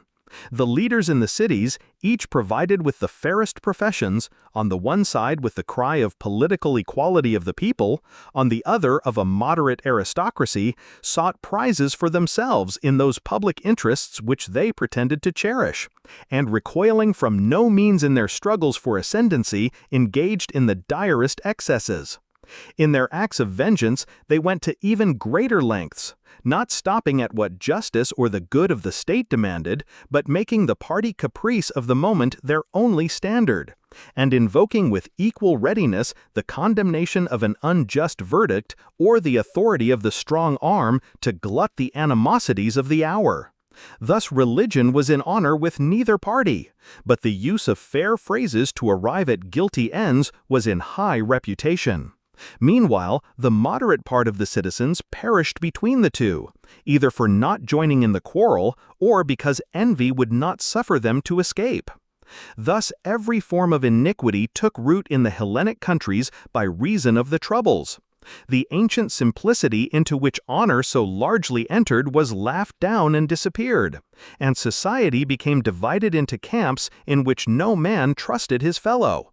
To put an end to this, there was neither promise to be depended upon nor oath that could command respect, but all parties dwelling rather in their calculation upon the hopelessness of a permanent state of things were more intent upon self-defense than capable of confidence. In this contest, the blunter wits were most successful. Apprehensive of their own deficiencies and of the cleverness of their antagonists, they feared to be worsted in debate and to be surprised by the combinations of their more versatile opponents, and so at once boldly had recourse to action. While their adversaries, arrogantly thinking that they should know in time and that it was unnecessary to secure by action what policy afforded, often fell victims to their want of precaution. In this contest, the blunter wits were most successful. Apprehensive of their own deficiencies and of the cleverness of their antagonists, they feared to be worsted in debate and to be surprised by the combinations of their more versatile opponents, and so at once boldly had recourse to action. While their adversaries, arrogantly thinking that they should know in time and that it was unnecessary to secure by action what policy afforded, often fell victims to their want of precaution. Meanwhile, Corcyra gave the first example of most of the crimes alluded to, of the reprisals exacted by the governed who had never experienced equitable treatment or indeed aught but insolence from their rulers when their hour came, of the iniquitous resolves of those who desired to get rid of their accustomed poverty and ardently coveted their neighbor's goods, and lastly, of the savage and pitiless excesses into which men who had begun the struggle not in a class but in a party spirit were hurried by their ungovernable passions. In the confusion into which life was now thrown in the cities, human nature, always rebelling against the law and now its master, gladly showed itself ungoverned in passion, above respect for justice, and the enemy of all superiority. Since revenge would not have been set above religion and gain above justice had it not been for the fatal power of envy. Indeed, men too often take upon themselves in the prosecution of their revenge to set the example of doing away with those general laws to which all alike can look for salvation in adversity, instead of allowing them to subsist against the day of danger when their aid may be required. While the revolutionary passions thus for the first time displayed themselves in the factions of Corcyra, Eurymedon and the Athenian fleet sailed away, after which some 500 Corcyrian exiles who had succeeded in escaping took some forts on the mainland, and becoming masters of the Corcyrian territory over the water, made this their base to plunder their countrymen in the island, and did so much damage as to cause a severe famine in the town. They also sent envoys to Lacedaemon and Corinth to negotiate their restoration, but meeting with no success, afterwards got together boats and mercenaries and crossed over to the island, being about 600 in all, and burning their boats so as to have no hope except in becoming masters of the country, went up to Mount Istone, and fortifying themselves there, began to annoy those in the city and obtained command of the country. At the close of the same summer, the Athenians sent 20 ships under the command of Laches, son of Melanippus, and Chariades, son of Euphalitus, to Sicily, where the Syracusans and Leontines were at war. The Syracusans had for allies all the Dorian cities except Camarina. These had been included in the Lacedaemonian Confederacy from the commencement of the war, though they had not taken any active part in it. The Leontines had Camarina and the Chalcidian cities. In Italy, the Locrians were for the Syracusans, the Rhegians for their Leontine kinsmen. The allies of the Leontines now sent to Athens and appealed to their ancient alliance and to their Ionian origin to persuade the Athenians to send them a fleet, as the Syracusans were blockading them by land and sea. The Athenians sent it upon the plea of their common descent, but in reality to prevent the exportation of Sicilian corn to Peloponnese and to test the possibility of bringing Sicily into subjection. Accordingly, they established themselves at Rhegium in Italy, and from thence carried on the war in concert with their allies. Chapter 11. Year of the War. Campaigns of Demosthenes in western Greece. Ruin of Ambracia. Summer was now over. The winter following, the plague a second time attacked the Athenians. For although it had never entirely left them, still there had been a notable abatement in its ravages. The second visit lasted no less than a year, the first having lasted 2, and nothing distressed the Athenians and reduced their power more than this. No less than 4,400 heavy infantry in the ranks died of it, and 300 cavalry, besides a number of the multitude that was never ascertained. At the same time took place the numerous earthquakes in Athens, Euboea, and Boeotia, particularly at Orchomenus in the last-named country. The same winter the Athenians in Sicily and the Rhegians, with 30 ships, made an expedition against the islands of Aeolus, it being impossible to invade them in summer owing to the want of water. These islands are occupied by the Liparaians, a Cnidian colony, who live in one of them of no great size called Lipara, and from this as their headquarters cultivate the rest, Didymae, Strongylae, and Hiera. In Hiera, the people in those parts believe that Hephaestus has his forge, from the quantity of flame which they see it send out by night, and of smoke by day. These islands lie off the coast of the Sicels and Messenies, and were allies of the Syracusans. The Athenians laid waste their land, and as the inhabitants did not submit, sailed back to Rhegium. Thus the winter ended, and with it ended the 5th year of this war, of which Thucydides was the historian. The next summer the Peloponnesians and their allies set out to invade Attica under the command of Agis, son of Archidamus, and went as far as the Isthmus, but numerous earthquakes occurring turned back again without the invasion taking place. About the same time that these earthquakes were so common, the sea at Orobia in Euboea, retiring from the then line of coast, returned in a huge wave and invaded a great part of the town, and retreated leaving some of it still under water, so that what was once land is now sea, such of the inhabitants perishing as could not run up to the higher ground in time. A similar inundation also occurred at Atalanta, the island off the Opunctian Locrian coast, carrying away part of the Athenian fort and wrecking one of 2 ships which were drawn up on the beach. At Peparethus also, the sea retreated a little, without, however, any inundation following, and an earthquake threw down part of the wall, the town hall, and a few other buildings. The cause, in my opinion, of this phenomenon must be sought in the earthquake. At the point where its shock has been the most violent, the sea is driven back and suddenly recoiling with redoubled force causes the inundation. Without an earthquake, I do not see how such an accident could happen. During the same summer, different operations were carried on by the different belligerents in Sicily, by the Siciliots themselves against each other, and by the Athenians and their allies. I shall, however, confine myself to the actions in which the Athenians took part, choosing the most important. The death of the Athenian general Charoades, killed by the Syracusans in battle, left Laches in the sole command of the fleet, which he now directed in concert with the allies against Mylae, a place belonging to the Messinese. 2 Messinese battalions in garrison at Mylae laid an ambush for the party landing from the ships, but were routed with great slaughter by the Athenians and their allies, who thereupon assaulted the fortification and compelled them to surrender the Acropolis and to march with them upon Messina. This town afterwards also submitted upon the approach of the Athenians and their allies, and gave hostages and all other securities required. The same summer, the Athenians sent 30 ships round Peloponnese under Demosthenes, son of Alcisthenes, and Proclus, son of Theodorus, and 60 others, with 2,000 heavy infantry, against Melos, under Nicias, son of Niceratus, wishing to reduce the Melians, who, although islanders, refused to be subjects of Athens, or even to join her confederacy.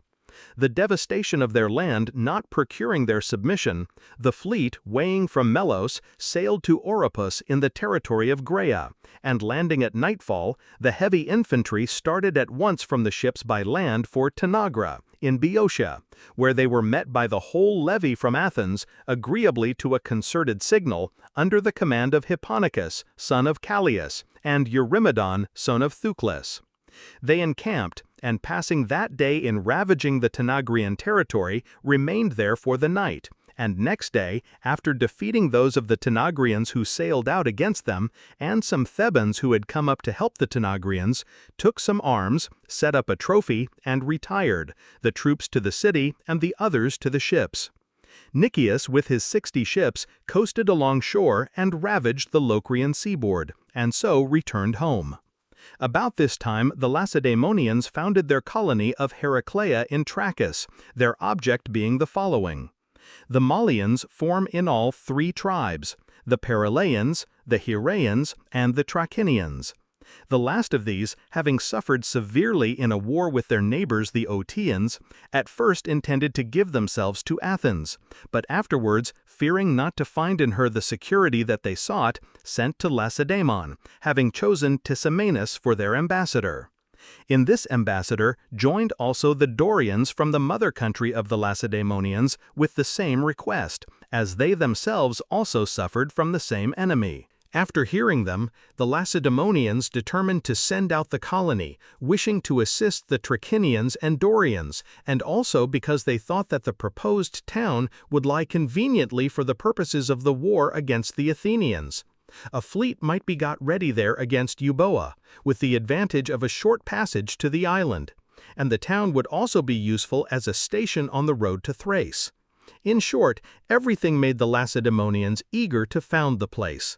After first consulting the god at Delphi and receiving a favorable answer, they sent off the colonists, Spartans and Perioeci, inviting also any of the rest of the Hellenes who might wish to accompany them, except Ionians, Achaeans, and certain other nationalities. 3 Lacedaemonians leading as founders of the colony, Leon, Alcidas, and Damagon. The settlement effected, they fortified anew the city, now called Heraclea, distant about 4 miles and a half from Thermopylae, and 2 miles and a quarter from the sea, and commenced building docks, closing the side towards Thermopylae just by the pass itself, in order that they might be easily defended. The foundation of this town, evidently meant to annoy Euboea, the passage across to Cenaeum in that island being a short one, at first caused some alarm at Athens, which the event, however, did nothing to justify, the town never giving them any trouble. The reason of this was as follows. The Thessalians, who were sovereign in those parts, and whose territory was menaced by its foundation, were afraid that it might prove a very powerful neighbor, and accordingly continually harassed and made war upon the new settlers, until they at last wore them out in spite of their originally considerable numbers, people flocking from all quarters to a place founded by the Lacedaemonians, and thus thought secure of prosperity. On the other hand, the Lacedaemonians themselves, in the persons of their governors, did their full share towards ruining its prosperity and reducing its population, as they frightened away the greater part of the inhabitants by governing harshly and in some cases not fairly, and thus made it easier for their neighbors to prevail against them. The same summer, about the same time that the Athenians were detained at Melos, their fellow citizens in the 30 ships cruising round Peloponnese, after cutting off some guards in an ambush at Elemenus in Leucadia, subsequently went against Leucas itself with a large armament, having been reinforced by the whole levy of the Acarnanians except Oeniade, and by the Zacinthians and Cephallenians and 15 ships from Corcyra. While the Leucadians witnessed the devastation of their land, without and within the isthmus upon which the town of Leucas and the temple of Apollo stand, without making any movement on account of the overwhelming numbers of the enemy, the Acarnanians urged Demosthenes, the Athenian general, to build a wall so as to cut off the town from the continent, a measure which they were convinced would secure its capture and rid them once and for all of a most troublesome enemy. The same summer, about the same time that the Athenians were detained at Melos, their fellow citizens in the 30 ships cruising round Peloponnese, after cutting off some guards in an ambush at Elamenis in Leucadia, subsequently went against Leucas itself with a large armament, having been reinforced by the whole levy of the Acarnanians, except Oeniadae, and by the Zacanthians and Cephallenians and 15 ships from Corcyra. While the Leucadians witnessed the devastation of their land, without and within the isthmus upon which the town of Leucas and the temple of Apollo stand, without making any movement on account of the overwhelming numbers of the enemy, the Acarnanians urged Demosthenes, the Athenian general, to build a wall so as to cut off the town from the continent, a measure which they were convinced would secure its capture and rid them once and for all of a most troublesome enemy. Demosthenes, however, had in the meanwhile been persuaded by the Messenians that it was a fine opportunity for him, having so large an army assembled, to attack the Aetolians, who were not only the enemies of Naupactus, but whose reduction would further make it easy to gain the rest of that part of the continent for the Athenians. The Aetolian nation, although numerous and warlike, yet dwelt in unwalled villages scattered far apart, and had nothing but light armor, and might, according to the Messenians, be subdued without much difficulty before succors could arrive. The plan which they recommended was to attack first the Apodiotians, next the Ophionians, and after these the Eurytiotians, who are the largest tribe in Aetolia, and speak, as is said, a language exceedingly difficult to understand, and eat their flesh raw. These once subdued, the rest would easily come in. To this plan Demosthenes consented, not only to please the Messenians, but also in the belief that by adding the Aetolians to his other continental allies, he would be able, without aid from home, to march against the Boeotians by way of Ozolian Locris to Cytinium in Doris, keeping Parnassus on his right until he descended to the Phocians, whom he could force to join him if their ancient friendship for Athens did not, as he anticipated, at once decide them to do so. Arrived in Phocis, he was already upon the frontier of Boeotia. He accordingly weighed from Leucas, against the wish of the Acarnanians, and with his whole armament sailed along the coast to Solium, where he communicated to them his intention.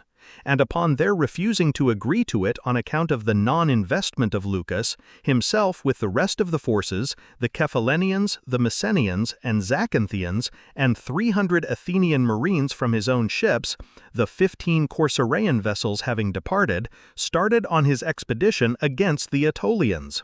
His base he established at Enaeon in Locris, as the Ozolian Locrians were allies of Athens and were to meet him with all their forces in the interior. Being neighbors of the Aetolians and armed in the same way, it was thought that they would be of great service upon the expedition, from their acquaintance with the localities and the warfare of the inhabitants.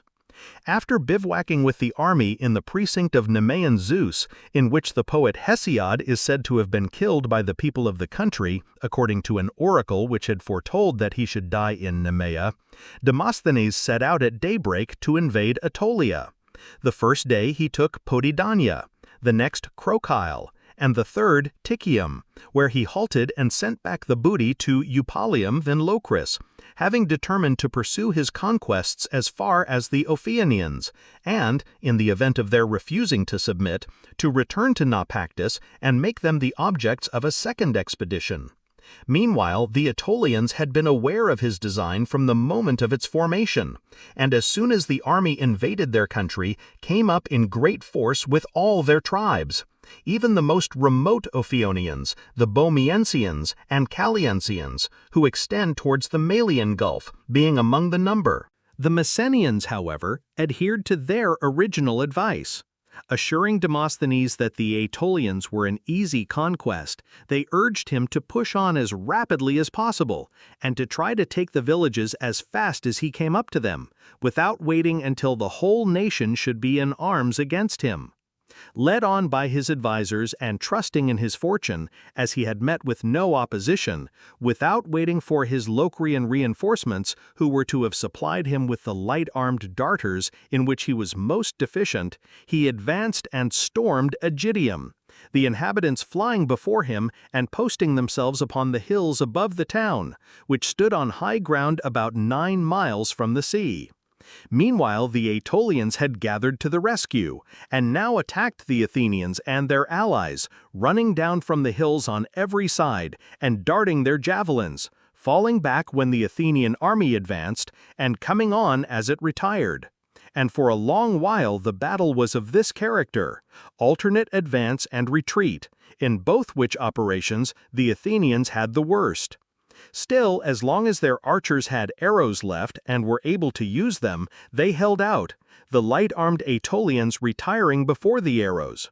But after the captain of the archers had been killed and his men scattered, the soldiers, wearied out with the constant repetition of the same exertions and hard-pressed by the Aetolians with their javelins, at last turned and fled, and falling into pathless gullies and places that they were unacquainted with, thus perished, the Messenian Cramen, their guide, having also unfortunately been killed.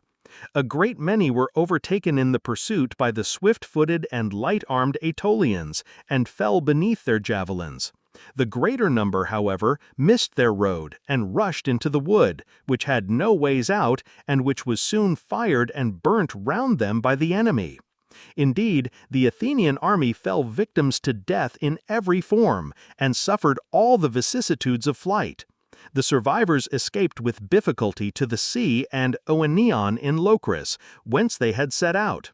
Many of the allies were killed, and about 120 Athenian heavy infantry, not a man less, and all in the prime of life. These were by far the best men in the city of Athens that fell during this war. Among the slain was also Procles, the colleague of Demosthenes. Meanwhile, the Athenians took up their dead under truce from the Aetolians and retired to Naupactus, and from thence went in their ships to Athens.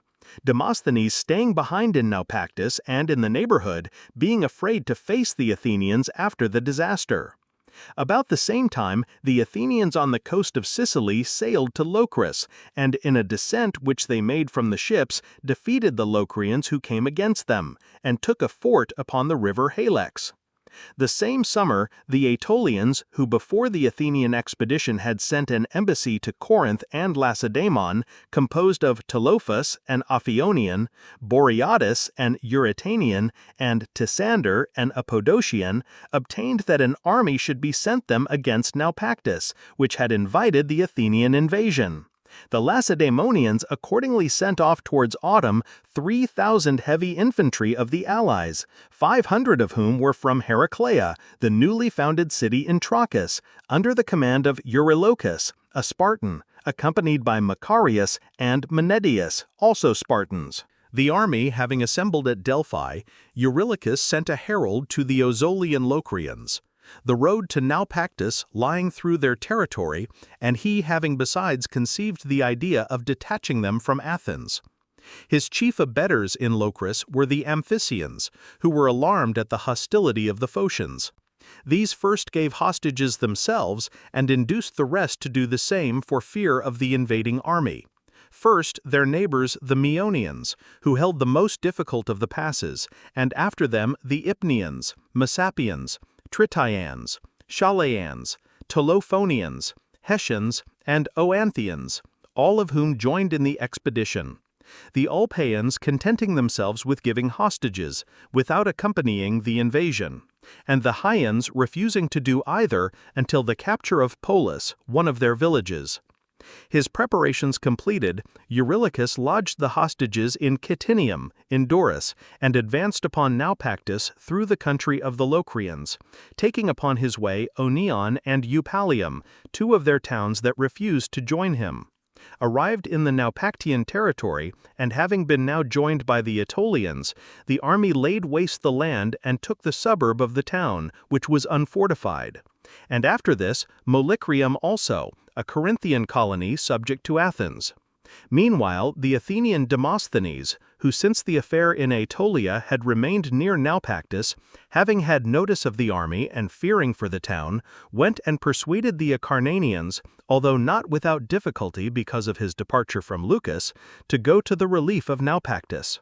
They accordingly sent with him on board his ships 1,000 heavy infantry, who threw themselves into the place and saved it, the extent of its wall and the small number of its defenders otherwise placing it in the greatest danger. Meanwhile, Eurylochus and his companions, finding that this force had entered and that it was impossible to storm the town, withdrew, not to Peloponnese, but to the country once called Aeolus, and now Calydon and Pleiron, and to the places in that neighborhood, and Protium in Aetolia. The Ambraciots having come and urged them to combine with them in attacking Amphilochian Argos and the rest of Amphilochia and Acarnania, affirming that the conquest of these countries would bring all the continent into alliance with Lacedaemon. To this Eurylochus consented, and dismissing the Aetolians, now remained quiet with his army in those parts until the time should come for the Ambraciots to take the field and for him to join them before Argos. Summer was now over. The winter ensuing, the Athenians in Sicily with their Hellenic allies, and such of the Sicyl subjects or allies of Syracuse as had revolted from her and joined their army, marched against the Sicyl town Inessa, the acropolis of which was held by the Syracusans, and after attacking it without being able to take it, retired. In the retreat, the allies, retreating after the Athenians, were attacked by the Syracusans from the fort, and a large part of their army routed with great slaughter. After this, Laches and the Athenians from the ships made some descents in Locris, and defeating the Locrians, who came against them with Proxenus, son of Capaton, upon the river Caecinus, took some arms and departed. The same winter the Athenians purified Delos, in compliance, it appears, with a certain oracle. It had been purified before by Pisistratus the tyrant. Not indeed the whole island, but as much of it as could be seen from the temple. All of it was, however, now purified in the following way. All the sepulchres of those that had died in Delos were taken up, and for the future it was commanded that no one should be allowed either to die or to give birth to a child in the island, but that they should be carried over to Rhenea, which is so near to Delos that Polycrates, tyrant of Samos, having added Rhenea to his other island conquests during his period of naval ascendancy, dedicated it to the Delian Apollo by binding it to Delos with a chain. The Athenians, after the purification, celebrated for the first time the quinquennial festival of the Delian Games. Once upon a time, indeed, there was a great assemblage of the Ionians and the neighboring islanders at Delos, who used to come to the festival, as the Ionians now do to that of Ephesus. And athletic and poetical contests took place there, and the cities brought choirs of dancers. Nothing can be clearer on this point than the following verses of Homer, taken from a hymn to Apollo. Phoebus, wherever thou strayest, far or near, Delos was still of all thy haunts most dear. Thither the robed Ionians take their way, with wife and child to keep thy holiday. Invoke thy favor on each manly game, and dance and sing in honor of thy name. That there was also a poetical contest in which the Ionians went to contend, again is shown by the following, taken from the same hymn. After celebrating the Delian dance of the women, he ends his song of praise with these verses, in which he also alludes to himself. Well may Apollo keep you all, and so, sweethearts, goodbye. Yet tell me not I go out from your hearts. And if in after hours some other wanderer in this world of ours touch at your shores, and ask your maidens here, who sings the songs the sweetest to your ear? Think of me then, and answer with a smile, a blind old man of Scion's rocky isle. Homer thus attests that there was anciently a great assembly and festival at Delos. In later times, although the islanders and the Athenians continued to send the choirs of dancers with sacrifices, the contests and most of the ceremonies were abolished, probably through adversity, until the Athenians celebrated the games upon this occasion with the novelty of horse races. The same winter the Ambraciots, as they had promised Eurylochus when they retained his army, marched out against Amphilochian Argos with 3,000 heavy infantry, and invading the Argive territory, occupied Olpae, a stronghold on a hill near the sea, which had been formerly fortified by the Acarnanians and used as the place of assizes for their nation, and which is about 2 miles and 3/4 from the city of Argos upon the seacoast. Meanwhile, the Ambraciots, as they had promised Eurylochus when they retained his army, marched out against Amphilochian Argos with 3,000 heavy infantry, and invading the Argive territory, occupied Olpai, a stronghold on a hill near the sea, which had been formerly fortified by the Acarnanians and used as the place of assizes for their nation, and which is about 2 miles and 3/4 from the city of Argos upon the seacoast. Meanwhile, the Acarnanians went with a part of their forces to the relief of Argos, and with the rest encamped in Amphilochia at the place called Crene, or the Wells, to watch for Eurylochus and his Peloponnesians, and to prevent their passing through and effecting their junction with the Ambraciots. While they also sent for Demosthenes, the commander of the Aetolian expedition, to be their leader, and for the 20 Athenian ships that were cruising off Peloponnese under the command of Aristotle, son of Timocrates, and Hierophon, son of Antimnestus.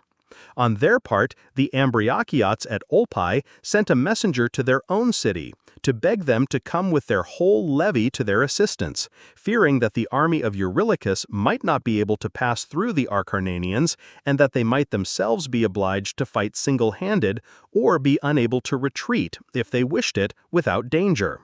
Meanwhile, Eurylochus and his Peloponnesians, learning that the Ambraciots at Olpai had arrived, set out from Proscium with all haste to join them, and crossing the Achelous advanced through Acarnania, which they found deserted by its population, who had gone to the relief of Argos, keeping on their right the city of the Stratians and its garrison, and on their left the rest of Acarnania. Traversing the territory of the Stratians, they advanced through Phytia, next skirting Medion, through Limnaea, after which they left Acarnania behind them and entered a friendly country, that of the Agraeans. From thence they reached and crossed Mount Thymus, which belongs to the Agraeans, and descended into the Argive territory after nightfall, and passing between the city of Argos and the Acarnanian posts at Crene, joined the Ambraciots at Olpai. Uniting here at daybreak, they sat down at the place called Metropolis and encamped. Not long afterwards, the Athenians in the 20 ships came into the Ambracian Gulf to support the Argives with Demosthenes and 200 Messenian heavy infantry and 60 Athenian archers. While the fleet off Olpai blockaded the hill from the sea, the Acarnanians and a few of the Amphilochians, most of whom were kept back by force by the Ambraciots, had already arrived at Argos, and were preparing to give battle to the enemy, having chosen Demosthenes to command the whole of the allied army in concert with their own generals. Demosthenes led them near to Olpai and encamped, a great ravine separating the two armies. During 5 days they remained inactive. On the 6th, both sides formed in order of battle.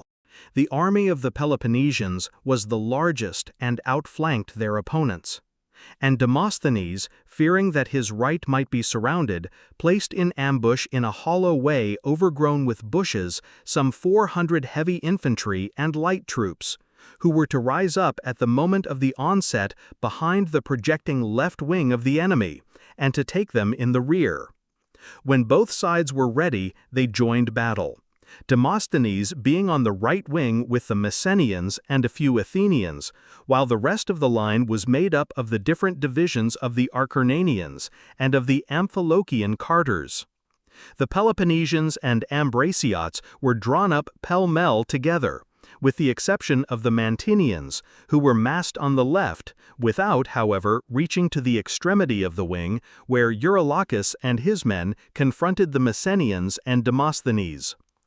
The Peloponnesians were now well engaged, and with their outflanking wing were upon the point of turning their enemy's right, when the Acarnanians from the ambuscade set upon them from behind, and broke them at the first attack, without their staying to resist, while the panic into which they fell caused the flight of most of their army, terrified beyond measure at seeing the division of Eurylochus and their best troops cut to pieces.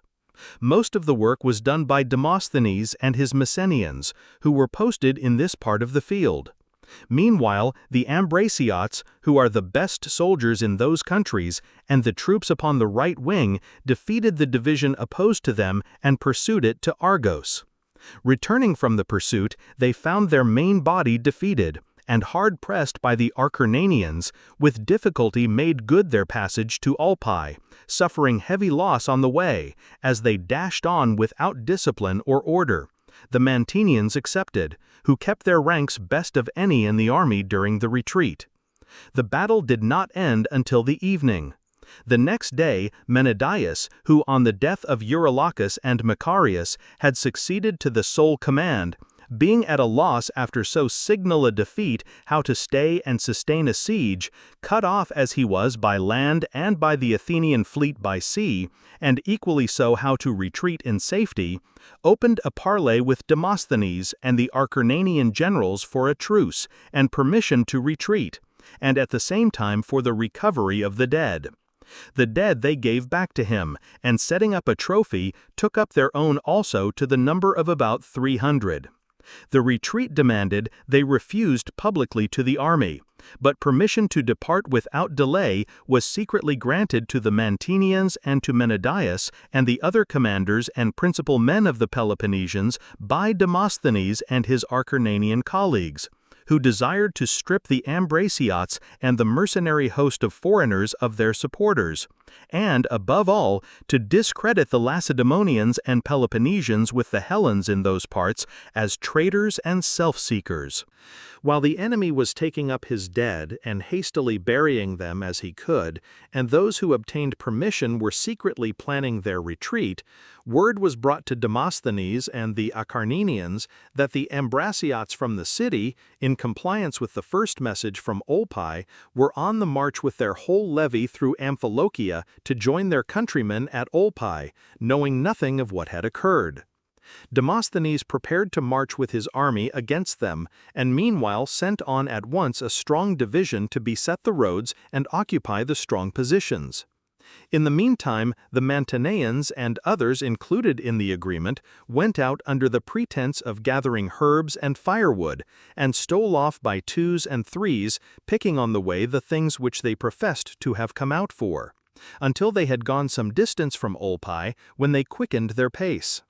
The Ambraciots and such of the rest as had accompanied them in larger parties, seeing them going on, pushed on in their turn, and began running in order to catch them up. The Acarnanians at first thought that all alike were departing without permission, and began to pursue the Peloponnesians, and believing that they were being betrayed, even threw a dart or two at some of their generals who tried to stop them and told them that leave had been given. Eventually, however, they let pass the Mantineans and Peloponnesians and slew only the Ambraciots, there being much dispute and difficulty in distinguishing whether a man was an Ambraciot or a Peloponnesian. The number thus slain was about 200. The rest escaped into the bordering territory of Agraea and found refuge with Salynthius, the friendly king of the Agraeans. Meanwhile, the Ambraciots from the city arrived at Idomene.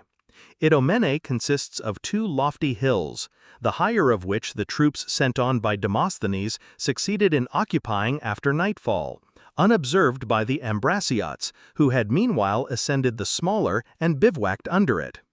After supper, Demosthenes set out with the rest of the army as soon as it was evening, himself with half his force making for the pass, and the remainder going by the Amphilochian hills.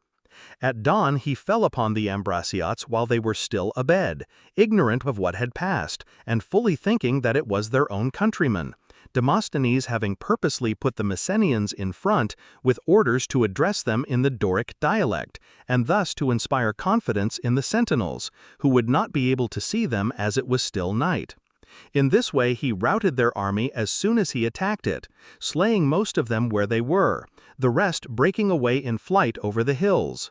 The roads, however, were already occupied, and while the Amphilochians knew their own country, the Ambraciots were ignorant of it, and could not tell which way to turn, and had also heavy armor as against a light-armed enemy, and so fell into ravines and into the ambushes which had been set for them, and perished there.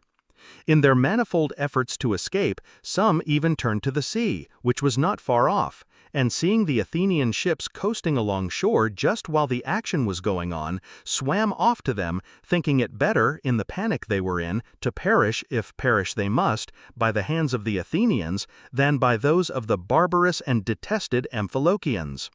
Of the large Ambraciot force destroyed in this manner, a few only reached the city in safety, while the Acarnanians, after stripping the dead and setting up a trophy, returned to Argos. The next day arrived a herald from the Ambraciots who had fled from Olpae to the Agraeans to ask leave to take up the dead that had fallen after the first engagement, when they left the camp with the Mantineans and their companions, without, like them, having had permission to do so. At the sight of the arms of the Ambraciots from the city, the herald was astonished at their number, knowing nothing of the disaster and fancying that they were those of their own party. Someone asked him what he was so astonished at, and how many of them had been killed, fancying in his turn that this was the herald from the troops at Idomene. He replied, "About 200. Upon which his interrogator took him up, saying, "Why, the arms you see here are of more than 1,000. The herald replied, "Then they are not the arms of those who fought with us?" The other answered, "Yes, they are, if at least you fought at Idomene yesterday." "But we fought with no one yesterday, but the day before in the retreat. However that may be, we fought yesterday with those who came to reinforce you from the city of the Ambraciots." When the herald heard this and knew that the reinforcement from the city had been destroyed, he broke into wailing and, stunned at the magnitude of the present evils, went away at once without having performed his errand, or again asking for the dead bodies. Indeed, this was by far the greatest disaster that befell any one Hellenic city in an equal number of days during this war. And I have not set down the number of the dead because the amount stated seems so out of proportion to the size of the city as to be incredible. In any case, I know that if the Acarnanians and Amphilochians had wished to take Ambracia as the Athenians and Demosthenes advised, they would have done so without a blow. As it was, they feared that if the Athenians had it, they would be worse neighbors to them than the present.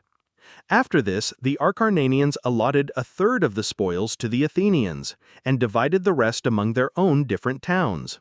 The share of the Athenians was captured on the voyage home. The arms now deposited in the Attic temples are 300 panoplies, which the Acarnanians set apart for Demosthenes, and which he brought to Athens in person, his return to his country after the Aetolian disaster being rendered less hazardous by this exploit. The Athenians in the 20 ships also went off to Naupactus. The Acarnanians and Amphilochians, after the departure of Demosthenes and the Athenians, granted the Ambraciots and Peloponnesians who had taken refuge with Cilinthius and the Agraeans a free retreat from Oniade, to which place they had removed from the country of Cilinthius, and for the future concluded with the Ambraciots a treaty and alliance for 100 years, upon the terms following. It was to be a defensive, not an offensive alliance. The Ambraciots could not be required to march with the Acarnanians against the Peloponnesians, nor the Acarnanians with the Ambraciots against the Athenians. For the rest, the Ambraciots were to give up the places and hostages that they held of the Amphilochians, and not to give help to Anactorium, which was at enmity with the Acarnanians. With this arrangement, they put an end to the war. After this, the Corinthians sent a garrison of their own citizens to Ambracia, composed of 300 heavy infantry under the command of Xenoclides, son of Euthycles, who reached their destination after a difficult journey across the continent. Such was the history of the affair of Ambracia. The same winter, the Athenians in Sicily made a descent from their ships upon the territory of Himera, in concert with the Sicels, who had invaded its borders from the interior, and also sailed to the islands of Aeolus. Upon their return to Rhegium, they found the Athenian general Pythodorus, son of Isolacus, come to supersede Laches in the command of the fleet. The allies in Sicily had sailed to Athens and induced the Athenians to send out more vessels to their assistance, pointing out that the Syracusans who already commanded their land were making efforts to get together a navy to avoid being any longer excluded from the sea by a few vessels. The Athenians proceeded to man 40 ships to send to them, thinking that the war in Sicily would thus be the sooner ended, and also wishing to exercise their navy. One of the generals, Pythodorus, was accordingly sent out with a few ships. Sophocles, son of Sostratides, and Eurymedon, son of Thucles, being destined to follow with the main body. Meanwhile, Pythodorus had taken the command of Lach's ships and towards the end of winter sailed against the Locrian fort, which Lach's had formerly taken, and returned after being defeated in battle by the Locrians. In the first days of this spring, the stream of fire issued from Etna, as on former occasions, and destroyed some land of the Catanians, who live upon Mount Etna, which is the largest mountain in Sicily. 50 years, it is said, had elapsed since the last eruption, there having been 3 in all since the Hellenes have inhabited Sicily. Such were the events of this winter, and with it ended the 6th year of this war, of which Thucydides was the historian. Chapter 12. 7th year of the war. Occupation of Pylos. Surrender of the Spartan army in Sphacteria. Next summer, about the time of the corn's coming into ear, 10 Syracusan and as many Locrian vessels sailed to Messina, in Sicily, and occupied the town upon the invitation of the inhabitants. And Messina revolted from the Athenians. The Syracusans contrived this chiefly because they saw that the place afforded an approach to Sicily, and feared that the Athenians might hereafter use it as a base for attacking them with a larger force. The Locrians, because they wished to carry on hostilities from both sides of the strait, and to reduce their enemies, the people of Rhegium. Meanwhile, the Locrians had invaded the Rhegian territory with all their forces, to prevent their succoring Messina, and also at the instance of some exiles from Rhegium who were with them. The long factions by which that town had been torn rendering it for the moment incapable of resistance, and thus furnishing an additional temptation to the invaders. After devastating the country, the Locrian land forces retired, their ships remaining to guard Messina, while others were being manned for the same destination to carry on the war from thence. About the same time in the spring, before the corn was ripe, the Peloponnesians and their allies invaded Attica under Agis, the son of Archidamus, king of the Lacedaemonians, and sat down and laid waste the country.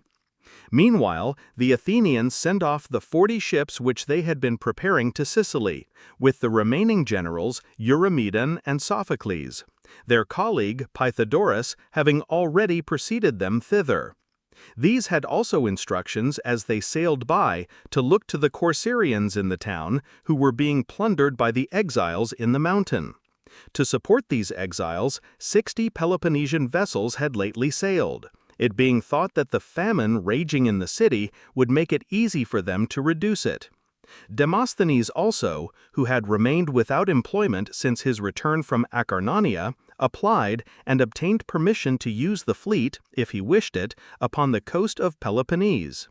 Off Laconia, they heard that the Peloponnesian ships were already at Corcyra, upon which Eurymedon and Sophocles wished to hasten to the island, but Demosthenes required them first to touch at Pylos and do what was wanted there, before continuing their voyage.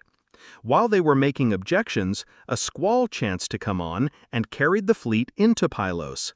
Demosthenes at once urged them to fortify the place, it being for this that he had come on the voyage, and made them observe there was plenty of stone and timber on the spot, and that the place was strong by nature, and together with much of the country round unoccupied. Pylos, or Coryphasium, as the Lacedaemonians call it, being about 45 miles distant from Sparta, and situated in the old country of the Messenians. The commanders told him that there was no lack of desert headlands in Peloponnese if he wished to put the city to expense by occupying them. He, however, thought that this place was distinguished from others of the kind by having a harbor close by. while the Messenians, the old natives of the country, speaking the same dialect as the Lacedaemonians, could do them the greatest mischief by their incursions from it, and would at the same time be a trusty garrison. After speaking to the captains of companies on the subject, and failing to persuade either the generals or the soldiers, he remained inactive with the rest from stress of weather, until the soldiers themselves, wanting occupation, were seized with a sudden impulse to go round and fortify the place. Accordingly, they set to work in earnest, and having no iron tools, picked up stones and put them together as they happened to fit, and where mortar was needed, carried it on their backs for want of hods, stooping down to make it stay on, and clasping their hands together behind to prevent it falling off, sparing no effort to be able to complete the most vulnerable points before the arrival of the Lacedaemonians, most of the place being sufficiently strong by nature without further fortifications.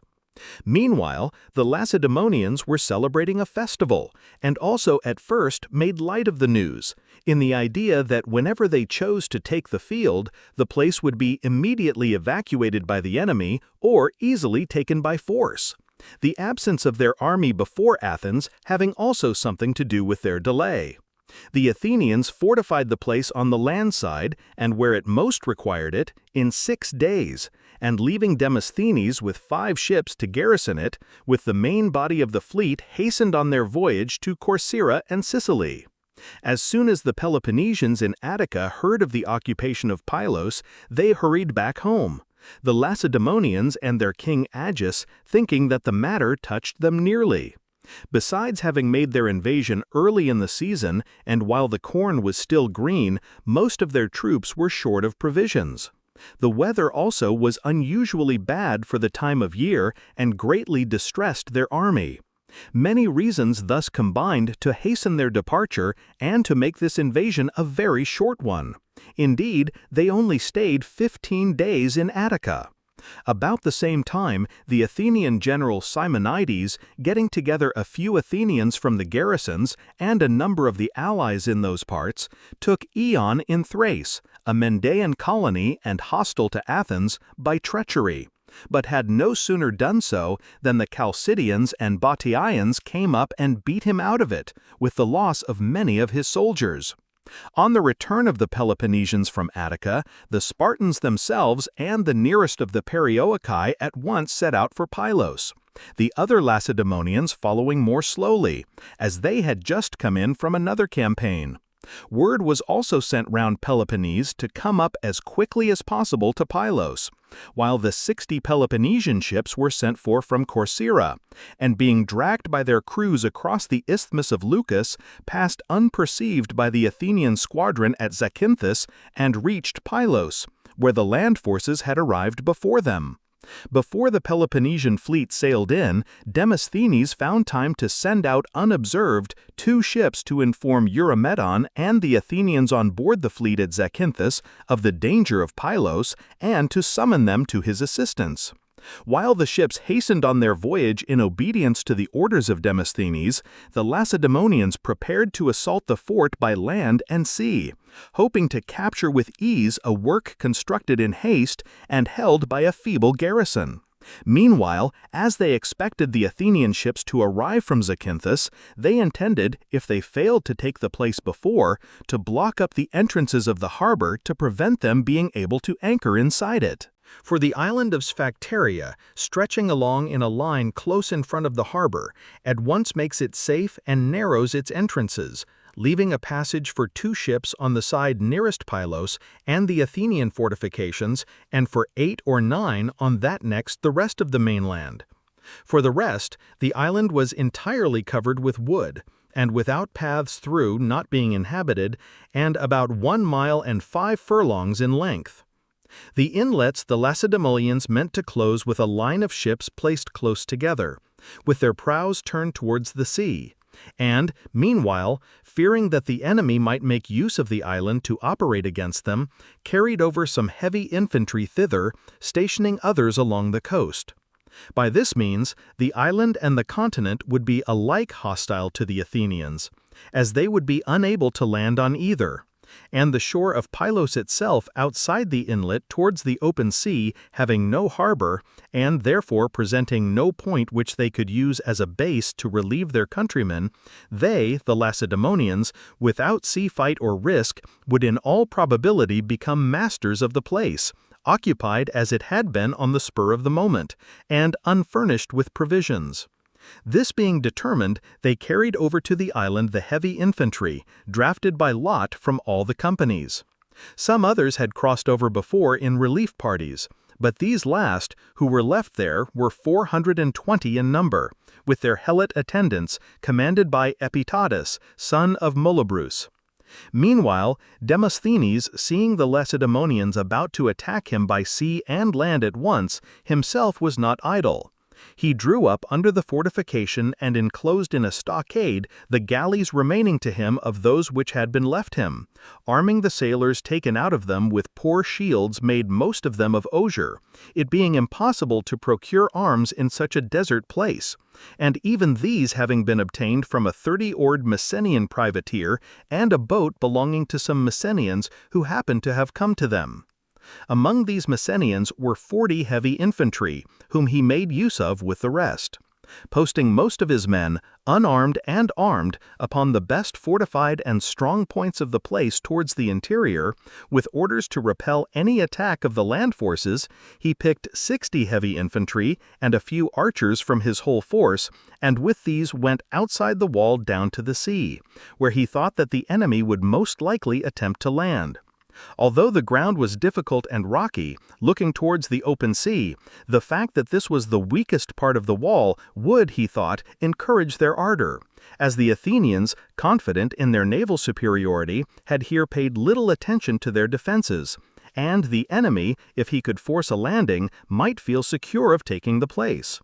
At this point, accordingly, going down to the water's edge, he posted his heavy infantry to prevent, if possible, a landing, and encouraged them in the following terms. Soldiers and comrades in this adventure, I hope that none of you in our present strait will think to show his wit by exactly calculating all the perils that encompass us, but that you will rather hasten to close with the enemy without staying to count the odds, seeing in this your best chance of safety.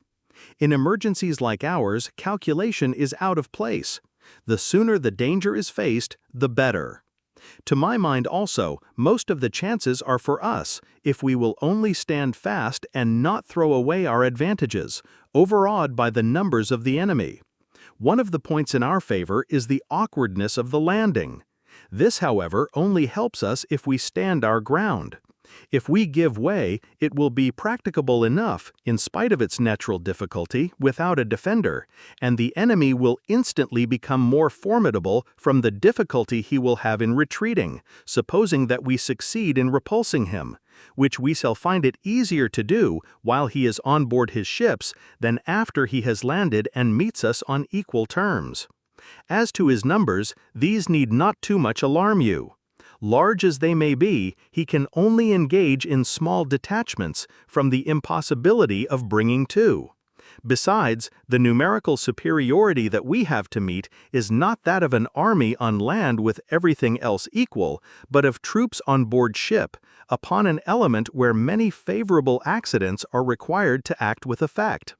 I therefore consider that his difficulties may be fairly set against our numerical deficiencies, and at the same time I charge you, as Athenians, who know by experience what landing from ships on a hostile territory means, and how impossible it is to drive back an enemy determined enough to stand his ground and not to be frightened away by the surf and the terrors of the ships sailing in, to stand fast in the present emergency, beat back the enemy at the water's edge, and save yourselves and the place.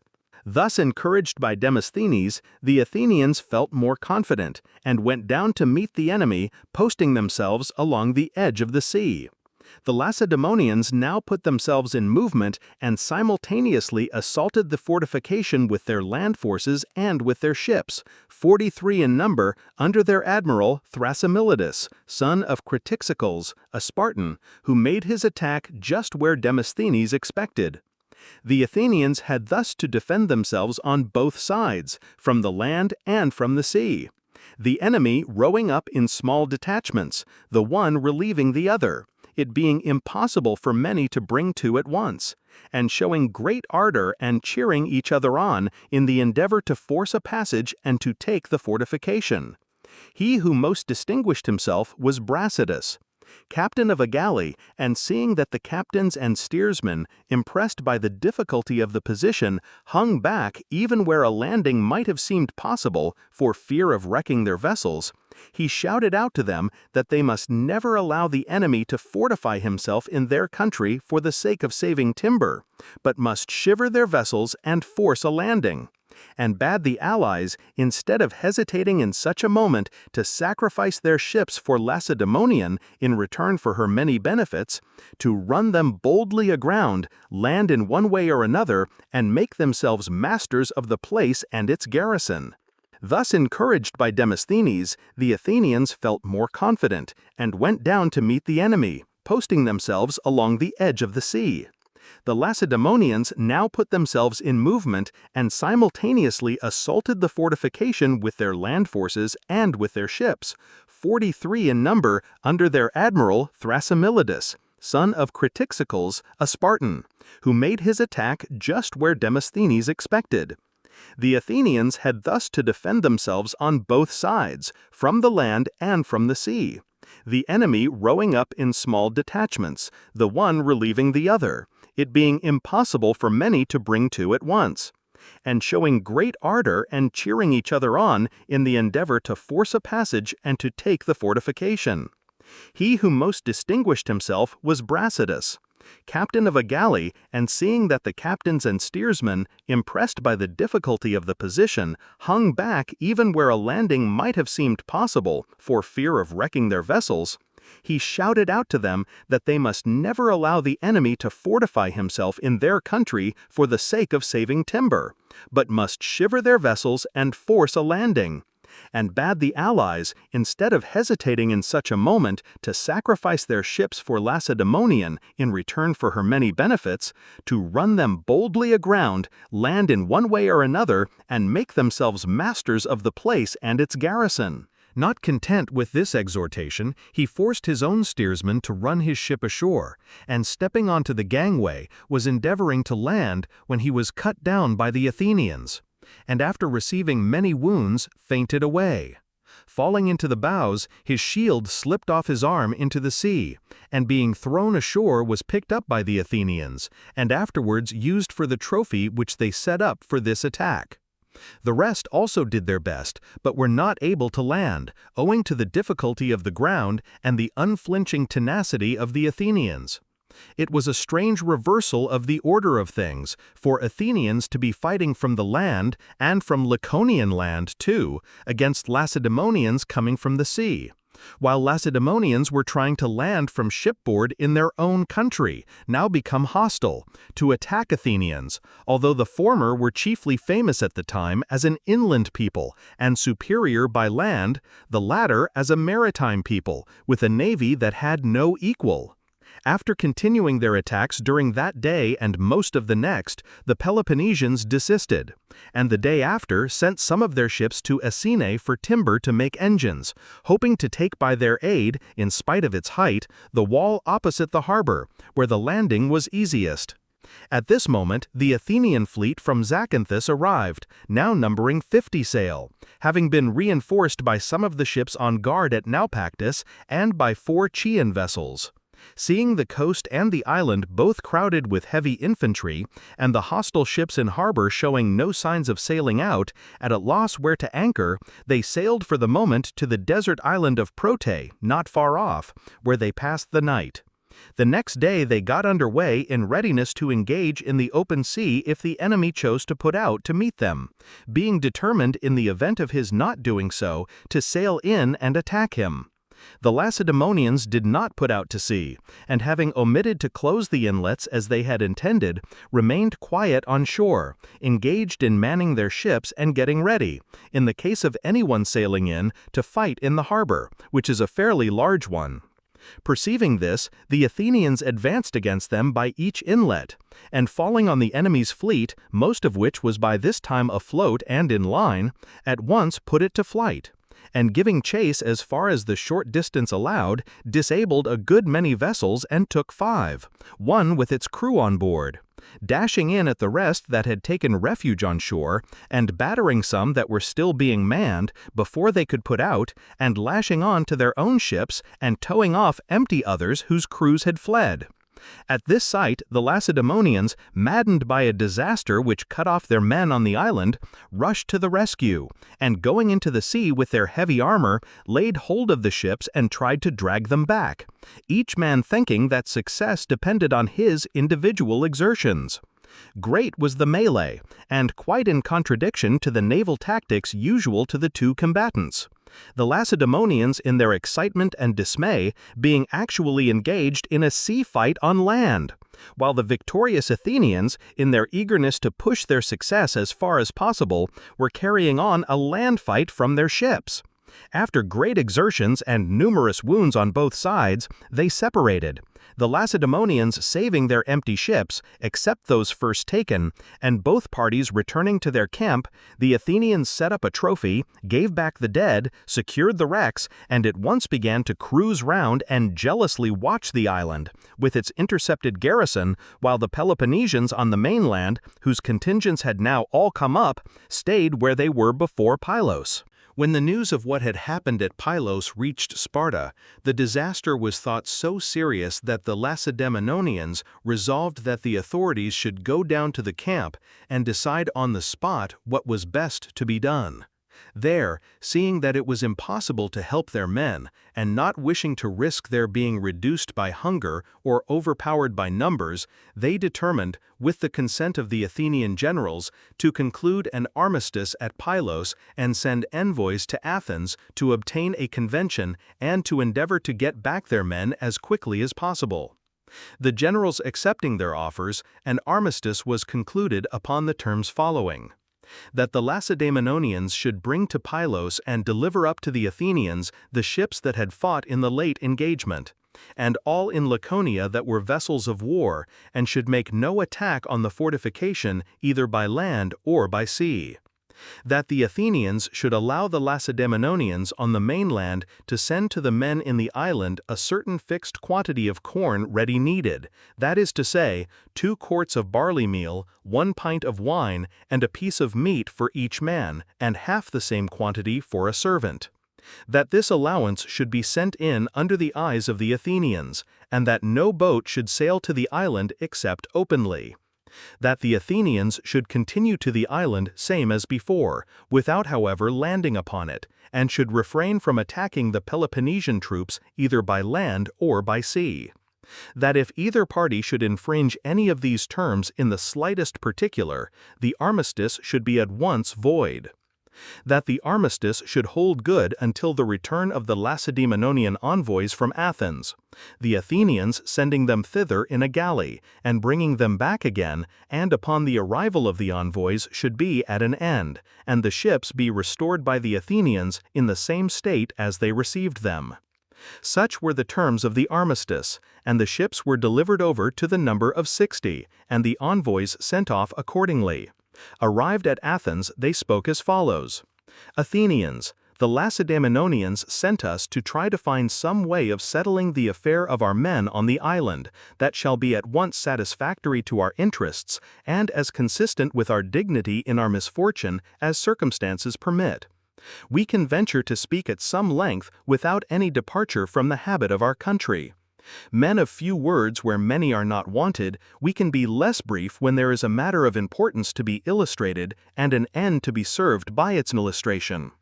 Meanwhile, we beg you to take what we may say, not in a hostile spirit, nor as if we thought you ignorant and wished to lecture you, but rather as a suggestion on the best course to be taken, addressed to intelligent judges.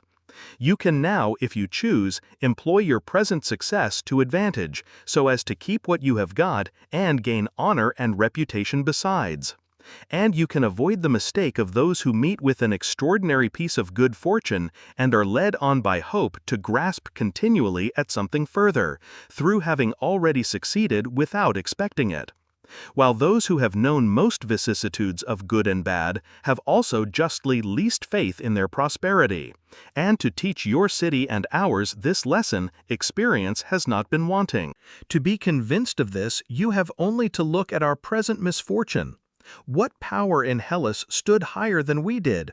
And yet we are come to you, although we formerly thought ourselves more able to grant what we are now here to ask. Nevertheless, we have not been brought to this by any decay in our power, or through having our heads turned by aggrandizement. No, our resources are what they have always been, and our error has been an error of judgment, to which all are equally liable. Accordingly, the prosperity which your city now enjoys, and the accession that it has lately received, must not make you fancy that fortune will be always with you. Indeed, sensible men are prudent enough to treat their gains as precarious, just as they would also keep a clear head in adversity, and think that war, so far from staying within the limit to which a combatant may wish to confine it, will run the course that its chances prescribe. And thus, not being puffed up by confidence in military success, they are less likely to come to grief and most ready to make peace, if they can, while their fortune lasts. This, Athenians, you have a good opportunity to do now with us, and thus to escape the possible disasters which may follow upon your refusal, and the consequent imputation of having owed to accident even your present advantages, when you might have left behind you a reputation for power and wisdom which nothing could endanger. The Lacedaemonians accordingly invite you to make a treaty, and to end the war, and offer peace and alliance and the most friendly and intimate relations in every way and on every occasion between us, and in return ask for the men on the island, thinking it better for both parties not to stand out to the end on the chance of some favorable accident enabling the men to force their way out, or of their being compelled to succumb under the pressure of blockade. Indeed, if great enmities are ever to be really settled, we think it will be, not by the system of revenge and military success, and by forcing an opponent to swear to a treaty to his disadvantage, but when the more fortunate combatant waives these, his privileges, to be guided by gentler feelings, conquers his rival in generosity, and accords peace on more moderate conditions than he expected. From that moment, instead of the debt of revenge which violence must entail, his adversary owes a debt of generosity to be paid in kind, and is inclined by honor to stand to his agreement. And men oftener act in this manner towards their greatest enemies than where the quarrel is of less importance. They are also by nature as glad to give way to those who first yield to them as they are apt to be provoked by arrogance to risks condemned by their own judgment. To apply this to ourselves, if peace was ever desirable for both parties, it is surely so at the present moment, before anything irremediable befall us and force us to hate you eternally, personally as well as politically, and you to miss the advantages that we now offer you. While the issue is still in doubt, and you have reputation and our friendship in prospect, and we the compromise of our misfortune before anything fatal occur, let us be reconciled, and for ourselves choose peace instead of war, and grant to the rest of the Hellens a remission from their sufferings, for which be sure they will think they have chiefly you to thank. The war that they labor under, they know not which began, but the peace that concludes it, as it depends on your decision, will by their gratitude be laid to your door. By such a decision, you can become firm friends with the Lacedaemonians at their own invitation, which you do not force from them, but oblige them by accepting. And from this friendship consider the advantages that are likely to follow. When Attica and Sparta are at one, the rest of Hellas, be sure, will remain in respectful inferiority before its heads. Such were the words of the Lacedaemonians, their idea being that the Athenians, already desirous of a truce and only kept back by their opposition, would joyfully accept a peace freely offered and give back the men. The Athenians, however, having the men on the island, thought that the treaty would be ready for them whenever they chose to make it, and grasped at something further. Foremost to encourage them in this policy was Cleon, son of Cleonetus, a popular leader of the time and very powerful with the multitude, who persuaded them to answer as follows. First, the men in the island must surrender themselves and their arms and be brought to Athens. Next, the Lacedaemonians must restore Nicaea, Pegae, Troezen, and Achaia, all places acquired not by arms but by the previous convention, under which they had been ceded by Athens herself at a moment of disaster, when a truce was more necessary to her than at present. This done, they might take back their men, and make a truce for as long as both parties might agree.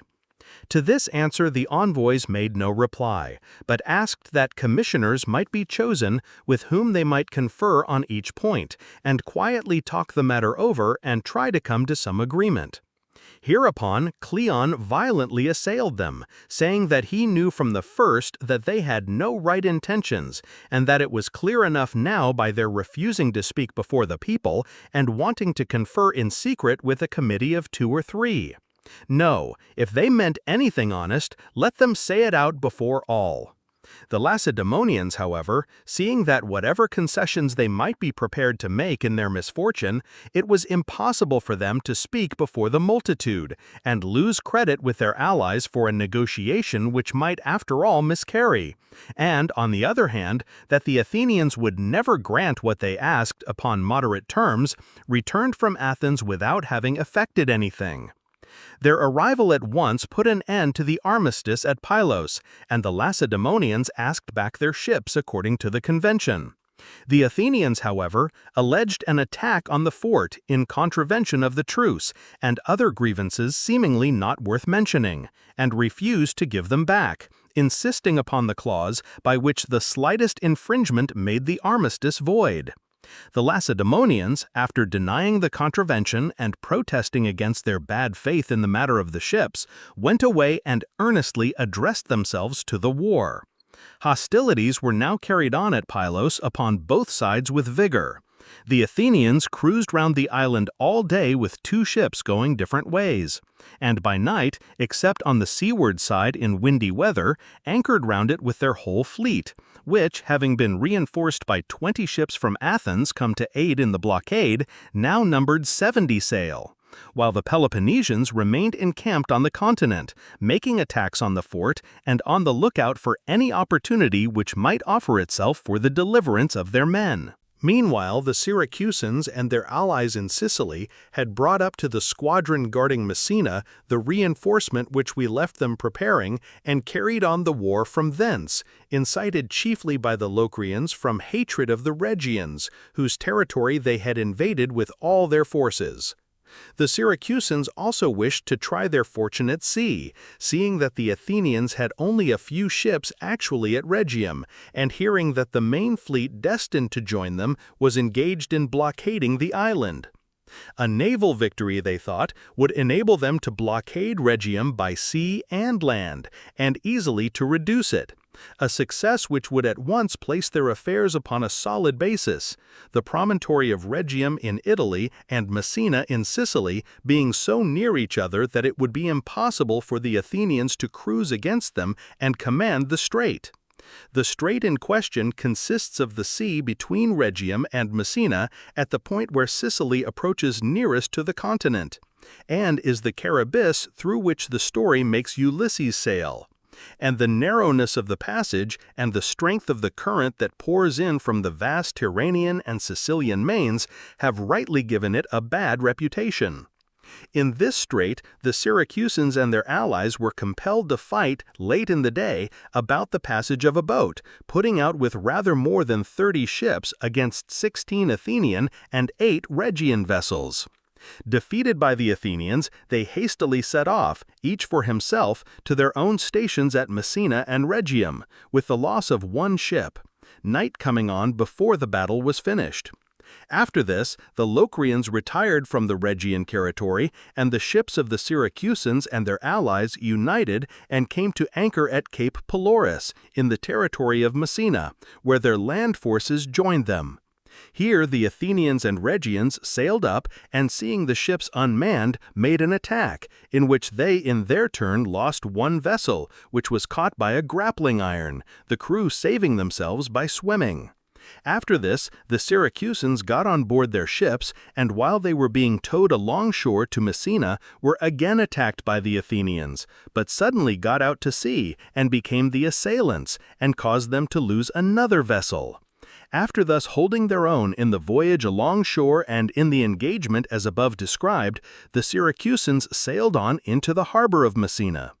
Meanwhile, the Athenians, having received warning that Camarina was about to be betrayed to the Syracusans by Archias and his party, sailed thither, and the Messinese took this opportunity to attack by sea and land with all their forces their Chalcidian neighbor Naxos.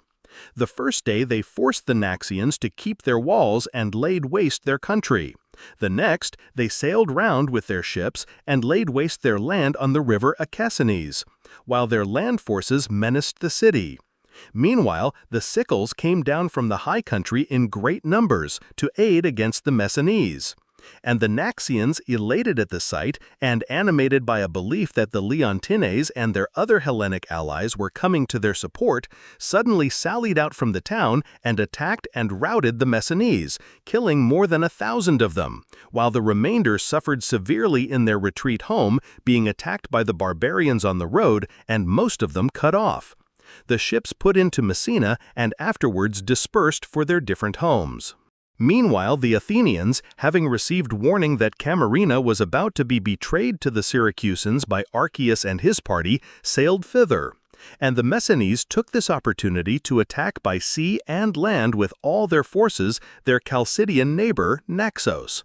The first day they forced the Naxians to keep their walls and laid waste their country. The next, they sailed round with their ships and laid waste their land on the river Acassines, while their land forces menaced the city.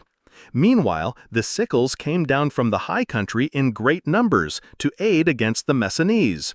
And the Naxians, elated at the sight, and animated by a belief that the Leontines and their other Hellenic allies were coming to their support, suddenly sallied out from the town and attacked and routed the Messinese, killing more than 1,000 of them, while the remainder suffered severely in their retreat home, being attacked by the barbarians on the road, and most of them cut off.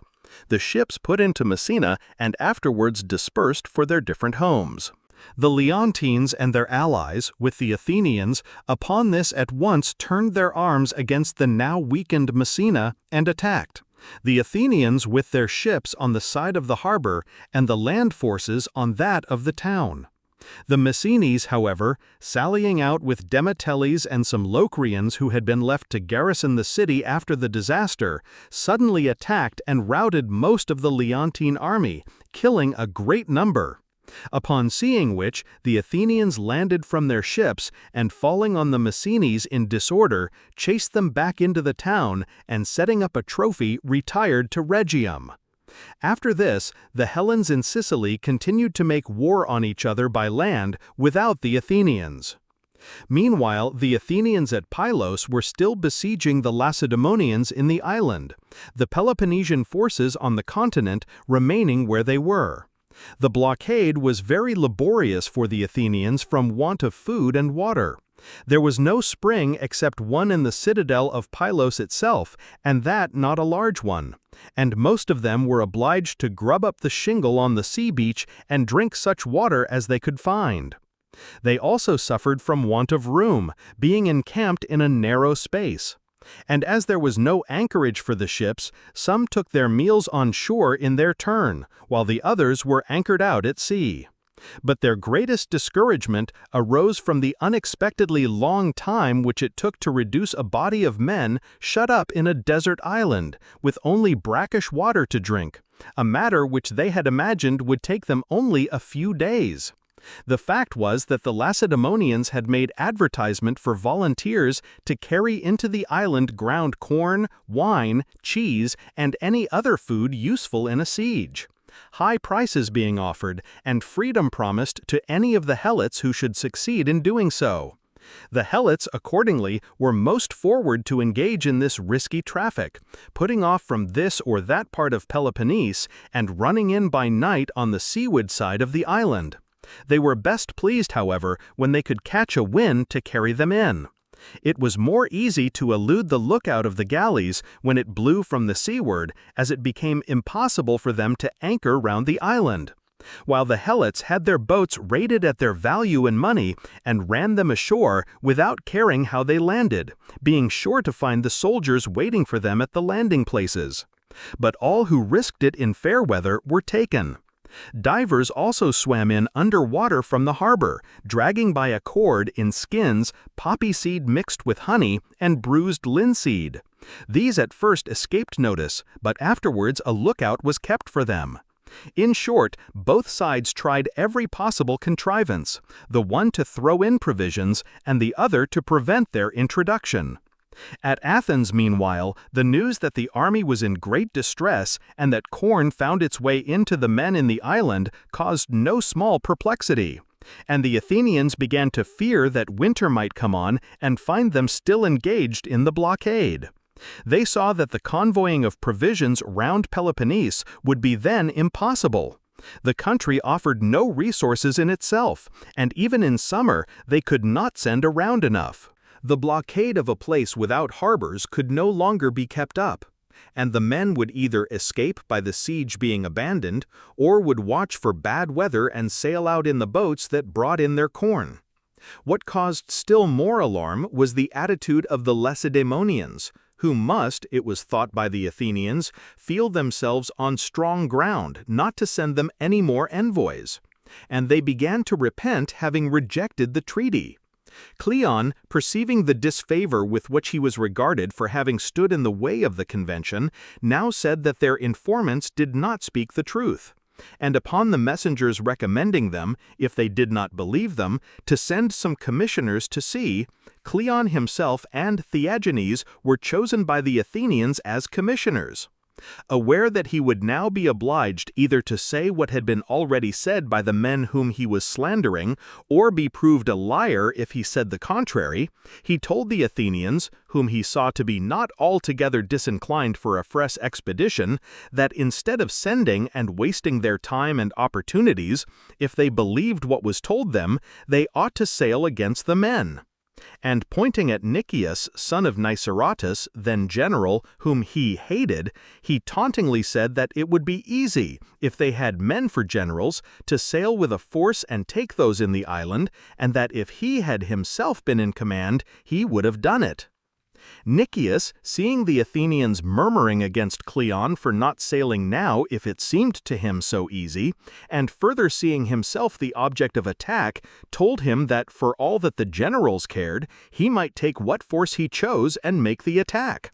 At first, Cleon fancied that this resignation was merely a figure of speech, and was ready to go, but finding that it was seriously meant, he drew back, and said that Nicias, not he, was general, being now frightened and having never supposed that Nicias would go so far as to retire in his favor.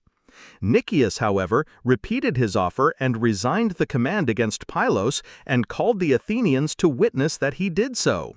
And as the multitude is wont to do, the more Cleon shrank from the expedition and tried to back out of what he had said, the more they encouraged Nicias to hand over his command, and clamored at Cleon to go. At last, not knowing how to get out of his words, he undertook the expedition, and came forward and said that he was not afraid of the Lacedaemonians, but would sail without taking anyone from the city with him, except the Lemnians and Imbrians that were at Athens, with some targeteers that had come up from Aenus, and 400 archers from other quarters. With these and the soldiers at Pylos, he would within 20 days either bring the Lacedaemonians alive or kill them on the spot. The Athenians could not help laughing at his futility, while sensible men comforted themselves with the reflection that they must gain in either circumstance, Either they would be rid of Cleon, which they rather hoped, or, if disappointed in this expectation, would reduce the Lacedaemonians. After he had settled everything in the assembly, and the Athenians had voted him the command of the expedition, he chose as his colleague Demosthenes, one of the generals at Pylos, and pushed forward the preparations for his voyage. His choice fell upon Demosthenes because he heard that he was contemplating a descent on the island.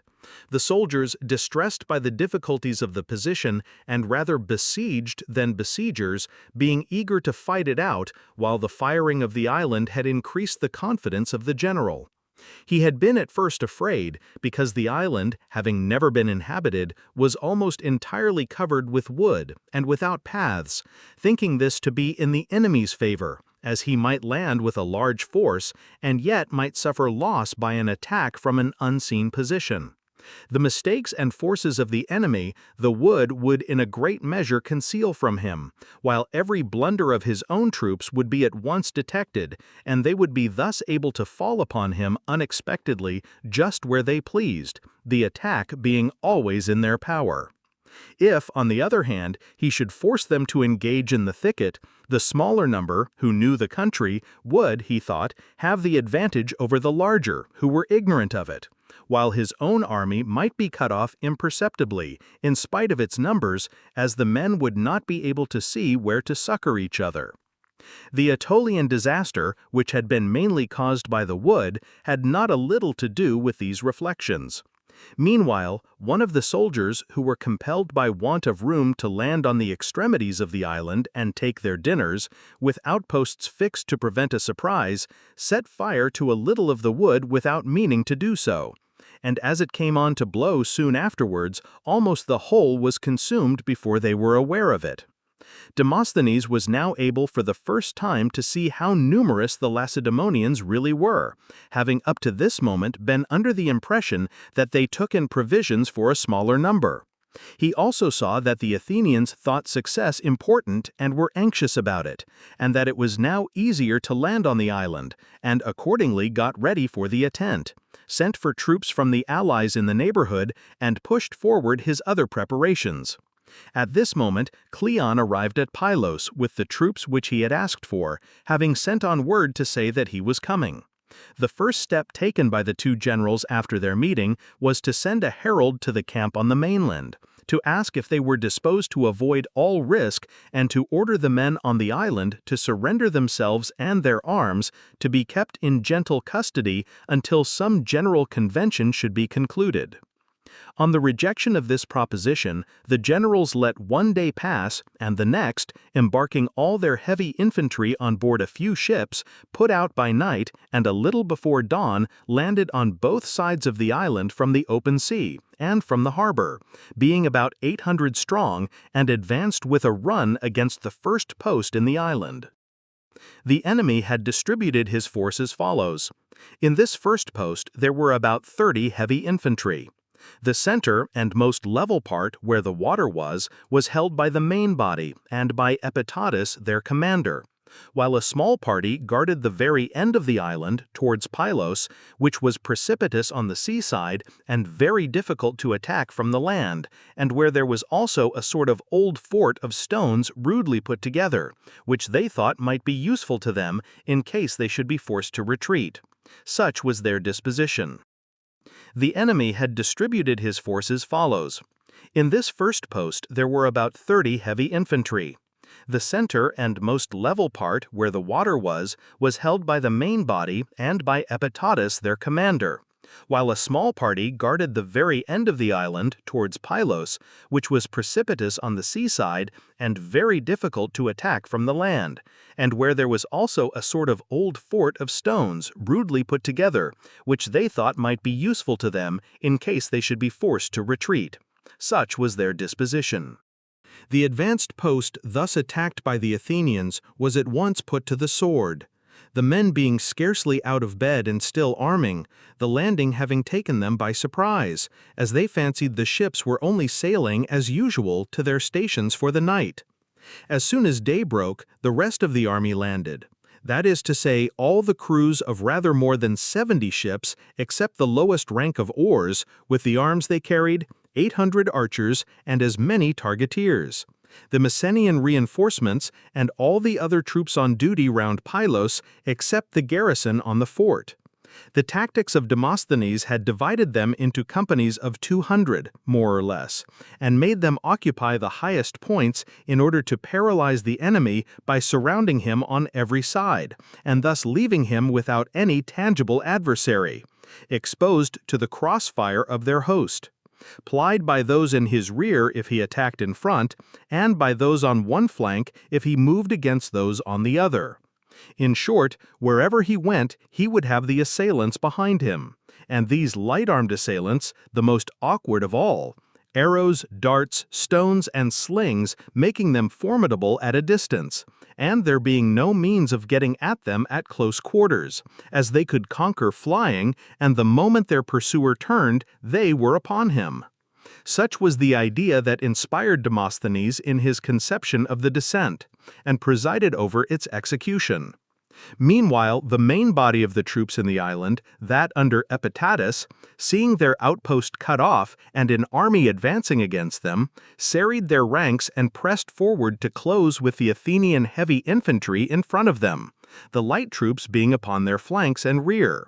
However, they were not able to engage or to profit by their superior skill, the light troops keeping them in check on either side with their missiles, and the heavy infantry remaining stationary instead of advancing to meet them.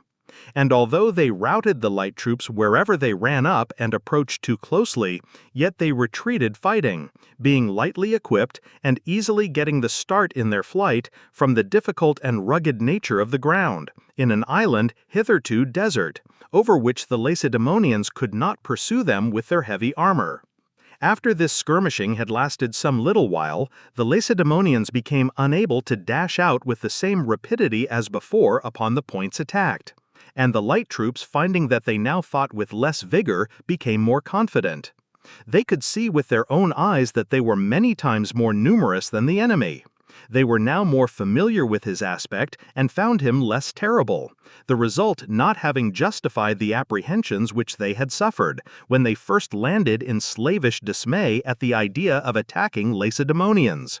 And accordingly, their fear changing to disdain, they now rushed all together with loud shouts upon them, and pelted them with stones, darts, and arrows, whichever came first to hand. The shouting accompanying their onset confounded the Lacedaemonians, unaccustomed to this mode of fighting. Dust rose from the newly burnt wood, and it was impossible to see in front of one with the arrows and stones flying through clouds of dust from the hands of numerous assailants. The Lacedaemonians had now to sustain a rude conflict. Their caps would not keep out the arrows.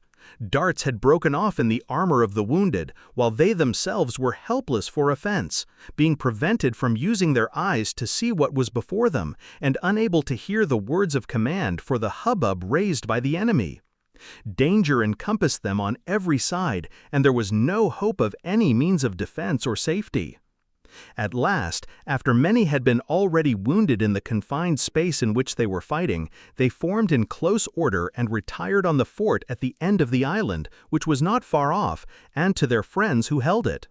The moment they gave way, the light troops became bolder and pressed upon them, shouting louder than ever, and killed as many as they came up with in their retreat. But most of the Lacedaemonians made good their escape to the fort, and with the garrison in it, ranged themselves all along its whole extent to repulse the enemy wherever it was assailable. The Athenians pursuing, unable to surround and hem them in, owing to the strength of the ground, attacked them in front and tried to storm the position. For a long time, indeed for most of the day, both sides held out against all the torments of the battle, thirst and sun, the one endeavoring to drive the enemy from the high ground, the other to maintain himself upon it, it being now more easy for the Lacedaemonians to defend themselves than before, as they could not be surrounded on the flanks. The struggle began to seem endless when the commander of the Messenians came to Cleon and Demosthenes and told them that they were losing their labor. But if they would give him some archers and light troops to go round on the enemy's rear by a way he would undertake to find, he thought he could force the approach.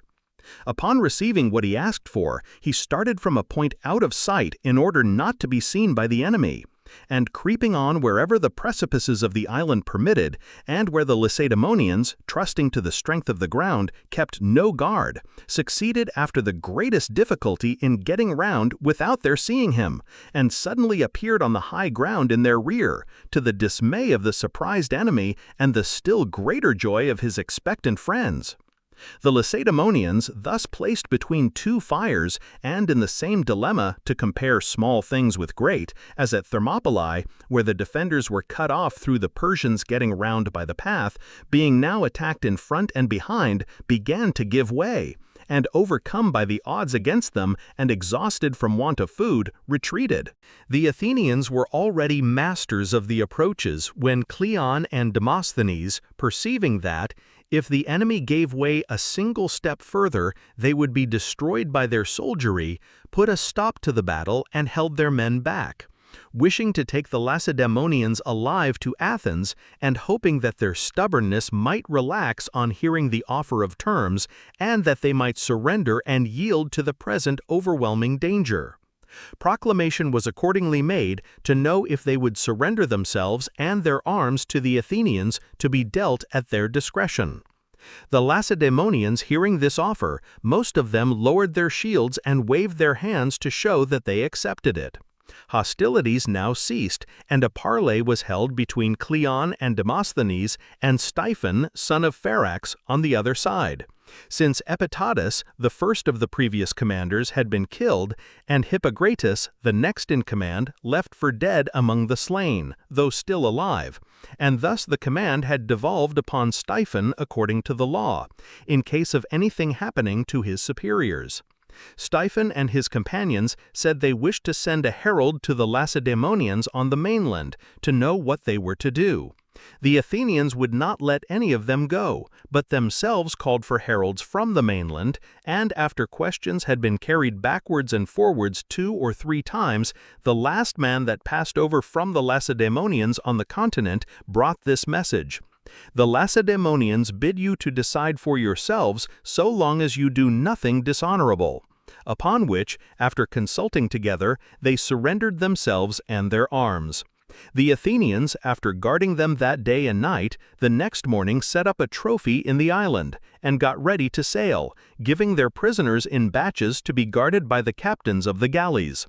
And the Lacedaemonians sent a herald and took up their dead. The number of the killed and prisoners taken in the island was as follows: 420 heavy infantry had passed over. 300, all but 8, were taken alive to Athens. The rest were killed. About 120 of the prisoners were Spartans. The Athenian loss was small, the battle not having been fought at close quarters. The blockade in all, counting from the fight at sea to the battle in the island, had lasted 72 days. For 20 of these, during the absence of the envoy sent to treat for peace, the men had provisions given them. For the rest, they were fed by the smugglers. Corn and other victual was found in the island, the commander, Epitatus, having kept the men upon half rations. The Athenians and Peloponnesians now each withdrew their forces from Pylos, and went home, and, crazy as Cleon's promise was, he fulfilled it, by bringing the men to Athens within the 20 days as he had pledged himself to do. Nothing that happened in the war surprised the Hellenes so much as this. It was the opinion that no force or famine could make the Lacedaemonians give up their arms, but that they would fight on as they could and die with them in their hands. Indeed, people could scarcely believe that those who had surrendered were of the same stuff as the fallen. And an Athenian ally, who some time after insultingly asked one of the prisoners from the island if those that had fallen were men of honor, received for answer that the atraktos, that is, the arrow, would be worth a great deal if it could tell men of honor from the rest, in allusion to the fact that the killed were those whom the stones and the arrows happened to hit. Upon the arrival of the men, the Athenians determined to keep them in prison until the peace, and, if the Peloponnesians invaded their country in the interval, to bring them out and put them to death. Meanwhile, the defense of Pylos was not forgotten. The Messenians from Naupactus sent to their old country, to which Pylos formerly belonged, some of the likeliest of their number, and began a series of incursions into Laconia, which their common dialect rendered most destructive. The Lacedaemonians, hitherto without experience of incursions or a warfare of the kind, finding the Helots deserting and fearing the march of revolution in their country, began to be seriously uneasy, and in spite of their unwillingness to betray this to the Athenians, began to send envoys to Athens, and tried to recover Pylos and the prisoners. The Athenians, however, kept grasping at more, and dismissed envoy after envoy without their having effected anything. Such was the history of the affair of Pylos. Chapter 13. 7th and 8th years of the war, end of Corcyraean revolution, peace of Gela, capture of Nisaea. The same summer, directly after these events, the Athenians made an expedition against the territory of Corinth with 80 ships and 2,000 Athenian heavy infantry and 200 cavalry on board horse transports, accompanied by the Milesians, Andrians, and Charistians from the allies, under the command of Nicias, son of Niceratus, with 2 colleagues. Putting out to sea, they made land at daybreak between Chersonese and Rhethus, at the beach of the country underneath the Soligian hill, upon which the Dorians in old times established themselves and carried on war against the Aeolian inhabitants of Corinth, and where a village now stands called Soligia. The beach where the fleet came to is about 1.5 miles from the village, 7 miles from Corinth, and 2.25 from the isthmus. The Corinthians had heard from Argos of the coming of the Athenian armament and had all come up to the isthmus long before, with the exception of those who lived beyond it, and also of 500 who were away in garrison in Ambrasia and Leucadia, and they were there in full force, watching for the Athenians to land. These last, however, gave them the slip by coming in the dark, and being informed by signals of the fact, the Corinthians left half their number at Cenchrea, in case the Athenians should go against Crommyon, and marched in all haste to the rescue. Battus, one of the 2 generals present at the action, went with a company to defend the village of Soligia, which was unfortified, Lycophron remaining to give battle with the rest. The Corinthians first attacked the right wing of the Athenians, which had just landed in front of Chersonese, and afterwards the rest of the army. The battle was an obstinate one, and fought throughout hand to hand. The right wing of the Athenians and Charistians, who had been placed at the end of the line, received and with some difficulty repulsed the Corinthians, who thereupon retreated to a wall upon the rising ground behind, and throwing down the stones upon them, came on again singing the paean, and being received by the Athenians, were again engaged at close quarters. At this moment, a Corinthian company, having come to the relief of the left wing, routed and pursued the Athenian right to the sea, whence they were in their turn driven back by the Athenians and Charistians from the ships. Meanwhile, the rest of the army on either side fought on tenaciously, especially the right wing of the Corinthians, where Lycophron sustained the attack of the Athenian left, which it was feared might attempt the village of Soligia. After holding on for a long while without either giving way, the Athenians, aided by their horse, of which the enemy had none, at length routed the Corinthians, who retired to the hill and, halting, remained quiet there, without coming down again. It was in this rout of the right wing that they had the most killed, Lycophron, their general, being among the number. The rest of the army, broken and put to flight in this way, without being seriously pursued or hurried, retired to the high ground and there took up its position.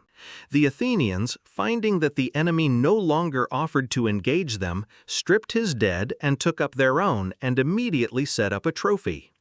Meanwhile, the half of the Corinthians left at Cenchrea to guard against the Athenians sailing on Crommyon, although unable to see the battle from Mount Wenonian, found out what was going on by the dust, and hurried up to the rescue, as did also the older Corinthians from the town upon discovering what had occurred. The Athenians, seeing them all coming against them and thinking that they were reinforcements arriving from the neighboring Peloponnesians, withdrew in haste to their ships with their spoils and their own dead, except 2 that they left behind, not being able to find them, and going on board crossed over to the islands opposite, and from thence sent a herald, and took up under truce the bodies which they had left behind. 212 Corinthians fell in the battle, and rather less than 50 Athenians. Weighing from the islands, the Athenians sailed the same day to Crommyon in the Corinthian territory, about 13 miles from the city, and coming to anchor laid waste the country, and passed the night there. The next day, after first coasting along to the territory of Epidaurus and making a descent there, they came to Methana between Epidaurus and Troezen, and drew a wall across and fortified the isthmus of the peninsula, and left a post there from which incursions were henceforth made upon the country of Troezen, Hallia, and Epidaurus. After walling off this spot, the fleet sailed off home. While these events were going on, Eurymedon and Sophocles had put to sea with the Athenian fleet from Pylos on their way to Sicily, and, arriving at Corcyra, joined the townsmen in an expedition against the party established on Mount Istone, who had crossed over, as I have mentioned, after the revolution and become masters of the country, to the great hurt of the inhabitants. Their stronghold having been taken by an attack, the garrison took refuge in a body upon some high ground, and there capitulated, agreeing to give up their mercenary auxiliaries, lay down their arms, and commit themselves to the discretion of the Athenian people. The generals carried them across under truce to the island of Ptychia, to be kept in custody until they could be sent to Athens, upon the understanding that, if any were caught running away, all would lose the benefit of the treaty. Meanwhile, the leaders of the Corcyraean commons, afraid that the Athenians might spare the lives of the prisoners, had recourse to the following stratagem. They gained over some few men on the island by secretly sending friends with instructions to provide them with a boat, and to tell them, as if for their own sakes, that they had best escape as quickly as possible, as the Athenian generals were going to give them up to the Corcyraean people. While these events were going on, Eurymedon and Sophocles had put to sea with the Athenian fleet from Pylos on their way to Sicily, and, arriving at Corcyra, joined the townsmen in an expedition against the party established on Mount Istone, who had crossed over, as I have mentioned, after the revolution and become masters of the country, to the great hurt of the inhabitants. Their stronghold having been taken by an attack, the garrison took refuge in a body upon some high ground and there capitulated, agreeing to give up their mercenary auxiliaries, lay down their arms, and commit themselves to the discretion of the Athenian people. The generals carried them across under truce to the island of Ptychia, to be kept in custody until they could be sent to Athens, upon the understanding that, if any were caught running away, all would lose the benefit of the treaty. Meanwhile, the leaders of the Corcyraean commons, afraid that the Athenians might spare the lives of the prisoners, had recourse to the following stratagem. They gained over some few men on the island by secretly sending friends with instructions to provide them with a boat, and to tell them, as if for their own sakes, that they had best escape as quickly as possible, as the Athenian generals were going to give them up to the Corcyraean people. These representations succeeding, it was so arranged that the men were caught sailing out in the boat that was provided, and the treaty became void accordingly, and the whole body were given up to the Corcyraeans. For this result the Athenian generals were in a great measure responsible. Their evident disinclination to sail for Sicily, and thus to leave to others the honor of conducting the men to Athens, encouraged the intriguers in their design, and seemed to affirm the truth of their representations. The prisoners thus handed over were shut up by the Corcyraeans in a large building, and afterwards taken out by 20s and led past 2 lines of heavy infantry, one on each side, being bound together and beaten and stabbed by the men in the lines whenever any saw pass a personal enemy, while men carrying whips went by their side and hastened on the road those that walked too slowly. As many as 60 men were taken out and killed in this way without the knowledge of their friends in the building, who fancied they were merely being moved from one prison to another. At last, however, someone opened their eyes to the truth. upon which they called upon the Athenians to kill them themselves, if such was their pleasure, and refused any longer to go out of the building, and said they would do all they could to prevent anyone coming in. The Corcyraeans, not liking themselves to force a passage by the doors, got up on the top of the building and, breaking through the roof, threw down the tiles and let fly arrows at them, from which the prisoners sheltered themselves as well as they could. Most of their number, meanwhile, were engaged in dispatching themselves by thrusting into their throats the arrows shot by the enemy, and hanging themselves with the cords taken from some beds that happened to be there, and with strips made from their clothing, adopting, in short, every possible means of self-destruction, and also falling victims to the missiles of their enemies on the roof. Night came on while these horrors were enacting, and most of it had passed before they were concluded. When it was day, the Corcyraeans threw them in layers upon wagons, and carried them out of the city. All the women taken in the stronghold were sold as slaves. In this way, the Corcyraeans of the mountain were destroyed by the commons, and so, after terrible excesses, the party strife came to an end, at least as far as the period of this war is concerned, for of one party there was practically nothing left. Meanwhile, the Athenians sailed off to Sicily, their primary destination, and carried on the war with their allies there. At the close of the summer, the Athenians at Naupactus and the Acarnanians made an expedition against Anactorium, the Corinthian town lying at the mouth of the Ambracian Gulf, and took it by treachery. And the Acarnanians themselves, sending settlers from all parts of Acarnania, occupied the place. Summer was now over. During the winter ensuing, Aristides, son of Archippus, one of the commanders of the Athenian ships sent to collect money from the allies, arrested at Eion on the Strymon Artaphernes, a Persian, on his way from the king to Lacedaemon. He was conducted to Athens, where the Athenians got his dispatches translated from the Assyrian character and read them. With numerous references to other subjects, they in substance told the Lacedaemonians that the king did not know what they wanted, as of the many ambassadors they had sent him, no two ever told the same story. If, however, they were prepared to speak plainly, they might send him some envoys with this Persian. The Athenians afterwards sent back Artaphernes in a galley to Ephesus, and ambassadors with him, who heard there of the death of King Artaxerxes, son of Xerxes, which took place about that time, and so returned home. The same winter, the Chians pulled down their new wall at the command of the Athenians, who suspected them of meditating an insurrection. After first, however, obtaining pledges from the Athenians and security as far as this was possible for their continuing to treat them as before. Thus the winter ended, and with it ended the 7th year of this war, of which Thucydides is the historian. In first days of the next summer, there was an eclipse of the sun at the time of new moon, and in the early part of the same month, an earthquake. Meanwhile, the Mytilenean and other Lesbian exiles set out, for the most part from the continent, with mercenaries hired in Peloponnese, and others levied on the spot, and took Rhoetium, but restored it without injury on the receipt of 2,000 Phocian staters. After this, they marched against Antandrus and took the town by treachery, their plan being to free Antandrus and the rest of the Actaean towns formerly owned by Mytilene but now held by the Athenians. Once fortified there, they would have every facility for shipbuilding from the vicinity of Ida, and the consequent abundance of timber, and plenty of other supplies, and might from this base easily ravage Lesbos, which was not far off, and make themselves masters of the Aeolian towns on the continent.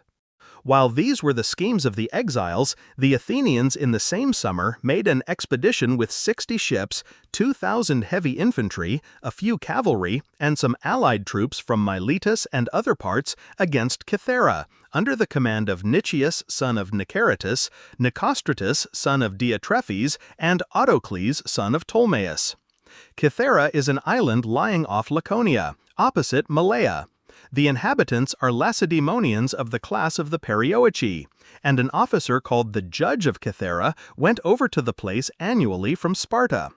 A garrison of heavy infantry was also regularly sent there, and great attention paid to the island, as it was the landing place for the merchantmen from Egypt and Libya, and at the same time secured Laconia from the attacks of privateers from the sea, at the only point where it is assailable, as the whole coast rises abruptly towards the Sicilian and Cretan seas. While these were the schemes of the exiles, the Athenians in the same summer made an expedition with 60 ships, 2,000 heavy infantry, a few cavalry, and some allied troops from Miletus and other parts against Cythera, under the command of Nicias, son of Niceratus, Nicostratus, son of Diotrephes, and Autocles, son of Ptolemaeus. Cythera is an island lying off Laconia, opposite Malea. The inhabitants are Lacedaemonians, of the class of the Perioeci, and an officer called the Judge of Cythera went over to the place annually from Sparta. A garrison of heavy infantry was also regularly sent there, and great attention paid to the island, as it was the landing place for the merchantmen from Egypt and Libya, and at the same time secured Laconia from the attacks of privateers from the sea, at the only point where it is assailable, as the whole coast rises abruptly towards the Sicilian and Cretan seas.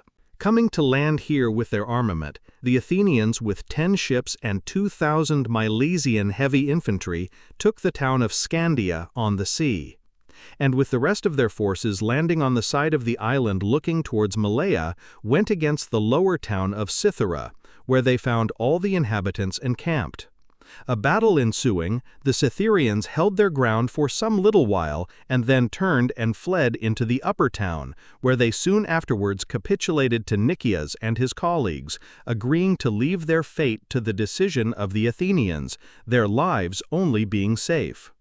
A correspondence had previously been going on between Nicias and certain of the inhabitants, which caused the surrender to be effected more speedily and upon terms more advantageous, present and future, for the Cytherians, who would otherwise have been expelled by the Athenians on account of their being Lacedaemonians and their island being so near to Laconia.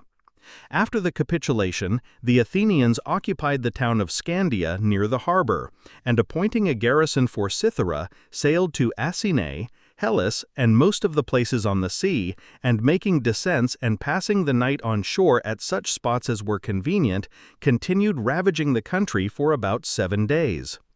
The Lacedaemonians, seeing the Athenians masters of Cythera, and expecting descents of the kind upon their coasts, nowhere opposed them in force, but sent garrisons here and there through the country, consisting of as many heavy infantry as the points menaced seemed to require, and generally stood very much upon the defensive. After the severe and unexpected blow that had befallen them in the island, the occupation of Pylos and Cythera, and the apparition on every side of a war whose rapidity defied precaution, they lived in constant fear of internal revolution, and now took the unusual step of raising 400 horse and a force of archers, and became more timid than ever in military matters, finding themselves involved in a maritime struggle which their organization had never contemplated, and that against Athenians, with whom an enterprise unattempted was always looked upon as a success sacrificed. Besides this, their late numerous reverses of fortune, coming close one upon another without any reason, had thoroughly unnerved them, and they were always afraid of a second disaster like that on the island, and thus scarcely dared to take the field, but fancied that they could not stir without a blunder, for being new to the experience of adversity, they had lost all confidence in themselves. Accordingly, they now allowed the Athenians to ravage their seaboard, without making any movement, the garrisons in whose neighborhood the descents were made always thinking their numbers insufficient, and sharing the general feeling. A single garrison which ventured to resist, near Coterta and Aphrodisia, struck terror by its charge into the scattered mob of light troops, but retreated upon being received by the heavy infantry, with the loss of a few men and some arms, for which the Athenians set up a trophy, and then sailed off to Cythera. From thence they sailed round to Epidaurus Limera, ravaged part of the country, and so came to Thria in the Cornerian territory upon the Argive and Laconian border. This district had been given by its Lacedaemonian owners to the expelled Aeginetans to inhabit in return for their good offices at the time of the earthquake and the rising of the Helots, and also because, although subjects of Athens, they had always sided with Lacedaemonian. While the Athenians were still at sea, the Aeginetans evacuated a fort which they were building upon the coast and retreated into the upper town where they lived, rather more than a mile from the sea. One of the Lacedaemonian district garrisons, which was helping them in the work, refused to enter here with them at their entreaty, thinking it dangerous to shut themselves up within the wall, and retiring to the high ground remained quiet, not considering themselves a match for the enemy. Meanwhile, the Athenians landed, and instantly advanced with all their forces and took Thyrea. The town they burnt, pillaging what was in it. The Aeginetans, who were not slain in action, they took with them to Athens, with Tantalus, son of Patrocles, their Lacedaemonian commander, who had been wounded and taken prisoner. They also took with them a few men from Cythera, whom they thought it safest to remove. These the Athenians determined to lodge in the islands. The rest of the Therians were to retain their lands and pay 4 talents tribute. The Aeginetans captured to be all put to death on account of the old inveterate feud, and Tantalus to share the imprisonment of the Lacedaemonians taken on the island. The same summer, the inhabitants of Camarina and Gela in Sicily first made an armistice with each other, after which embassies from all the other Sicilian cities assembled at Gela to try to bring about a pacification. After many expressions of opinion on one side and the other, according to the griefs and pretensions of the different parties complaining, Hermocrates, son of Hermon, a Syracusan, the most influential man among them, addressed the following words to the assembly. If I now address you, Sicilians, it is not because my city is the least in Sicily or the greatest sufferer by the war, but in order to state publicly what appears to me to be the best policy for the whole island. That war is an evil is a proposition so familiar to everyone that it would be tedious to develop it. No one is forced to engage in it by ignorance or kept out of it by fear, if he fancies there is anything to be gained by it. To the former, the gain appears greater than the danger, while the latter would rather stand the risk than put up with any immediate sacrifice. But if both should happen to have chosen the wrong moment for acting in this way, advice to make peace would not be unserviceable, and this, if we did but see it, is just what we stand most in need of at the present juncture.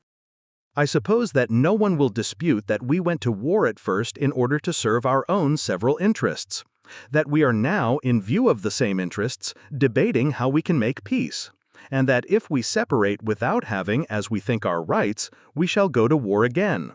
And yet, as men of sense, we ought to see that our separate interests are not alone at stake in the present Congress. There is also the question whether we have still time to save Sicily, the whole of which, in my opinion, is menaced by Athenian ambition. And we ought to find in the name of that people more imperious arguments for peace than any which I can advance. When we see the first power in Hellas watching our mistakes with the few ships that she has at present in our waters, and under the fair name of alliance, speciously seeking to turn to account the natural hostility that exists between us. If we go to war and call in to help us a people that are ready enough to carry their arms even where they are not invited, and if we injure ourselves at our own expense and at the same time serve as the pioneers of their dominion, we may expect, when they see us worn out, that they will one day come with a larger armament and seek to bring all of us into subjection. And yet, as sensible men, if we call in allies and court danger, it should be in order to enrich our different countries with new acquisitions, and not to ruin what they possess already. And we should understand that the intestine discords, which are so fatal to communities generally, will be equally so to Sicily, if we, its inhabitants, absorbed in our local quarrels, neglect the common enemy. These considerations should reconcile individual with individual, and city with city, and unite us in a common effort to save the whole of Sicily. Nor should anyone imagine that the Dorians only are enemies of Athens, while the Chalcidian race is secured by its Ionian blood.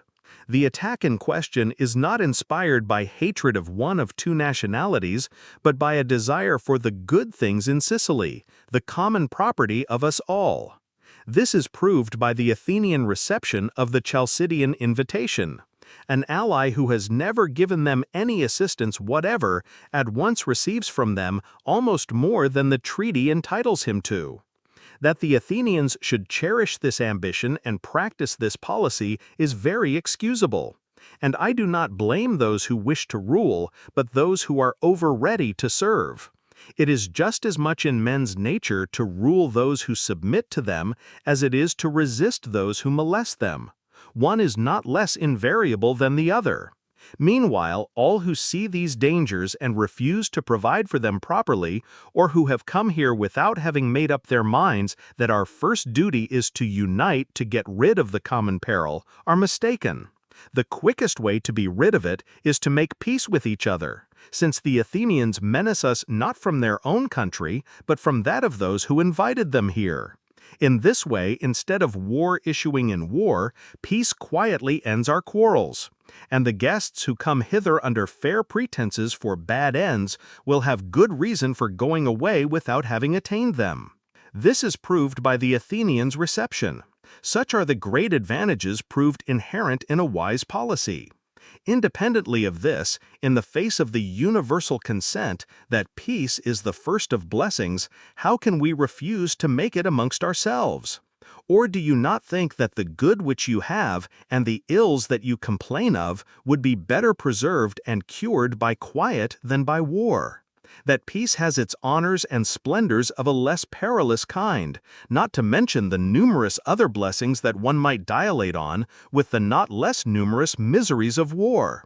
These considerations should teach you not to disregard my words, but rather to look in them every one for his own safety. If there be any here who feels certain, either by right or might, to effect his object, let not this surprise be to him too severe a disappointment. Let him remember that many before now have tried to chastise a wrongdoer, and failing to punish their enemy have not even saved themselves. While many who have trusted in force to gain an advantage, instead of gaining anything more, have been doomed to lose what they had. Vengeance is not necessarily successful because wrong has been done, or strength sure because it is confident.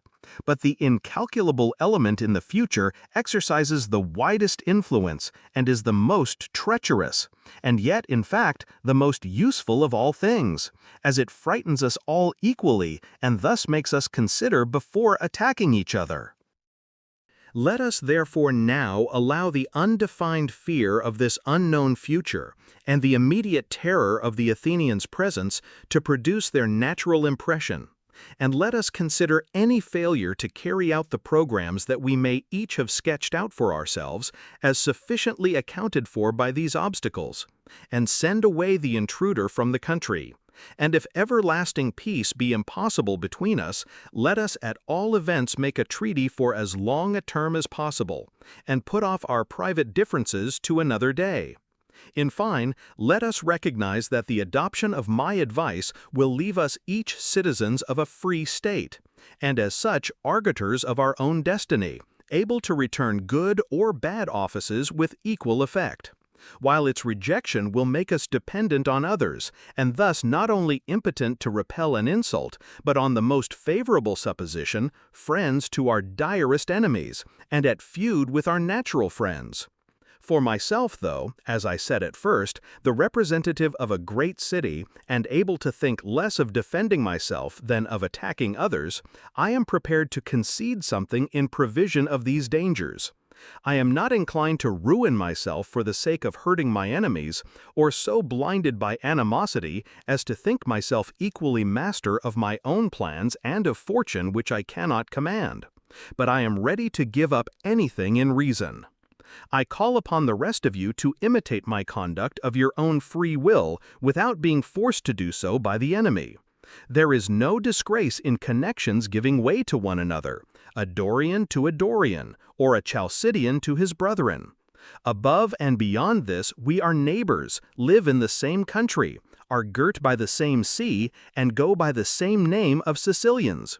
We shall go to war again, I suppose, when the time comes, and again make peace among ourselves by means of future congresses. But the foreign invader, if we are wise, will always find us united against him, since the hurt of one is the danger of all. And we shall never, in future, invite into the island either allies or mediators. By so acting, we shall at the present moment do for Sicily a double service, ridding her at once of the Athenians and of civil war, and in future shall live in freedom at home and be less menaced from abroad. Such were the words of Hermocrates. The Sicilians took his advice and came to an understanding among themselves to end the war, each keeping what they had, the Camarinaeans taking Morgantina at a price fixed to be paid to the Syracusans, and the allies of the Athenians called the officers in command and told them that they were going to make peace and that they would be included in the treaty. The generals assenting, the peace was concluded, and the Athenian fleet afterwards sailed away from Sicily. Upon their arrival at Athens, the Athenians banished Pythodorus and Sophocles, and fined Eurymedon for having taken bribes to depart when they might have subdued Sicily. So thoroughly had the present prosperity persuaded the citizens that nothing could withstand them, and that they could achieve what was possible and impracticable alike, with means ample or inadequate it mattered not. The secret of this was their general extraordinary success, which made them confuse their strength with their hopes. The same summer the Megarians in the city, pressed by the hostilities of the Athenians, who invaded their country twice every year with all their forces, and harassed by the incursions of their own exiles at Pegae, who had been expelled in a revolution by the popular party, began to ask each other whether it would not be better to receive back their exiles and free the town from one of its two scourges. The friends of the emigrants, perceiving the agitation, now more openly than before, demanded the adoption of this proposition. And the leaders of the commons, seeing that the sufferings of the times had tired out the constancy of their supporters, entered in their alarm into correspondence with the Athenian generals, Hippocrates, son of Ariphron, and Demosthenes, son of Alcisthenes, and resolved to betray the town, thinking this less dangerous to themselves than the return of the party which they had banished. It was accordingly arranged that the Athenians should first take the long walls extending for nearly a mile from the city to the port of Nisaea, to prevent the Peloponnesians coming to the rescue from that place, where they formed the sole garrison to secure the fidelity of Megara, and that after this the attempt should be made to put into their hands the upper town, which it was thought would then come over with less difficulty. The Athenians, after plans had been arranged between themselves and their correspondents both as to words and actions, sailed by night to Minoa, the island off Megara, with 600 heavy infantry under the command of Hippocrates, and took post in a quarry not far off, out of which bricks used to be taken for the walls, while Demosthenes, the other commander, with a detachment of Plataean light troops and another of Peripoli, placed himself in ambush in the precinct of Enyalius, which was still nearer. No one knew of it except those whose business it was to know that night. A little before daybreak, the traders in Megara began to act. Every night for a long time back, under pretense of marauding, in order to have a means of opening the gates, they had been used, with the consent of the officer in command, to carry by night a sculling boat upon a cart along the ditch to the sea, and so to sail out, bringing it back again before day upon the cart, and taking it within the wall through the gates, in order, as they pretended, to baffle the Athenian blockade at Minoa, there being no boat to be seen in the harbor. On the present occasion, the cart was already at the gates, which had been opened in the usual way for the boat, when the Athenians, with whom this had been concerted, saw it, and ran at the top of their speed from the ambush in order to reach the gates before they were shut again, and while the cart was still there to prevent their being closed, their Megarian accomplices at the same moment killing the guard at the gates. The first to run in was Demosthenes with his Plataeans and Peripoli, just where the trophy now stands.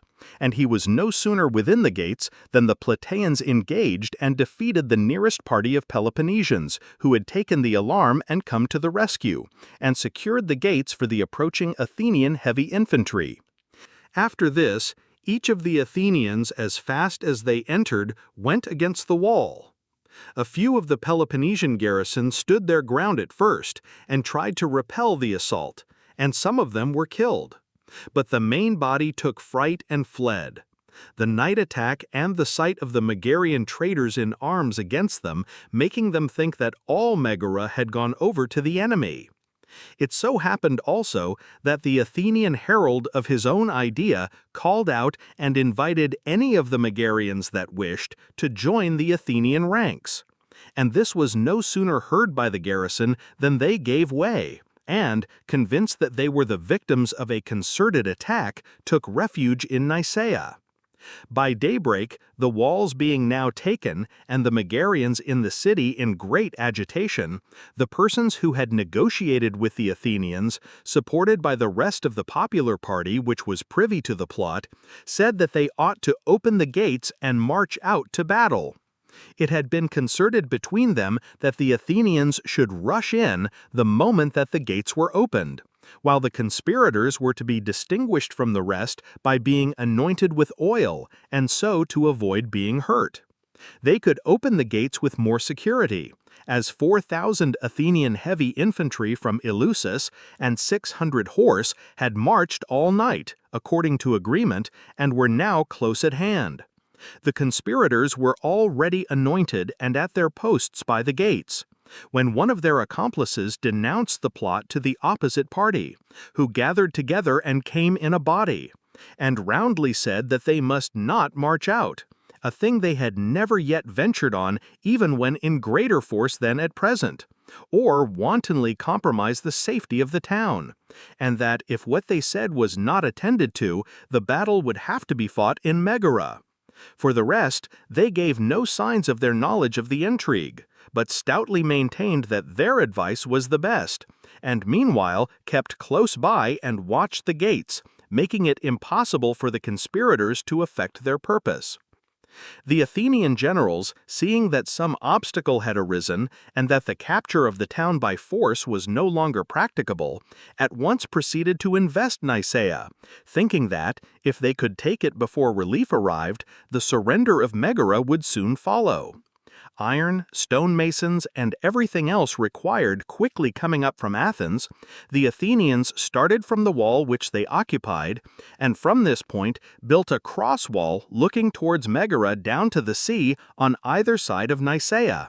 The ditch and the walls being divided among the army, stones and bricks taken from the suburb, and the fruit trees and timber cut down to make a palisade wherever this seemed necessary. The houses also in the suburb, with the addition of battlements, sometimes entering into the fortification.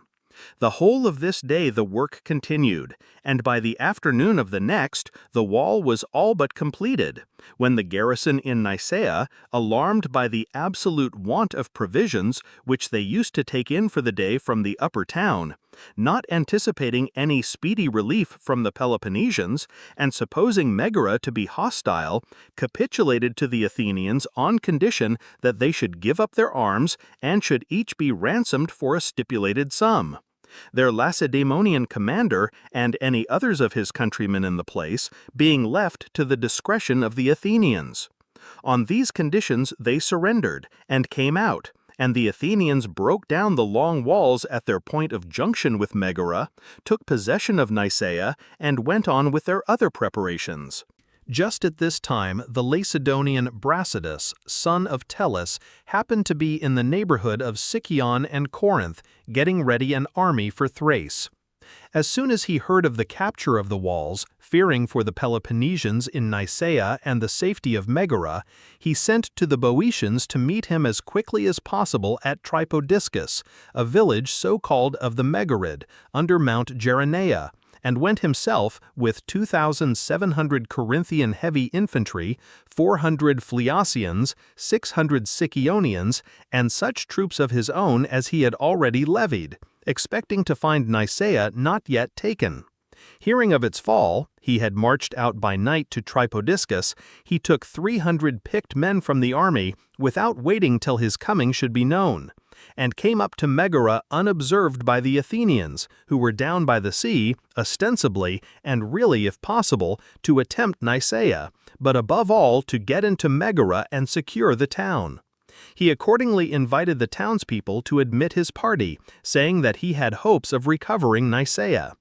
However, one of the Megarian factions feared that he might expel them and restore the exiles. The other, that the commons, apprehensive of this very danger, might set upon them, and the city be thus destroyed by a battle within its gates under the eyes of the ambushed Athenians. He was accordingly refused admittance, both parties electing to remain quiet and await the event, each expecting a battle between the Athenians and the relieving army, and thinking it safer to see their friends victorious before declaring in their favor. Unable to carry his point, Brasidas went back to the rest of the army. At daybreak, the Boeotians joined him. Having determined to relieve Megara, whose danger they considered their own, even before hearing from Brasidas, they were already in full force at Plataea when his messenger arrived to add spurs to their resolution, and they at once sent on to him 2,200 heavy infantry and 600 horse, returning home with the main body. The whole army thus assembled 6,000 heavy infantry. The Athenian heavy infantry were drawn up by Nicaea, and the light troops, being scattered over the plain, were attacked by the Boeotian horse and driven to the sea, being taken entirely by surprise, as on previous occasions no relief had ever come to the Megarians from any quarter. Here the Boeotians were in their turn charged and engaged by the Athenian horse, and a cavalry action ensued which lasted a long time and in which both parties claimed the victory. The Athenians killed and stripped the leader of the Boeotian horse and some few of his comrades who had charged right up to Nicaea, and remaining masters of the bodies gave them back under truce and set up a trophy. But regarding the action as a whole, the forces separated without either side having gained a decisive advantage, the Boeotians returning to their army and the Athenians to Nicaea. After this, Brasidas and the army came nearer to the sea and to Megara, and taking up a convenient position, remained quiet in order of battle, expecting to be attacked by the Athenians, and knowing that the Megarians were waiting to see which would be the victor. This attitude seemed to present two advantages. Without taking the offensive or willingly provoking the hazards of a battle, they openly showed their readiness to fight, and thus, without bearing the burden of the day, would fairly reap its honors, while at the same time they effectually served their interests at Megara. For if they had failed to show themselves, they would not have had a chance, but would have certainly been considered vanquished and have lost the town. As it was, the Athenians might possibly not be inclined to accept their challenge, and their object would be attained without fighting. And so it turned out. The Athenians formed outside the long walls, and, the enemy not attacking, there remained motionless, their generals having decided that the risk was too unequal. In fact, most of their objects had been already attained, and they would have to begin a battle against superior numbers, and, if victorious, could only gain Megara, while a defeat would destroy the flower of their heavy soldiery. For the enemy it was different, as even the states actually represented in his army risked each only a part of its entire force. He might well be more audacious. Accordingly, after waiting for some time without either side attacking, the Athenians withdrew to Nicaea, and the Peloponnesians after them to the point from which they had set out. The friends of the Megarian exiles now threw aside their hesitation and opened the gates to Brasidas and the commanders from the different states, looking upon him as the victor, and upon the Athenians as having declined the battle, and receiving them into the town, proceeded to discuss matters with them. The party in correspondence with the Athenians being paralyzed by the turn things had taken. Afterwards, Brasidas let the allies go home, and himself went back to Corinth, to prepare for his expedition to Thrace, his original destination. The Athenians also returning home, the Megarians in the city most implicated in the Athenian negotiation, knowing that they had been detected, presently disappeared, while the rest conferred with the friends of the exiles and restored the party at Pegae, after binding them under solemn oaths to take no vengeance for the past, and only to consult the real interests of the town. However, as soon as they were in office, they held a review of the heavy infantry, and, separating the battalions, picked out about 100 of their enemies, and of those who were thought to be most involved in the correspondence with the Athenians, brought them before the people, and compelling the vote to be given openly, had them condemned and executed, and established a close oligarchy in the town, a revolution which lasted a very long while, although effected by a very few partisans.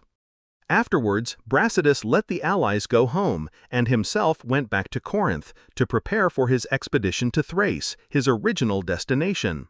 The Athenians also returning home, the Megarians in the city most implicated in the Athenian negotiation, knowing that they had been detected, presently disappeared, while the rest conferred with the friends of the exiles, and restored the party at Pegae, after binding them under solemn oaths to take no vengeance for the past, and only to consult the real interests of the town.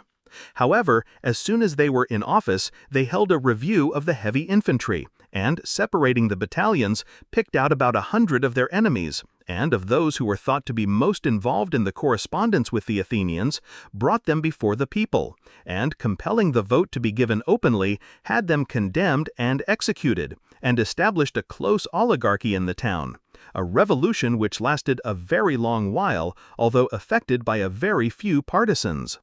Chapter 14. 8th and 9th Years of the War.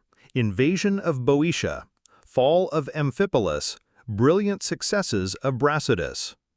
The same summer the Mytileneans were about to fortify Antandrus as they had intended, when Demodocus and Aristides, the commanders of the Athenian squadron engaged in levying subsidies, heard on the Hellespont of what was being done to the place.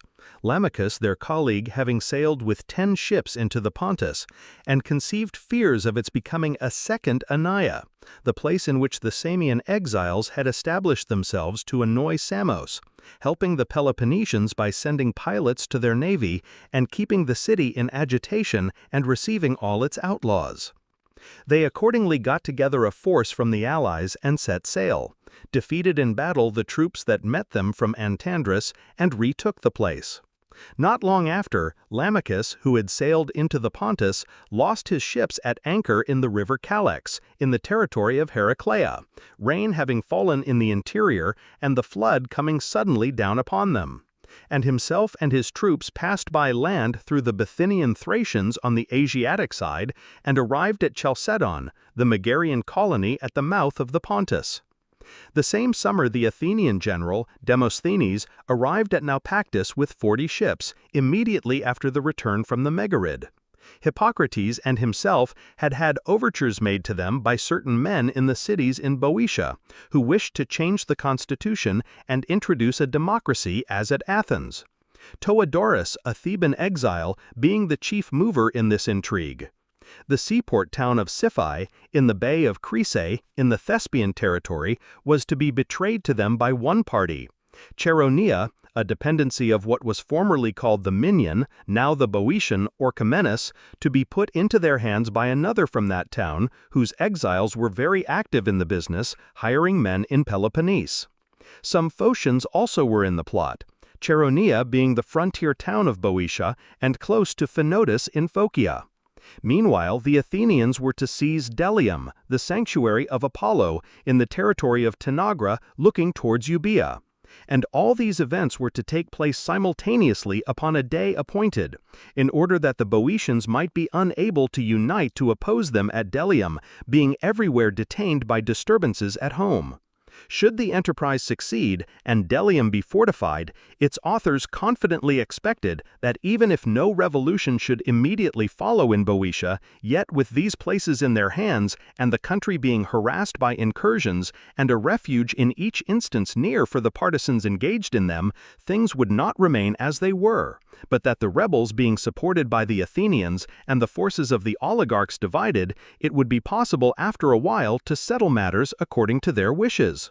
Such was the plot in contemplation. Hippocrates, with a force raised at home, awaited the proper moment to take the field against the Boeotians, while he sent on Demosthenes with the 40 ships above mentioned to Naupactus to raise in those parts an army of Acarnanians and of the other allies, and sail and receive Siphae from the conspirators. A day having been agreed on for the simultaneous execution of both these operations. Demosthenes, on his arrival, found Oniade already compelled by the united Acarnanians to join the Athenian confederacy, and himself raising all the allies in those countries, marched against and subdued Salynthius and the Agraeans. After which he devoted himself to the preparations necessary to enable him to be at Siphae by the time appointed. About the same time in the summer, Brasidas set out on his march for the Thracian places with 1,700 heavy infantry, and arriving at Heraclea in Trachis, from thence sent on a messenger to his friends at Pharsalus to ask them to conduct himself and his army through the country. Accordingly, there came to Militia in Achaia Paneras, Doris, Hippolochidas, Torilos, and Strophicus, the Chalcidian proxenus, under whose escort he resumed his march, being accompanied also by other Thessalians, among whom was Niconidas from Larissa, a friend of Perdiccas.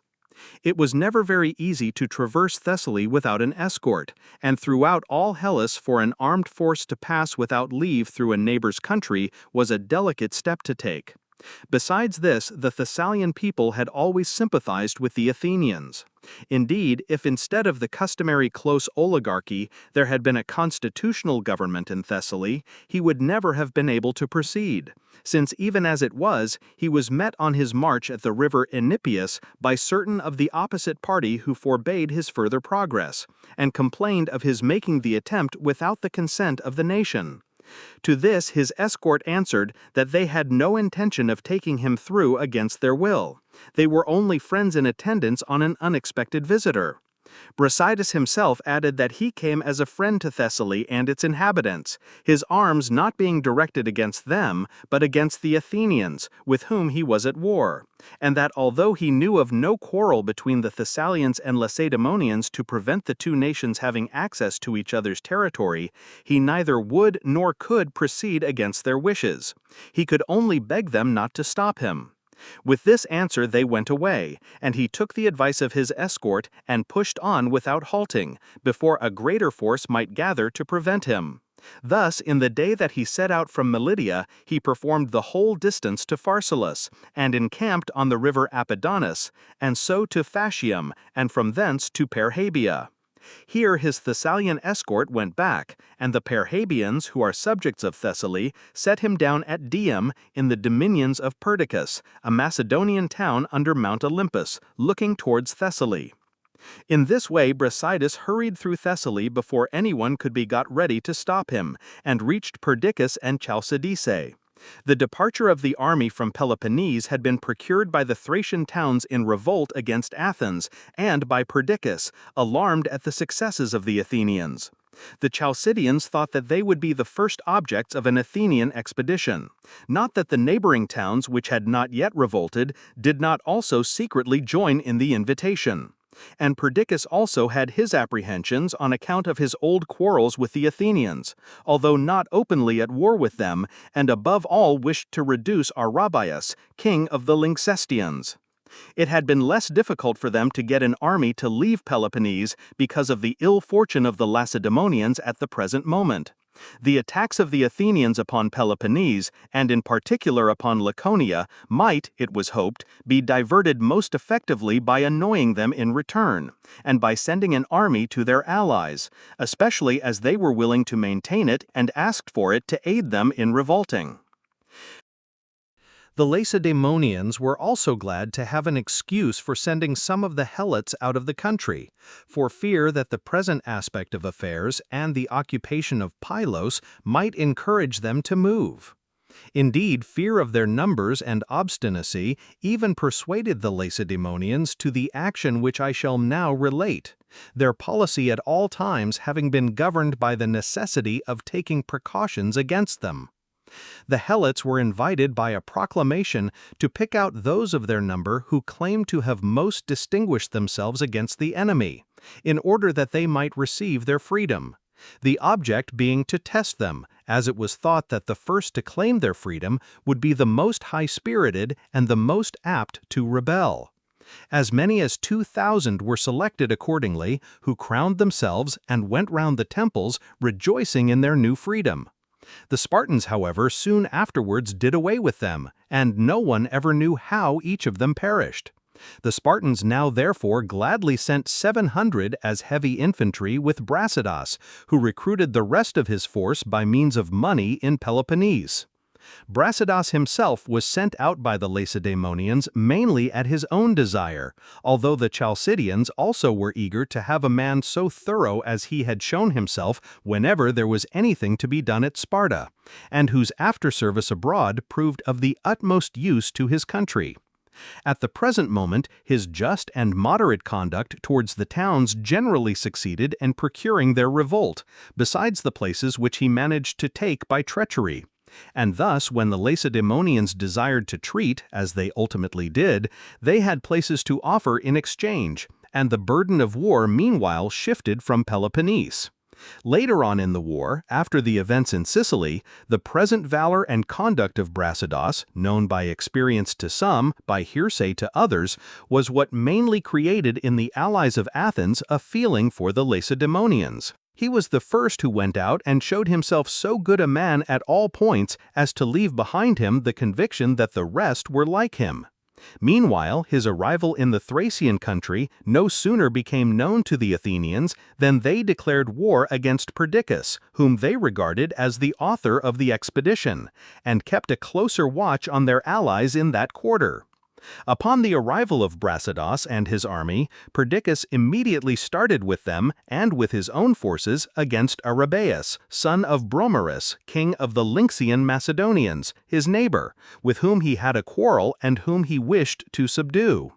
However, when he arrived with his army and Brasidas at the pass leading into Lyncus, Brasidas told him that before commencing hostilities, he wished to go and try to persuade Arrhabaeus to become the ally of Lacedaemon, this latter having already made overtures intimating his willingness to make Brasidas arbitrator between them, and the Chalcidian envoys accompanying him having warned him not to remove the apprehensions of Perdiccas in order to ensure his greater zeal in their cause. Besides, the envoys of Perdiccas had talked at Lacedaemon about his bringing many of the places round him into alliance with them, and thus Brasidas thought he might take a larger view of the question of Arrhabaeus. Perdiccas, however, retorted that he had not brought him with him to arbitrate in their quarrel, but to put down the enemies whom he might point out to him, and that while he, Perdiccas, maintained half his army, it was a breach of faith for Brasidas to parley with Arrhabaeus. Nevertheless, Brasidas disregarded the wishes of Perdiccas and held the parley in spite of him, and suffered himself to be persuaded to lead off the army without invading the country of Arrhabaeus. After which Perdiccas, holding that faith had not been kept with him, contributed only a third instead of half of the support of the army. The same summer, without loss of time, Brasidas marched with the Chalcidians against Acanthus, a colony of the Andrians, a little before vintage. The inhabitants were divided into two parties on the question of receiving him, those who had joined the Chalcidians in inviting him, and the popular party. However, fear for their fruit, which was still out, enabled Brasidas to persuade the multitude to admit him alone, and to hear what he had to say before making a decision. And he was admitted accordingly, and appeared before the people, and not being a bad speaker for a Lacedaemonian, addressed them as follows. Acanthians, the Lacedaemonians have sent out me and my army to make good the reason that we gave for the war when we began it, viz., that we were going to war with the Athenians in order to free Hellas. Our delay in coming has been caused by mistaken expectations as to the war at home, which led us to hope, by our own unassisted efforts and without your risking anything, to effect the speedy downfall of the Athenians. And you must not blame us for this, as we are now come the moment that we were able, prepared with your aid to do our best to subdue them. Meanwhile, I am astonished at finding your gates shut against me, and at not meeting with a better welcome. We Lacedaemonians thought of you as allies, eager to have us, to whom we should come in spirit even before we were with you in body, and in this expectation undertook all the risks of a march of many days through a strange country. So far did our zeal carry us. It will be a terrible thing if after this you have other intentions and mean to stand in the way of your and Hellenic freedom. It is not merely that you oppose me yourselves, but wherever I may go, people will be less inclined to join me on the score that you, to whom I first came, an important town like Acanthus and prudent men like the Acanthians, refuse to admit me. I shall have nothing to prove that the reason which I advance is the true one. It will be said either that there is something unfair in the freedom which I offer, or that I am in insufficient force and unable to protect you against an attack from Athens. Yet when I went with the army which I now have to the relief of Nicaea, the Athenians did not venture to engage me, although in greater force than I, and it is not likely they will ever send across sea against you an army as numerous as they had at Nicaea. And for myself, I have come here not to hurt but to free the Hellenes. Witness the solemn oaths by which I have bound my government that the allies that I may bring over shall be independent. And besides, my object in coming is not by force or fraud to obtain your alliance, but to offer you mine to help you against your Athenian masters. I protest, therefore, against any suspicions of my intentions after the guarantees which I offer, and equally so against doubts of my ability to protect you, and I invite you to join me without hesitation. Some of you may hang back because they have private enemies, and fear that I may put the city into the hands of a party. None need be more tranquil than they. I am not come here to help this party or that, and I do not consider that I should be bringing you freedom in any real sense if I should disregard your constitution and enslave the many to the few or the few to the many. This would be heavier than a foreign yoke, and we Lacedaemonians, instead of being thanked for our pains, should get neither honor nor glory, but contrariwise reproaches. The charges which strengthen our hands in the war against the Athenians would on our own showing be merited by ourselves, and more hateful in us than in those who make no pretensions to honesty. As it is more disgraceful for persons of character to take what they covet by fair-seeming fraud than by open force, the one aggression having for its justification the might which fortune gives, the other being simply a piece of clever roguery. A matter which concerns us thus nearly we naturally look to most jealously, and over and above the oaths that I have mentioned, what stronger assurance can you have when you see that our words, compared with the actual facts, produce the necessary conviction that it is our interest to act as we say? If to these considerations of mine you put in the plea of inability and claim that your friendly feeling should save you from being hurt by your refusal, if you say that freedom, in your opinion, is not without its dangers, and that it is right to offer it to those who can accept it, but not to force it on any against their will, then I shall take the gods and heroes of your country to witness that I came for your good and was rejected, and shall do my best to compel you by laying waste your land. I shall do so without scruple, being justified by the necessity which constrains me. First, to prevent the Lacedaemonians from being damaged by you, their friends, in the event of your non-adhesion through the moneys that you pay to the Athenians, and secondly, to prevent the Hellenes from being hindered by you in shaking off their servitude. Otherwise, indeed, we should have no right to act as we propose, except in the name of some public interest. What call should we Lacedaemonians have to free those who do not wish it? Empire we do not aspire to, it is what we are laboring to put down, and we should wrong the greater number if we allowed you to stand in the way of the independence that we offer to all. Endeavor therefore to decide wisely, and strive to begin the work of liberation for the Hellenes, and lay up for yourselves endless renown, while you escape private loss and cover your commonwealth with glory. Such were the words of Brasidas. The Acanthians, after much had been said on both sides of the question, gave their votes in secret, and the majority, influenced by the seductive arguments of Brasidas and by fear for their fruit, decided to revolt from Athens, not, however, admitting the army until they had taken his personal security for the oaths sworn by his government before they sent him out, assuring the independence of the allies whom he might bring over. Not long after, Stagirus, a colony of the Andrians, followed their example and revolted. Such were the events of this summer. It was in the first days of the winter following that the places in Boeotia were to be put into the hands of the Athenian generals, Hippocrates and Demosthenes, the latter of whom was to go with his ships to Sippai, the former to Delium. A mistake, however, was made in the days on which they were each to start, and Demosthenes, sailing first to Sippai, with the Acarnanians and many of the allies from those parts on board, failed to effect anything, through the plot having been betrayed by Nicomachus, a Phocian from Phanotis, who told the Lacedaemonians and they the Boeotians.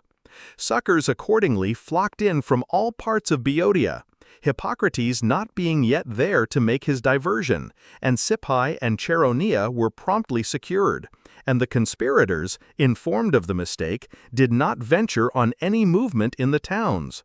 Meanwhile, Hippocrates made a levy in mass of the citizens, resident aliens and foreigners in Athens, and arrived at his destination after the Boeotians had already come back from Sippai, and encamping his army began to fortify Delium, the sanctuary of Apollo, in the following manner. A trench was dug all round the temple and the consecrated ground, and the earth thrown up from the excavation was made to do duty as a wall, in which stakes were also planted, the vines round the sanctuary being cut down and thrown in, together with stones and bricks pulled down from the houses near. Every means, in short, being used to run up the rampart. Wooden towers were also erected where they were wanted, and where there was no part of the temple buildings left standing, as on the side where the gallery once existing had fallen in. The work was begun on the third day after leaving home, and continued during the fourth, until dinner-time on the fifth, when most of it being now finished, the army removed from Delium about 1.25 miles on its way home. From this point, most of the light troops went straight on, while the heavy infantry halted and remained where they were. Hippocrates having stayed behind at Delium to arrange the posts, and to give directions for the completion of such part of the outworks as had been left unfinished. During the days thus employed, the Boeotians were mustering at Tanagra, and by the time that they had come in from all the towns, found the Athenians already on their way home. The rest of the 11 Boeotarchs were against giving battle, as the enemy was no longer in Boeotia, the Athenians being just over the Oropian border when they halted. But Pagondus, son of Aeolidas, one of the Boeotarchs of Thebes, Arianthides, son of Lysimachidus, being the other, and then commander-in-chief, thought it best to hazard a battle. He accordingly called the men to him, company after company, to prevent their all leaving their arms at once, and urged them to attack the Athenians, and stand the issue of a battle, speaking as follows. Boeotians, the idea that we ought not to give battle to the Athenians unless we came up with them in Boeotia is one which should never have entered into the head of any of us, your generals. It was to annoy Boeotia that they crossed the frontier and built a fort in our country, and they are therefore, I imagine, our enemies wherever we may come up with them, and from wheresoever they may have come to act as enemies do. And if anyone has taken up with the idea in question for reasons of safety, it is high time for him to change his mind. The party attacked, whose own country is in danger, can scarcely discuss what is prudent with the calmness of men who are in full enjoyment of what they have got, and are thinking of attacking a neighbor in order to get more. It is your national habit, in your country or out of it, to oppose the same resistance to a foreign invader. And when that invader is Athenian and lives upon your frontier besides, it is doubly imperative to do so. As between neighbors generally, freedom means simply a determination to hold one's own. And with neighbors like these, who are trying to enslave near and far alike, there is nothing for it but to fight it out to the last. Look at the condition of the Euboeans and of most of the rest of Hellas, and be convinced that others have to fight with their neighbors for this frontier or that, but that for us, conquest means one frontier for the whole country, about which no dispute can be made, for they will simply come and take by force what we have. So much more have we to fear from this neighbor than from another. Besides, people who, like the Athenians in the present instance, are tempted by pride of strength to attack their neighbors, usually march most confidently against those who keep still, and only defend themselves in their own country. But think twice before they grapple with those who meet them outside their frontier and strike the first blow if opportunity offers. The Athenians have shown us this themselves. The defeat which we inflicted upon them at Chaeronea, at the time when our quarrels had allowed them to occupy the country, has given great security to Boeotia until the present day. Remembering this, the old must equal their ancient exploits, and the young, the sons of the heroes of that time, must endeavor not to disgrace their native valor. And trusting in the help of the God whose temple has been sacrilegiously fortified, and in the victims which in our sacrifices have proved propitious, we must march against the enemy, and teach him that he must go and get what he wants by attacking someone who will not resist him. But that men whose glory it is to be always ready to give battle for the liberty of their own country, and never unjustly to enslave that of others, will not let him go without a struggle. By these arguments, Pagondus persuaded the Boeotians to attack the Athenians, and quickly breaking up his camp, led his army forward, it being now late in the day. On nearing the enemy, he halted in a position where a hill intervening prevented the two armies from seeing each other, and then formed and prepared for action. Meanwhile, Hippocrates at Delium, informed of the approach of the Boeotians, sent orders to his troops to throw themselves into line, and himself joined them not long afterwards, leaving about 300 horse behind him at Delium, at once to guard the place in case of attack, and to watch their opportunity and fall upon the Boeotians during the battle. The Boeotians placed a detachment to deal with these, and when everything was arranged to their satisfaction, appeared over the hill and halted in the order which they had determined on, to the number of 7,000 heavy infantry, more than 10,000 light troops, 1,000 horse, and 500 targeteers. On their right were the Thebans and those of their province. In the center, the Haliartians, Coroneans, Copaeans, and the other people around the lake. And on the left, the Thespians, Tanagrians, and Orchomenians, the cavalry and the light troops being at the extremity of each wing. The Thebans formed 25 shields deep, the rest as they pleased. Such was the strength and disposition of the Boeotian army. On the side of the Athenians, the heavy infantry throughout the whole army formed 8 deep, being in numbers equal to the enemy, with the cavalry upon the 2 wings. Light troops regularly armed there were none in the army, nor had there ever been any at Athens. Those who had joined in the invasion, though many times more numerous than those of the enemy, had mostly followed unarmed, as part of the levy in mass of the citizens and foreigners at Athens, and having started first on their way home, were not present in any number. The armies being now in line and upon the point of engaging, Hippocrates, the general, passed along the Athenian ranks and encouraged them as follows: Athenians, I shall only say a few words to you, but brave men require no more, and they are addressed more to your understanding than to your courage.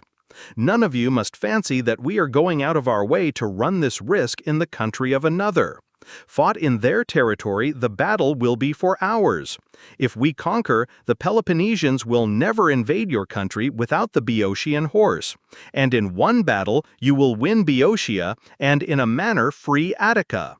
Advance to meet them then, like citizens of a country in which you all glory as the first in Hellas, and like sons of the fathers who beat them at Oenpheta with Myronides and thus gained possession of Boeotia.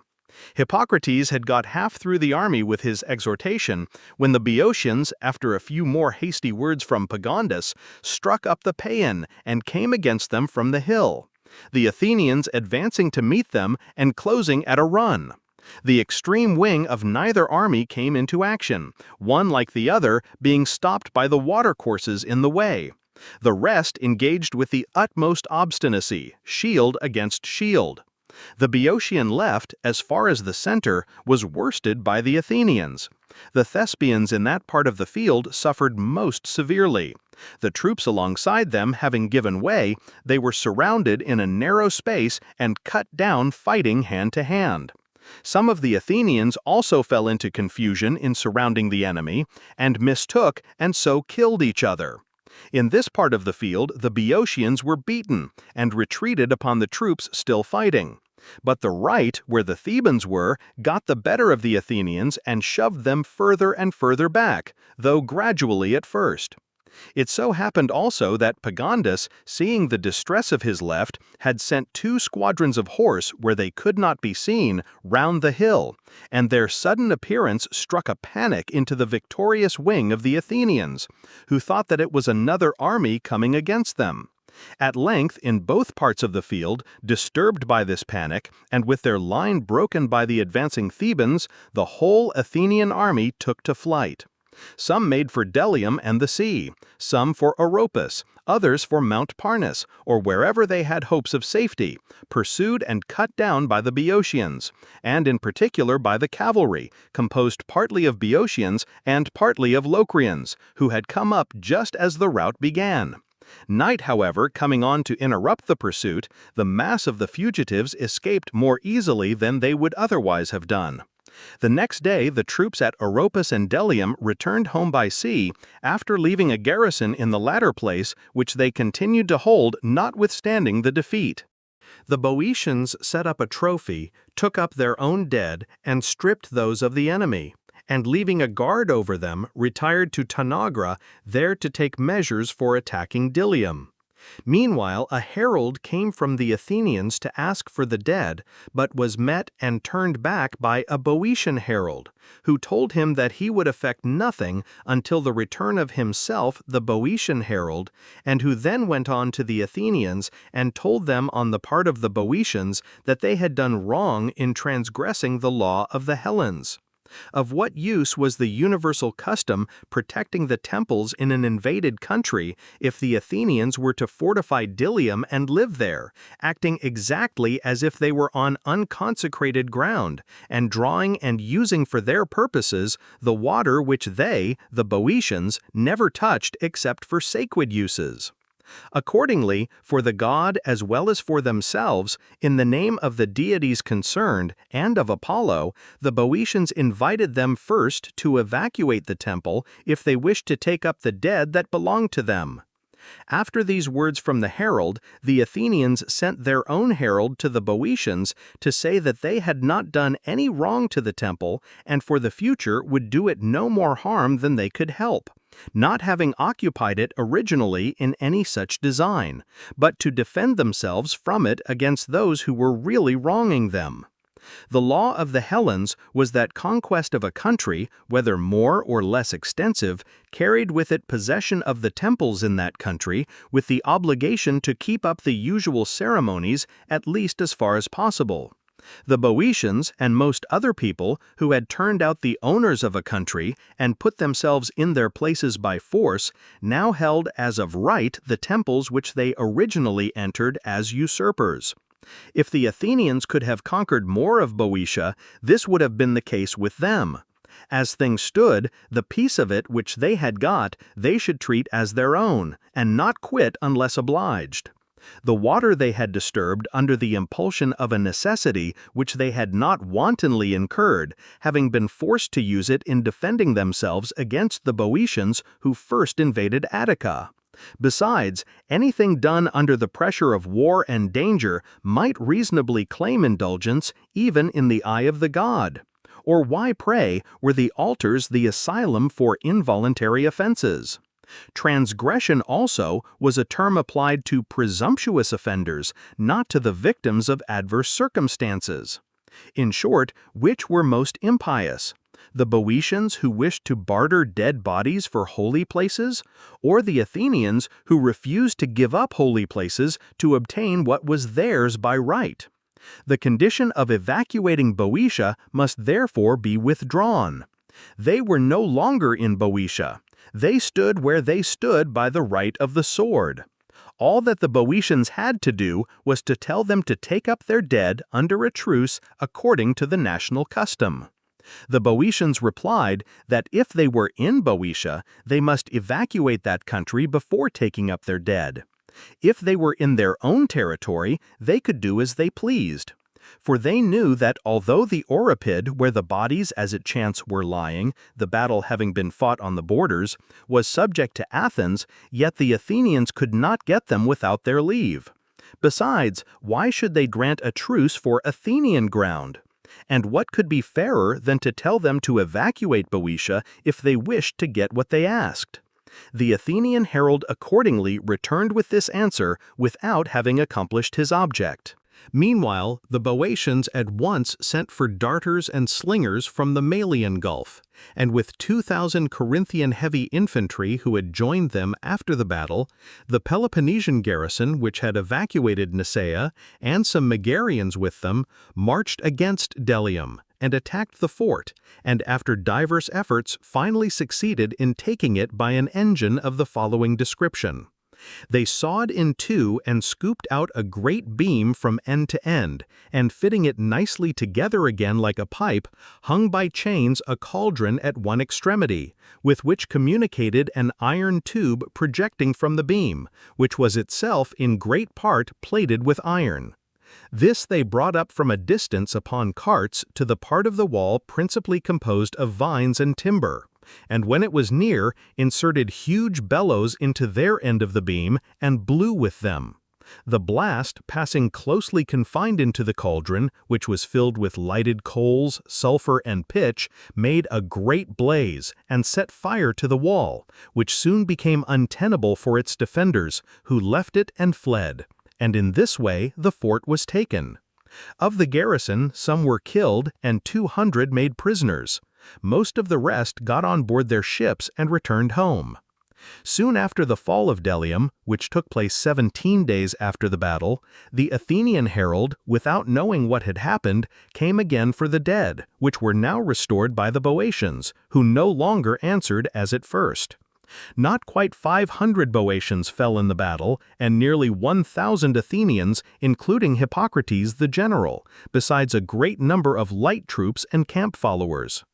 Soon after this battle, Demosthenes, after the failure of his voyage to Siphae and of the plot on the town, availed himself of the Acarnanian and Agraean troops and of the 400 Athenian heavy infantry which he had on board to make a descent on the Ciconian coast.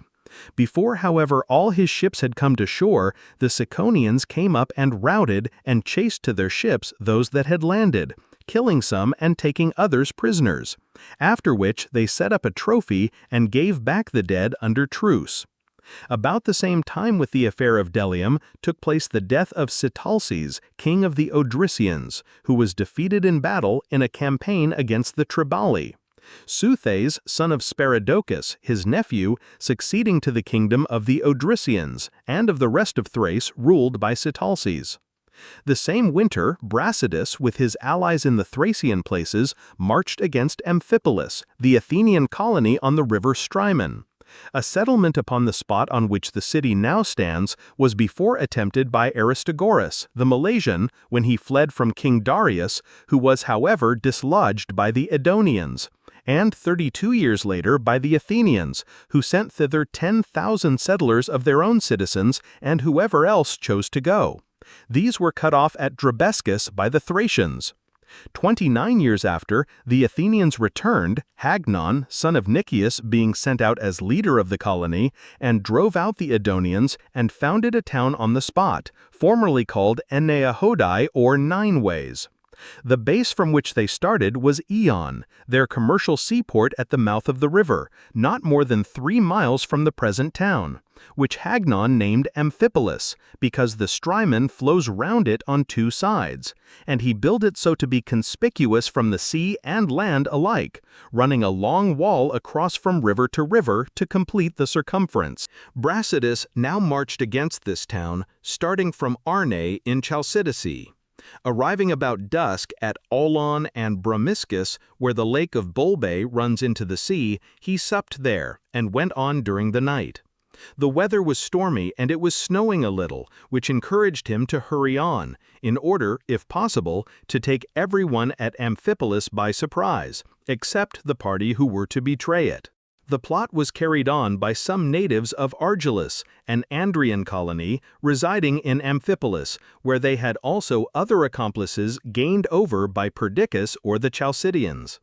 But the most active in the matter were the inhabitants of Argolis itself, which is close by, who had always been suspected by the Athenians, and had had designs on the place. These men now saw their opportunity arrive with Brasidas, and having for some time been in correspondence with their countrymen in Amphipolis for the betrayal of the town, at once received him into Argolis, and revolted from the Athenians, and that same night took him on to the bridge over the river, where he found only a small guard to oppose him, the town being at some distance from the passage, and the walls not reaching down to it as at present. This guard he easily drove in, partly through there being treason in their ranks, partly from the stormy state of the weather and the suddenness of his attack, and so got across the bridge, and immediately became master of all the property outside, the Amphipolitans having houses all over the quarter. The passage of Brasidas was a complete surprise to the people in the town, and the capture of many of those outside, and the flight of the rest within the wall, combined to produce great confusion among the citizens, especially as they did not trust one another. It is even said that if Brasidas, instead of stopping to pillage, had advanced straight against the town, he would probably have taken it. In fact, however, he established himself where he was and overran the country outside, and for the present remained inactive, vainly awaiting a demonstration on the part of his friends within.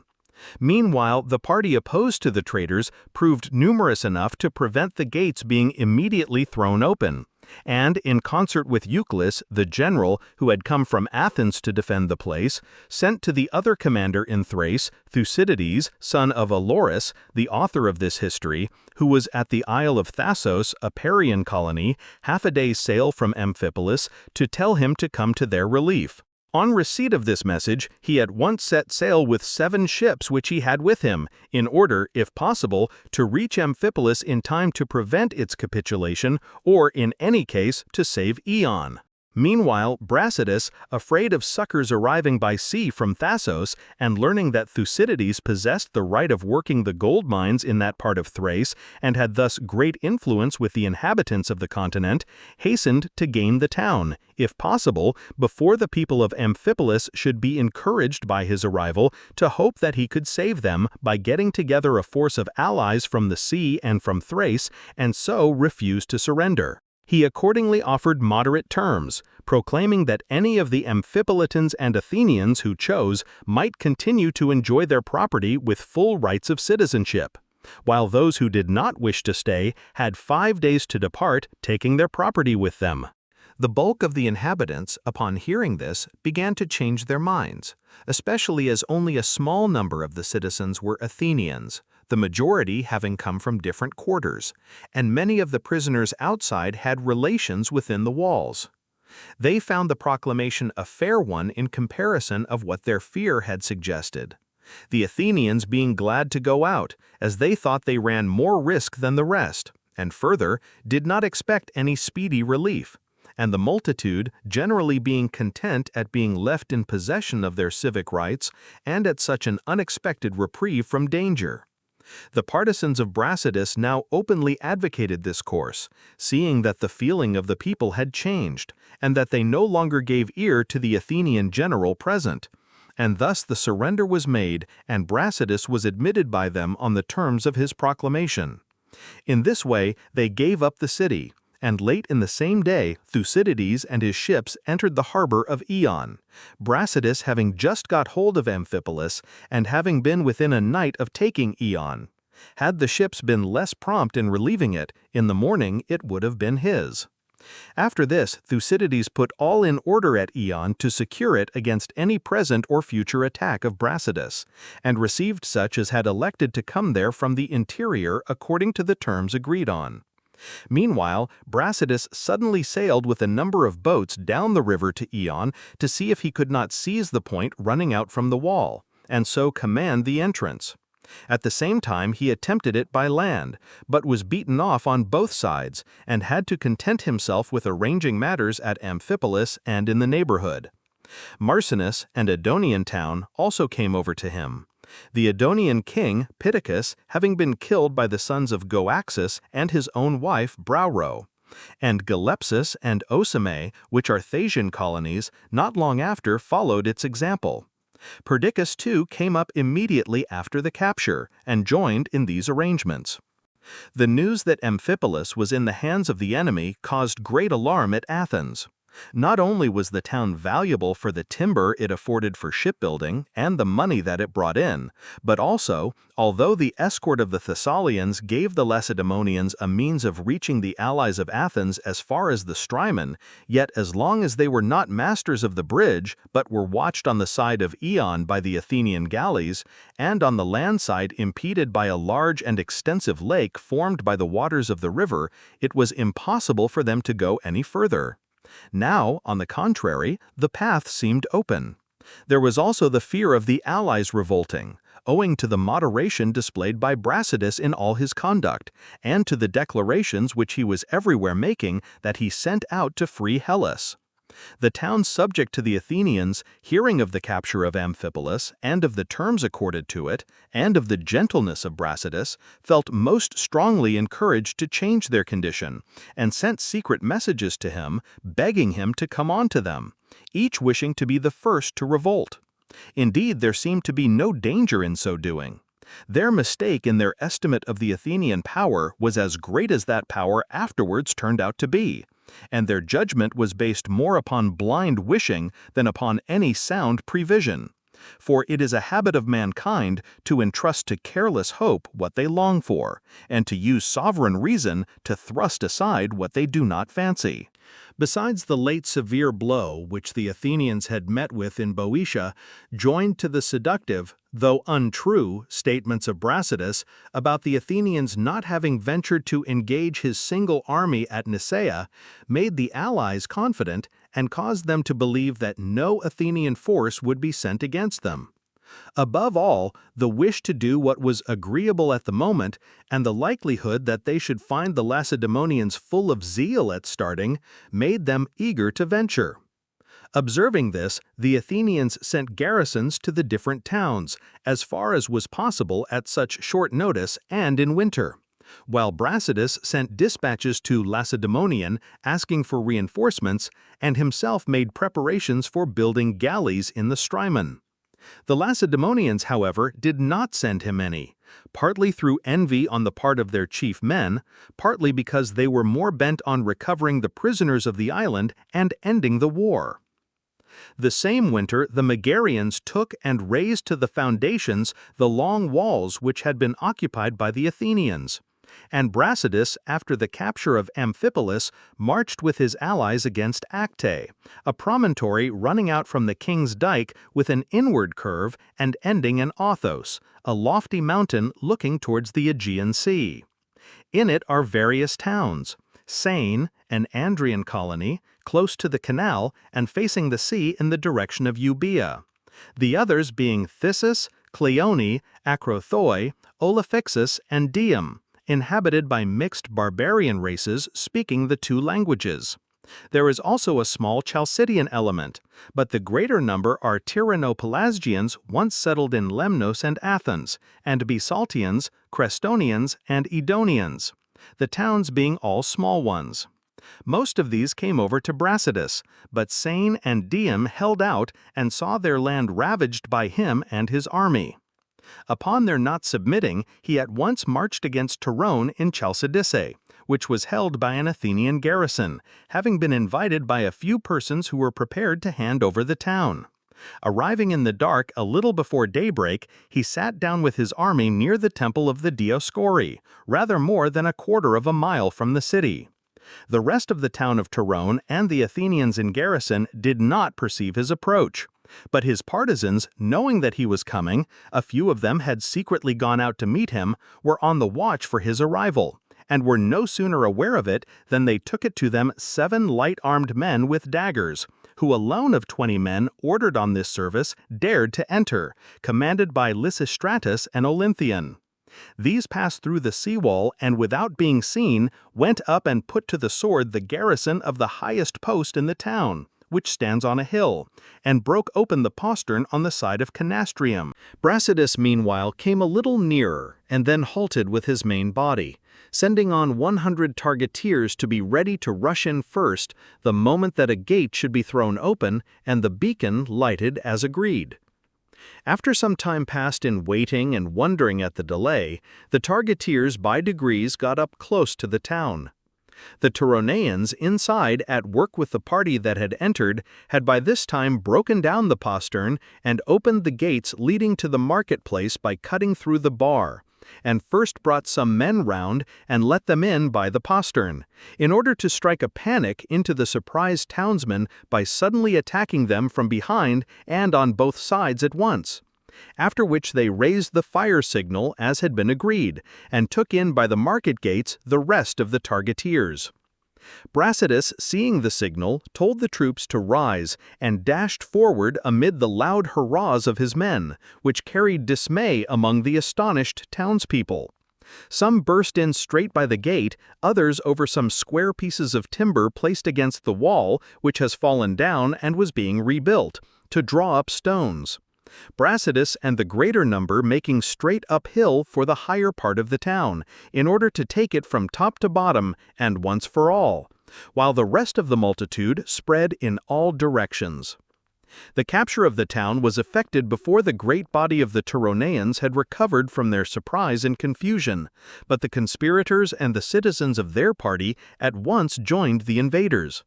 About 50 of the Athenian heavy infantry happened to be sleeping in the marketplace when the alarm reached them. A few of these were killed fighting, the rest escaped, some by land, others to the 2 ships on the station, and took refuge in Lecythus, a fort garrisoned by their own men in the corner of the town running out into the sea and cut off by a narrow isthmus, where they were joined by the Toronaeans of their party. Day now arrived, and the town being secured, Brasidas made a proclamation to the Toronaeans who had taken refuge with the Athenians to come out, as many as chose, to their homes without fearing for their rights or persons, and sent a herald to invite the Athenians to accept a truce and to evacuate Lecythus with their property, as being Chalcidian ground. The Athenians refused this offer, but asked for a truce for a day to take up their dead. Brasidas granted it for 2 days, which he employed in fortifying the houses near, and the Athenians in doing the same to their positions.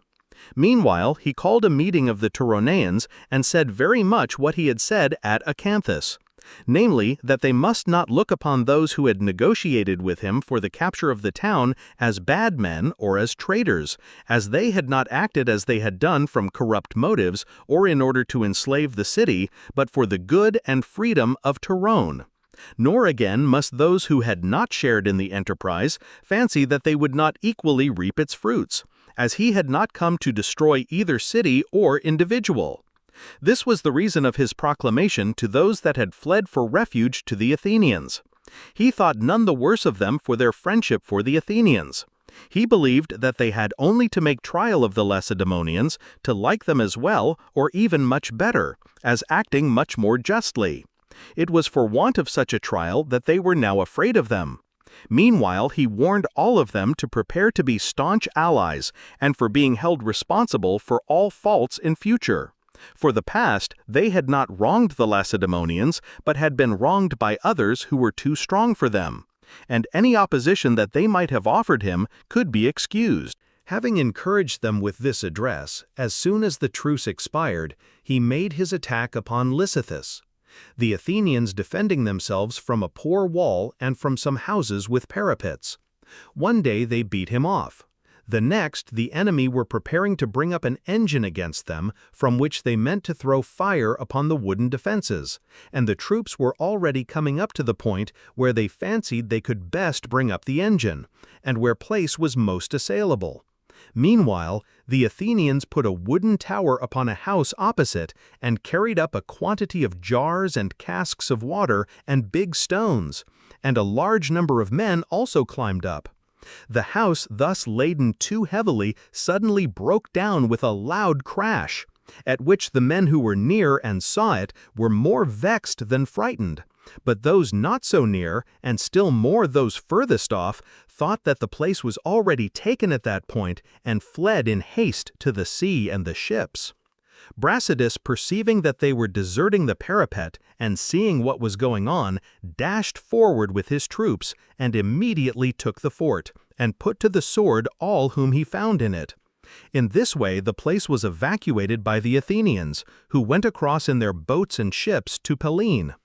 Now there is a temple of Athene in Lysippus, and Brasidas had proclaimed in the moment of making the assault that he would give 30 silver minae to the man first on the wall. Being now of opinion that the capture was scarcely due to human means, he gave the 30 minae to the goddess for her temple, and razed and cleared Lysippus, and made the whole of it consecrated ground. The rest of the winter he spent in settling the places in his hands, and in making designs upon the rest, and with the expiration of the winter, the 8th year of this war ended. In the spring of the summer following, the Lacedaemonians and Athenians made an armistice for a year, the Athenians thinking that they would thus have full leisure to take their precautions before Brasidas could procure the revolt of any more of their towns, and might also, if it suited them, conclude general peace. The Lacedaemonians, divining the actual fears of the Athenians, and thinking that after once tasting a respite from trouble and misery, they would be more disposed to consent to a reconciliation, and to give back the prisoners, and make a treaty for the longer period. The great idea of the Lacedaemonians was to get back their men while Brasidas's good fortune lasted. Further successes might make the struggle a less unequal one in Chalcidice, but would leave them still deprived of their men, and even in Chalcidice not more than a match for the Athenians, and by no means certain of victory. An armistice was accordingly concluded by Lacedaemonian and her allies upon the terms following. 1. As to the temple and oracle of the Pythian Apollo, we are agreed that whosoever will shall have access to it without fraud or fear, according to the usages of his forefathers. The Lacedaemonians and the allies present agree to this, and promise to send heralds to the Boeotians and Phocians, and to do their best to persuade them to agree likewise. 2. As to the treasure of the god, we agree to exert ourselves to detect all malversators, truly and honestly following the customs of our forefathers, we and you and all others willing to do so, all following the customs of our forefathers. As to these points, the Lacedaemonians and the other allies are agreed, as has been said. As to what follows, the Lacedaemonians and the other allies agree, if the Athenians conclude a treaty, to remain, each of us in our own territory, retaining our respective acquisitions. The garrison in Coryphasium keeping within Bouphorus and Ptomaeus. That in Cythera attempting no communication with the Peloponnesian confederacy, neither we with them, nor they with us. That in Nisaea and Minoa, not crossing the road leading from the gates of the temple of Nissus to that of Poseidon, and from thence straight to the bridge at Minoa. The Megarians and the allies being equally bound not to cross this road, and the Athenians retaining the island they have taken, without any communication on either side. As to Troezen, each side retaining what it has, and as was arranged with the Athenians. 4. As to the use of the sea, so far as refers to their own coast and to that of their confederacy, that the Lacedaemonians and their allies may voyage upon it in any vessel rowed by oars and of not more than 500 talents tonnage, not a vessel of war. 5. That all heralds and embassies, with as many attendants as they please, for concluding the war and adjusting claims, shall have free passage, going and coming, to Peloponnese or Athens by land and by sea. 6. That during the truce, deserters, whether bond or free, shall be received neither by you nor by us. 7. Further, that satisfaction shall be given by you to us and by us to you, according to the public law of our several countries, all disputes being settled by law without recourse to hostilities. The Lacedaemonians and allies agree to these articles. But if you have anything fairer or juster to suggest, come to Lacedaemonian and let us know. Whatever shall be just will meet with no objection either from the Lacedaemonians or from the allies. Only let those who come with full powers, as you desire us. The truce shall be for 1 year. Approved by the people. The tribe of Achamontis had the prytany. Phenippus was secretary. Niciades chairman. Laches moved, in the name of the good luck of the Athenians, that they should conclude the armistice upon the terms agreed upon by the Lacedaemonians and the allies. It was agreed accordingly in the popular assembly that the armistice should be for 1 year, beginning that very day, the 14th of the month of Elaphebelion, during which time ambassadors and heralds should go and come between the two countries to discuss the basis of a pacification. That the generals and prytanes should call an assembly of the people, in which the Athenians should first consult on the peace, and on the mode in which the embassy for putting an end to the war should be admitted. That the embassy now present should at once take the engagement before the people to keep well and truly this truce for 1 year. Approved by the people. The tribe of Achamontis had the prytany. Phenippus was secretary. Niciades chairman. Laches moved, in the name of the good luck of the Athenians, that they should conclude the armistice upon the terms agreed upon by the Lacedaemonians and the allies. It was agreed accordingly in the popular assembly that the armistice should be for 1 year, beginning that very day, the 14th of the month of Elaphebelion, during which time ambassadors and heralds should go and come between the two countries to discuss the basis of a pacification. That the generals and prytanes should call an assembly of the people, in which the Athenians should first consult on the peace, and on the mode in which the embassy for putting an end to the war should be admitted. That the embassy now present should at once take the engagement before the people to keep well and truly this truce for 1 year. On these terms, the Lacedaemonians concluded with the Athenians and their allies on the 12th day of the Spartan month Gerastius, the allies also taking the oaths. Those who concluded and poured the libation were Taurus, son of Echitamides, Athenaeus, son of Periclitus, and Philocharidas, son of Eryxidides, Lacedaemonians, Aeneas, son of Achatus, and Euphamidas, son of Aristonomus, Corinthians, Damatimus, son of Naucrates, and Onesimus, son of Megacles, Siconians, Nicassus, son of Secalus, and Menecrates, son of Amphidorus, Megarians, and Amphius, son of Eupidas, an Epidaurian, and the Athenian generals Nicostratus, son of Diotrephes, Nicias, son of Niceratus, and Autocles, son of Ptolemaeus. Such was the armistice, and during the whole of it conferences went on the subject of a pacification. In the days in which they were going backwards and forwards to these conferences, Cyone, a town in Pellene, revolted from Athens and went over to Brasidas. The Cyoneans say that they are Pellenians from Peloponnese, and that their first founders on their voyage from Troy were carried into this spot by the storm which the Achaeans were caught in, and there settled. The Cyoneans had no sooner revolted than Brasidas crossed over by night to Cyone, with a friendly galley ahead and himself in a small boat some way behind. His idea being that if he fell in with a vessel larger than the boat, he would have the galley to defend him, while a ship that was a match for the galley would probably neglect the small vessel to attack the large one and thus leave him time to escape. His passage effected, he called a meeting of the Cyoneans and spoke to the same effect as at Acanthus and Torone, adding that they merited the utmost commendation, in that, in spite of Pellene within the isthmus being cut off by the Athenian occupation of Potidæa and of their own practically insular position, they had of their own free will gone forward to meet their liberty, instead of timorously waiting until they had been by force compelled to their own manifest good.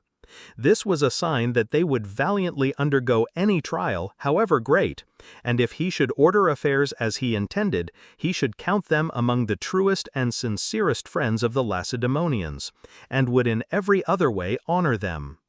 The Cyoneans were elated by his language, and even those who had at first disapproved of what was being done, catching the general confidence, they determined on a vigorous conduct of the war, and welcomed Brasidas with all possible honors, publicly crowning him with a crown of gold as the liberator of Hellas, while private persons crowded round him and decked him with garlands as though he had been an athlete. Meanwhile, Brasidas left them a small garrison for the present and crossed back again, and not long afterwards sent over a larger force, intending with the help of the Cyoneans to attempt Mende and Potidæa before the Athenians should arrive. Cyone, he felt, being too like an island for them not to relieve it. He had besides intelligence in the above towns about their betrayal. In the midst of his designs upon the towns in question, a galley arrived with the commissioners, carrying round the news of the armistice, Aristonomus for the Athenians and Athenaeus for the Lacedaemonians. The troops now crossed back to Torone, and the commissioners gave Brasidas notice of the convention. All the Lacedaemonian allies in Thrace accepted what had been done, and Aristonomus made no difficulty about the rest. But finding, on counting the days, that the Cyoneans had revolted after the date of the convention, refused to include them in it. To this Brasidas earnestly objected, asserting that the revolt took place before, and would not give up the town. Upon Aristonomus reporting the case to Athens, the people at once prepared to send an expedition to Cyone. Upon this, envoys arrived from Lacedaemon, alleging that this would be a breach of the truce, and laying claim to the town upon the faith of the assertion of Brasidas, and meanwhile offering to submit the question to arbitration.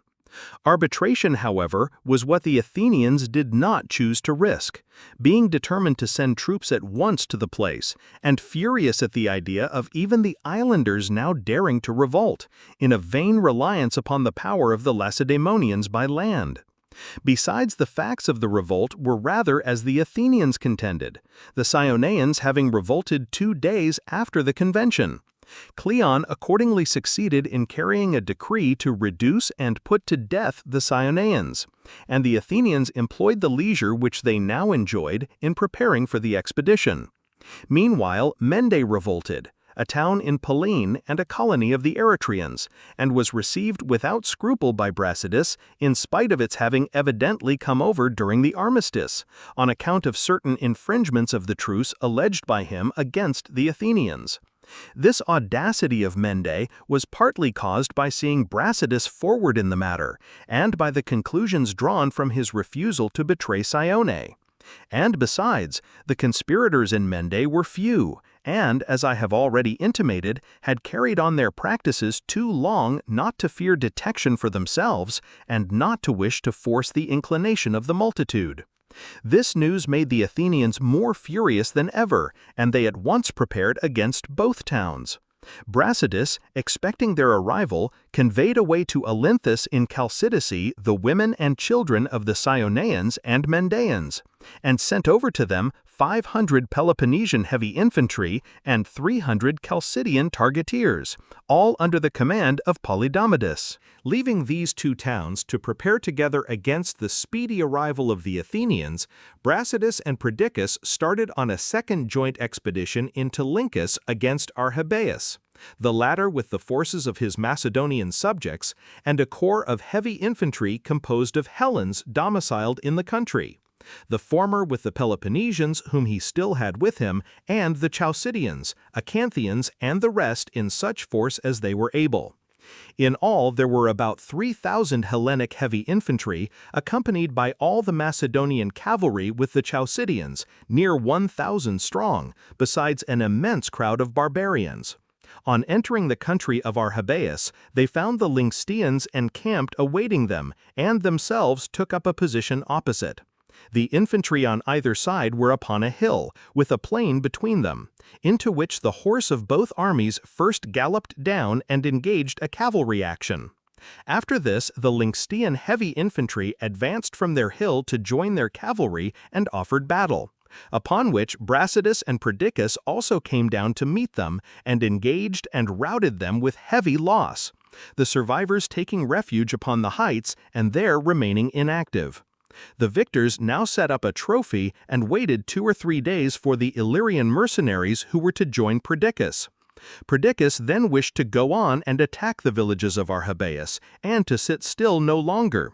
But Brasidas, afraid that the Athenians might sail up during his absence, and of something happening to Mende, and seeing besides that the Illyrians did not appear, far from seconding this wish, was anxious to return. While they were thus disputing, the news arrived that the Illyrians had actually betrayed Perdiccas and had joined Arrhabaeus, and the fear inspired by their warlike character made both parties now think it best to retreat.